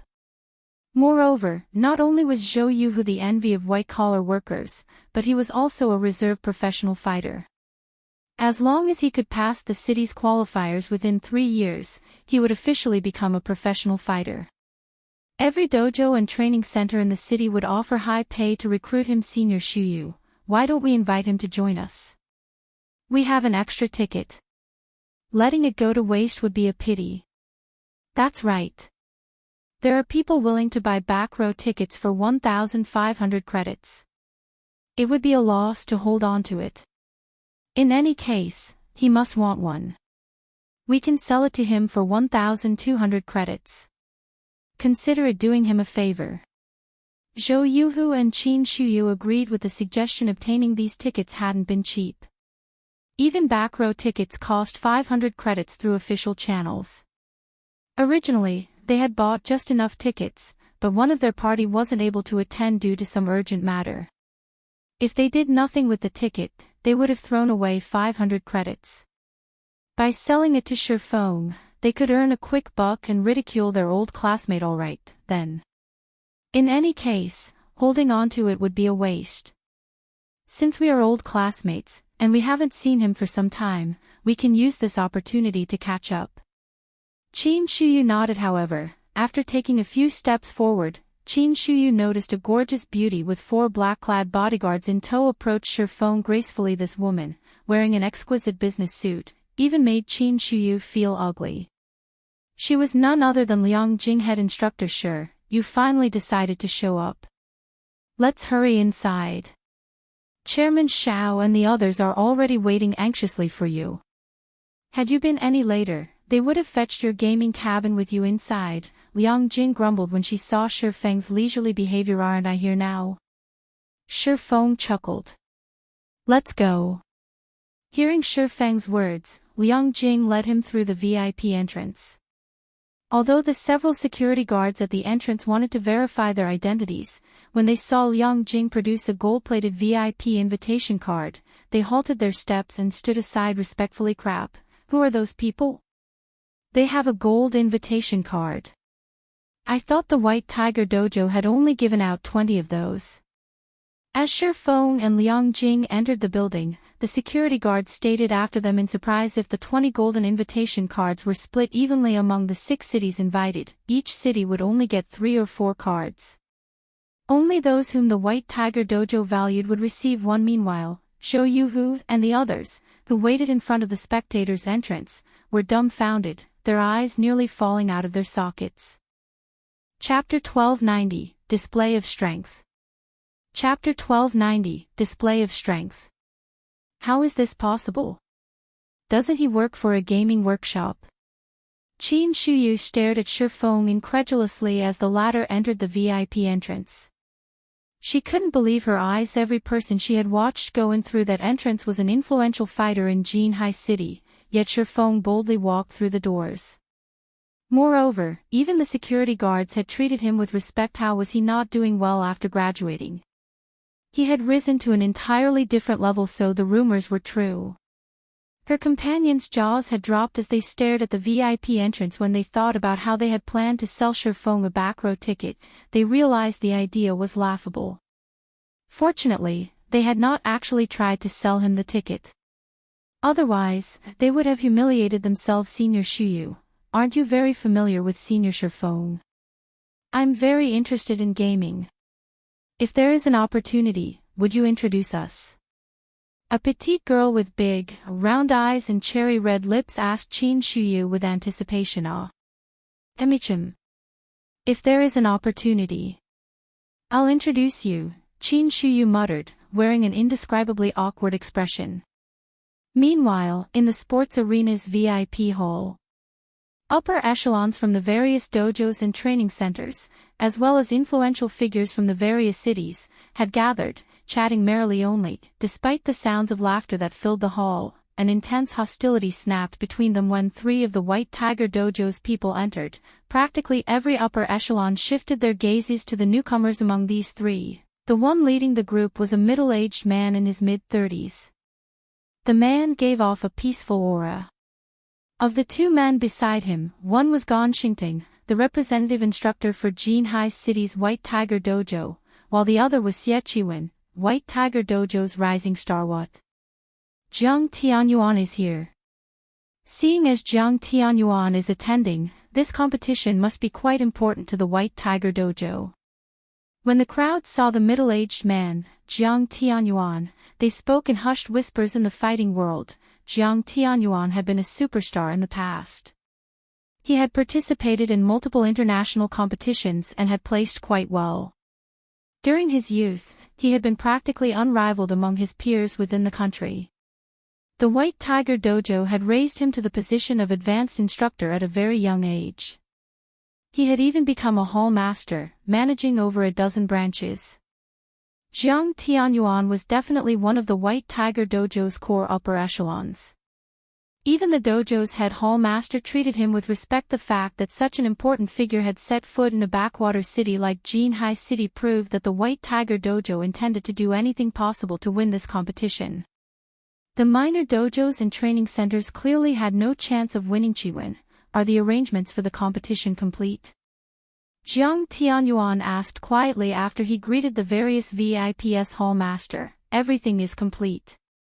Once this competition is over, the White Tiger Dojo will secure all 6 cities, Xia Qiwen reported, smiling good, then. Jiang Tianyuan nodded. However, I heard that the Big Dipper Dojo has a few skilled fighters. I've also heard that Lei Bao is now one of their instructors. Make sure our competitors do not grow complacent. Hall Master, rest assured, we've investigated the Big Dipper Dojo situation. Among their 20-year-old and younger members, none are exceptional. I am sure that some other dojo or training center will deal with Big Dipper before we have to, Xia Qiwen said confidently. If the woman named Fire Dance, who had defeated Gonxingting in a single move, took part in this competition, they would have to take Big Dipper seriously. However, none of the dojo's new members had any talent to speak of, much less strength compared to the Big Dipper Dojo. The other dojos and training centers posed were a greater threat, right? Who have you chosen to be our third representative in this competition? Jiang Tianyuan asked. I've heard that both Yu Ziping and Liao Huajie have performed considerably well thus far. Although Liao Huajie is one of the main branch's elites, Yu Ziping is nearly skilled enough to become an advanced apprentice. After some discussion, we've decided on Liao Huajie as our third representative. At the end of the day, Yu Ziping is too young. Although Yu Ziping has the advantage when it comes to the basics, he doesn't have as much combat experience as Liao Huajie, Xia Qiwen explained, smiling. What a pity. This is a good opportunity to accumulate experience. After all, that child is quite talented. After Jiang Tianyuan considered the matter, he agreed with Xia Qiwen. The competition was extremely important. If it weren't, he would not mind letting Yu Ziping take part in it instead. However, Jiang Tianyuan only played with this thought. After all, neither Liao Huajie nor Yu Ziping was skilled enough to attract his attention. He had only asked because Yu Ziping was one of his daughter's friends. Elsewhere in the arena. Head instructor Shi, you're finally here. When Xiaoyu saw Shi Feng enter the room, he hurriedly welcomed the latter. Anxiously, he asked, how is the team coming along? The competition was about to start, yet the Big Dipper's chairman was utterly unfamiliar with his team's condition. To make matters worse, quite a few influential figures within Jinhai City were concerned and had repeatedly asked him about Big Dipper's representatives. Meanwhile, he could only smile in response. He didn't have any answers for them. They should be all right, Shi Feng said, chuckling. Hearing Shi Feng's vague reply, Xiaoyu was speechless. He even wondered if Shi Feng was concerned at all. However, Xiaoyu's requirement wasn't overly high. As long as they didn't lose too miserably, he'd be satisfied. After all, the White Tiger Dojo had dispatched its elites from the main branch. Although Xiaoyu tried to say something more, the bell signaled the start of the competition. Everyone immediately turned towards the arena. The large sports arena, which was capable of accommodating 50,000 spectators, was filled to the brim. The venue was extremely lively, and even some of the contestants, who participated in fighting competitions frequently, grew tense. Of all the people that had applied to join the competition, a total of 768 people had qualified. These people would be divided into 32 groups of 24. Only one person from each group would proceed to the official competition. It was a cruel elimination round. Each dojo and training center's 3 contestants would be divided into different groups. 32 platforms had been set up inside the arena. Hence, all 32 groups could compete simultaneously without wasting time. The audience would get their fill of exciting fights. A virtual screen had also been set up in the arena center, displaying the winners of each round. Naturally, the more winners a dojo or training center possessed, the more powerful they would be. The results would allow the audience to judge just how strong the various dojos and training centers were. Although the White Tiger Dojo called this a friendly match, everyone knew that it was a ploy to show off its strength and the difference between itself and the other organizations. Following which, the contestants entered the arena. They moved towards the platform corresponding to their groups. Seeing the various contestants, the audience seated grew excited. Look. Isn't that Gu Qin, one of the White Tiger Dojo's geniuses? A frequent participant in the national competition is actually taking part in this competition. Ha! Isn't that Beauty Yi Yuqing? I heard that she is a female genius second only to Tang Jingyao in the White Tiger Dojo. If she's here as well, there's no need for this competition. The final match will definitely be between Yi Yuqing and Gu Qin. As the audience watched the White Tiger Dojo's representatives approach the stages, they were stunned. Meanwhile, the various dojos and training centers' upper echelons paled at the sight with two of the White Tiger Dojo's geniuses participating in this competition. How could they compete? Xie Chiwen, who watched from the VIP stands, suddenly noticed a familiar figure on platform number 14. This figure was none other than Yu Ziping. Why is he here? Xie Chiwen was flabbergasted. Chapter 1291, Death Group. Chapter 1291, Death Group. So, you secretly applied for the qualifiers, knowing that you wouldn't be chosen as a representative. Xie Chiwen's expression darkened as he glared at Yu Ziping on platform number 14. You really are a resilient bastard. Xie Chiwen knew that Yu Ziping was chasing after Jiang Tianyuan's daughter, Jiang Mengyun. Originally, he had planned to cause some trouble for Yu Ziping, forcing the boy to retreat. However, he hadn't expected Yu Ziping to disregard his kindness, much less join the competition without approval, following which, Xie Chiwen sent Gu Qin, Yu Yiqing, and Liao Huajie a message. The contents were simple: cripple Yu Ziping and prevent him from continuing in the fighting world. Hopefully, you don't disqualify too quickly. Xie Chiwen sneered as he looked at Yu Ziping. He had to admit that Yu Ziping was quite lucky. Among the White Tiger Dojo's 3 representatives, none were assigned to platform number 14. If he wished to take Yu Ziping out, he had to wait until the boy won the elimination round.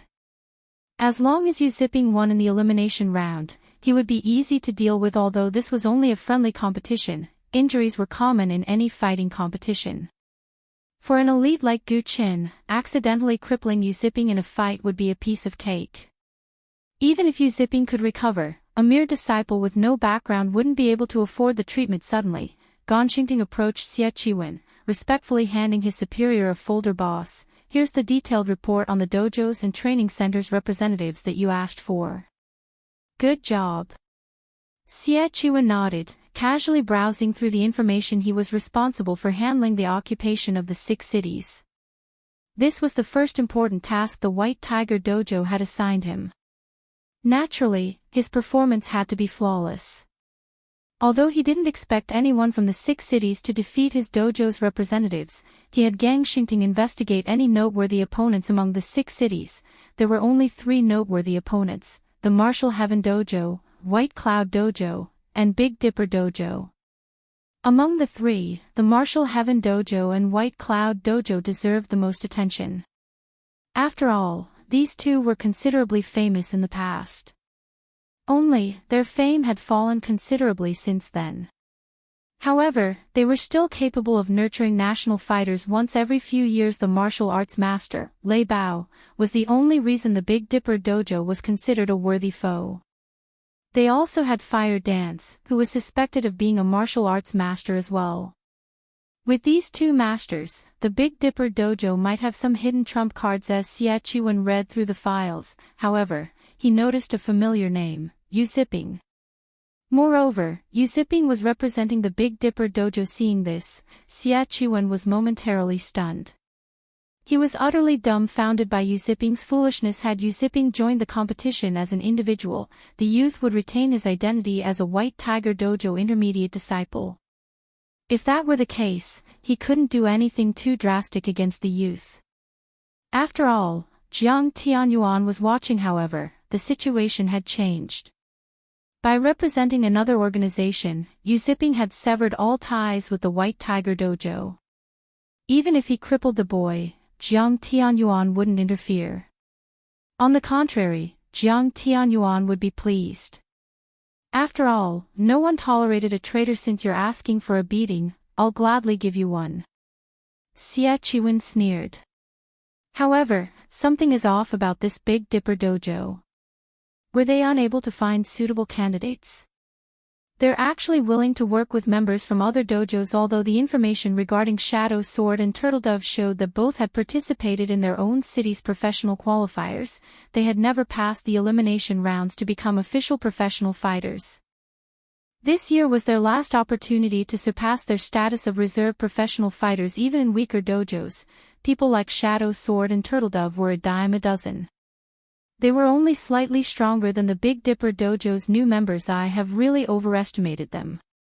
Xie Chuan turned to look at Shifeng and the others, who sat in the VIP stands, his sneer still plastered on his face. It would be a pity to keep such interesting information to ourselves. Xingting, notify the text to switch the main screens to these three people when it's their turn to fight. I want everyone to watch the Big Dipper dojo's performance. There were 4 virtual screens set up in the center of the arena to give the audience a better view of the fights. However, due to the number of platforms, only the interesting matches were broadcast. As the host of the competition, the White Tiger Dojo could choose any particular fight to broadcast when choosing to join a dojo or training center. Fighters usually based their selection on the establishment's capability to nurture its members. If it was well known that if a dojo's members were weak, no one would join it, regardless of who the instructors were. Boss, rest assured, I'll make sure that they are the main focus of the competition, Xingting said. Meanwhile, in the VIP stands. When Xiaoyu read the information Shifeng had provided regarding the Big Dipper dojo's representatives, he very nearly fainted. He had met these 3 people when they had arrived at the sports arena. However, he didn't know much about them. Now that Xiaoyu had read the reports, he regretted not holding Shifeng back. He felt that Shifeng had underestimated the 6 cities' various dojos and training centers. After all, of the dojo's representatives, 2 were not even professional fighters. They were merely reserves. Even if Big Dipper were weak, it was more than capable of hiring professional fighters to assist them, yet Shifeng had chosen reserve fighters. Moreover, the only professional fighter was a White Tiger Dojo disciple. If the 2 reserve fighters performed badly, and they had to rely on the White Tiger Dojo's disciple to achieve victory, others would still assume that the White Tiger Dojo was more powerful. They would be promoting the White Tiger Dojo instead of the Big Dipper Dojo. On the other hand, if they lost, they would be slandered for misleading a White Tiger Dojo disciple with poor training. To make matters worse, both Shadow Sword and Turtledove had been assigned to Death Group. Although none of the White Tiger Dojo's elites were in their Death Group, many excellent provincial-level fighters were. Quite a few were even preparing to challenge the national competition this year. Their combat standards far exceeded city-level professional fighters. These reserve fighters had no chance against them. As Xiaoyu contemplated stopping the competition, the first match on platform number 1 began. To Xiaoyu's dismay, Shadow Sword, Fu Jinghong, had been chosen to fight in the first match. And to make matters worse, his opponent was the favorite to win in platform number 1. His opponent's name was Lu Jingshan, a genius disciple from the White Cloud Dojo. It's over. When Xiaoyu saw Lu Jingshan's 2-meter-tall, muscular frame walk up the platform, his expression darkened. Lu Jingshan was one of the White Cloud Dojo's favored disciples. He had been born with extraordinary physical strength and was a talented fighter. Last year, he had secured 5th place in a provincial fighting competition and had very nearly qualified for the nationals. This year, Lu Jingshan had challenged many experts and defeated numerous people from last year's national competition. His strength had long since reached the national level. In the White Tiger Dojo, he would easily become an advanced disciple. So, the fight is over before it has even begun. Xie Chuan stifled his laughter when he saw Fu Jinghong's opponent. Once both fighters were in position on platform number 1, the referee swung down both his hands and declared the start of the match. Chapter 1292, Shocking the Arena. Chapter 1292, Shocking the Arena. The moment the match began, the screens above the arena began to broadcast the fight, attracting everyone's attention. Ha ha ha. Chairman Xiao, you've really got some bad luck. Your boy has to face our White Cloud Dojo's genius right off the bat. This year, little Lu has achieved a punching strength of 604 kilograms. He can even rank near the top in the national competition. A white-haired, old man began to laugh not far from Xiao Yu. Hearing this old man's comment, Xiao Yu's expression darkened further. Even Hall Master Chen Wu, Jinhai City's #1 expert, only had a punching strength of 453 kg. The Big Dipper dojo would be eliminated in the very first round. Xiao Yu wasn't the only one with such thoughts. Everyone in the venue shared a similar opinion. Even Fu Jinghong thought so. Lu Jingshan was very famous in the fighting industry. Even top-class, city-level professional fighters looked up to the genius guild leader. Will it really be alright? Fu Jinghong could not help but glance at Shi Feng, who watched from the distant VIP stands. Worriedly, he had only arrived at the Greenwater Villa 4 days ago, yet he was participating in such a large-scale competition, required to face off against experts from various cities. Although he had undergone 3 days of special training and consumed plenty of S-rank nutrient fluids, which significantly improved his physique, he had no confidence in winning. After all, before this, he had been a reserve fighter. Unfortunately, despite his many attempts to convince Shi Feng that he wasn't skilled enough to participate in such a large competition, Shi Feng had told him to relax and fight like normal. "Brat, are you going to get off of the stage yourself, or do I have to throw you from it?" Lu Jingshan asked, sneering at Fu Jinghong. "I'll say this. My strength has increased again recently, so don't blame me if I can't control it." "Come," Fu Jinghong said, gritting his teeth. He decided to put up a fight. After all, Shi Feng had invested 5 bottles of S-rank nutrient fluid in him. If he surrendered, he would forsake his guild leader's kindness. "Oh, how courageous of you!" Lu Jingshan clapped his hands in mock praise. However, a second later, he dashed towards Fu Jinghong. As he moved, he looked like a brown bear, inspiring fear in his opponent. As Lu Jingshan arrived before Fu Jinghong, he jabbed at the latter's face, his fist moving so fast that it left behind even after images. Not bad. He has trained a standard punch to such a degree. No wonder even some national-level fighters aren't a match for him. Jiang Tianyuan praised the fighter from the VIP stands. From the moment Lu Jingshan charged forward to the moment he threw his punch, he had completed the entire process like flowing water. He was fast, accurate, and ruthless. There wasn't any excess movement to hinder his strength. Lu Jingshan threw his entire weight into the single punch. Although there was nothing special about this move, it was extremely dangerous. If not dealt with properly, the hit might finish Fu Jinghong off. Boom. An explosion echoed throughout the platform. However, Lu Jingshan's punch didn't reach its mark. Instead, it stopped 3 inches away from Fu Jinghong's face. The audience was stupefied. He missed. Lu Jingshan really loves to play around. He's deliberately trying to scare his opponent. That's right. After all, the difference between them is massive. It wouldn't be interesting if he ended the match with 1 punch. Lu Jingshan must be trying to spare his opponent's reputation. Fu Jinghong really is unlucky.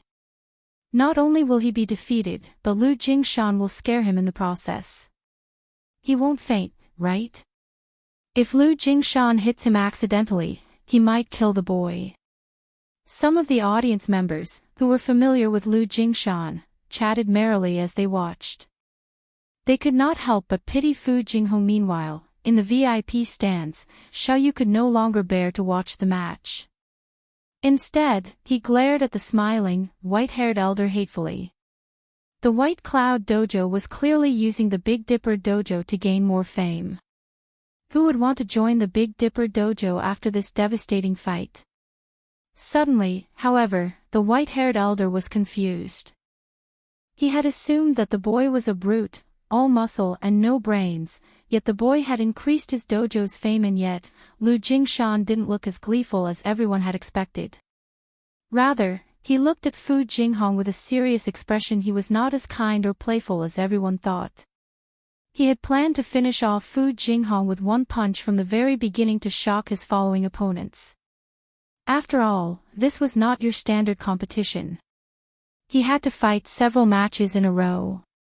He might even suffer injuries as a result. Although the sports arena was equipped with excellent medical facilities and could help him heal small injuries very quickly, medicines and machines couldn't restore one's mental state. Hence, he had intended to finish his fights as quickly as possible. However, he had never expected Fu Jinghong to dodge his punch. Brat, you got lucky, but your luck ends here, Lu Jingshan shouted. Immediately, he executed chaotic arrow strikes, his swiftest and most violent technique. He planned to overwhelm his opponent with brute force and speed. A wall of fists bombarded Fu Jinghong. Lu Jingshan's trademark chaotic arrow strikes. That kid is doomed. It will take several months in the hospital to recover from his injuries. The audience could not help but pity Fu Jinghong when they saw Lu Jingshan's ruthless assault. As everyone thought that Lu Jingshan would send his opponent flying, Fu Jinghong reacted, blocking every one of the incoming punches. Impossible. He can actually block that. Is he even human? The audience in the VIP stands were shocked. This was especially true for the White Cloud Dojo elder. Lu Jingshan's punches were both swift and strong. This technique would even overwhelm national fighters, yet Lu Jingshan couldn't even hit Fu Jinghong. What refined skills. Jiang Tianyuan's eyes glowed as he watched Fu Jinghong's movements. The spectators were focused on Fu Jinghong's defense, but Jiang Tianyuan was fully aware of how difficult it was to block Lu Jingshan's chaotic arrow strikes so effortlessly. First, Fu Jinghong needed to predict Lu Jingshan's attack trajectories accurately. Then he needed to block the attacks from the correct angle. To achieve such a feat, one required an acute awareness of the fight and a wealth of combat experience. Jiang Tianyuan found it very difficult to believe that a youngster in his late teens could possess so much combat experience. What? I thought he was just a reserve fighter. Xiao Yu wore an incredulous expression as he watched Fu Jinghong move across the stage gracefully, his mouth hanging open. He then shifted his gaze to Shi Feng, and all of his resentment for the man vanished. He was surprised and elated. He had never thought that Shi Feng would find such a hidden expert.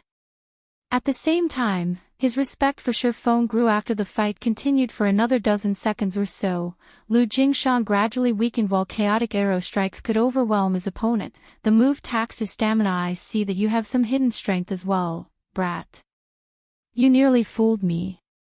Seeing the fight going nowhere, Lu Jingshan gave up on using chaotic arrow strikes and pulled away from Fu Jinghong.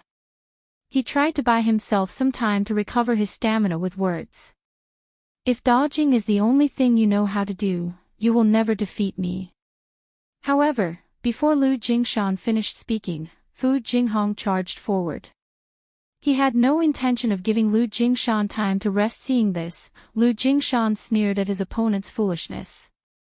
Adjusting his stance, he responded with a horizontal kick as Lu Jingshan's leg was about to strike Fu Jinghong. The young fighter representing the Big Dipper Dojo slid to a stop as if he had predicted the counterattack. As a result, Lu Jingshan's leg brushed past Fu Jinghong's clothing. Lu Jingshan's stance crumbled as his attack missed, revealing weak spots in his defense. Using this opportunity, Fu Jinghong launched a scissor kick at Lu Jingshan's unguarded abdomen. Poo. Lu Jingshan spat a mouthful of blood on the spot, flying off the platform and slamming into the ground. Although Lu Jingshan tried to stand, he swayed before losing consciousness and collapsing back to the ground. As this was a friendly competition and each contestant had to participate in more matches than the standard competition, once a referee determined that a contestant was incapable of continuing, they would immediately declare the fight's outcome winner. Big Dipper Dojo's Fu Jinghong. Chapter 1293, Another Monster. Chapter 1293, Another Monster. He won, just like that. The audience was dumbfounded as they stared at platform number 1's Fu Jinghong. Nobody had expected such an outcome. Moreover, the fight had ended so quickly. However, among those present, the upper echelons in the VIP stands were the most surprised. Although the general audience knew that Lu Jingshan was very strong, they didn't know that he was as skilled as a national-level fighter. And such an expert had been defeated by a disciple from a dojo they had never heard of. This was unbelievable. The Big Dipper Dojo. Didn't that dojo recently open? Amazing. I thought the rumors about Big Dipper recruiting a master were lies.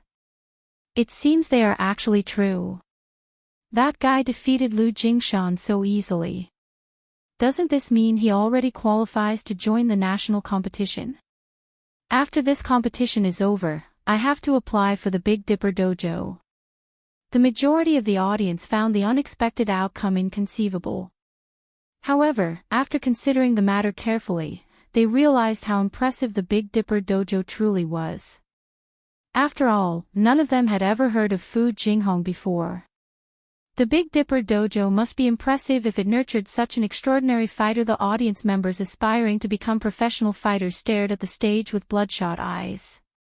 They were all eager to join the Big Dipper Dojo. Even if they couldn't become national-level fighters, they wouldn't have to worry about putting food on their table for the rest of their lives if they joined the ranks of provincial-level fighters. Due to the focus on Fu Jinghong and Lu Jingshan's fight, the spectators discussed the Big Dipper Dojo for a time. The more they talked about the dojo, the more enthusiastic they became. In the blink of an eye, the Big Dipper Dojo had garnered a lot of fame. Well, I won't have to worry about my marketing plans. When Shifeng noticed the heated discussions in the other audience stands, with some even expressing their intent to join the dojo, he considered this a good opportunity to advertise the Big Dipper Dojo. The White Tiger Dojo was trying to occupy the various third-tier cities because it wanted to recruit more talented fighters as leverage during its negotiations with international corporations. After all, everyone had already learned that talented fighters had an easier time becoming experts in God's domain. Hence, instead of blindly recruiting players in God's domain and hoping to find hidden gems, it was far more efficient to recruit talented fighters and train them in the game. Although the Big Dipper Dojo had already been established in Jinhai City for quite some time now, only those in the fighting industry knew its reputation.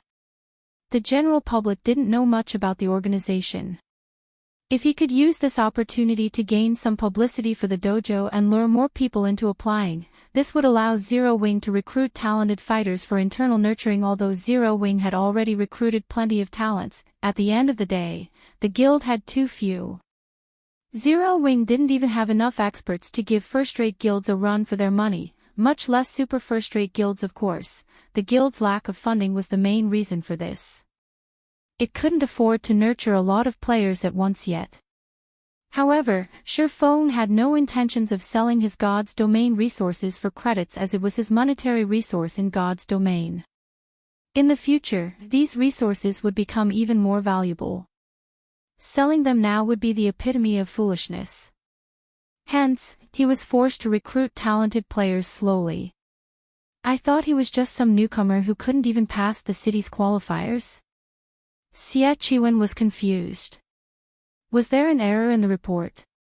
Or did he hide his strength intentionally? The fact that Fu Jinghong had defeated Lu Jingshan proved that he was not a mere reserve fighter, yet no matter how Xie Qiwen looked at it, it shouldn't be possible for a city-level fighter to grow to a national level within a short period. I have really underestimated the Big Dipper Dojo to think they would have such a hidden trump card. Xie Qiwen could not help but shift his gaze toward Shifeng. Sneering, he muttered, "Although I've allowed you all to gain some fame, do you really think the championship will be that easy to win?" He hadn't expected the Big Dipper Dojo to have an expert capable of defeating Lu Jingshan. However, Gu Chen and Yi Yuqing had no cause for concern. Meanwhile, Shadow Sword, Fu Jinghong, was still dazed as he remained on platform number 1. "I won, just like that?" Fu Jinghong muttered as he watched the medics carry away Lu Jingshan on a stretcher. He questioned his own performance. Was that really Lu Jingshan? He had challenged the city qualifiers twice before. However, he had been eliminated both times. Meanwhile, Lu Jingshan was an expert who actively participated in provincial-level competitions. The difference between them was like heaven and earth. Logically, he shouldn't have been able to win yet. Although Lu Jingshan's attacks had been fierce and powerful, he counted plenty of weaknesses in Lu Jingshan's stances. Most importantly, Lu Jingshan had telegraphed his attacks with his body language, which allowed him to predict his opponent's strikes. As a result, not only had he easily avoided Lu Jingshan's attacks, but he had also blocked Lu Jingshan's seemingly unblockable chaotic arrow strikes. This was a basic mistake that no expert should make, of course. He hadn't realized his own abilities earlier either. He had only learned about these factors after training with Lei Bao and sparring with Cola and the others. However, learning about these flaws was one thing. Putting this newfound knowledge to proper use was another altogether. To do so, he had arduously trained to execute void steps in God's domain and utilize the S-rank nutrient fluids to recover from the exhaustion, gradually increasing his brain activity only. Even after his training, Cola and the others still beat him mercilessly. Meanwhile, in the VIP stands, Shifeng wasn't surprised in the least to see this outcome. Shadow Sword was immensely talented. He could easily see this in the young man's performance in God's domain. But there were a lot of differences between combat in God's domain and fights in the real world. If one wished to use their combat experience in the game in the real world, they needed to adapt. After all, one's body in the real world was different from their body in God's domain. There were minute differences between the way one controlled these two bodies. Of course, with proper guidance, one could adapt easily. Over the past 3 days, Shadow Sword had trained with Lei Bao continuously. He had also received plenty of nutrient fluids to aid his body's growth and repair. Most importantly, thanks to the S-rank nutrient fluids, his mental capabilities had evolved, allowing his 5 senses to become far more sensitive. Coupled with Shadow Sword's wealth of combat experience, it was only a matter of course for him to defeat someone like Lu Jingshan, who had very little combat experience. Once the match on platform number 1 ended, the matches on the other platforms began. The fights here were much more exciting than the city's annual fighting competition, so the audience's blood boiled as they watched. After watching Fu Jinghong defeat Lu Jingshan, who had been a favorite to win, the other fighters on platform number 1 weren't so desperate to win. If they didn't think that they could defeat their opponent, they simply surrendered. After all, they still had to participate in official competitions once this friendly competition ended. Unless absolutely necessary, they would avoid injury. Aside from platform number 1, some eye-catching experts emerged on the other platforms. The White Tiger Dojo's 3 experts, in particular, struck fear in their opponents, extinguishing their plans for overcoming the elimination round. Meanwhile, the match on platform number 28 ended within less than 5 seconds. A robust man that was 1.9 meters tall was thrown from the platform, tearing a gasp from the spectators. If the person responsible were a muscular man, they wouldn't have been surprised. However, the victor was a charming beauty with an hourglass figure. With a single punch, this beauty had sent a 1.9-meter-tall man flying over 3 meters away and off the platform's edge. The waiting fighters sucked in a breath of cold air when they saw this. Suddenly, they were afraid of this beauty. What kind of monstrous strength does she possess? Crap! Just who is she? Everyone began to evaluate the young woman. Meanwhile, the various dojos and training centers' upper echelons began to investigate this mysterious girl. When they discovered her identity, they nearly cried out in shock. This girl was actually one of the Big Dipper Dojo's representatives, Turtledove, Yu Chao Chao. Chapter 1294, Famous. Chapter 1294, Famous. Amazing. Truly amazing. Are all of Big Dipper's disciples so powerful? Exclamations echoed throughout the spectator stands. When they discovered Yu Chao Chao's identity, their interest in the Big Dipper Dojo grew. If only one of the dojo's representatives were strong, they could chalk it up to that individual's talent. However, it was a different story if both representatives were powerful. This showed that the dojo had excellent teaching methods. Meanwhile, the various upper echelons in the VIP stand stared at Shifeng and Xiaoyu in shock. Didn't Big Dipper recently establish its dojo? How could they have nurtured such skilled disciples? No wonder why the White Tiger Dojo stopped challenging the various dojos and training centers after visiting the Big Dipper Dojo. It turns out that the Big Dipper Dojo is actually quite powerful. So, that rumor was true. The Big Dipper group has won the lottery this time. Why can't a powerful master stumble into our dojo as well? Everyone in the VIP stands was a fighting industry insider, so they were all aware that the Big Dipper Dojo was a new construct. Moreover, the dojo had specifically been established for Shifeng. However, they had neither expected Shifeng to be such a powerful individual nor a capable instructor. With this, the Big Dipper Dojo's fame would grow. Ha ha ha. Big brother, our Big Dipper Dojo is famous. Several people just contacted me stating that they wish to join the dojo. There are even a few professional fighters among them who have previously refused our invitations, Xiao Yan said excitedly. Since the dojo's establishment, the Big Dipper group had constantly searched for ways to expand the dojo's influence. After all, a dojo wouldn't necessarily become popular just because it had a master martial artist leading the training sessions. Before the dojo succeeded in nurturing powerful disciples, nobody would know how capable said master was. If the master happened to be inept at teaching, there was no point to joining the dojo. Hence, they had attempted to recruit some well-known professional fighters in Jinhai City and the several neighboring cities. Unfortunately, these fighters had either refused outright or demanded too high of a price. Now, however, these professional fighters, who had acted like almighty masters, acted like children. They were all eager to join the Big Dipper Dojo. Xiao Yu nodded and smiled as well. He hadn't realized how thoroughly Shifeng had hidden his capabilities either. Now, they didn't have to worry about damage to the Big Dipper Dojo's reputation, and they could recruit a plethora of well-known professional fighters. As the audience paid more attention to the Big Dipper Dojo, the matches around the arena became increasingly intense as the various competitors fought to obtain the only advancement slot for their respective platforms. As predicted, all three representatives from the White Tiger Dojo advanced through the elimination round eventually. All three were unbelievably skilled. The other dojos and training centers didn't fare as well. Over 40+ dojos and training centers had come to participate.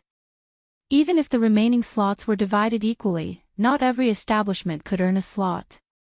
Furthermore, many fighters had joined the competition independently.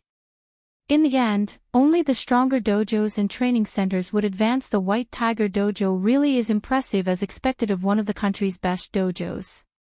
The other dojos and training centers simply aren't a match for it.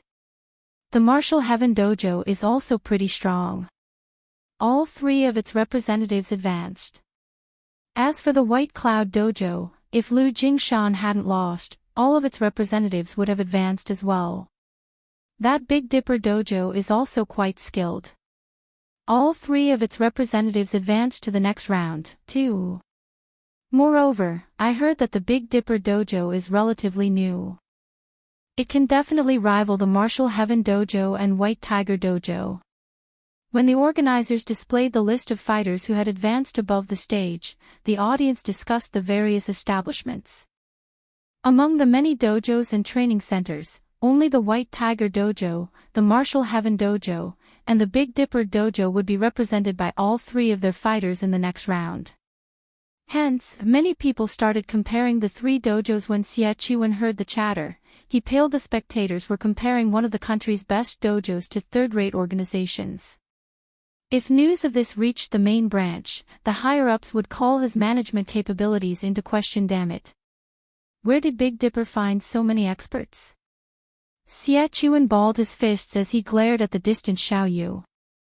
In his opinion, the only person in the Big Dipper group capable of such a feat was the sly old fox, Xiao Yu. As Xie Qiwen inwardly cursed Xiao Yu's cunning, Jiang Tianyuan asked from beside him, "Qiwen, why is Yu Zipping listed among the Big Dipper Dojo's representatives?" "Hall Master, this. I'm not sure." Feigning ignorance, Xie Qiwen replied, "I'll have someone find out what is going on immediately. Once he returns, I'll demand an explanation." "No need." Despite the White Tiger Dojo's nurturing, he dares to represent another dojo without consent. He has already broken one of our sacred taboos. He is no longer a member of the White Tiger Dojo. Let him fend for himself, Jiang Tianyuan announced coldly. Originally, he had considered Yu Zipping a talented child worthy of the dojo's attention. Hence, he had specifically asked if the boy had been chosen to represent their dojo in this competition. Even if Yu Zipping hadn't been chosen, he had intended to recommend moving the youth to the main branch for better training. However, Yu Zipping had greatly disappointed him. Understood. Xie Qiwen nodded. However, when Jiang Tianyuan looked away, he revealed a faint sneer. Yu Ziping had lost his protection from the White Tiger Dojo. It was obvious that Jiang Tianyuan's attitude towards Yu Ziping had changed significantly. After this, dealing with the boy would become easier. Once the competition ended, he would report Yu Ziping for violating his contract with the White Tiger Dojo. Not only would Yu Ziping be forced to pay a massive compensation fee, but it would also deal a blow to the Big Dipper Dojo's reputation. To protect itself, the Big Dipper Dojo might be forced to abandon Yu Ziping. Shortly after the elimination round, the 32 contestants that had advanced approached the sports arena's main stage to draw lots. The main stage was far more spacious than the surrounding platforms. Moreover, the virtual screens constantly broadcast the main stage, allowing all of the spectators to watch the fights as the 32 contestants drew lots in sequence of their platform number. A petite, beautiful girl in a blue martial arts uniform walked up to Yu Ziping. This girl was none other than Yi Yuqing. Yu Ziping, must you do this? Yi Yuqing asked quietly. You know that Hall Master Jiang already plans to give Mengyun to Xie Qiwen. If you leave to join the Big Dipper Dojo now, you'll destroy your future. In the White Tiger Dojo, very few knew that Yi Yuqing, who was only second to the goddess Tang Jingyao in terms of strength, had a friendship with Yu Ziping and Jiang Mingyun. I couldn't care less about that anymore. Xie Qiwen is only a step away from the global stage. Meanwhile, I am still a mere intermediate disciple in the White Tiger Dojo. Whether it's strength, resources, or family background, I am inferior to him in every aspect. If I don't fight now, I won't have a chance once he reaches the international level, Yu Ziping said seriously. Even so, you shouldn't go about it like this. Yi Yuqing was astonished when she saw Yu Ziping's determination. If you lose the White Tiger Dojo's protection, Xie Qiwen won't hesitate to strike out at you. He already told us to cripple you in this competition. If you fight either Gu Qin or Liao Huajie, you must be careful. If you can't, surrender. Relax. I'll show Xie Qiwen that I'm not just going to take his crap lying down, Yu Ziping said, smiling calmly. Angry, Yu Yuqing spun around and left. She couldn't understand where Yu Ziping's confidence came from. If she had to fight him, she could show mercy. However, it was a different story for Gu Qin and Liao Huajie. After all, Xie Qiwen was close with both fighters. However, now that Yu Ziping was determined to take this path, it was not her place to stop him. Time passed quickly. After the drawings were done, the competition resumed. The screens above the arena displayed the first matchup. First match, Liao Huajie vs Yu Ziping. Chapter 1295, Instant Judgment. Chapter 1295, Instant Judgment. As the first match was announced, a commotion erupted in the VIP stands. A present White Tiger Dojo disciple fighting an ex-White Tiger Dojo disciple. This match is going to be interesting. Those in the VIP stands were all insiders of the fighting industry. They had already investigated every fighter that had advanced through the elimination round.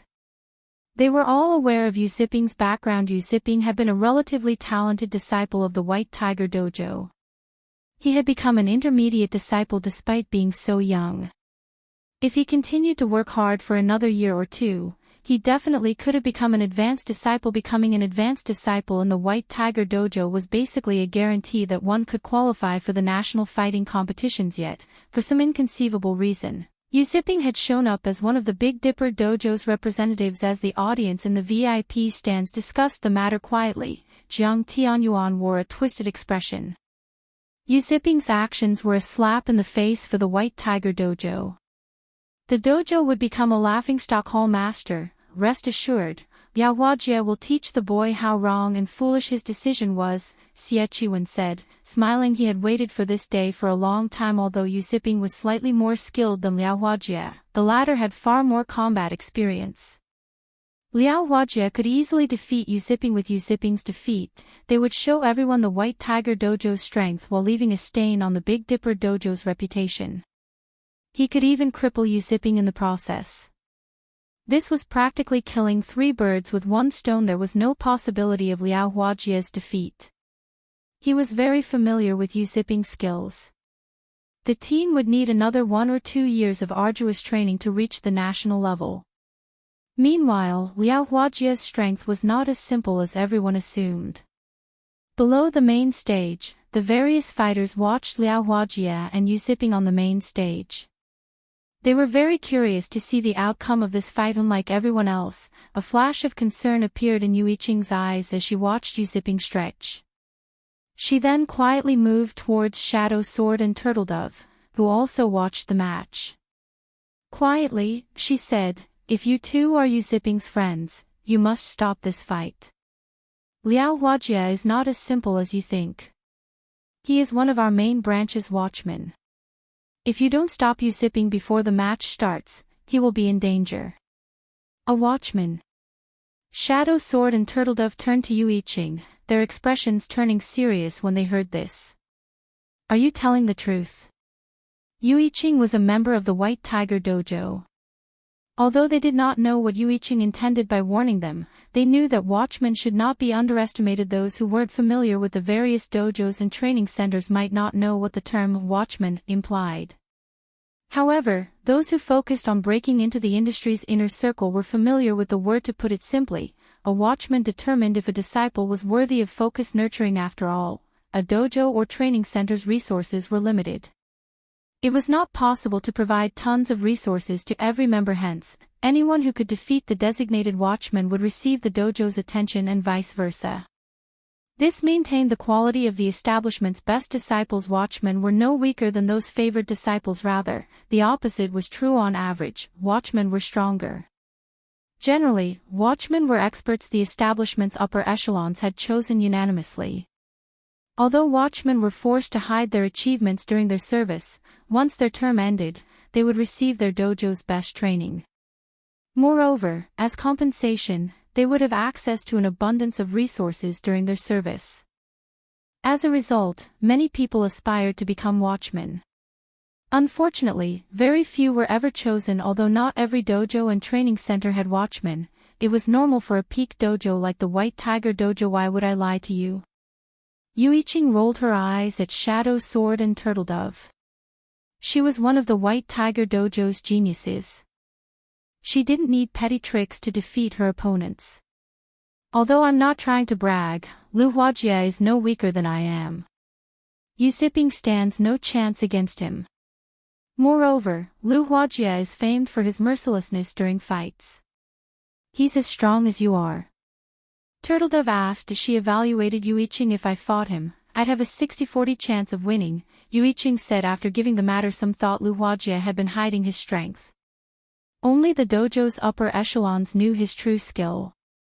Meanwhile, she was the genius Tang Jingyao's future successor, so she was at least on par with Liao Huajia. However, to convince the Big Dipper dojo to take Liao Huajia more seriously, she exaggerated his strength a little bit. So, that's the case. We shouldn't need to notify the guild leader, then. Turtledove breathed a sigh of relief. Shadow Sword nodded in agreement. He, too, didn't think this matter was worth Shifeng's time. You guys. Turtledove and Shadow Sword's response dumbfounded Yu Yiqing momentarily. Although she tried to ask if they truly understood the severity of the matter, they shut her up with a word of thanks. As a result, she could only walk away, fuming as she realized that Shadow Sword and Turtledove were just as stubborn as Yu Ziping. None of them could be reasoned with. As Yu Yiqing tried to think of a way to convince Yu Ziping to drop out of the match, the timer above the main stage began to count down. Yu Ziping, I had thought you were better than this. I had believed that you could have joined the main branch after another year or two. But you crossed the line today. You betrayed the White Tiger Dojo. Today, I show you the price for that betrayal, Liao Huajia said as he stopped 2 meters away from Yu Ziping. Sneering, he continued, Brother Chiwen has asked me to pass you a message. You are 100 years too early if you wish to compete on his level. Suddenly, Liao Huajia moved. Executing swimming dragon steps, he was instantly within attack range of Yu Ziping. He then launched a flying knee kick at Yu Ziping's face. At the same time, his arms lashed towards Yu Ziping's neck like whips. Liao Huajia's attacks were extremely vicious. From the very onset of the match, he aimed for Yu Ziping's life against an attack to the face. Fighters instinctively go on the defensive, ignore attacks from other directions. However, Lu Huajie wanted more from his flying knee attack than Yu Ziping's focus on defending himself. Martial artists frequently practiced conquering their defensive instincts. Rather, Lu Huajie wanted to distract his opponent with the initial attack, preventing Yu Ziping from noticing the attacks aimed for his neck. As Lu Huajie's knee flew towards Yu Ziping's face, Yu Ziping dashed forward, instead of retreating. That guy is insane. The fighters below the stage were shocked by Yu Ziping's suicidal counter. If the knee struck his face, he would die. Is he trying to get himself killed? Lu Huajie was a little surprised by Yu Ziping's actions. However, it didn't distract him from his attacks. In the moment between life and death, Yu Ziping barely avoided the knee as he circled to Lu Huajie's side. When their bodies interlocked, Yu Ziping used centrifugal force to land a powered punch to Lu Huajie's back. Yu Ziping's attack was as quick as lightning, giving his opponent no time to react. Thud. When Yu Ziping's fist met Lu Huajie's back, Lu Huajie felt as if he had been struck by a hammer. Immediately, Lu Huajie spat a mouthful of blood as the strike threw him over 3 meters away.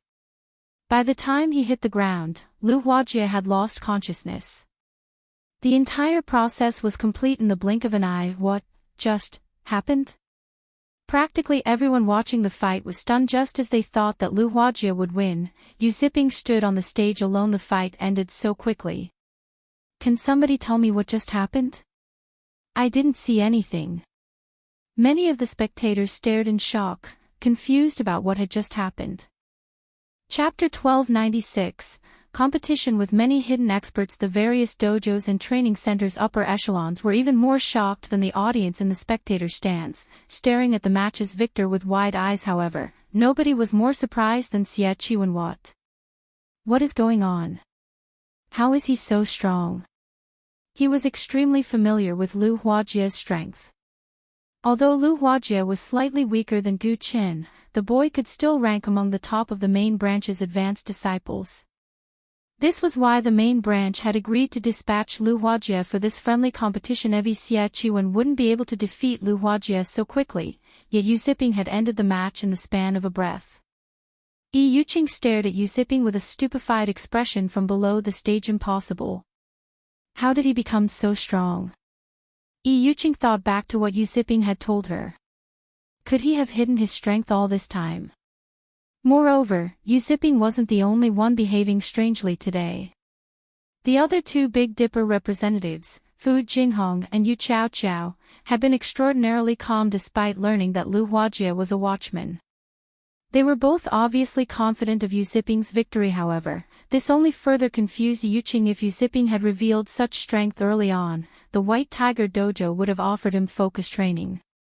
If that had happened, even Xie Qiwen would have had a hard time dealing with him. Could the Big Dipper Dojo be responsible for this?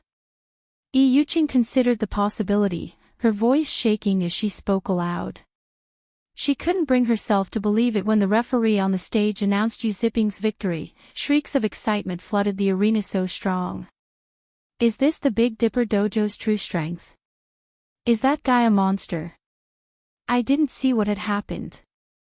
After this match, the audience's admiration for the Big Dipper Dojo reached new heights. Jiang Tianyuan, however, wore a solemn expression as he watched from the VIP stands. Hall Master, Lu Huajie must have been careless. However, Gu Qin and Yi Yuqing should be able to restore our reputation. Xie Qiwen hurriedly explained. Although he knew that his explanation was somewhat forced, it was true that Lu Huajie had been careless when fighting an expert of the same level. A direct, full-powered assault was foolish. If the opponent spotted a weakness, they could certainly obtain victory with a single blow. Lu Huajie's miserable defeat was understandable. Hopefully, that is the case. After this competition, I would also like a proper explanation for why Yu Ziping is suddenly representing the Big Dipper Dojo. Jiang Tianyuan responded in a deep tone as he glanced at Xie Qiwen. While it was true that Lu Huajie had been careless, not every fighter could find an opportunity to deal such a devastating blow. It is a certain degree of skill. It was clear that Zipping had already reached this standard also. I want you to learn everything there is to know about the Big Dipper Dojo. Do not miss a single detail. Jiang Tianyuan could not help but shift his gaze toward Shifeng, who sat quietly in the distance. He kept having the feeling that there was more to the Big Dipper Dojo than what met the eye understood. I will look into it. Xie Chuan repeatedly nodded, feeling a chill crawl down his spine when the heavy pressure Jiang Tianyuan gave off washed over him. Jiang Tianyuan was a legend in the White Tiger Dojo. Even the head hall master treated him with respect. Jiang Tianyuan's wrath was not someone a mere genius like himself could hope to endure. Meanwhile, on another side of the VIP stands, Xiao Yu and Xiao Yan brimmed with exhilaration. Head instructor, sure, you are truly astounding. You poached such a genius from the White Tiger Dojo. Now that we have defeated one of the White Tiger Dojo's elites, I'm afraid that the crowds will trample over and destroy the Big Dipper Dojo's entrance tomorrow. When Xiao Yu thought about the sea of people that would rush to apply for the Big Dipper Dojo, an indescribable joy bloomed in his heart. As long as the Big Dipper Dojo developed successfully, it would help the Big Dipper Group grow. The company would finally be able to branch out of Jinhai City and enter a bigger stage. I was just lucky, Shifeng said, chuckling. Zipping's performance had been quite impressive. It was no wonder why even Lai Bao and Fire Dance had given him praise. Although Zipping had only played God's Domain for a short time, his level had increased very quickly. Almost every monster he fought was a higher level. In addition, his foundations had already been sound. As a result, after practicing void steps incessantly, he had undergone a qualitative transformation. Unlike Shadow Sword, who had used 5 bottles of S-rank nutrient fluids to reach his current level, Zipping had only needed 1. As for Turtledove, she had used 4 bottles. Zipping was more fit than Shadow Sword and Turtledove. When it came to combat experience, however, Zipping couldn't compare to them. After all, Zipping had never experienced a fight against God's Domain's peak experts, following which, time passed quickly. One match after another ended on the main stage. The following matches were intense, and the audience's blood boiled as they watched. Unlike the first match, however, the other matches' outcomes weren't surprising. The only unexpected outcome was that, among the 8 contestants that made it to the quarterfinals, one was an independent contestant that had joined using the nickname Evil Fire.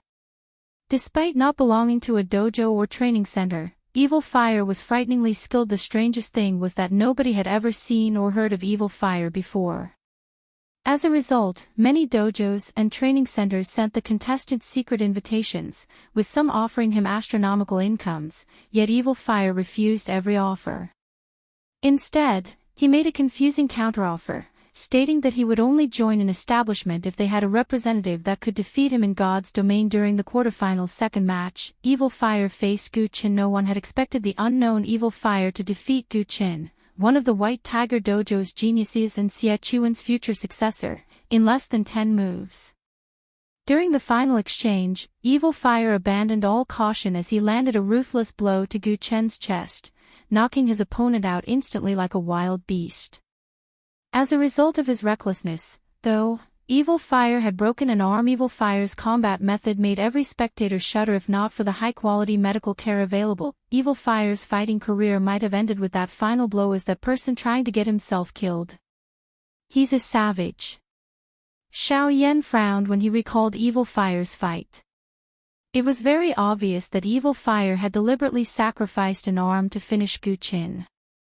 No normal martial artist would have fought so desperately, especially not in a friendly competition trying to get himself killed. Shifeng did not voice his opinion. Although the fight seemed desperate, in reality, he had made the wisest decision. The match's outcome wouldn't have been so clear otherwise. After all, Gu Qin clearly had the advantage regarding physique. Evil Fire had only defeated his opponent due to having more combat experience. Based on the way Evil Fire fought, Shifeng could tell that the teen had experienced plenty of life-or-death battles.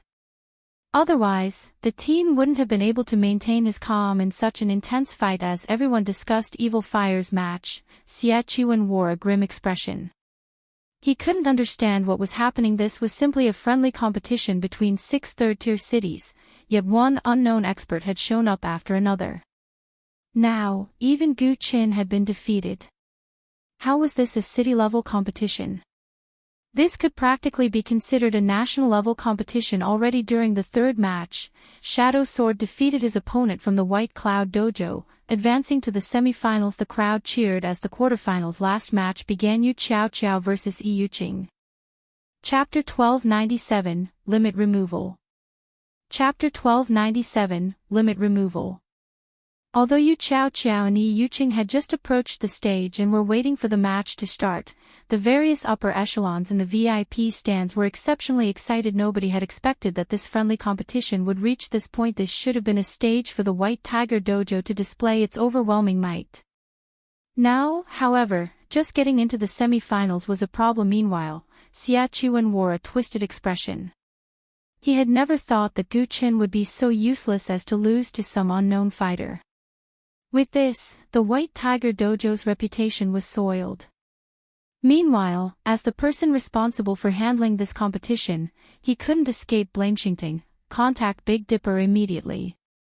If they are willing to forsake the competition, I will give them the Green God Company's invitation.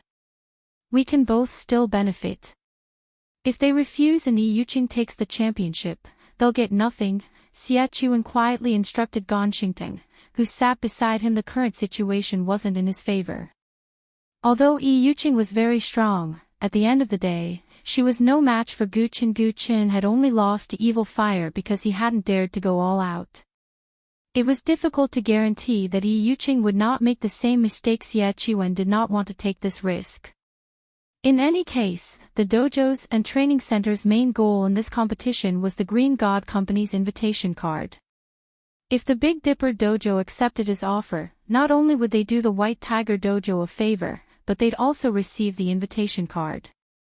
This was a heaven-sent opportunity to a small dojo like Big Dipper. Enchanting immediately left the VIP stands and contacted Xiaoyu, notifying the man of Xia Chuan's offer. Big brother, did something happen? Xiao Yan asked curiously when he noticed Xiao Yu's hesitant expression while he was on a call. The Big Dipper Dojo had already garnered quite a bit of fame during this friendly competition. It wouldn't have any issues expanding past Jinhai City in the future. This should be cause for celebration, not concern. It's the White Tiger Dojo. They've offered a deal. If we forfeit, they will compensate us with the Green God Company's invitation.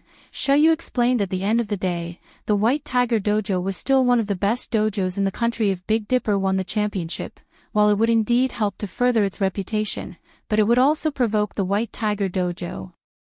The Big Dipper Dojo would have some trouble expanding into other cities, particularly first and second-tier cities. However, if Big Dipper conceded this competition, it would benefit their expansion. Even Xiao Yan hesitated for a moment.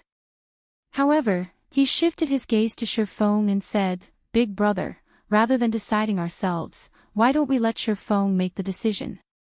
After all, Shifeng is the dojo's manager.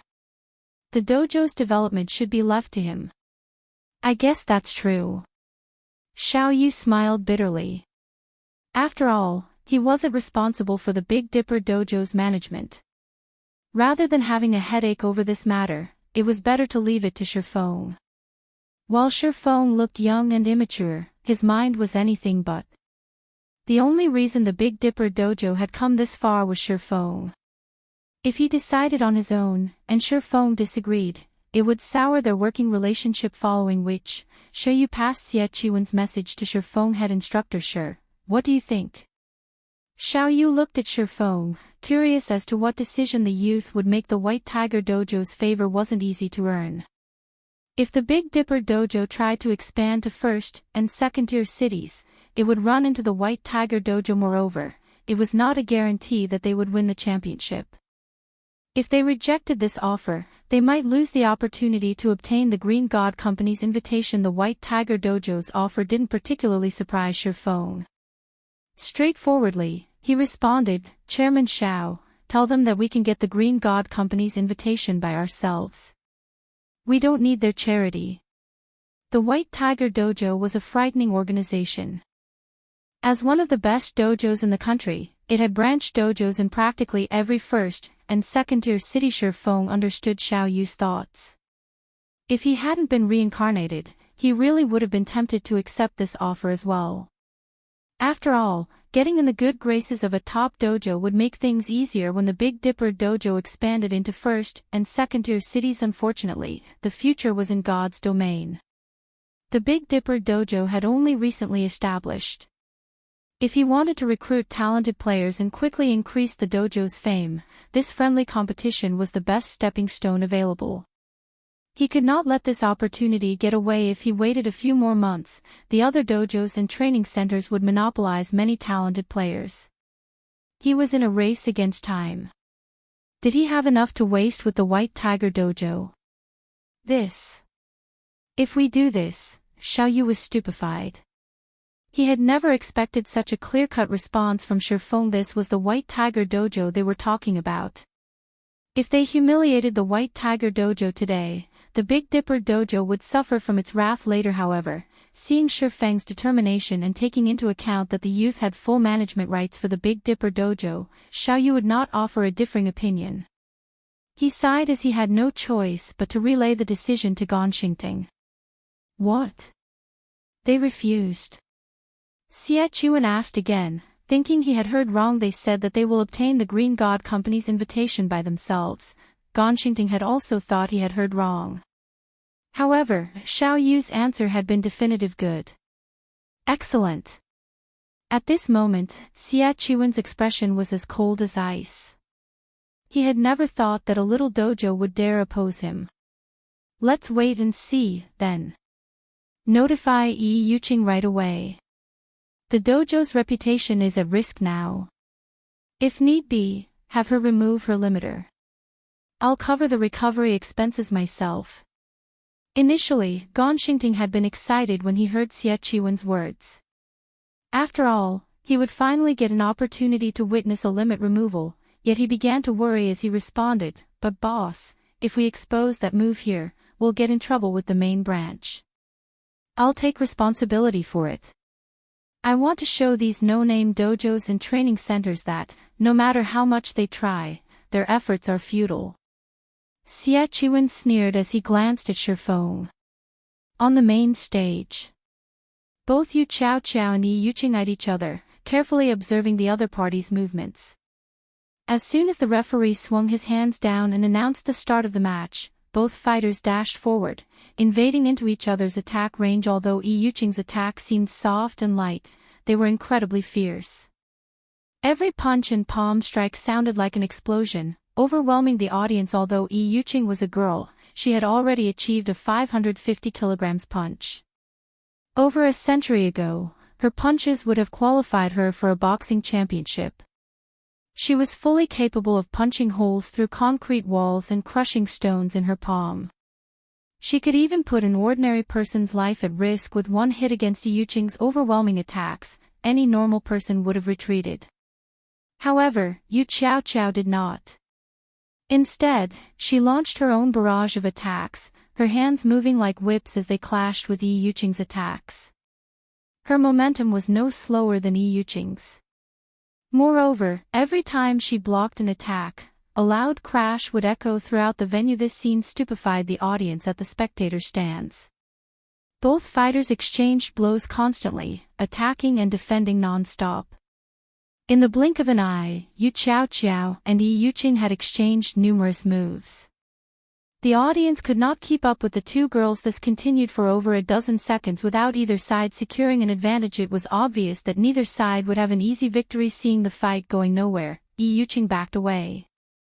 With a confused expression, she then said, "I haven't found a single weakness in your defense even after our exchange. It really is hard to imagine why an expert like you would join a small dojo that has no history." In terms of strength and speed, she was clearly a cut above Yu Chao. However, Yu Chao continued to find holes in her defense, forcing her to parry or dodge and preventing her from exhibiting her full strength. Rather than a teenage girl, Yi Yuqing felt as if she faced a veteran fighter who had participated in fighting competitions for over a dozen years. She even felt that Yu Xiao's moves slightly resembled that of the savage Evil Fire. If not for witnessing Evil Fire's attack methods earlier, Yu Xiao would have caught her off guard. Yu Qing suddenly caught sight of Encanting making hand gestures at her. These gestures were the White Tiger Dojo's internal sign language, which all main branch disciples had to learn. Has Xie Qiwen lost his mind? This is just a friendly competition. Is there a need to go so far? Yu Qing could not help her surprise when she saw Encanting's gestures. Noticing that her opponents diverted attention, Yu Xiao took advantage of the distraction and advanced, using a superficial footwork technique. Following which, Yu Xiao seemed to flicker in and out of existence. By the time Yu Qing snapped back to attention, Yu Xiao had already circled to her side. Yu Xiao's fist flew towards Yu Qing's defenseless side. Since she had noticed the attack too late, Yu Qing couldn't dodge the fist normally. As Yu Xiao's fist was about to hit its mark, a black shadow darted and intercepted Yu Xiao's fist. Thud. Even the referee, who stood over 8 meters away, heard the dull sound. How? Yu Xiao looked at Yu Qing in shock. Her attack had been flawless. She had used the momentary distraction to circle to her opponent's side and attack from a blind spot. Yu Qing shouldn't have been able to defend herself yet. The palm that had caught her fist belonged to none other than Yu Qing. Most importantly, she had put her entire weight into that punch, yet Yu Qing had intercepted the hit. It felt as if she had punched a wall. It was unbelievable. You really are amazing. If I hadn't used limit removal, you might have defeated me with that blow. At this moment, Yu Qing sighed ruefully as she gripped Yu Xiao's fist. Originally, I had planned to save this move for the national competition. I never thought that I would be forced to use it so soon. However, since I have, this match is over. Saying so, Yu Qing squeezed Yu Xiao's fist. No matter how much Yu Xiao struggled, she couldn't break the hold. At this time, Yu Qing clenched her free hand into a fist and punched her trapped opponent. The instant she threw her punch, a loud explosion rang throughout the arena. She was both faster and stronger than before. Chapter 1298, You're Not the Only One Who Knows. Chapter 1298, You're Not the Only One Who Knows. Knowing that she couldn't avoid Yu Qing's fierce punch, Yu Xiao clenched her free hand into a fist and aimed a punch for Yu Qing's wrist. The instant her fist met the young woman's wrist, however, she felt as if she had punched a steel wall. Fortunately, the force behind her punch diverted Yu Qing's attack trajectory slightly, the latter's punch missing her shoulder and only tearing her clothing. When Yu Qing saw that her first hit had failed, she followed up with another, giving Yu Xiao no time to breathe. Limit removal was a double-edged sword. Ordinary people could only exert up to 20% of their muscle strength, with their mind suppressing the remaining 80%. However, the White Tiger Dojo had a secret technique that allowed one to loosen this suppression with breathing techniques and mental training.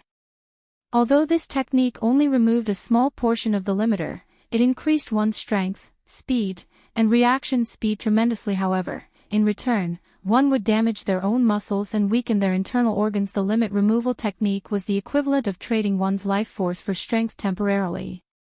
If one used this technique for too long, they could die.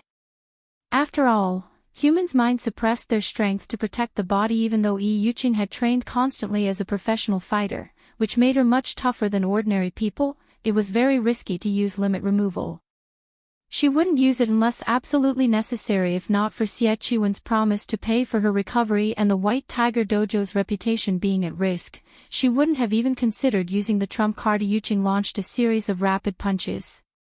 Meanwhile, Yu Xiao tried her best to block while struggling to break free from Yu Qing's hold. However, Yu Qing's control grew more precise, which made it increasingly difficult for Yu Xiao to block her attacks. Yu Qing's punches were like bullets from a machine gun. They were both fierce and powerful. The strong wind from her punches stirred the dirt and dust on the stage. The audience was stupefied. So strong. Is this the genius that will succeed Tang Jingyao in the White Tiger Dojo in the future? Why do I have the feeling that Yu Qing is even stronger than Gu Qin? In Gu Chen's fight against that evil fire fellow, his punches only caused some sound. Yuqing's punches are sending dirt into the air. Just how strong is she? Is this the White Tiger Dojo's true strength? She's inhuman. Compared to the audience and the spectator stands, however, the fighters below stage were truly shocked. After all, nobody knew just how strong Yuqing was a monster. Thank goodness I wasn't matched with her. She'd knock me out with a single punch. As expected of one of the White Tiger Dojo's geniuses.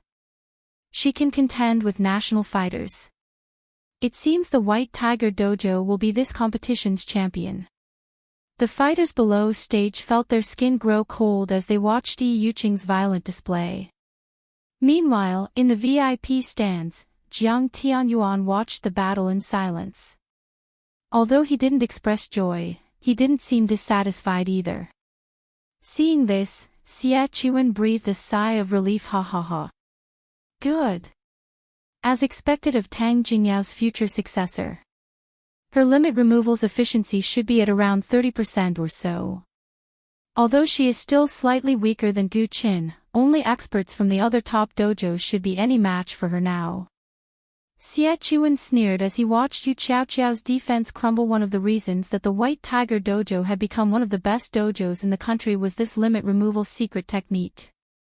Of course, the other top dojos and training centers had their own similar techniques, though there were slight variations. This was why other dojos and training centers had no hope against the top establishments. However, this kind of secret technique was extremely difficult to learn. Not everybody could master it. Both Gu Qin and Yuqing were known as geniuses in the White Tiger Dojo because they had grasped this secret technique. Hence, they were showered with attention and resources in the dojo.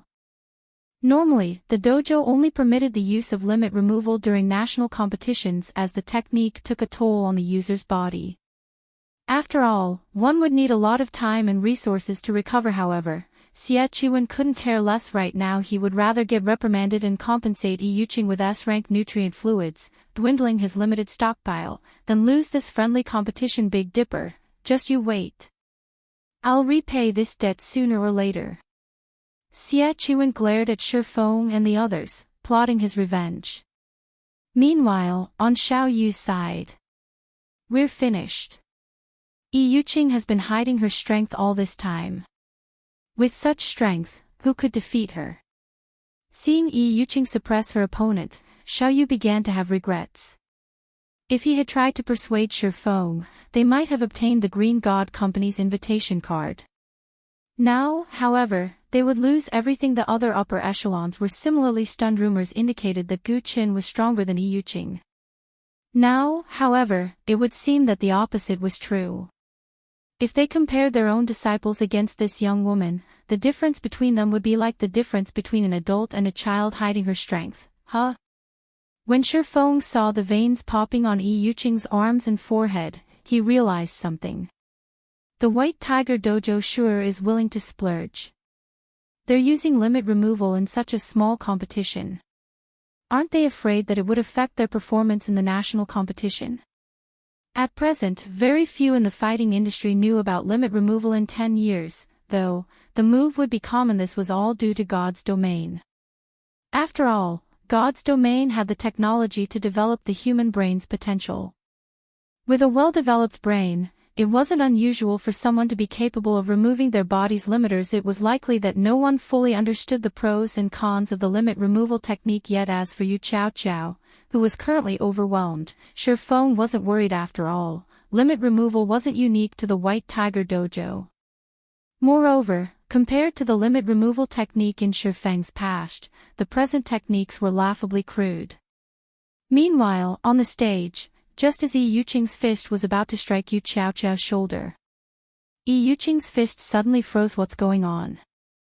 Yuqing was shocked when she couldn't move her fist. Before she realized it, Yu Qiaoqiao had caught her wrist. Not only that, but she had broken free of the latter's hold. It was as if her entire arm had frozen in place. Chapter 1299, Do You Dare Fight? Chapter 1299, Do you dare fight? What is she trying to do? Xie Chuan frowned when he saw Yi Yuqing's fist stop suddenly. Yi Yuqing could have ended Yu Chao Chao right there and then, yet she had frozen. Xie Chuan wasn't the only person confused. The others in the VIP stands were also baffled. Why had Yi Yuqing held back? However, none of them knew that Yi Yuqing was just as shocked. Although her punch hadn't contained her full power, her opponent shouldn't have been able to stop it, yet Yu Chao Chao had done just that. You really are impressive. You are the first person my age to stop my punch after I use limit removal. Yi Yuqing could not help but praise Yu Chao Chao. However, you should give up. I cannot afford to lose this match. My strength is 50% higher than when this fight started. You have no chance of winning. Yi Yuqing could not help but admire Yu Chao Chao. If not for her being a White Tiger Dojo disciple, she definitely would not have been a match for Yu Chao Chao. Saying so, Yi Yuqing took half a step forward. Cracks began to appear on the stage beneath her feet, her legs, waist, and shoulders twisting. Yi Yuqing concentrated all of her strength into her fist half-step collapsing punch. In Yi Yuqing's opinion, Yu Chao Chao had only caught her punch due to luck. It was very likely that Yu Chao Chao had grabbed her wrist before her fist accelerated. Although Yu Chao Chao currently had a firm hold on her wrist, if she went all out, Yu Chao Chao had no hope of stopping her. Moreover, her fist was less than 10 centimeters away from Yu Chao Chao. At this distance, Yu Chao Chao wouldn't be able to dodge the hit. Even diverting her attack trajectory would not be possible. Bang! Immediately, Yu Chao Chao took a step back, the stone floor beneath her feet cracking. Unexpectedly, however, Yu Chao Chao's firm on her opponent's fist was firm. She did not let Yi Yuqing's fist get close to her shoulder. Yi Yuqing was shocked the young woman blocked her full-powered punch. As expected of a genius from the White Tiger Dojo. It was a tough fight without limit removal. Let's continue our earlier fight. Yu Chao Chao smiled slightly, a hint of excitement flashing in her eyes. Yi Yuqing was momentarily stunned based on the way Yu Chao Chao spoke. It was obvious that she, too, had grasped limit removal and simply hadn't used it yet. Although Yi Yuqing wanted to respond, Yu Chao Chao was already moving. Yu Chao Chao twisted her fist and broke free from Yi Yuqing's hold. Immediately after, her body spun as she sent a spiral kick at Yi Yuqing's head, her leg cutting through the air like a menacing scythe. Suddenly, Yi Yuqing felt death loom over her. Not daring to be careless, she used her full strength to break free from Yu Chao Chao's hold and used both arms to block the incoming kick. Thud. The instant Yu Chao Chao's foot met her arms, Yi Yuqing felt a stinging pain deep into her bones. Afterward, her arms grew numb. She felt as if she had been hit by a car as she flew backward. However, reacting quickly, Yi Yuqing adjusted her posture so that she would land on her feet. In the end, Yi Yuqing only stabilized herself after retreating another 8 steps. Impossible. Yi Yuqing wore an incredulous look as she stared at Yu Chao Chao, who now stood over 10 meters away. Just by blocking one kick, both her arms were numb. She couldn't even move them. Just how strong was Yu Chao Chao? Meanwhile, the audience stared with wide eyes, their gaze fixed on Yu Chao Chao. Just who is that girl? Xie Chuan nearly shouted when he saw Yi Yuqing fly through the air. Xie Chuan could also see the blood vessels on Yu Chao Chao's forehead surface slightly. After factoring in Yu Chao Chao's sudden burst of strength, even a fool could tell that Yu Chao Chao had used limit removal. However, limit removal was one of the top dojos and training centers' secret techniques. How could Yu Chao Chao have learned and grasped it? Yi Yuqing had trained arduously for 2 years under countless masters' guidance to grasp limit removal. Yet, not only had Yu Chao Chao grasped the technique, but it was also obvious that she could suppress her limiters far more than Yi Yuqing. Even Jiang Tianyuan was surprised. What an amazing little girl. Just who is her master? She can control her strength so freely despite removing her limiter to such a degree. Jiang Tianyuan was curious as he watched Yu Chao Chao launch a relentless assault against Yi Yuqing. Although grasping limit removal was difficult, trying to exert the additional strength one received to its full potential was even more so. Only those on Xie Chuan and Tang Jingyao's level could rival Yi Yuqing's standards. It was no longer a matter of talent. Rather, one required careful guidance and a wealth of combat experience to achieve this. Back on the stage, the match between Yu Qiao and Yi Yuqing was incomparably fierce. Every one of their actions shattered the stone floor. Yuqing, who wasn't a match for Yu Qiao's combat experience, had become even less of a match for her opponent. Every blow Yi Yuqing exchanged with Yu Qiao hurt her to the bone. In the end, Yu Qiao found a massive weakness in Yi Yuqing's defense as she launched a palm strike at the woman's shoulder, shoving Yi Yuqing off the stage. Yi Yuqing realized that this was Yu Qiao's way of showing mercy. Had she not taken pity on her opponent, Yi Yuqing would have suffered more than just a fall off the stage. A genius. Yi Yuqing looked up at Yu Qiao. Suddenly, she found that all of the praise she had received from others, calling her a genius, truly laughable. Ignoring all other aspects, Yu Qiao was leaps and bounds above her regarding her strength. After executing limit removal, her defeat was only a matter of course. After Yi Yuqing fell off the stage, the referee announced the match's winner, Yu Qiao.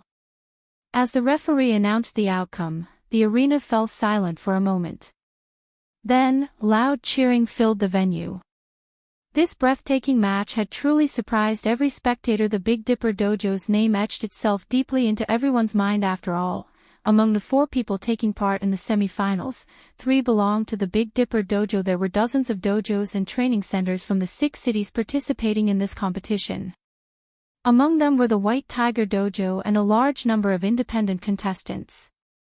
Sending all 3 representatives to the semi-finals was a miracle. The Big Dipper Dojo. I am definitely going to apply to join it tomorrow. Many among the audience had already decided to join the Big Dipper Dojo no matter what.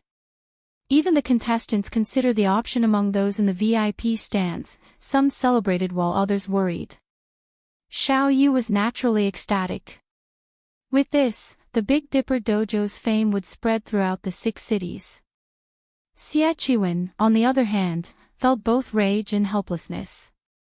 He had never thought that his first attempt of benefiting the dojo would end so miserably. However, Xie Qiwen hadn't given up yet.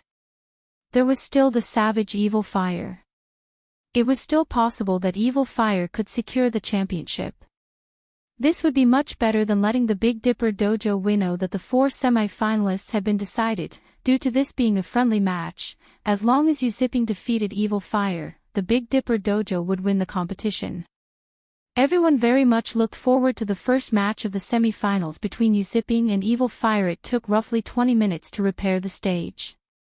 Once the repairs were complete, Yu Zipping and Evil Fire approached the stage. However, as the referee was about to announce the start of the competition, Evil Fire stopped him and said, "Wait. Contestant Evil Fire, is there an issue?" The referee asked curiously before the match. "I have something to say," Evil Fire, who looked like a brown bear, said, grinning. "All right, but I can only give you 1 minute." The referee nodded. 10 seconds will be enough. Evil Fire laughed. He then received the microphone and shifted his gaze to Shi Feng in the VIP stands. Emanating a dominant aura, he proudly proclaimed, "Head Instructor Shi, I have come here today for one reason and one reason only. I have heard that you are one of Zero Wing's upper echelons, so I hope that you can convey a message to Black Flame for me. Tell him that I, Evil Fire, want to challenge him in God's domain. Does he dare fight me?" Chapter 1300, Black Flame's Fame. Chapter 1300, Black Flame's Fame.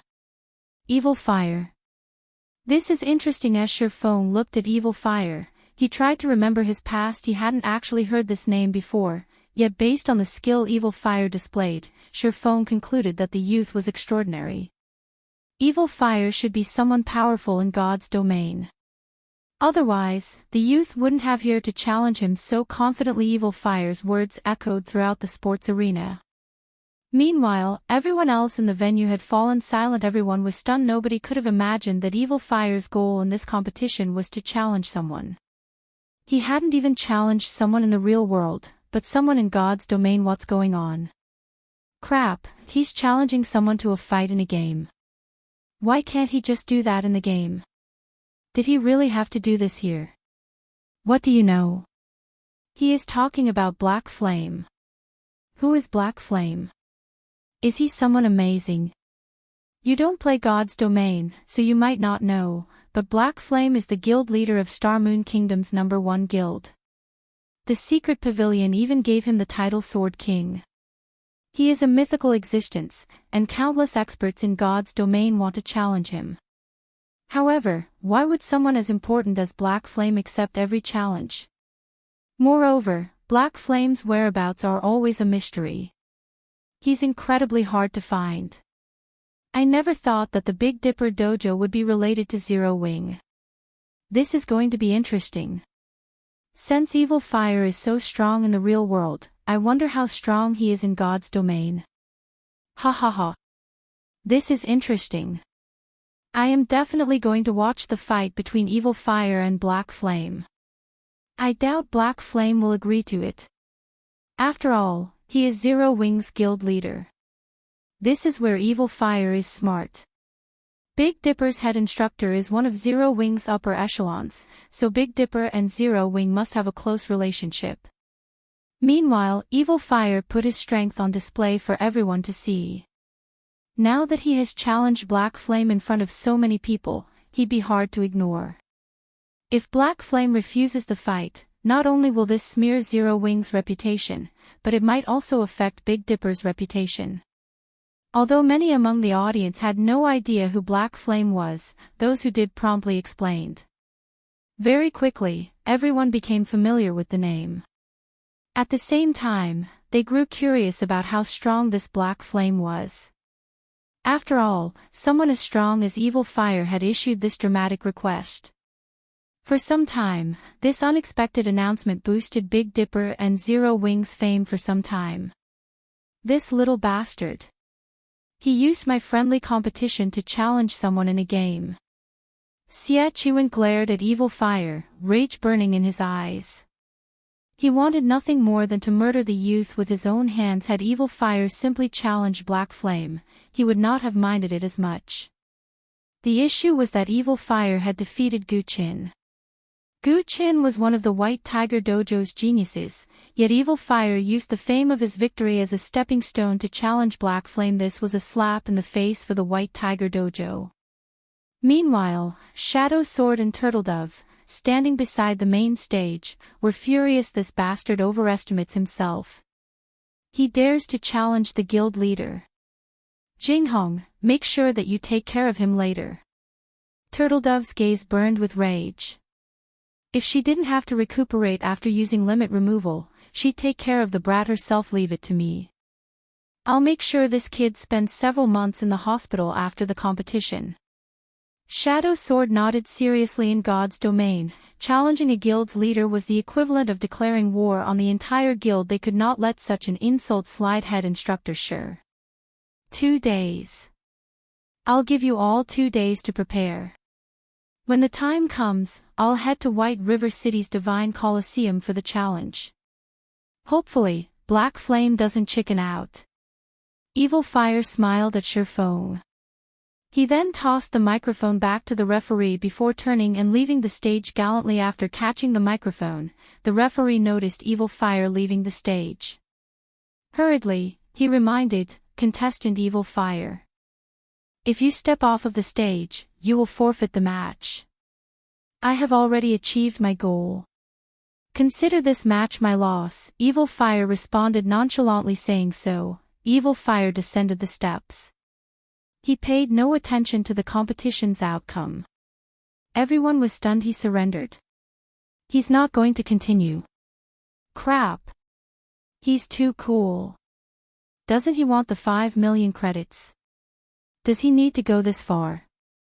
Did he really join this competition just to challenge Black Flame? The audience was shocked as they watched Evil Fire leave the arena, ignoring the championship prize. Not many had the opportunity to earn 5 million credits. Meanwhile, due to Evil Fire forfeit, Yu Zipping won the match. Naturally, the Big Dipper Dojo had secured the championship. As for the position of champion, neither Shadow Sword nor Turtledove cared, as both focused on God's domain. They were no longer interested in the fighting world. Hence, in the end, Yuziping was crowned champion. This set off a commotion among the various dojos and training centers upper echelons. The normal audience might not know much about Yuziping's background, but they did. Yuziping had been an intermediate disciple in the White Tiger Dojo. Now, however, he had left the dojo and won this competition's championship.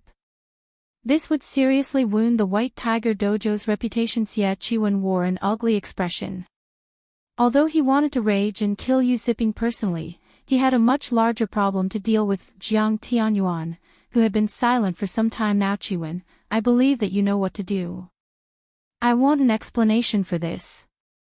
Once we return, you will also explain yourself to the head hall master.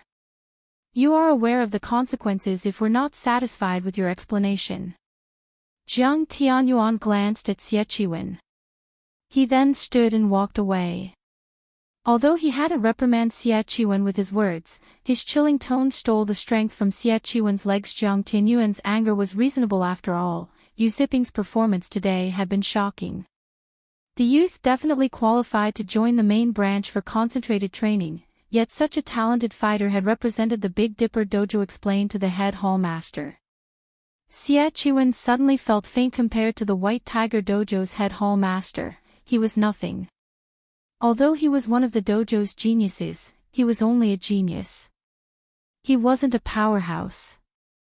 Normally, he would encounter the head hall master a few times a year, yet he was told that he would have to present his case to such an important figure. Xie Qiwen felt wronged. Although he had chosen Lu Huajie for personal reasons, his decision had been logical as Lu Huajie had been much stronger than Yuziping.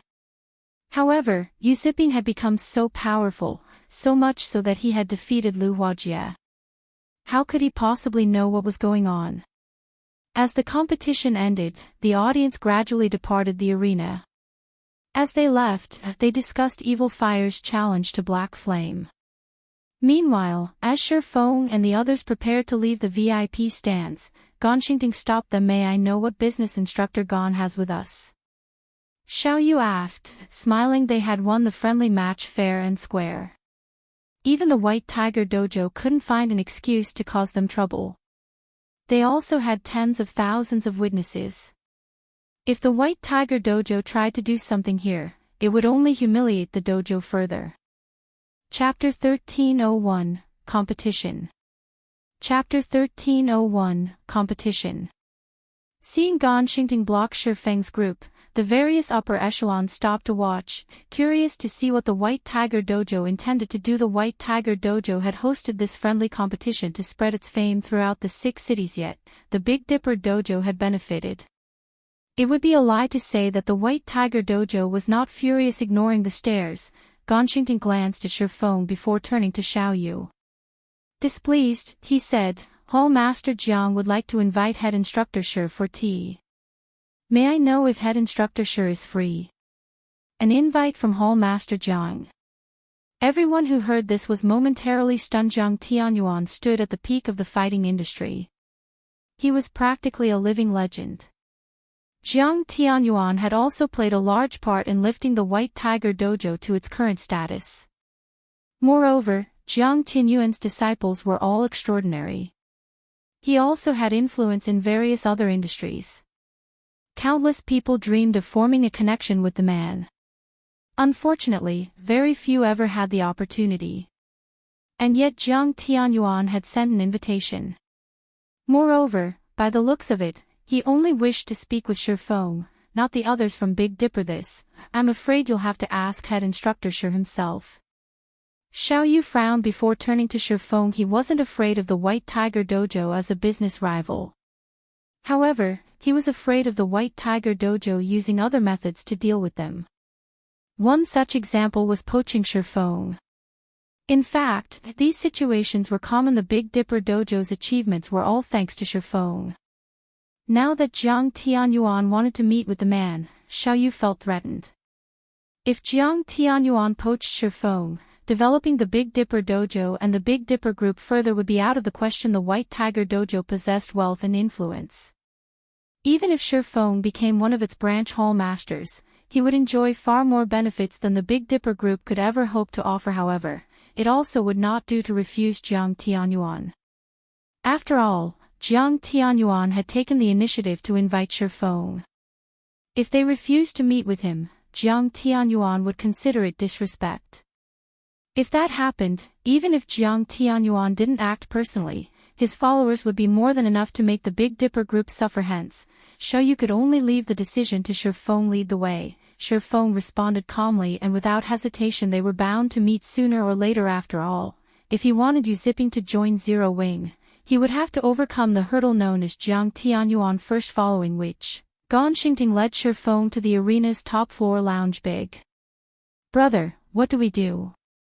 If Jiang Tianyuan offers Shifeng something that he can't refuse, the Big Dipper dojo will be finished, Xiao Yan asked anxiously as he watched Shifeng walk away. He had to admit that Shifeng had already become irreplaceable in Big Dipper. If Shifeng left, Big Dipper would backslide. We can't let Jiang Tianyuan poach him. No matter what it takes, we must convince him to stay. I heard that he and Ruoshi are close. Think of a way to convince her to help us. At most, we'll concede a slightly higher percentage of our profits when negotiating with the Zhao group. Xiao Yu was determined to compete with the White Tiger Dojo. In the top floor lounge. As soon as Shifeng entered the room, he sensed 4 piercing gazes locking onto him. The origins of these ominous looks stood beside Jiang Tianyuan. 3 of these people were men, and 1 was a woman. All 4 wore black suits and appeared to be Jiang Tianyuan's bodyguards. Although they only stood there, they radiated a chilling aura. It was very obvious that they weren't like the pampered children, Gu Qin and Yi Yuqing. These people must have experienced many trials and tribulations. Moreover, their auras were even more intense than Lei Bao's. Of course, that was not to say that these 4 people were stronger than Lei Bao. It was simply because Lei Bao kept his aura hidden. Shifeng didn't doubt that, if he showed the slightest hint of a threat, these 4 would immediately move to kill him. The White Tiger Dojo really is impressive. They've even hired such extraordinary bodyguards. Shifeng swept his gaze across these 4 people, noticing that they all had falcon tattoos on the back of the hands. This mark belonged to none other than the Black Falcon Alliance. The Black Falcon Alliance was a globally renowned mercenary alliance. Anyone who wanted this tattoo had to earn the Black Falcon Alliance's acknowledgement first. The organization's ordinary members simply weren't worthy. As Shifeng entered the room, Jiang Tianyuan smiled as he gestured to the sofa before him and said, "Sit." Only then did the 4 Black Falcon bodyguards relax a little. However, their gazes never once left Shifeng. Shifeng ignored the gazes as he approached Jiang Tianyuan. Seeing Shifeng's reaction, Jiang Tianyuan inwardly praised his guest. He was very familiar with his 4 bodyguard strength. If all 4 worked together, even an internal force expert wouldn't walk away unscathed. Very few youngsters like Shifeng could remain unperturbed under their attention. After emptying the teacup placed before him, Shifeng smiled and asked, "Hall Master Jiang, may I know what business you wish to discuss?" "Young man, you are quite impatient. This isn't your average tea. This is the Green God Company's Harmony tea. Savoring it properly will aid in one's mental recovery and help expand one's mind," Jiang Tianyuan said, his heart aching as Shifeng downed the tea. Shifeng couldn't help his surprise. "So, this is the rumored Harmony tea." Shifeng looked at the teapot on the table incredulously. The taste had been unique. However, he had not paid much attention to it. Although he had considered the possibility that it might be poisoned, it was highly unlikely. Even if the White Tiger Dojo disregarded its reputation, Jiang Tianyuan would keep his intact. Harmony tea was unique to the Green God Company. Unfortunately, it was difficult to produce, so it wasn't sold to the public. Although its recovery and enhancement effects were not as strong as the S-rank nutrient fluid, it had an aspect that the nutrient fluids couldn't compare to. Unlike the S-rank nutrient fluid, Harmony tea had a milder energy. One might not notice any immediate effects, but in the long run, the tea could help improve a person's physique and extend their lifespan. It could also assist in developing one's mental potential. It was no wonder that, despite being over 50 years old, Jiang Tianyuan only appeared to be in his 30s as expected of the White Tiger Dojo. They can get their hands on such a rare product. Shi Feng was a little jealous. If he could obtain a large amount of harmony tea, he would have a much easier time nurturing Zero Wings experts. He had to admit that, no matter what he wanted to do, resources were very important. Alright, I'll cut to the chase. I don't want to waste a youngster's time. I've asked you here for two things. Seeing Shi Feng's interest in the harmony tea, Jiang Tianyuan could not help but smile as he said, the first involves you zipping. I hope that you will allow him to return to the White Tiger Dojo. He has a lot of potential. He will have a better future if he develops in the White Tiger Dojo. That is up to him. I cannot choose for him. Shi Feng waved his hand, showing that he had no interest in this issue. In reality, he did not care which dojo Yu Zipping developed in. He only cared about Yu Zipping's choices in God's domain. You are quite the mysterious youth. Shi Feng's reply stunned Jiang Tianyuan. He simply couldn't fathom why Shi Feng would willingly let go of such a talent so easily. However, he didn't think that Shi Feng had lied. He had prepared counter-arguments if Shi Feng refused, but his efforts had been wasted. Since that is the case, I'll have to trouble you to pass the message on. Now that the first issue has been addressed, let's get to the second matter. Please speak. The second matter involves you. I'd like to invite you to join the White Tiger Dojo.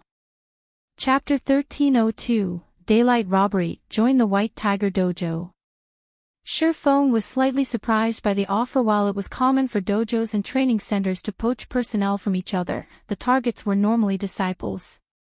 Instructors were rarely approached. After all, any instructor was considered a backbone of their establishment. Poaching an instructor was significantly more expensive than a disciple, not to mention a head instructor like himself. If they didn't offer a high enough position, they couldn't tempt him in the least.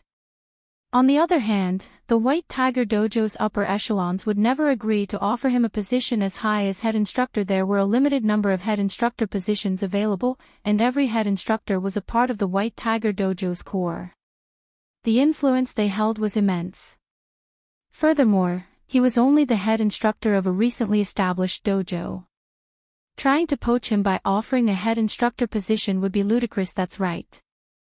I'd like you to join us. However, rather than becoming one of the White Tiger Dojo's instructors, I'd like to invite you to become one of our combat instructors in God's domain, Jiang Tianyuan said. God's domain has become increasingly popular. The White Tiger Dojo intends to secure a piece of that pie.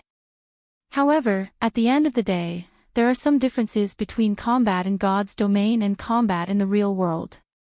Hence, we wish to recruit some God's domain experts to train our disciples. I heard that Zero Wing is quite capable in this aspect. Hence, I wish to hire you as one of our God's domain instructors. Of course, you will receive the benefits of a White Tiger Dojo advanced instructor. Although the White Tiger Dojo had many instructors, there were extremely few advanced instructors. Every advanced instructor was also an internal force expert. Even hall masters such as himself treated these individuals with respect. Countless experts envied them for the benefits they received. Jiang Tianyuan's offer stunned his 4 bodyguards. Although they were bodyguards, they were also Black Falcon Alliance experts. Their understanding of the White Tiger Dojo was more acute than ordinary people. Hence, they knew just how powerful the White Tiger Dojo's advanced instructors were. Even the Black Falcon Alliance's mainstays had to treat them with respect. Sometimes, the Alliance would even request training from these instructors. It wasn't even a guarantee that these instructors would agree. It was very difficult to imagine that a youngster in his early 20s would have the opportunity to become an advanced instructor in the White Tiger Dojo. Forget about the advanced instructor position.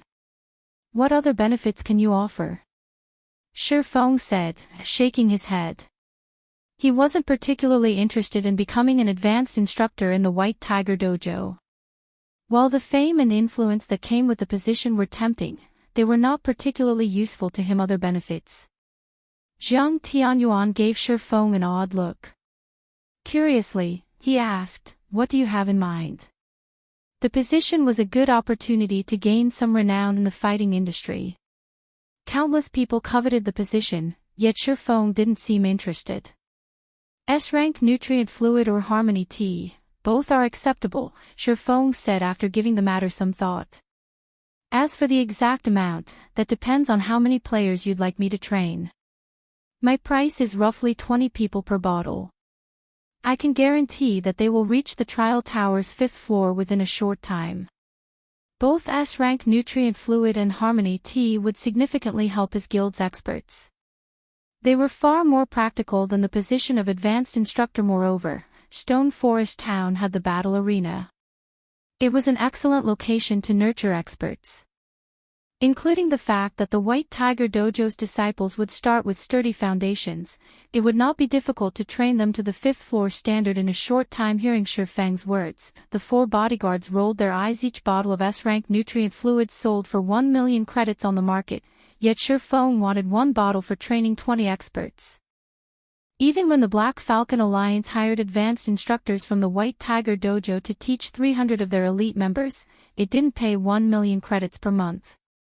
Shifeng's demand was simply daylight robbery. Your request is too expensive. Jiang Tianyuan frowned. He more or less understood God's domain. Hence, he knew just what kind of standards a 5th floor expert in God's domain possessed.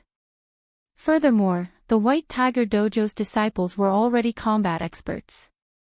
Even if they simply experimented themselves, they could easily reach the 5th floor. I am willing to offer 1 bottle for 100 players. The first session will include 500 players. At the very least, I want them to reach the trial tower's 6th floor within 1 month. Reaching the 6th floor within 1 month is too difficult. If you want all 500 to reach that standard, I'll take no less than 50 bottles. Otherwise, you'll have to find someone else, Hall Master Jiang. Shifeng hadn't expected Jiang Tianyuan to be so familiar with God's domain. Unfortunately, his understanding wasn't sufficiently thorough. Reaching the trial tower's 6th floor was the equivalent of being an expert in a first-rate guild. Even with strong foundations, it would take a lot of training to reach such a standard. Of course, some players with extraordinary talent could do it in a short time. However, not everyone was so gifted. Moreover, nurturing 500 people would cost a frightening amount of resources. The Blackwater Corporation had invested an astronomical amount of manpower and resources to nurture their experts, yet the White Tiger Dojo wanted to offer a few bottles of S-rank nutrient fluids to achieve the same. If he only charged 1 bottle per 100 people, he would very quickly go bankrupt. Seeing Shifeng unwilling to yield, Jiang Tianyuan fell silent for a moment. We can't possibly part with so many bottles. I can offer 10 at most. We can pay for the rest with credits, Jiang Tianyuan said, yielding slightly. S-rank nutrient fluids were extremely precious, even to the White Tiger Dojo. They used a large number during every national competition, not to mention international competitions. They did not have a lot to spare. I will only accept S-rank nutrient fluids and harmony tea.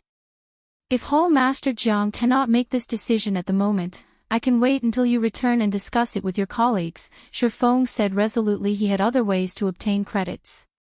Moreover, he had already begun constructing his city. Once it was complete, the potential of virtual property would see explosive growth. At that time, he could easily rake in tons of credits. All right, then. I'll discuss it with the others once I return. However, I doubt that I'll receive a positive response, Jiang Tianyuan said, sighing, following which, Shifeng left the lounge. After Shifeng left, someone else entered the lounge from a connected room. This man wore black and white martial artist robes. He felt indescribably approachable.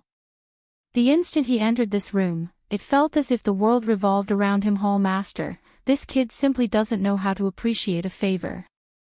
Not only wasn't he grateful for your personal invitation, but his demands were also exorbitant. Should I stir up some trouble for the Big Dipper Dojo? The man asked angrily. Forget it. I had only asked on a whim. Even if he agrees to my offer, the final decision rests with the head hall master. After all, the other hall masters have other recommendations, Jiang Tianyuan said as he waved off the angry man's concern. Jinhai City is our problem now. With today's outcome, our plans have been interrupted. Tianji, you'll replace Chuan as the branch manager here. Think of a way to restore the White Tiger Dojo's reputation here. Also, lead the first batch of disciples in God's domain and introduce them to the game. Help them acclimate to the game's mechanics. At the very least, make sure they aren't completely clueless when their training begins. Whole Master, rest assured, I have already seen to the necessary preparations. Every disciple has already been given an advanced virtual gaming helmet, while advanced disciples have access to virtual gaming cabins. By the time the other Hall Masters make their move, we will have gained a stable foothold in God's domain, the man named Tianji said, laughing. As soon as Shifeng returned to the Greenwater Villa, he logged back into God's domain. He had just discovered some clues on how to proceed with his Tier 2 promotion quest. Meanwhile, Evil Fire's challenge posed too much of a threat. If he did not deal with it properly, he would become a laughingstock in White River City. It might even affect the Big Dipper Dojo's reputation. He had no intentions of wasting today's results. Chapter 1303, Secret Alchemy Technique. Chapter 1303, Secret Alchemy Technique. In the quiet herb garden, Shifeng discovered quite a few level 65, Tier 3 demonic guards and two-headed demonic hounds in the courtyard as he logged in. Unlike the demonic beasts wandering about, these demonic guards patrolled the inner courtyard in groups of 10, with two demonic hounds accompanying each group now. It was practically impossible to reach the tower safely. Demonic Guard, Dark Creature, Demon. Level 65. HP 30-000-000/30-000-000. Two-headed demonic hound, Dark Creature, Great Lord. Level 65. HP 52-000-000/52-000-000. Even with Anna and Kite's assistance, taking on 12 Great Lords at the same time would be suicidal. What a tight security. This quest really isn't giving me any chances to break through. After observing the patrolling monster's pattern for over 10 minutes, Shifeng smiled bitterly because he had ransacked the herb garden earlier. Raymond wouldn't give him a second chance. Demons were far more intelligent than demonic beasts. Even if he attracted only one demon's attention, the entire squad would charge at him. They would not give him any opportunities to pick them off one by one. Moreover, several squads patrolled the inner courtyard. The moment he set foot in the inner courtyard, he wouldn't have to face just one squad. At the very least, 3 or 4 squads would chase him down. Demons were very similar to NPCs. They were capable of cooperation. Hence, the more demons in an area, the more combat power they could exhibit. Even a 1,000-man team couldn't defeat so many Tier 3 demons at the same time, not to mention one person. It is impossible to reach the tower by force. I have no choice but to find a different way.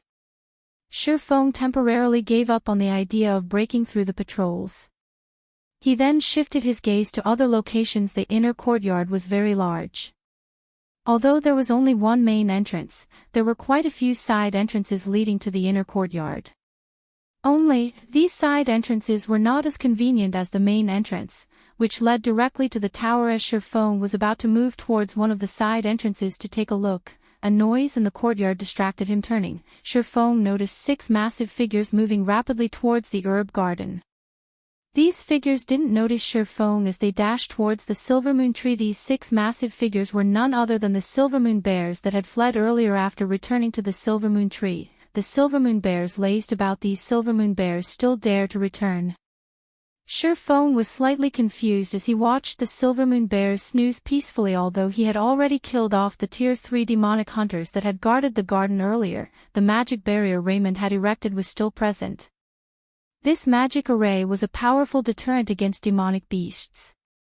This was also why Shifeng could log out of the game without worry. Yet, the 6 Silvermoon bears had resisted and barged into the herb garden. Shifeng had previously assumed that the Silvermoon bears had stayed close to the tree to protect the moonlight fruit. However, it would seem that was not the case. After all, he had already plundered everything the Silver Moon Tree had to offer him. That's not right. Why do these Silver Moon bears seem a little larger than the ones I saw from before? Seeing the slumbering Silver Moon bears, Shifeng activated Omniscient Eyes. Silver Moon Bear, Demonic Beast, Great Lord. Level 65. HP 80,000,000/80,000,000. These bears actually had 6 million more HP than the Silver Moon bears he had encountered earlier. Why have they grown stronger? Shifeng was slightly confused. Monsters didn't grow stronger unless they underwent an evolution or became a mutant. However, it was very clear that neither scenario had happened to these bears. Could there be something special near the Silver Moon Tree? But I don't think I felt anything different when I was harvesting the moonlight fruits. Shifeng's curiosity grew. However, no matter how he racked his mind, he could only think of one possibility. There was no other explanation for why these Silver Moon bears would return to rest beside the Silver Moon Tree shortly after he had killed the demonic hunters. Shifeng then slowly approached the Silver Moon Tree. As he walked, he surveyed his surroundings using Omniscient Eyes constantly to spot for anything hidden. Although his senses did not pick up on anything when he had harvested the moonlight fruit, something may have hidden from his 5 senses. 80 yards. 75 yards. 70 yards. When Shifeng was almost within the Silver Moon bear's detection range, he heard the sound of a system notification. System, you have discovered an ancient teleportation array system. Transferable locations. Outer courtyard entrance requires 107 luminary shards. Demon Ceiling Towers first floor main hall requires 207 luminary shards. Demon Ceiling Towers research area requires 507 luminary shards. So, the 7 luminary shards serve this purpose as well. Realization dawned on Shifeng when he heard the system notification. He thought the high teleportation fees were utterly fraudulent. Just teleporting to the Demon Ceiling Towers first floor cost 207 luminary shards.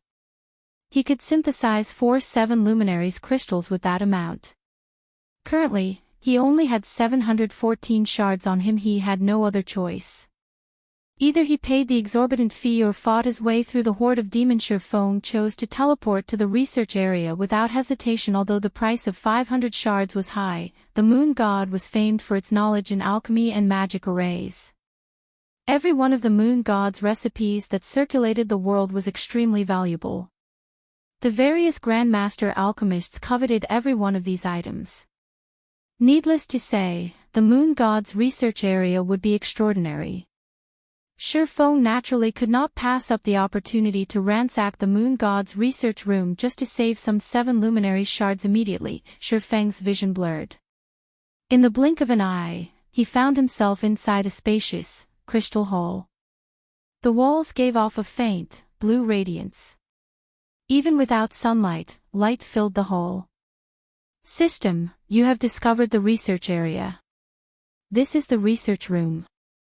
Shifeng was slightly surprised as he surveyed his surroundings. There were 3 paths out of the hall, and each one led to a different location. One led to the alchemy room, another led to the research room, and the last was a hallway leading out of the research area. Shifeng was immensely excited. As a god's private tower, there was bound to be treasure. Immediately, Shifeng set off to explore the area. The moon god's alchemy room was like a whole new world. The room was as large as a football field, and there were all sorts of research materials and foundational books. There were also plenty of alchemy tools. Although the majority of the books and tools had been damaged beyond recognition due to the passing of time, the items that survived fascinated Shifeng. Any random alchemy tool he picked up was at least secret silver rank. If sold on the market, they could easily fetch over 10 gold. There were over 300 secret silver tools. There was also a complete set of fine gold alchemy tools. The set was easily as valuable as an epic item. However, no one would be so foolish as to sell the set, regardless of the price. The alchemy tool's value paled in comparison to the books he found. To alchemists, these books were priceless. Among the books he found, 9 were introductions to basic secret alchemy techniques. There were also 2 books about advanced secret alchemy techniques. These tomes were similar to secret technique tablets, but they were much easier to learn than the secret technique tablets in the past. Even Shadow's master alchemists had only learned 2 or 3 basic secret alchemy techniques, and the guild had paid a massive price to do so. Among them, the best secret technique had cost 1 epic item to learn. Of course, this price guaranteed that one would learn the secret technique. If the technique had only allowed 1 player to learn it, it would have only cost a few hundred gold. If an advanced alchemist could learn 3 to 5 basic secret techniques, their chances of becoming a master would double at the very minimum. Anyone who learned the advanced secret techniques would be guaranteed to become a master alchemist. That is. Suddenly, Shurfong noticed the surrounding mana flowing towards a dilapidated stone table a short distance away. The mana flow was slow and weak. If not for his improved physique after consuming the moonlight fruit, he would have been hard-pressed to notice this mana flow. Chapter 1304, Treasure Transforms. Chapter 1304, Treasure Transforms. A thick layer of dust covered the stone tablet, and mana circulated around it. After taking a few steps towards the table, Shurfong was assaulted by an immense pressure. This is divine might. Although the divine might was faint, and he only sensed it once he was within 10 yards of the table, Shurfong could still feel himself grow a little sluggish. He was excited. Items only exuded divine might if they were frequently used or painstakingly crafted by a god. Needless to say, any item a god favored would be valuable. While resisting the divine might, Shurfong started to tidy up the table. Although divine might was very powerful, the table only exuded a very faint trace of it. Shurfong could still move normally as he stood less than a yard away from the table. Very quickly, Shurfong removed most of the dust covering the table. Books and materials littered the table. However, due to the passing of time, these items had long since eroded. Aside from some mysterious patterns carved into the table, Shurfong could not find anything noteworthy. Could the table itself be exuding the divine might? Shurfong could not help but frown. He could already tell that the table before him was a treasure. The faint trace of mana around the table would definitely aid refining and synthesis work. The table might even have other function that he hadn't noticed yet. In any case, it was undoubtedly useful for alchemists only. The stone table wasn't like other items. It could not be stored in a player's bag space. If Shurfong wanted to take it with him, he would have to carry it. Clearly, this wasn't a viable option. The alchemy table was the size of a pool table. Even if he could carry it, he did not have the leeway to carry it around with him. If I can equip one of the special alchemy rooms with this table, it could help the trading firm's alchemists. Shurfong struggled with his disappointment. Aside from alchemy tools, items such as this alchemy table were extremely precious. A good alchemy table could be as helpful as a basic secret alchemy technique. However, since Shurfong could not take the table with him, he had no choice but to take out the soul orb and absorb it. Since the alchemy table radiated divine might, it could be considered as a god crystal. One of the reasons he had chosen the Azura mode promotion quest was to obtain a large number of god crystals to lift the demon god Paymon's seal. Please let it absorb this table. Shurfong silently prayed. He then clicked the Absorb Divine Power button on the Soul Orb's interface and selected the alchemy table as the target. Currently, no one owned the alchemy table. Shurfong wasn't sure if the Soul Orb could actually absorb an ownerless item. After all, he had never tried. The Soul Orb immediately began to emit a dark smoke, which soon enveloped the table. However, even after several seconds, there was no indication that the smoke was devouring its target. Don't tell me it's not possible, Shurfong muttered worriedly. As soon as Shurfong had said so, however, the sound of a system notification reached his ears.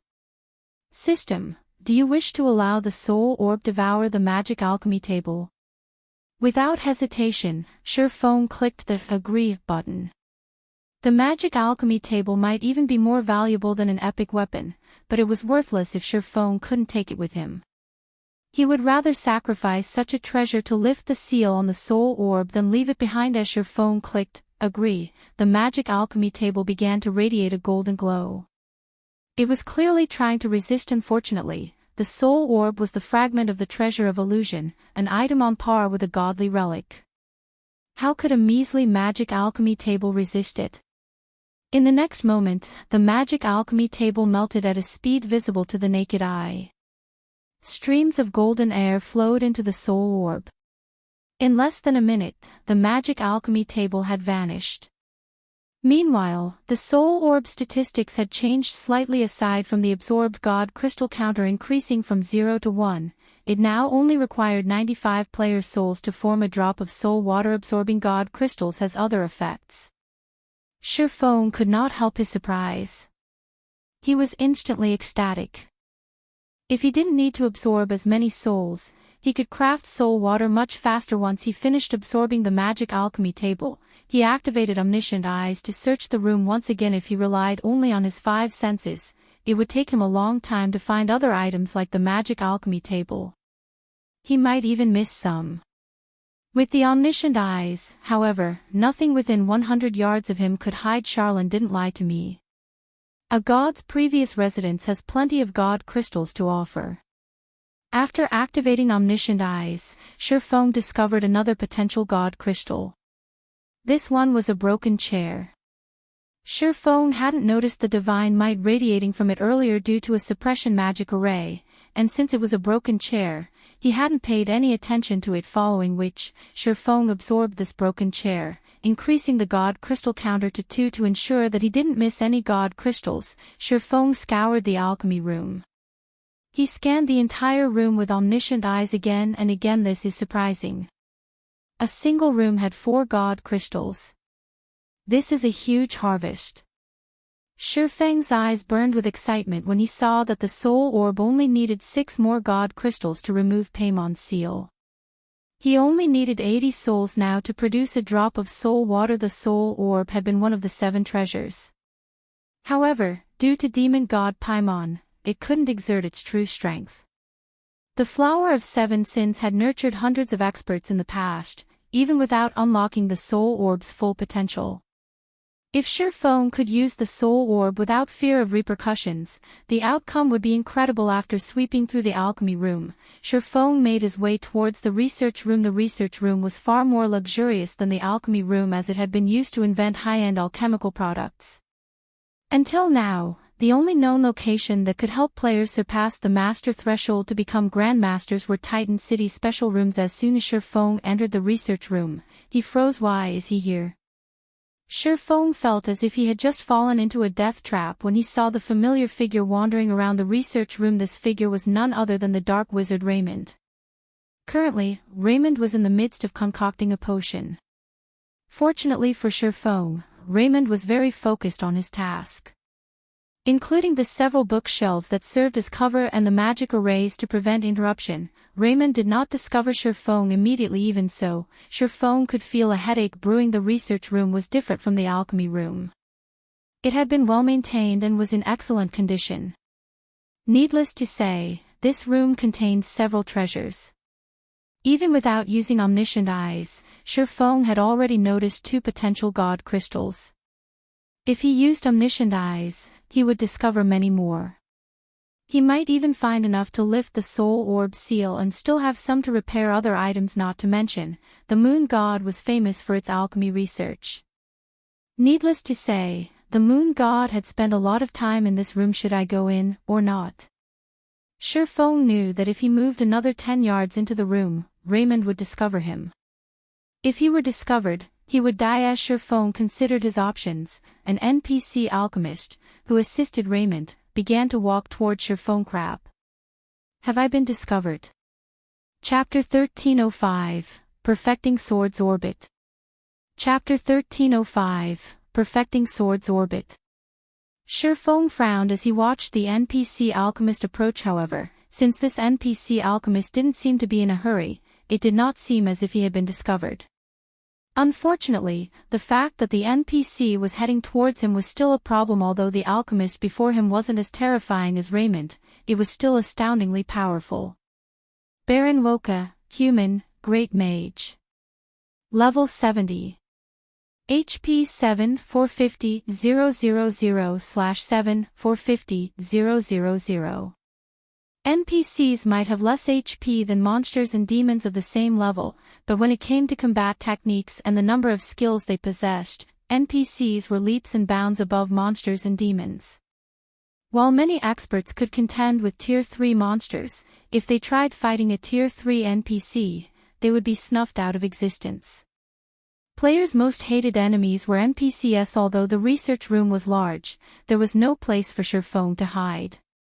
Moreover, there was only one path behind him. He couldn't avoid Baron Woka's detection. With no other choice, Sherfong retreated from the room temporarily. He planned to hide in the alchemy room while he thought of another way to loot the research room. However, after leaving the research room, Sherfong discovered a magic barrier sealing off the path towards the alchemy room. Unfortunately, the hallway he was in was void of obstructions. One could see everything in it with a single glance. Should I leave the tower for now? Sherfong glanced towards the path leading outside. However, he quickly shook the thought from his mind. The path to the alchemy room had been sealed off after he had explored and left it. If he left the research area now, he might not be able to get back in.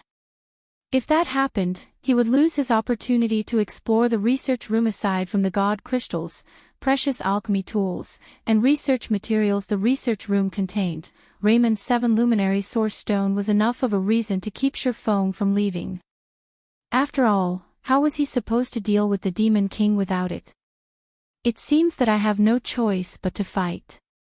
Sherfeng's gaze drifted back to the research room's door. With the situation as it was, both of his available options would lead to his death.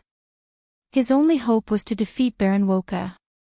He'd fail his quest if he didn't. Following which, Sherfong summoned Anna and Kite. When he had used the teleportation array to enter the tower earlier, Anna and Kite hadn't teleported with him. They should both still be in the herb garden, so he needed to summon them once again. Although Anna and Kite were not as high-tiered as Baron Woka, their combat power was no weaker than an ordinary Tier 3 NPCs. Sherfong had only wanted to avoid a fight with the NPC alchemist for fear of attracting Raymond's attention. If Raymond noticed him, only death would await him. However, now that he had retreated quite a distance away from the research room, he didn't need to hold back. I can't summon them. Sherfong looked at the 2 unresponsive summon guard scrolls in his hands, his chest tightening suddenly. The door to the research room opened slowly. The hallway was less than 40 yards long. As soon as the Baron Woka left the research room, he noticed Sherfong. Despicable intruder. You dare intrude on this holy land? Guards! Baron Woka shouted. Baron Woka was very loud, and his voice echoed throughout the research area. Damn it. Sherfong hadn't considered that Baron Woka would call for reinforcements. Not only couldn't he summon his personal guards, but now, he also had to deal with more enemies. Fortunately, a magic array isolated the research room from the outside world. No one within the room would hear them out here. Sherfong reacted quickly. Immediately, he activated the aura of time's absolute time, preventing all enemies within range from using any spells or tools. NPCs were no exception. Heavenly Dragon's power. Blade Liberation. Instant Strike. Sherfong wouldn't be careless against a Tier 3 NPC. Moreover, now that Baron Woka had called for reinforcements, he would die if he didn't end this before more enemies showed up. He instantly activated Twofold Berserk, his basic attributes skyrocketing. With the buff, his basic attributes far surpassed any Tier 3 player of the same level. In the blink of an eye, Sherfong appeared before Baron Woka's sword's orbit.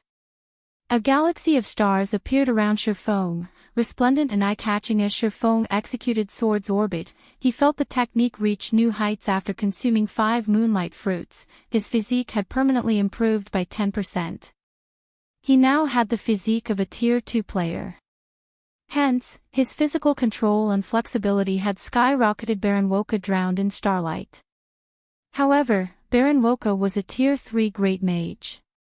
Even though he had been silenced, he still had the basic attributes of a Tier 3 NPC. His physical attacks with his staff still posed a threat in God's domain. Although magical classes typically bombarded their enemies with spells, that did not mean they were incapable of melee combat. They were just not fond of it. Silencing a magical class would drastically weaken their combat power. Unfortunately for Sherfong, Baron Woka was extremely adept with his staff, defending and attacking. It was clear that he was executing some kind of advanced combat technique.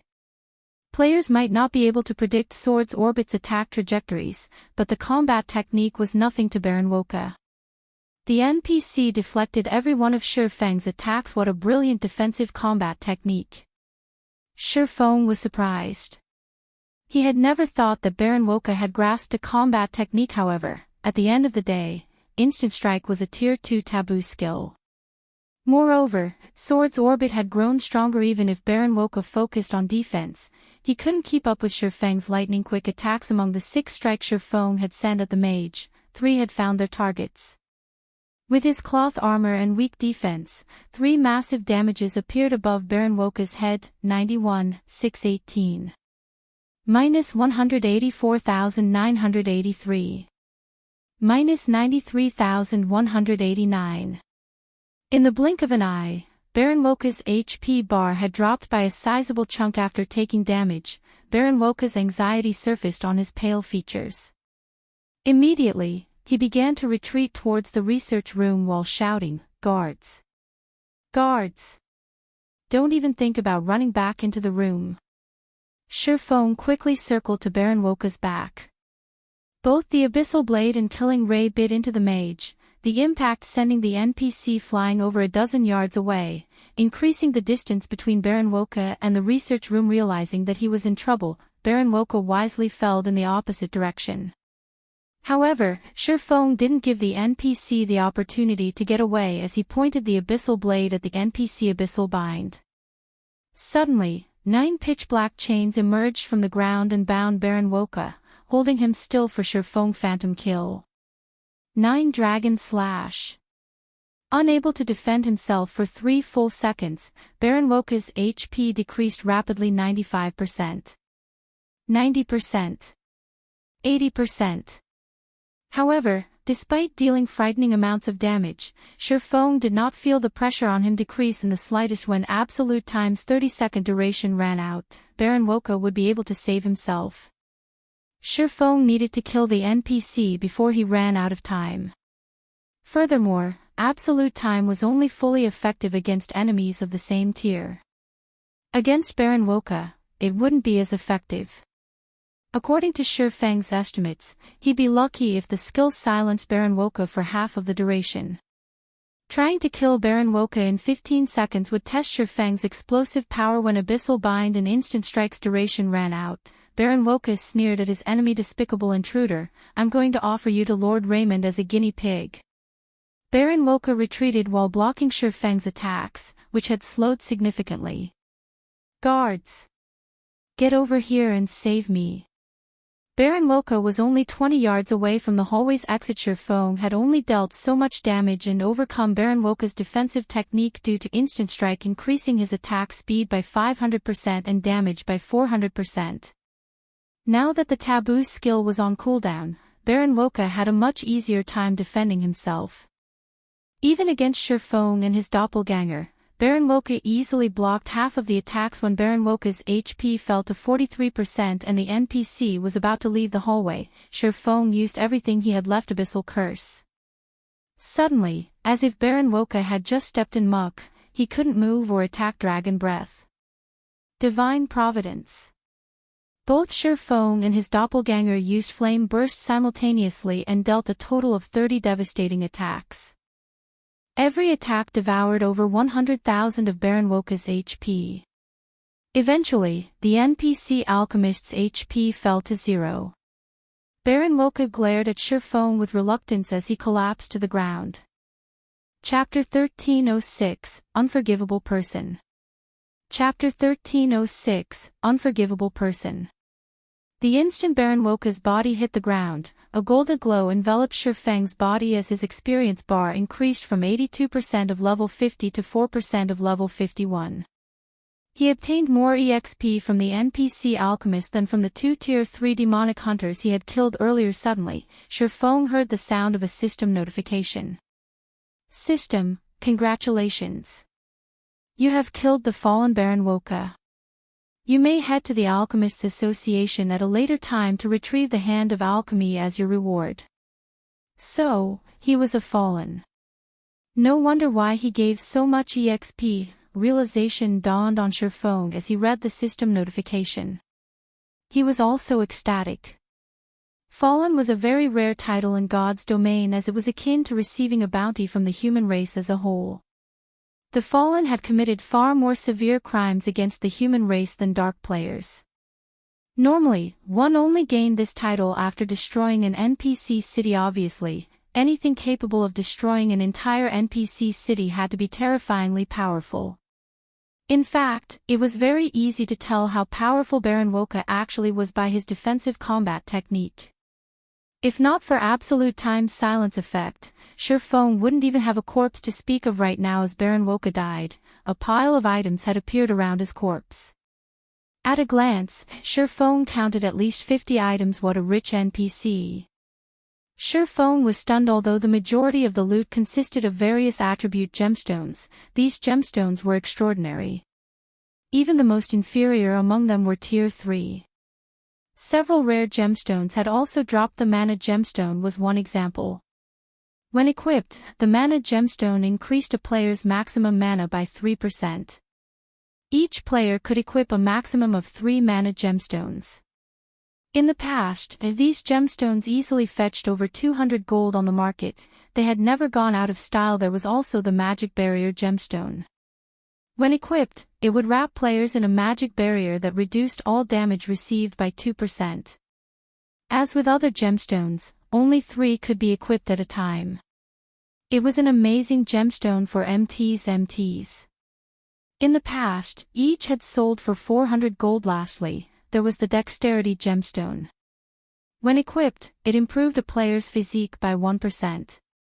It was also the most expensive gemstone on the market, with each easily selling for 1,000 gold in the past. However, it was as difficult to obtain as it was expensive. Shadow had only ever gotten its hands on a total of 11 dexterity gemstones in the past, yet Shifeng had just obtained 4 dexterity gemstones by killing Baron Woka. Shifeng had also obtained 6 mana gemstones and 5 magic barrier gemstones. Including the other tier 3 attribute gemstones and slightly rare gemstones, overall, Shifeng had earned over 10,000 gold's worth of gemstones by killing Baron Woka. Baron Woka had dropped 3 other items as well, 2 of which were equipment. One of the 2 pieces of equipment was a level 60 fine gold ring called Chanter's Ring. Although its basic attributes were average at best, when equipped, it increased the wearer's spellcasting speed by 2%. It was an effect that magic classes were desperate for. The other piece of equipment was a cape called Alchemist's Pledge. Although it was only a level 50 fine gold cape, and its basic attributes were very poor, the cape had 2 passive skills that any alchemist would want: Mental Focus and Soul of Alchemy. Mental Focus increased the wearer's focus when carrying out a task. Although it didn't seem like a special effect, it was even more useful than high mana density when one crafted item. Soul of Alchemy was even more impressive. The skill increased the wearer's alchemical success rate by 3% and production speed by 30%. With these passive skills, it would be a piece of cake for alchemists to raise their proficiency quickly. Moreover, these skills would assist players with their promotion to Master and Grandmaster rank. I can offer the Alchemist's Pledge as the benefit for the trading firm's chief alchemist. Shifeng smiled. Any guild or trading firm that wanted its members to improve quickly needed to provide a competitive environment. To gain this competitive edge, they needed to offer powerful benefits as motivation. While the Candlelight trading firm offered various benefits, none of them were unique.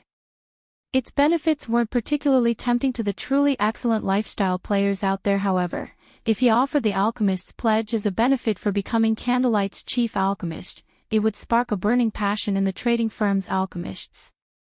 He also had secret alchemy techniques.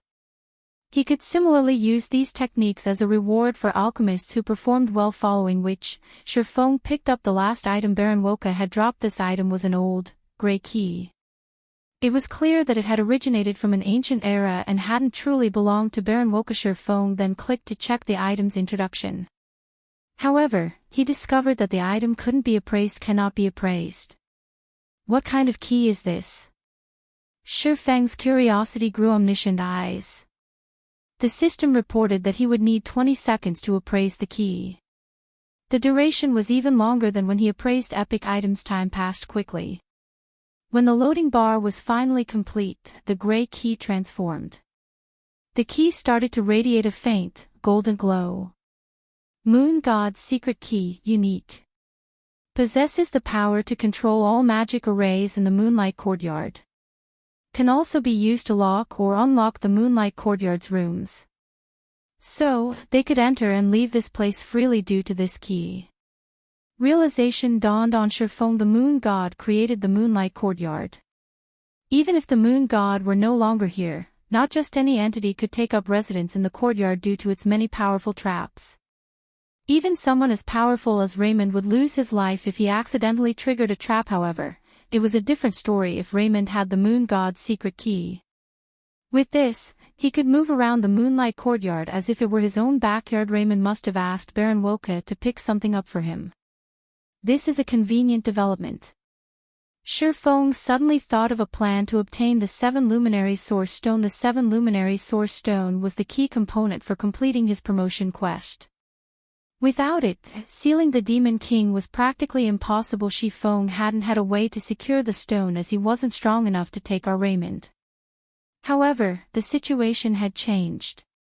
With the Moon God's secret key, he had full control over the Moonlight Courtyard. First, Shurfeng had to rest. Since he had activated twofold Berserk, he was currently in a weakened state, his attributes having decreased significantly. With his current attributes, he wouldn't even have time to react to Raymond's casual attacks, much less steal the 7 Luminary Source Stone. With nothing better to do in the meantime, Shurfeng logged out of God's domain and entered his offline space. Unlike in the Dark Canyon, he still had access to his communication system in the offline space. The moment Shurfeng logged out of God's domain, he received a series of system notifications, all of which were messages from within God's domain. Overall, he had received dozens of messages and several communication requests. Why are so many people trying to contact me? Shurfeng gave the notifications an odd look. Aside from Aqua Rose and Gentle Snow, Phoenix Rain had even sent him urgent messages. Moreover, she had tried to call him 3 times. Has something happened? Shurfeng opened his friends list and called Aqua Rose. Chapter 1307, Qualitatively Changing a Town. Chapter 1307, Qualitatively Changing a Town. Inside the dim offline space, a few seconds after Shurfeng made the call request, Aqua Rose connected to the video call. Currently, the video showed Aqua Rose out in the field, a slightly anxious expression on her face. Moreover, the sounds of an intense battle seemed to come from every direction. Guild leader, your communication system is finally up, Aqua Rose said, sighing with relief. Her frown relaxed slightly. I was prepared to send Blackie to go and knock on your cabin. Has something happened?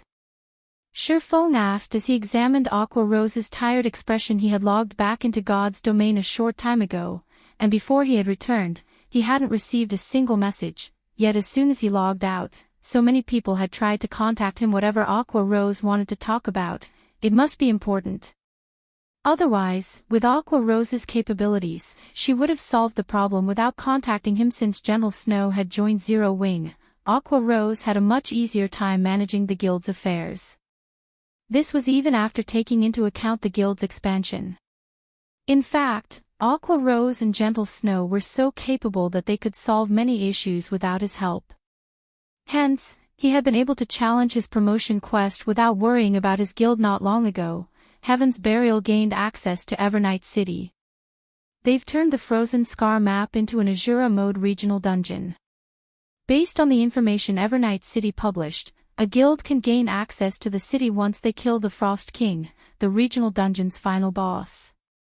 Every large guild is focusing on raiding the regional dungeon. Quite a few superpowers have set their sights on this dark city. The competition in Frozen Scar is intense. I suggest that we pull Snow away from Lakeheart City and gather Zero Wing's forces in Frozen Scar. However, Snow has reported that the situation in Lakeheart City has started to improve, and she can't step away at the moment. I led a portion of our main forces into Frozen Scar, but we're having difficulty competing with those superpowers. Moreover, quite a few dark players have been slaughtering players around White River City, striking fear into the residents' hearts. Some players have even migrated to Starmoon City. We've dispatched quite a few experts to deal with the situation, but that means that I have even less manpower at my disposal. Evernight City was the only dark city in Starmoon Kingdom.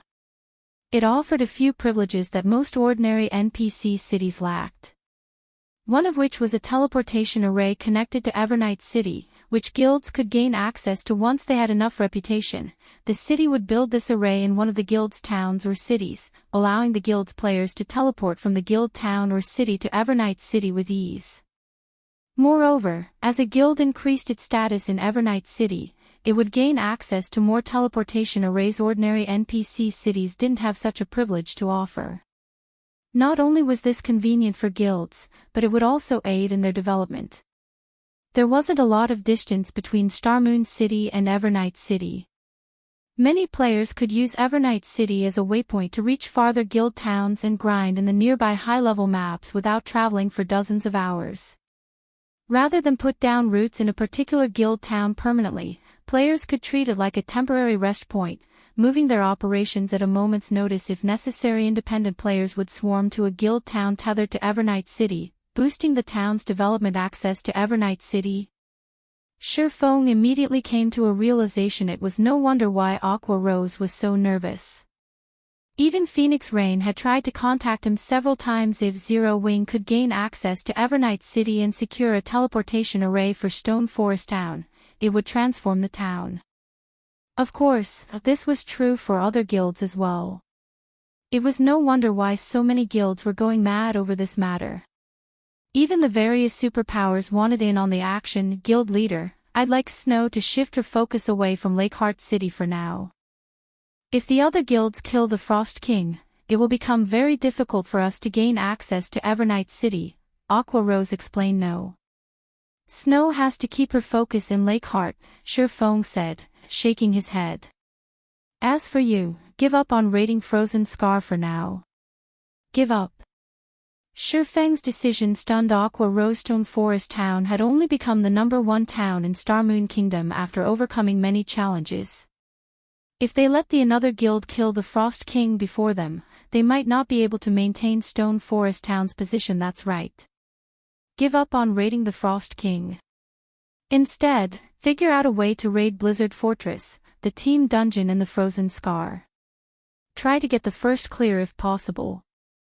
Shifeng nodded. Guild leader, that's a level 50, 100-man team dungeon. Aqua Rose was astonished.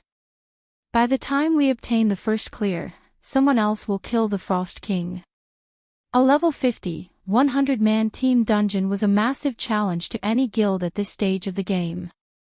Raiding one was far more difficult than raiding the Frost King. Based on their investigation, the Frost King was only a level 53 Grand Lord.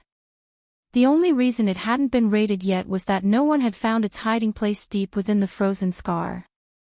Players needed to kill many monsters and bosses in order to reach the final boss. Taking into account the Frozen Scar's severe environment, which increased players' stamina consumption by several times, progress to reach the Frost King was quite slow. They would be crazy to ignore the Frost King, the easier raid target, to challenge the Blizzard Fortress. Instead, the Frost King is an Ice-type boss.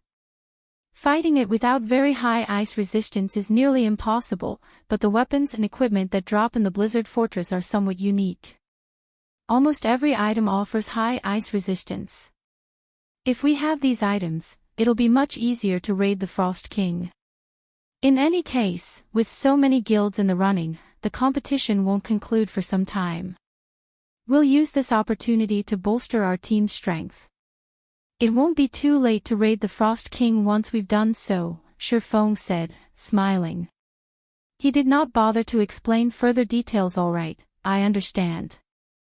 I'll try to raid the Blizzard Fortress as quickly as possible. In reality, Aqua Rose still had her doubts. She knew that they had tons of Sea God's blessings in the guild warehouse. The potion could significantly increase a player's resistances. However, since Shifeng had given her an order, it wouldn't be wise to insist against it. She could only try to raid the dungeon as quickly as possible. Following which, Aqua Rose disconnected the call. Meanwhile, Shifeng smiled wryly at Aqua Rose's confusion. He could not reveal too much information. After all, no one had actually raided the Frost King yet. He couldn't just come out and say that players needed a minimum of 300 points of ice resistance to raid the boss with such a high requirement. Not even stacking 2 bottles of Sea God's Blessing would be enough. They needed other weapons and equipment to supplement for the missing points. Otherwise, players wouldn't stand a chance against the Frost King. Many guilds had contested for the right to enter Evernight City in the past as well. Similarly, these guilds had focused on clearing a straight path towards the Frost King, expending tons of manpower and resources in the process. However, only after encountering the Frost King did everyone realize how much of a nightmare the boss truly was.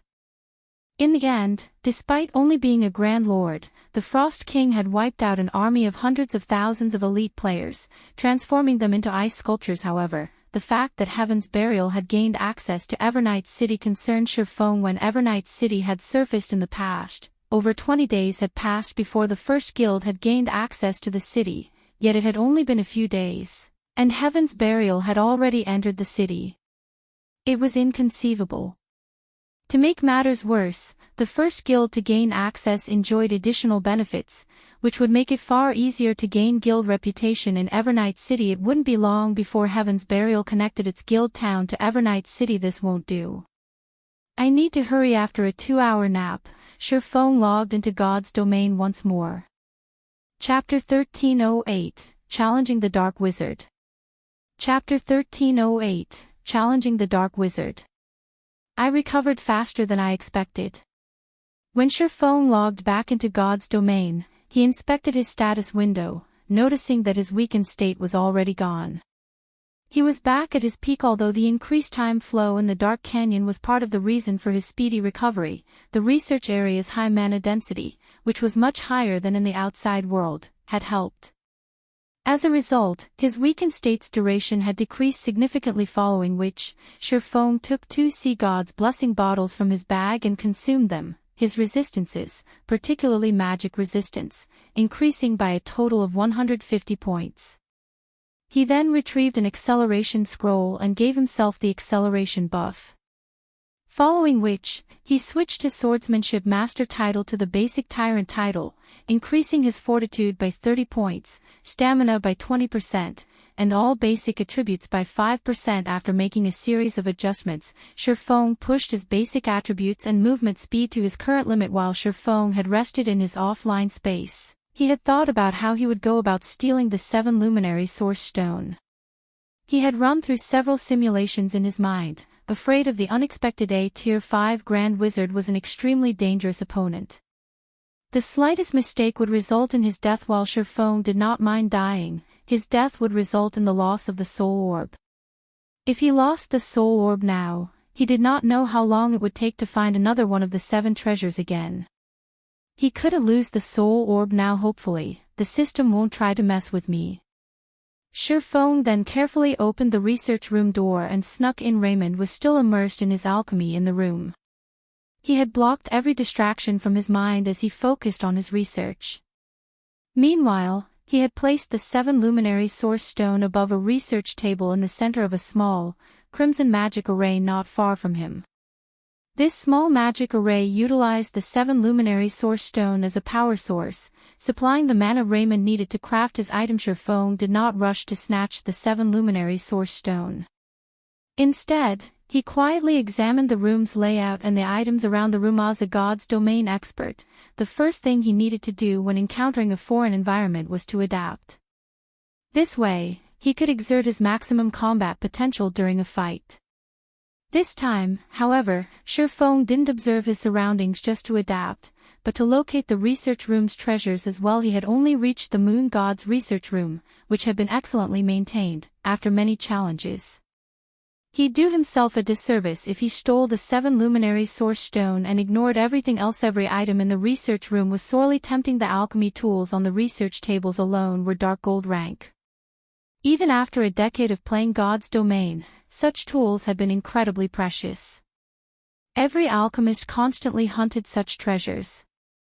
Feng even spotted a complete set on one of the research tables. Aside from the alchemy tools, the research room had quite a few items that radiated divine might. The moon god must have used them all frequently. Any one of these items could easily sell for over 100,000 magic crystals in an auction. There were also quite a few tattered designs on an experiment table. These designs had been crafted with extremely valuable materials. Rather than the standard sheepskin parchment, the designs had been drawn on dragon skin. Only gods would dare use a dragon skin as parchment. Fortunately, dragonskin parchment would survive storage for tens of thousands of years. As he carefully analyzed the research room, shock bubbled in Feng's chest. The research room was a treasure trove. It could likely rival the Fallen Ark. If only the Dark Wizard Raymond weren't present. Raymond finally completed the item he had been working on. A golden ring, with a jewel radiating a 7-colored brilliance in its center, floated in the air before him. The jewel also released a frightening pressure. Even Feng, who stood far outside of the research room's magic array, felt a significant weight bearing down on him. What is that? Feng stared at the golden ring curiously. Very few items in God's domain, aside from items gods had used, emitted that kind of pressure. Every one of these items was a masterpiece. The golden ring's pressure could even rival divine might. After completing the ring, Raymond's hand stopped moving as he began to chant an incantation. A fourfold magic array then appeared above the golden ring, absorbing the surrounding mana and forcing it into the ring. Like a massive whale taking a breath, the golden ring sucked in the dense mana, yet despite absorbing so much, the ring showed no signs of slowing. A chance. Watching the golden ring absorb mana, Feng knew that this was the crucial moment to act. If he missed this opportunity, he wasn't likely to get another. Immediately, Feng activated Phantom Kill and had his doppelganger stay near the research room's entrance, keeping the door open. He then dashed towards Raymond. Raymond, Dark Shaman King, Human, Grand Wizard. Level 72. HP. / Although Raymond was only level 72, he was a Tier 5 NPC. He detected the fluctuations in the magic array almost immediately, which Feng had caused as he ran through it. When Raymond realized that he had an intruder, his gaze turned cold. Without hesitation, Raymond waved his wrinkled arm and gestured towards Feng. 5 magic arrays of different colors formed at his fingertips, overlapping. The amount of mana around Raymond's palm even made Feng shudder with fear. This is insane. He's using Elemental Crush, right off the bat. As soon as Feng saw the 5 magic arrays, he recognized the spell. Elemental Crush was a Tier 5, miniature destruction spell.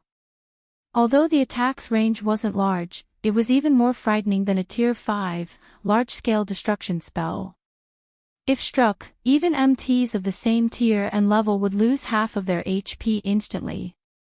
However, the spell had a flaw: its runes were overly complex. The chant was also quite long. Tier 5 Grand Wizards didn't usually use this spell in PvP. However, Raymond could forego both the incantation and runes, casting the spell instantly. Suddenly, space around Feng started to crumble. Everything around him turned dark. In the blink of an eye, everything within 30 yards had been turned to dust. However, just as Raymond thought he had dealt with the intruder and was about to return his focus to the magic array above the golden ring, a figure appeared before him. Close one. Feng could not help but glance at his previous position, fear lingering in his heart. Fortunately, he had instant strike, which allowed him to teleport to his target. Otherwise, he wouldn't have dodged the spell with his movement speed. Despicable mortal, die. Realizing that Feng was still alive, Raymond grew serious as he activated his domain. In God's domain, there was a saying that those without domains were nothing more than ants underfoot. As long as one activated a domain, they could suppress their enemies. Against weaker opponents, it would be a one-sided slaughter. However, Feng had prepared for Raymond's domain. As soon as he appeared before Raymond, he activated Absolute Time, freezing the area's mana. Even the Dark Shaman King couldn't access the mana. Raymond's spreading domain crumbled instantly. Feng sighed with relief. He knew that absolute time wouldn't silence Raymond for more than 10 seconds. He could accept that as long as it was effective against the NPC for even a brief moment. Without hesitation, Shifeng activated Power of Darkness and Windwalk before dashing towards the 7 Luminary Source Stone Damnable Ant.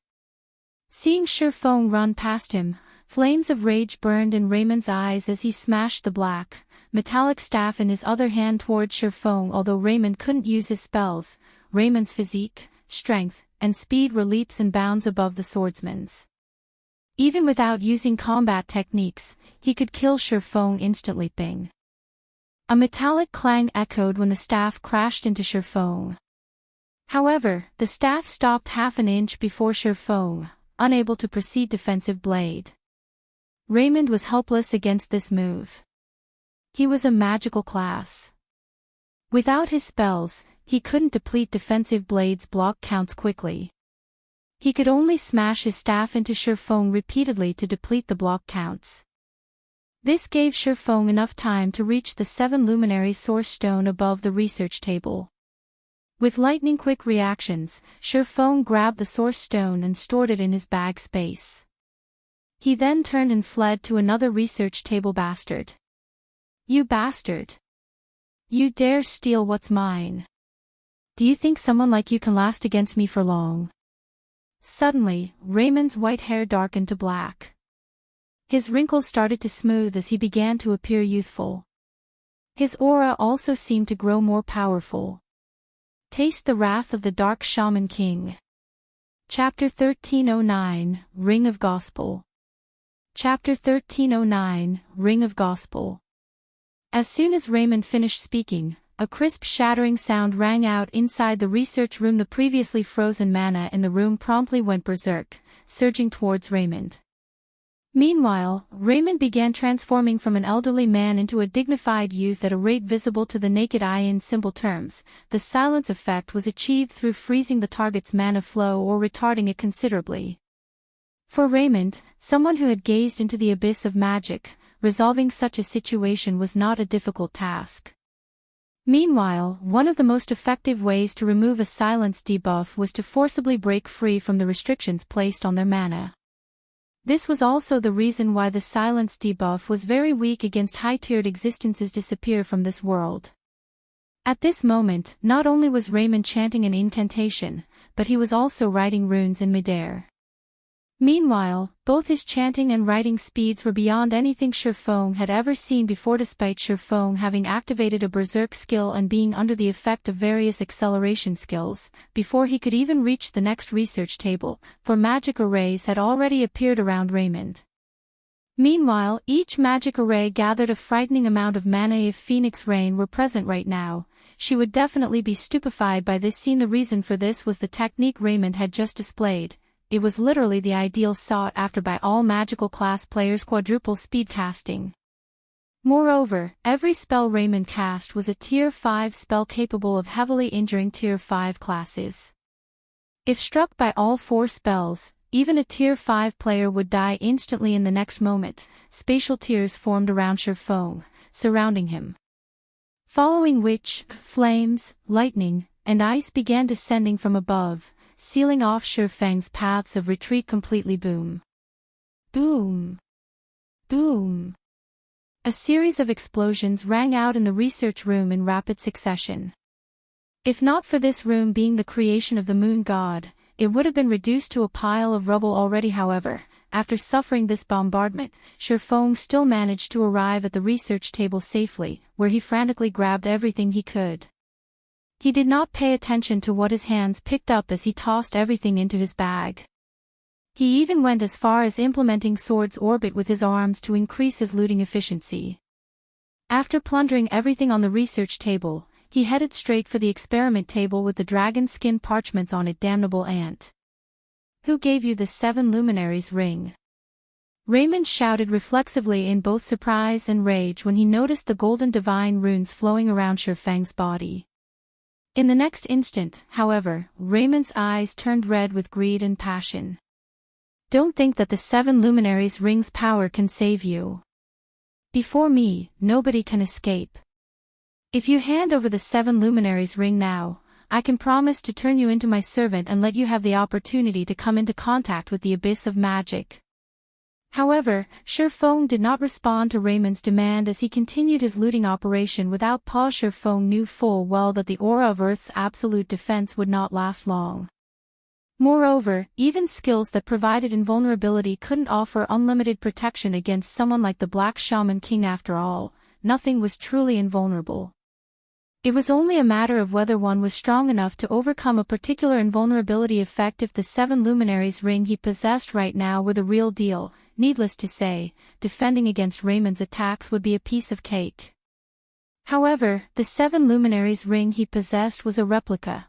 It wasn't a godly relic. Just being able to ward off Raymond's quadruple casting was already fortunate. If Raymond really got serious, absolute defense most likely wouldn't be able to stop the NPC's attacks. "Since you're not willing to hand it over, become my living puppet." Raymond began chanting once again. Unlike before, however, his chanting speed was not particularly fast this time. Moreover, the runes he wrote were incomparably complex. Even Shifeng, someone who had conducted plenty of research into runes and magic arrays, could not identify what those runes were meant for. Not daring to be careless, Shifeng started looting the items on the experiment table as soon as he arrived before it. Absolute defense's duration had less than 2 seconds remaining. Although he could not plunder the entire experiment table, he took most of the items on it at this time. Raymond pointed his staff at Shifeng and shouted, "Shatter."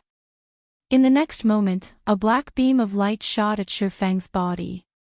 Immediately, the divine runes surrounding Shifeng's body started crumbling. It was obvious that Raymond's attack had broken through absolute defense. "Become my loyal slave." Raymond then slammed the butt of his staff on the floor. A shadow instantly formed beneath Shifeng's feet. Gray strands slowly rose from the shadow, banding Shifeng's body. Why does he know even the necromancer class's dark bondage?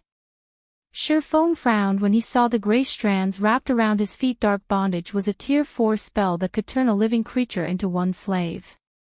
The success rate of the spell depended on the user's and target's levels and tiers. On average, the success rate was very low. Of course, this was only in the case of players. It was a different story if a powerful NPC like Raymond cast the spell when nearly half of Shifeng's body was bound. Raymond revealed a sneer on his face. "Divine steps." Suddenly, 10 doppelgangers formed around Shifeng. He then chose to switch positions with one of them. Even a spell like Dark Bondage couldn't stop Shifeng from swapping places with his doppelganger. He promptly took another item from the experiment table. However, as soon as Shifeng stored the item into his bag, he suddenly found himself as well as his 10 doppelgangers appearing before Raymond. What? He knows even the tier 5 curse space conversion. Shifeng was surprised as he swept a glance at his surroundings. Hurriedly, he started switching places with his other doppelgangers, which were slightly farther away from Raymond at this time. Raymond also activated his domain once more, directly suppressing Shifeng and preventing him from moving whatsoever. Only Shifeng's 10 doppelgangers, which were invulnerable like Shifeng, could still move. However, no matter where the doppelgangers went, as long as they remained inside the range of Raymond's domain, even if Shifeng switched places with them, he still couldn't budge from there. A futile effort. Raymond waved his staff once more, and his surroundings turned into a world of frost, trapping Shifeng's doppelgangers. Although the doppelgangers were invulnerable, they did not possess the ability to pass through physical objects. Without any strength of their own, they could only remain trapped inside the ice. Is that so?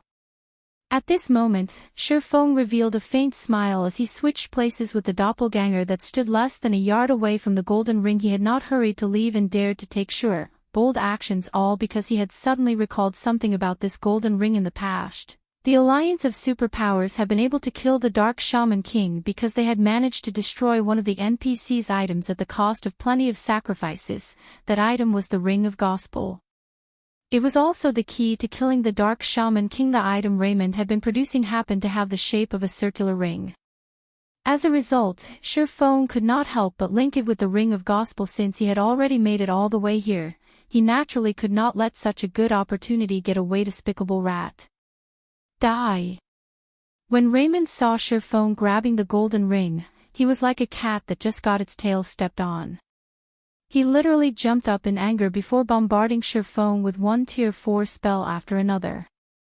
At this point, he had lost all intentions of making Sherfone a puppet one after another. Silvery white frost lances began shooting at Sherfone from all directions. The cold air radiated by every one of these frost lances made Sherfone shudder. He could also faintly see golden arcs of electricity wreathing these frost lances.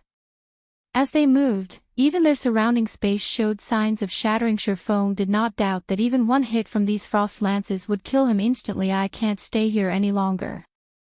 This time, Sherfone knew that Raymond was no longer holding back. Immediately, he chose to switch positions with the doppelganger summoned through Phantom Kill. Boom. Boom. Boom. As soon as he switched positions, hundreds of frost lances pierced his doppelganger, killing it on the spot. The doppelganger did not even have time to react. He really is too strong. Standing by the research room's entrance, Sherfone was greatly shocked by this scene. He hurriedly left the room, not daring to remain even a moment longer. Meanwhile, as soon as he exited, he sealed the door, using the moon god's secret key. The instant the room was sealed, Sherfone felt the door shaking violently. Chapter 1310, Moon God's Secret Record. Chapter 1310, Moon God's Secret Record. The door of the research room was made using a special method. Moreover, the moon god had reinforced it with divine runes. Even a tier 5 grand wizard would have difficulty leaving a scratch on it. However, the violent tremors of the door made Sherfone doubt it could hold back the Dark Shaman King. After all, Raymond was an NPC capable of becoming the final boss of one of God's domain's major expansion packs. He definitely was not an existence that ordinary tier 5 NPCs could compare to. In retrospect, considering how several superpowers had needed to work together to defeat Raymond, Sherfone could only conclude that Raymond had to be at the demigod standard already. Thinking up to this point, Sherfone felt that he still wasn't safe. He left the research area right away. When he entered the corridor leading out of the research area, he even used the moon god's secret key to seal off the corridor. Although the corridor's seal was not as powerful as the door of the research room, it could more or less stop Raymond for a short while. After Sherfone left the research area, it was as if he had entered a whole other world. When he exited the corridor, he arrived at a place filled with greenery.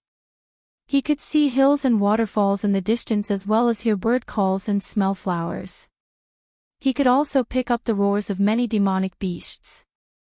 At the same time, he spotted many demonic patrol squads making the rounds of the forest paths. Although the guards in these demonic patrol squads were not as strong as the demons guarding the inner courtyard, each patrol still consisted of 1 level 70, tier 3 demonic guard and 9 level 70, tier 2 demonic soldiers. To Sherfone, who currently couldn't summon his personal guards and mount, they were extremely dangerous opponents. Immediately after, the sound of a system notification entered Sherfang's ears. System, you have discovered the top floor of the demon ceiling tower, Moon God Space. What? This is the top floor of the demon ceiling tower? Sherfone was stunned when he looked at the system notification. Based on the system map, the demon ceiling tower had a total of 36 floors. Meanwhile, each floor could easily fit a small town inside. If Sherfone had tried climbing from the first floor to the top floor, he would have needed plenty of time. Although he had already steeled himself for a long battle, climbing all 36 floors would not have been an easy task previously. Sherfone had still thought that spending 507 luminary shards to teleport to the research area had not been worth it. Now, however, it would seem that he had just made a huge profit. Immediately, Sherfone found a safe location to hide before adjusting his mental state and organizing the items he looted from beginning to end. His exchange with Raymond had lasted only 7 or 8 seconds. However, despite this brevity, his stamina and concentration had been depleted as if he had fought normally for several hours. The exchange had taken a severe toll on his concentration, in particular. Due to the frightening pressure Raymond gave off, as well as the NPC's domain, every second he spent fleeing from the NPC was equivalent to fighting against an opponent of equal strength for an hour. In fact, from the moment Shifeng started facing off against Raymond until he exited the research room, Shifeng had not even taken a breath. After all, even the slightest delay in his actions could lead to his death, rendering all his efforts since entering God's domain useless. One could imagine just how much pressure Shifeng felt during those short 7 or 8 seconds. Hence, Shifeng wished to slowly relax his tense mental state. Meanwhile, at the Azura mode regional dungeon Frozen Scar, many of Starmoon Kingdom's powerful and well-known guilds were currently gathered here. There were even large guilds from other kingdoms and empires coming to raid the regional dungeon. At this moment, hundreds of thousands of elite and expert players were at Frozen Scar, and the competition here was considerably intense. In just the few short hours since Frozen Scar became a regional dungeon, over 50,000 elite players had already died in it. This situation immediately deterred members of small guilds and independent players from entering the dungeon. However, in one forest filled with snow, a 1,000-man legion was calmly pressing forward. The legion easily killed off any level 46 Lord-ranked snow yetis and level 45 elite-ranked snow giants and steadily advanced towards the location of the Frost King. When the elite legions of other guilds came across this legion, they would hurriedly avoid it, afraid of provoking it. After all, the guild this 1,000-man legion belonged to was none other than Heaven's Burial, the official number 2 guild of Starmoon Kingdom currently. Singular Burial was even personally leading this elite legion. Among the members of this legion, even the weakest was level 41, whereas the experts were level 42.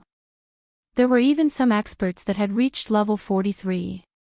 Meanwhile, these players were all geared in level 40 top-tier equipment, with the most inferior being fine gold rank and the majority being dark gold rank.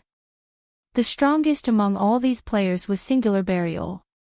Although he was only level 43, he was equipped with the level 45 Dark Gold set equipment for Rangers, the 100 Beast set, and wielded a pitch-black double-stringed bone bow that gave off the epic rank glow effect despite going up against over 50 Frost Yetis and 1,000 Frost Giants. Singular Burial managed to command his team properly and keep the situation under control. In the end, Heaven's Burial's elite legion bombarded these monsters to death without even a break in their front line. This situation inspired serious envy in the players from other guilds watching from afar. Just as Singular Burial and his team were cleaning up the remnant Frost Giants, he suddenly received a communication request. Ghost, did something happen on your side? Singular Burial asked as he looked at the indifferent level 43 assassin in the screen. Something happened over at Zero Wing's side, Ghost's shadow reported. For some reason, instead of advancing towards the Frost King, Zero Wing's team has actually turned around and is currently headed towards the Blizzard Fortress. By the looks of it, they are planning on raiding the dungeon. Raiding the Blizzard Fortress. Singular Burial could not help but be stunned. Are you sure? Blizzard Fortress is a level 50 large-scale team dungeon. Why are they even trying to raid it? For them to give up on the Frost King so willingly, could they have discovered something we don't know? The information regarding the Frost King was something he had released to the public himself. Meanwhile, his reason for doing so was to lure Zero Wing's main force over and use the opportunity to weaken it. At the same time, he could also complete his quest. I don't know. However, the information about them heading towards the Blizzard Fortress is definitely true. As for Zero Wing's elite members, they have also left Frozen Scar already. Ghost Shadow was similarly confused by this situation. Killing the Frost King would grant a guild access to Evernight City, yet Zero Wing had actually given up such a good opportunity in favor of raiding a dungeon. Moreover, it was even a level 50 large-scale team dungeon. Even he, an expert who had fought in the virtual gaming world for many years now, could not understand what Zero Wing was trying to do. Forget it. Ignore them for now. You and your men regroup with us as well. The number of guilds joining the competition is growing increasingly higher, so we need to hurry up ourselves. Once we're done with our quest, Starmoon Kingdom will become Heaven's Burial's possession. Even if Zero Wing manages to raid the dungeon, it would be useless, Singular Burial said, sneering. I've really lucked out this time. Shifeng could not help sighing happily as he looked at his bag space. Previously, all of his attention had been on Raymond. Hence, when he was looting, he simply shoved everything he could get his hands on into his bag without caring what they were now that he got to take a closer look. However, even Shifeng himself was stupefied by the spoils. Among the items he looted were 8 dark gold alchemy tools. There was also a set of dark gold alchemy tools made from magic jade called the Green Jade set. If placed on the market, this set could easily sell for over 30,000 gold in its own. Magic jade possessed the ability to absorb mana from its surroundings. When made into an alchemy tool, it could pull out the best effects of herbs in total. The complete set of magic jade alchemy tools increased alchemy success rates by 10% and alchemy production speeds by 20%. There was also a 3% chance for the created product to have its effects strengthened in the past. Even Grandmaster alchemists had been extremely eager to get their hands on such a set. Unfortunately, even super guilds had a very difficult time obtaining a set of dark gold alchemy tools, not to mention something like the Green Jade set. Aside from alchemy tools, Shifeng's bag had many sheets of ancient, tattered pages. Recorded on these pages were recipes made by the moon god. However, as the pages were dilapidated, they could not be used. After Shifeng used omniscient eyes to appraise one of the tattered pages, the sound of a system notification suddenly entered his ears. System, ancient tattered page discovered. Repairing it requires 100 magic crystals. Dragonskin parchment sure is amazing. Even after enduring tens of thousands of years of corrosion, it can still be repaired using magic crystals. No wonder gods would use dragonskin parchment to make records in ancient times.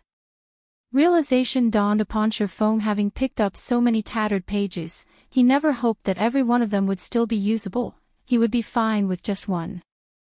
At the very least, he wouldn't have wasted his precious time trying to collect all these tattered pages. Hence, it was truly surprising that the pages could be repaired. Shifeng started repairing page after page right away. As he repaired the pages, he also organized them based on the page numbers, and surprisingly, the pages actually automatically combined.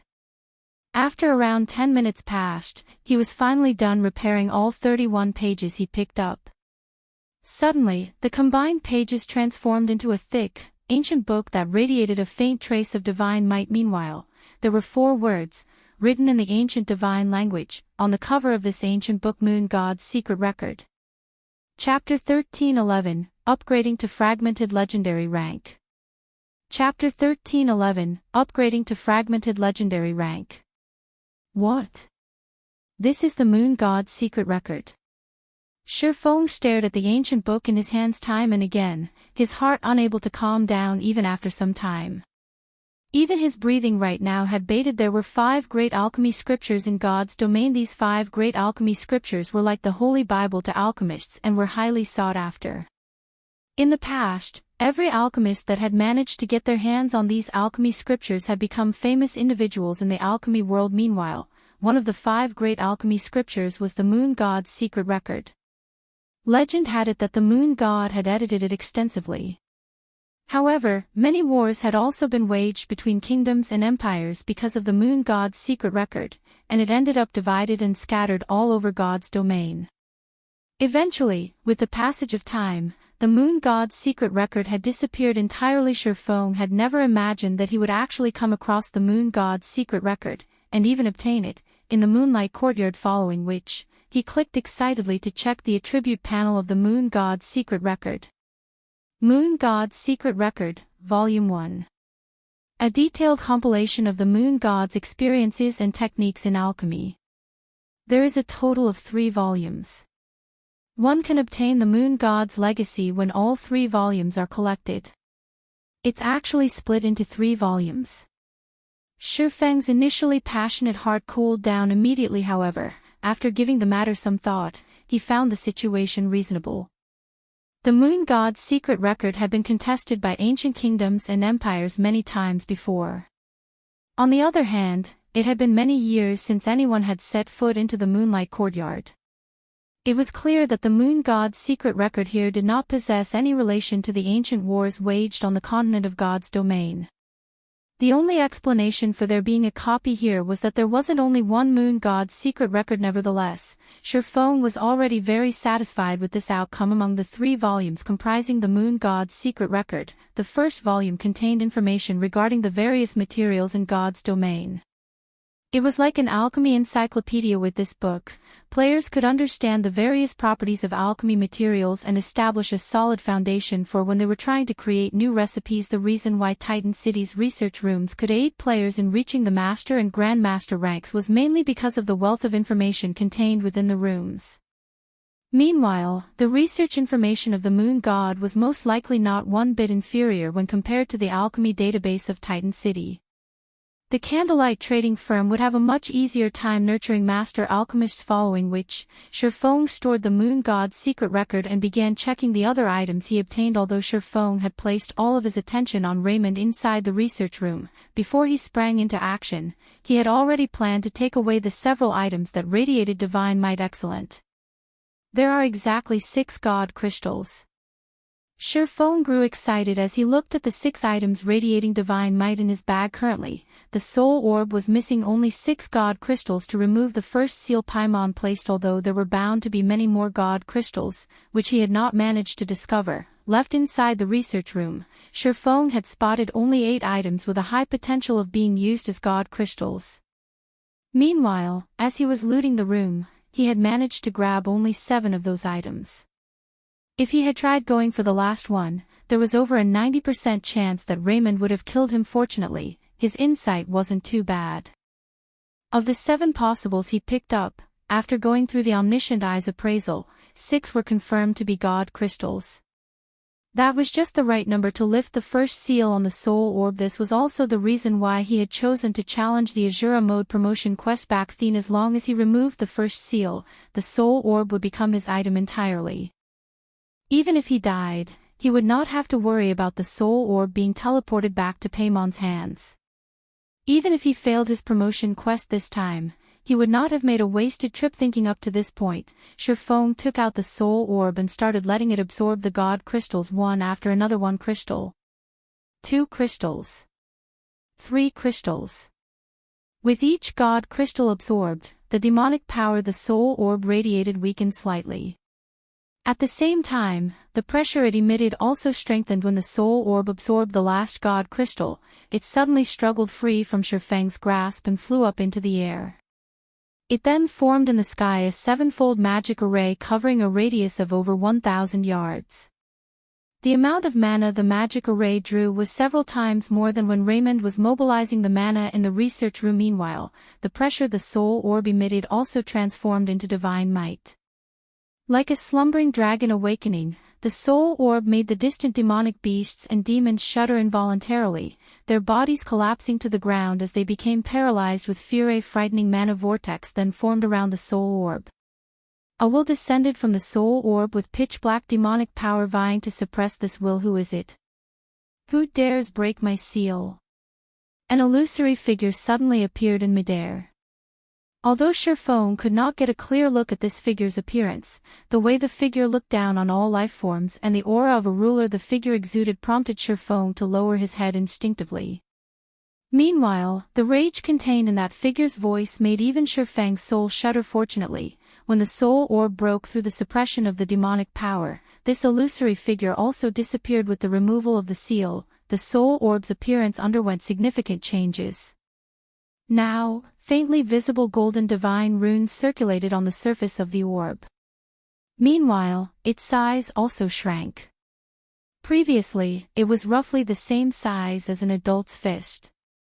Now, it was only half that size. When the soul orb landed back on Shurfeng's palm, he no longer felt like he was under surveillance. Soul orb, fragmented legendary rank item. Originally a fragment of the treasure of illusion. However, due to being refined by the demon god Paimon, the fragment's true power has been sealed. Currently, a small portion of its power has been repaired. Additional active skill 1-. Soul water. Creates soul water from the souls willingly contributed by players. No cooldown. Every 50 souls of players absorbed will produce 1 drop of soul water. Additional active skill 2 dash. Crystal of Souls. Creates a Crystal of Souls through absorbing a portion of monsters' souls. No cooldown. Every 30 souls of monsters at Great Lord rank or above absorbed will produce 1 Crystal of Souls. Monster's level must be 5 levels higher than wielder. Additional active skill 3 dash. Divine Power Absorption. Absorbs divine power to recover the soul orb itself. There are a total of 3 seals. The removal of the second seal requires 10 God crystals.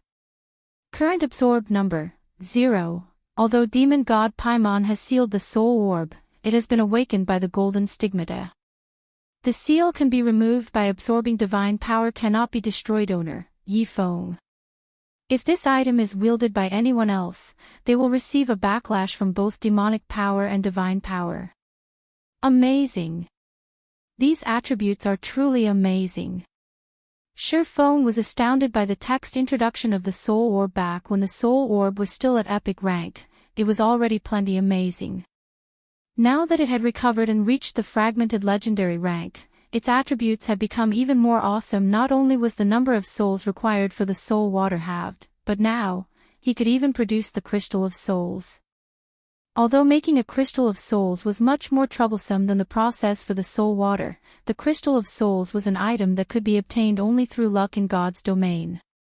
Meanwhile, the Crystal of Souls could not only raise a player's focus like the soul water could, but also gather mana around itself, allowing players to remain at peak mental conditions and further increasing their focus.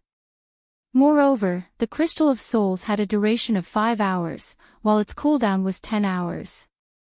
In God's domain, the Crystal of Souls could rank within the top 10 among the various support items for combat players. Normally, the crystal could only be found in ancient ruins. Now that the soul orb had gained such an ability, Shi Feng could not help but wish he could immediately set out and massacre a bunch of great lords. Moreover, even if he died now, the soul orb would not drop from his bag. He could move about without fear. At the same time, without the surveillance of the demon god, dark players would have a difficult time finding out that the soul orb was in his hands. However, Shi Feng did not know that after he lifted the seal, a commotion erupted among all the dark forces. The original bounty Paimon had placed on Shi Feng had already tempted many people into action. Now, however, the bounty became even more lavish. System: Demon God Paimon has sent out a recovery order for the soul orb. As long as one can kill the soul orb's wielder and obtain the soul orb, Demon God Paimon will personally promote them to the Viscount rank as well as provide abundant rewards. Those who wish to accept the quest need to pay 2,000 magic crystals. Do you wish to accept the quest? This quest is valid long-term and can be accepted at any time. This quest does not have a time limit. When this recovery order was released, it immediately tempted countless dark players into action. It was already plenty difficult to get promoted to the Baron rank. Yet, now, the demon god Paimon was actually offering to raise them directly to the Viscount rank, which was 1 rank higher than Baron. How could they not be tempted? Elsewhere, Shi Feng remained ignorant of this matter. He simply sat quietly beneath a tree as he carefully admired the golden ring he had stolen from the dark shaman king, Raymond.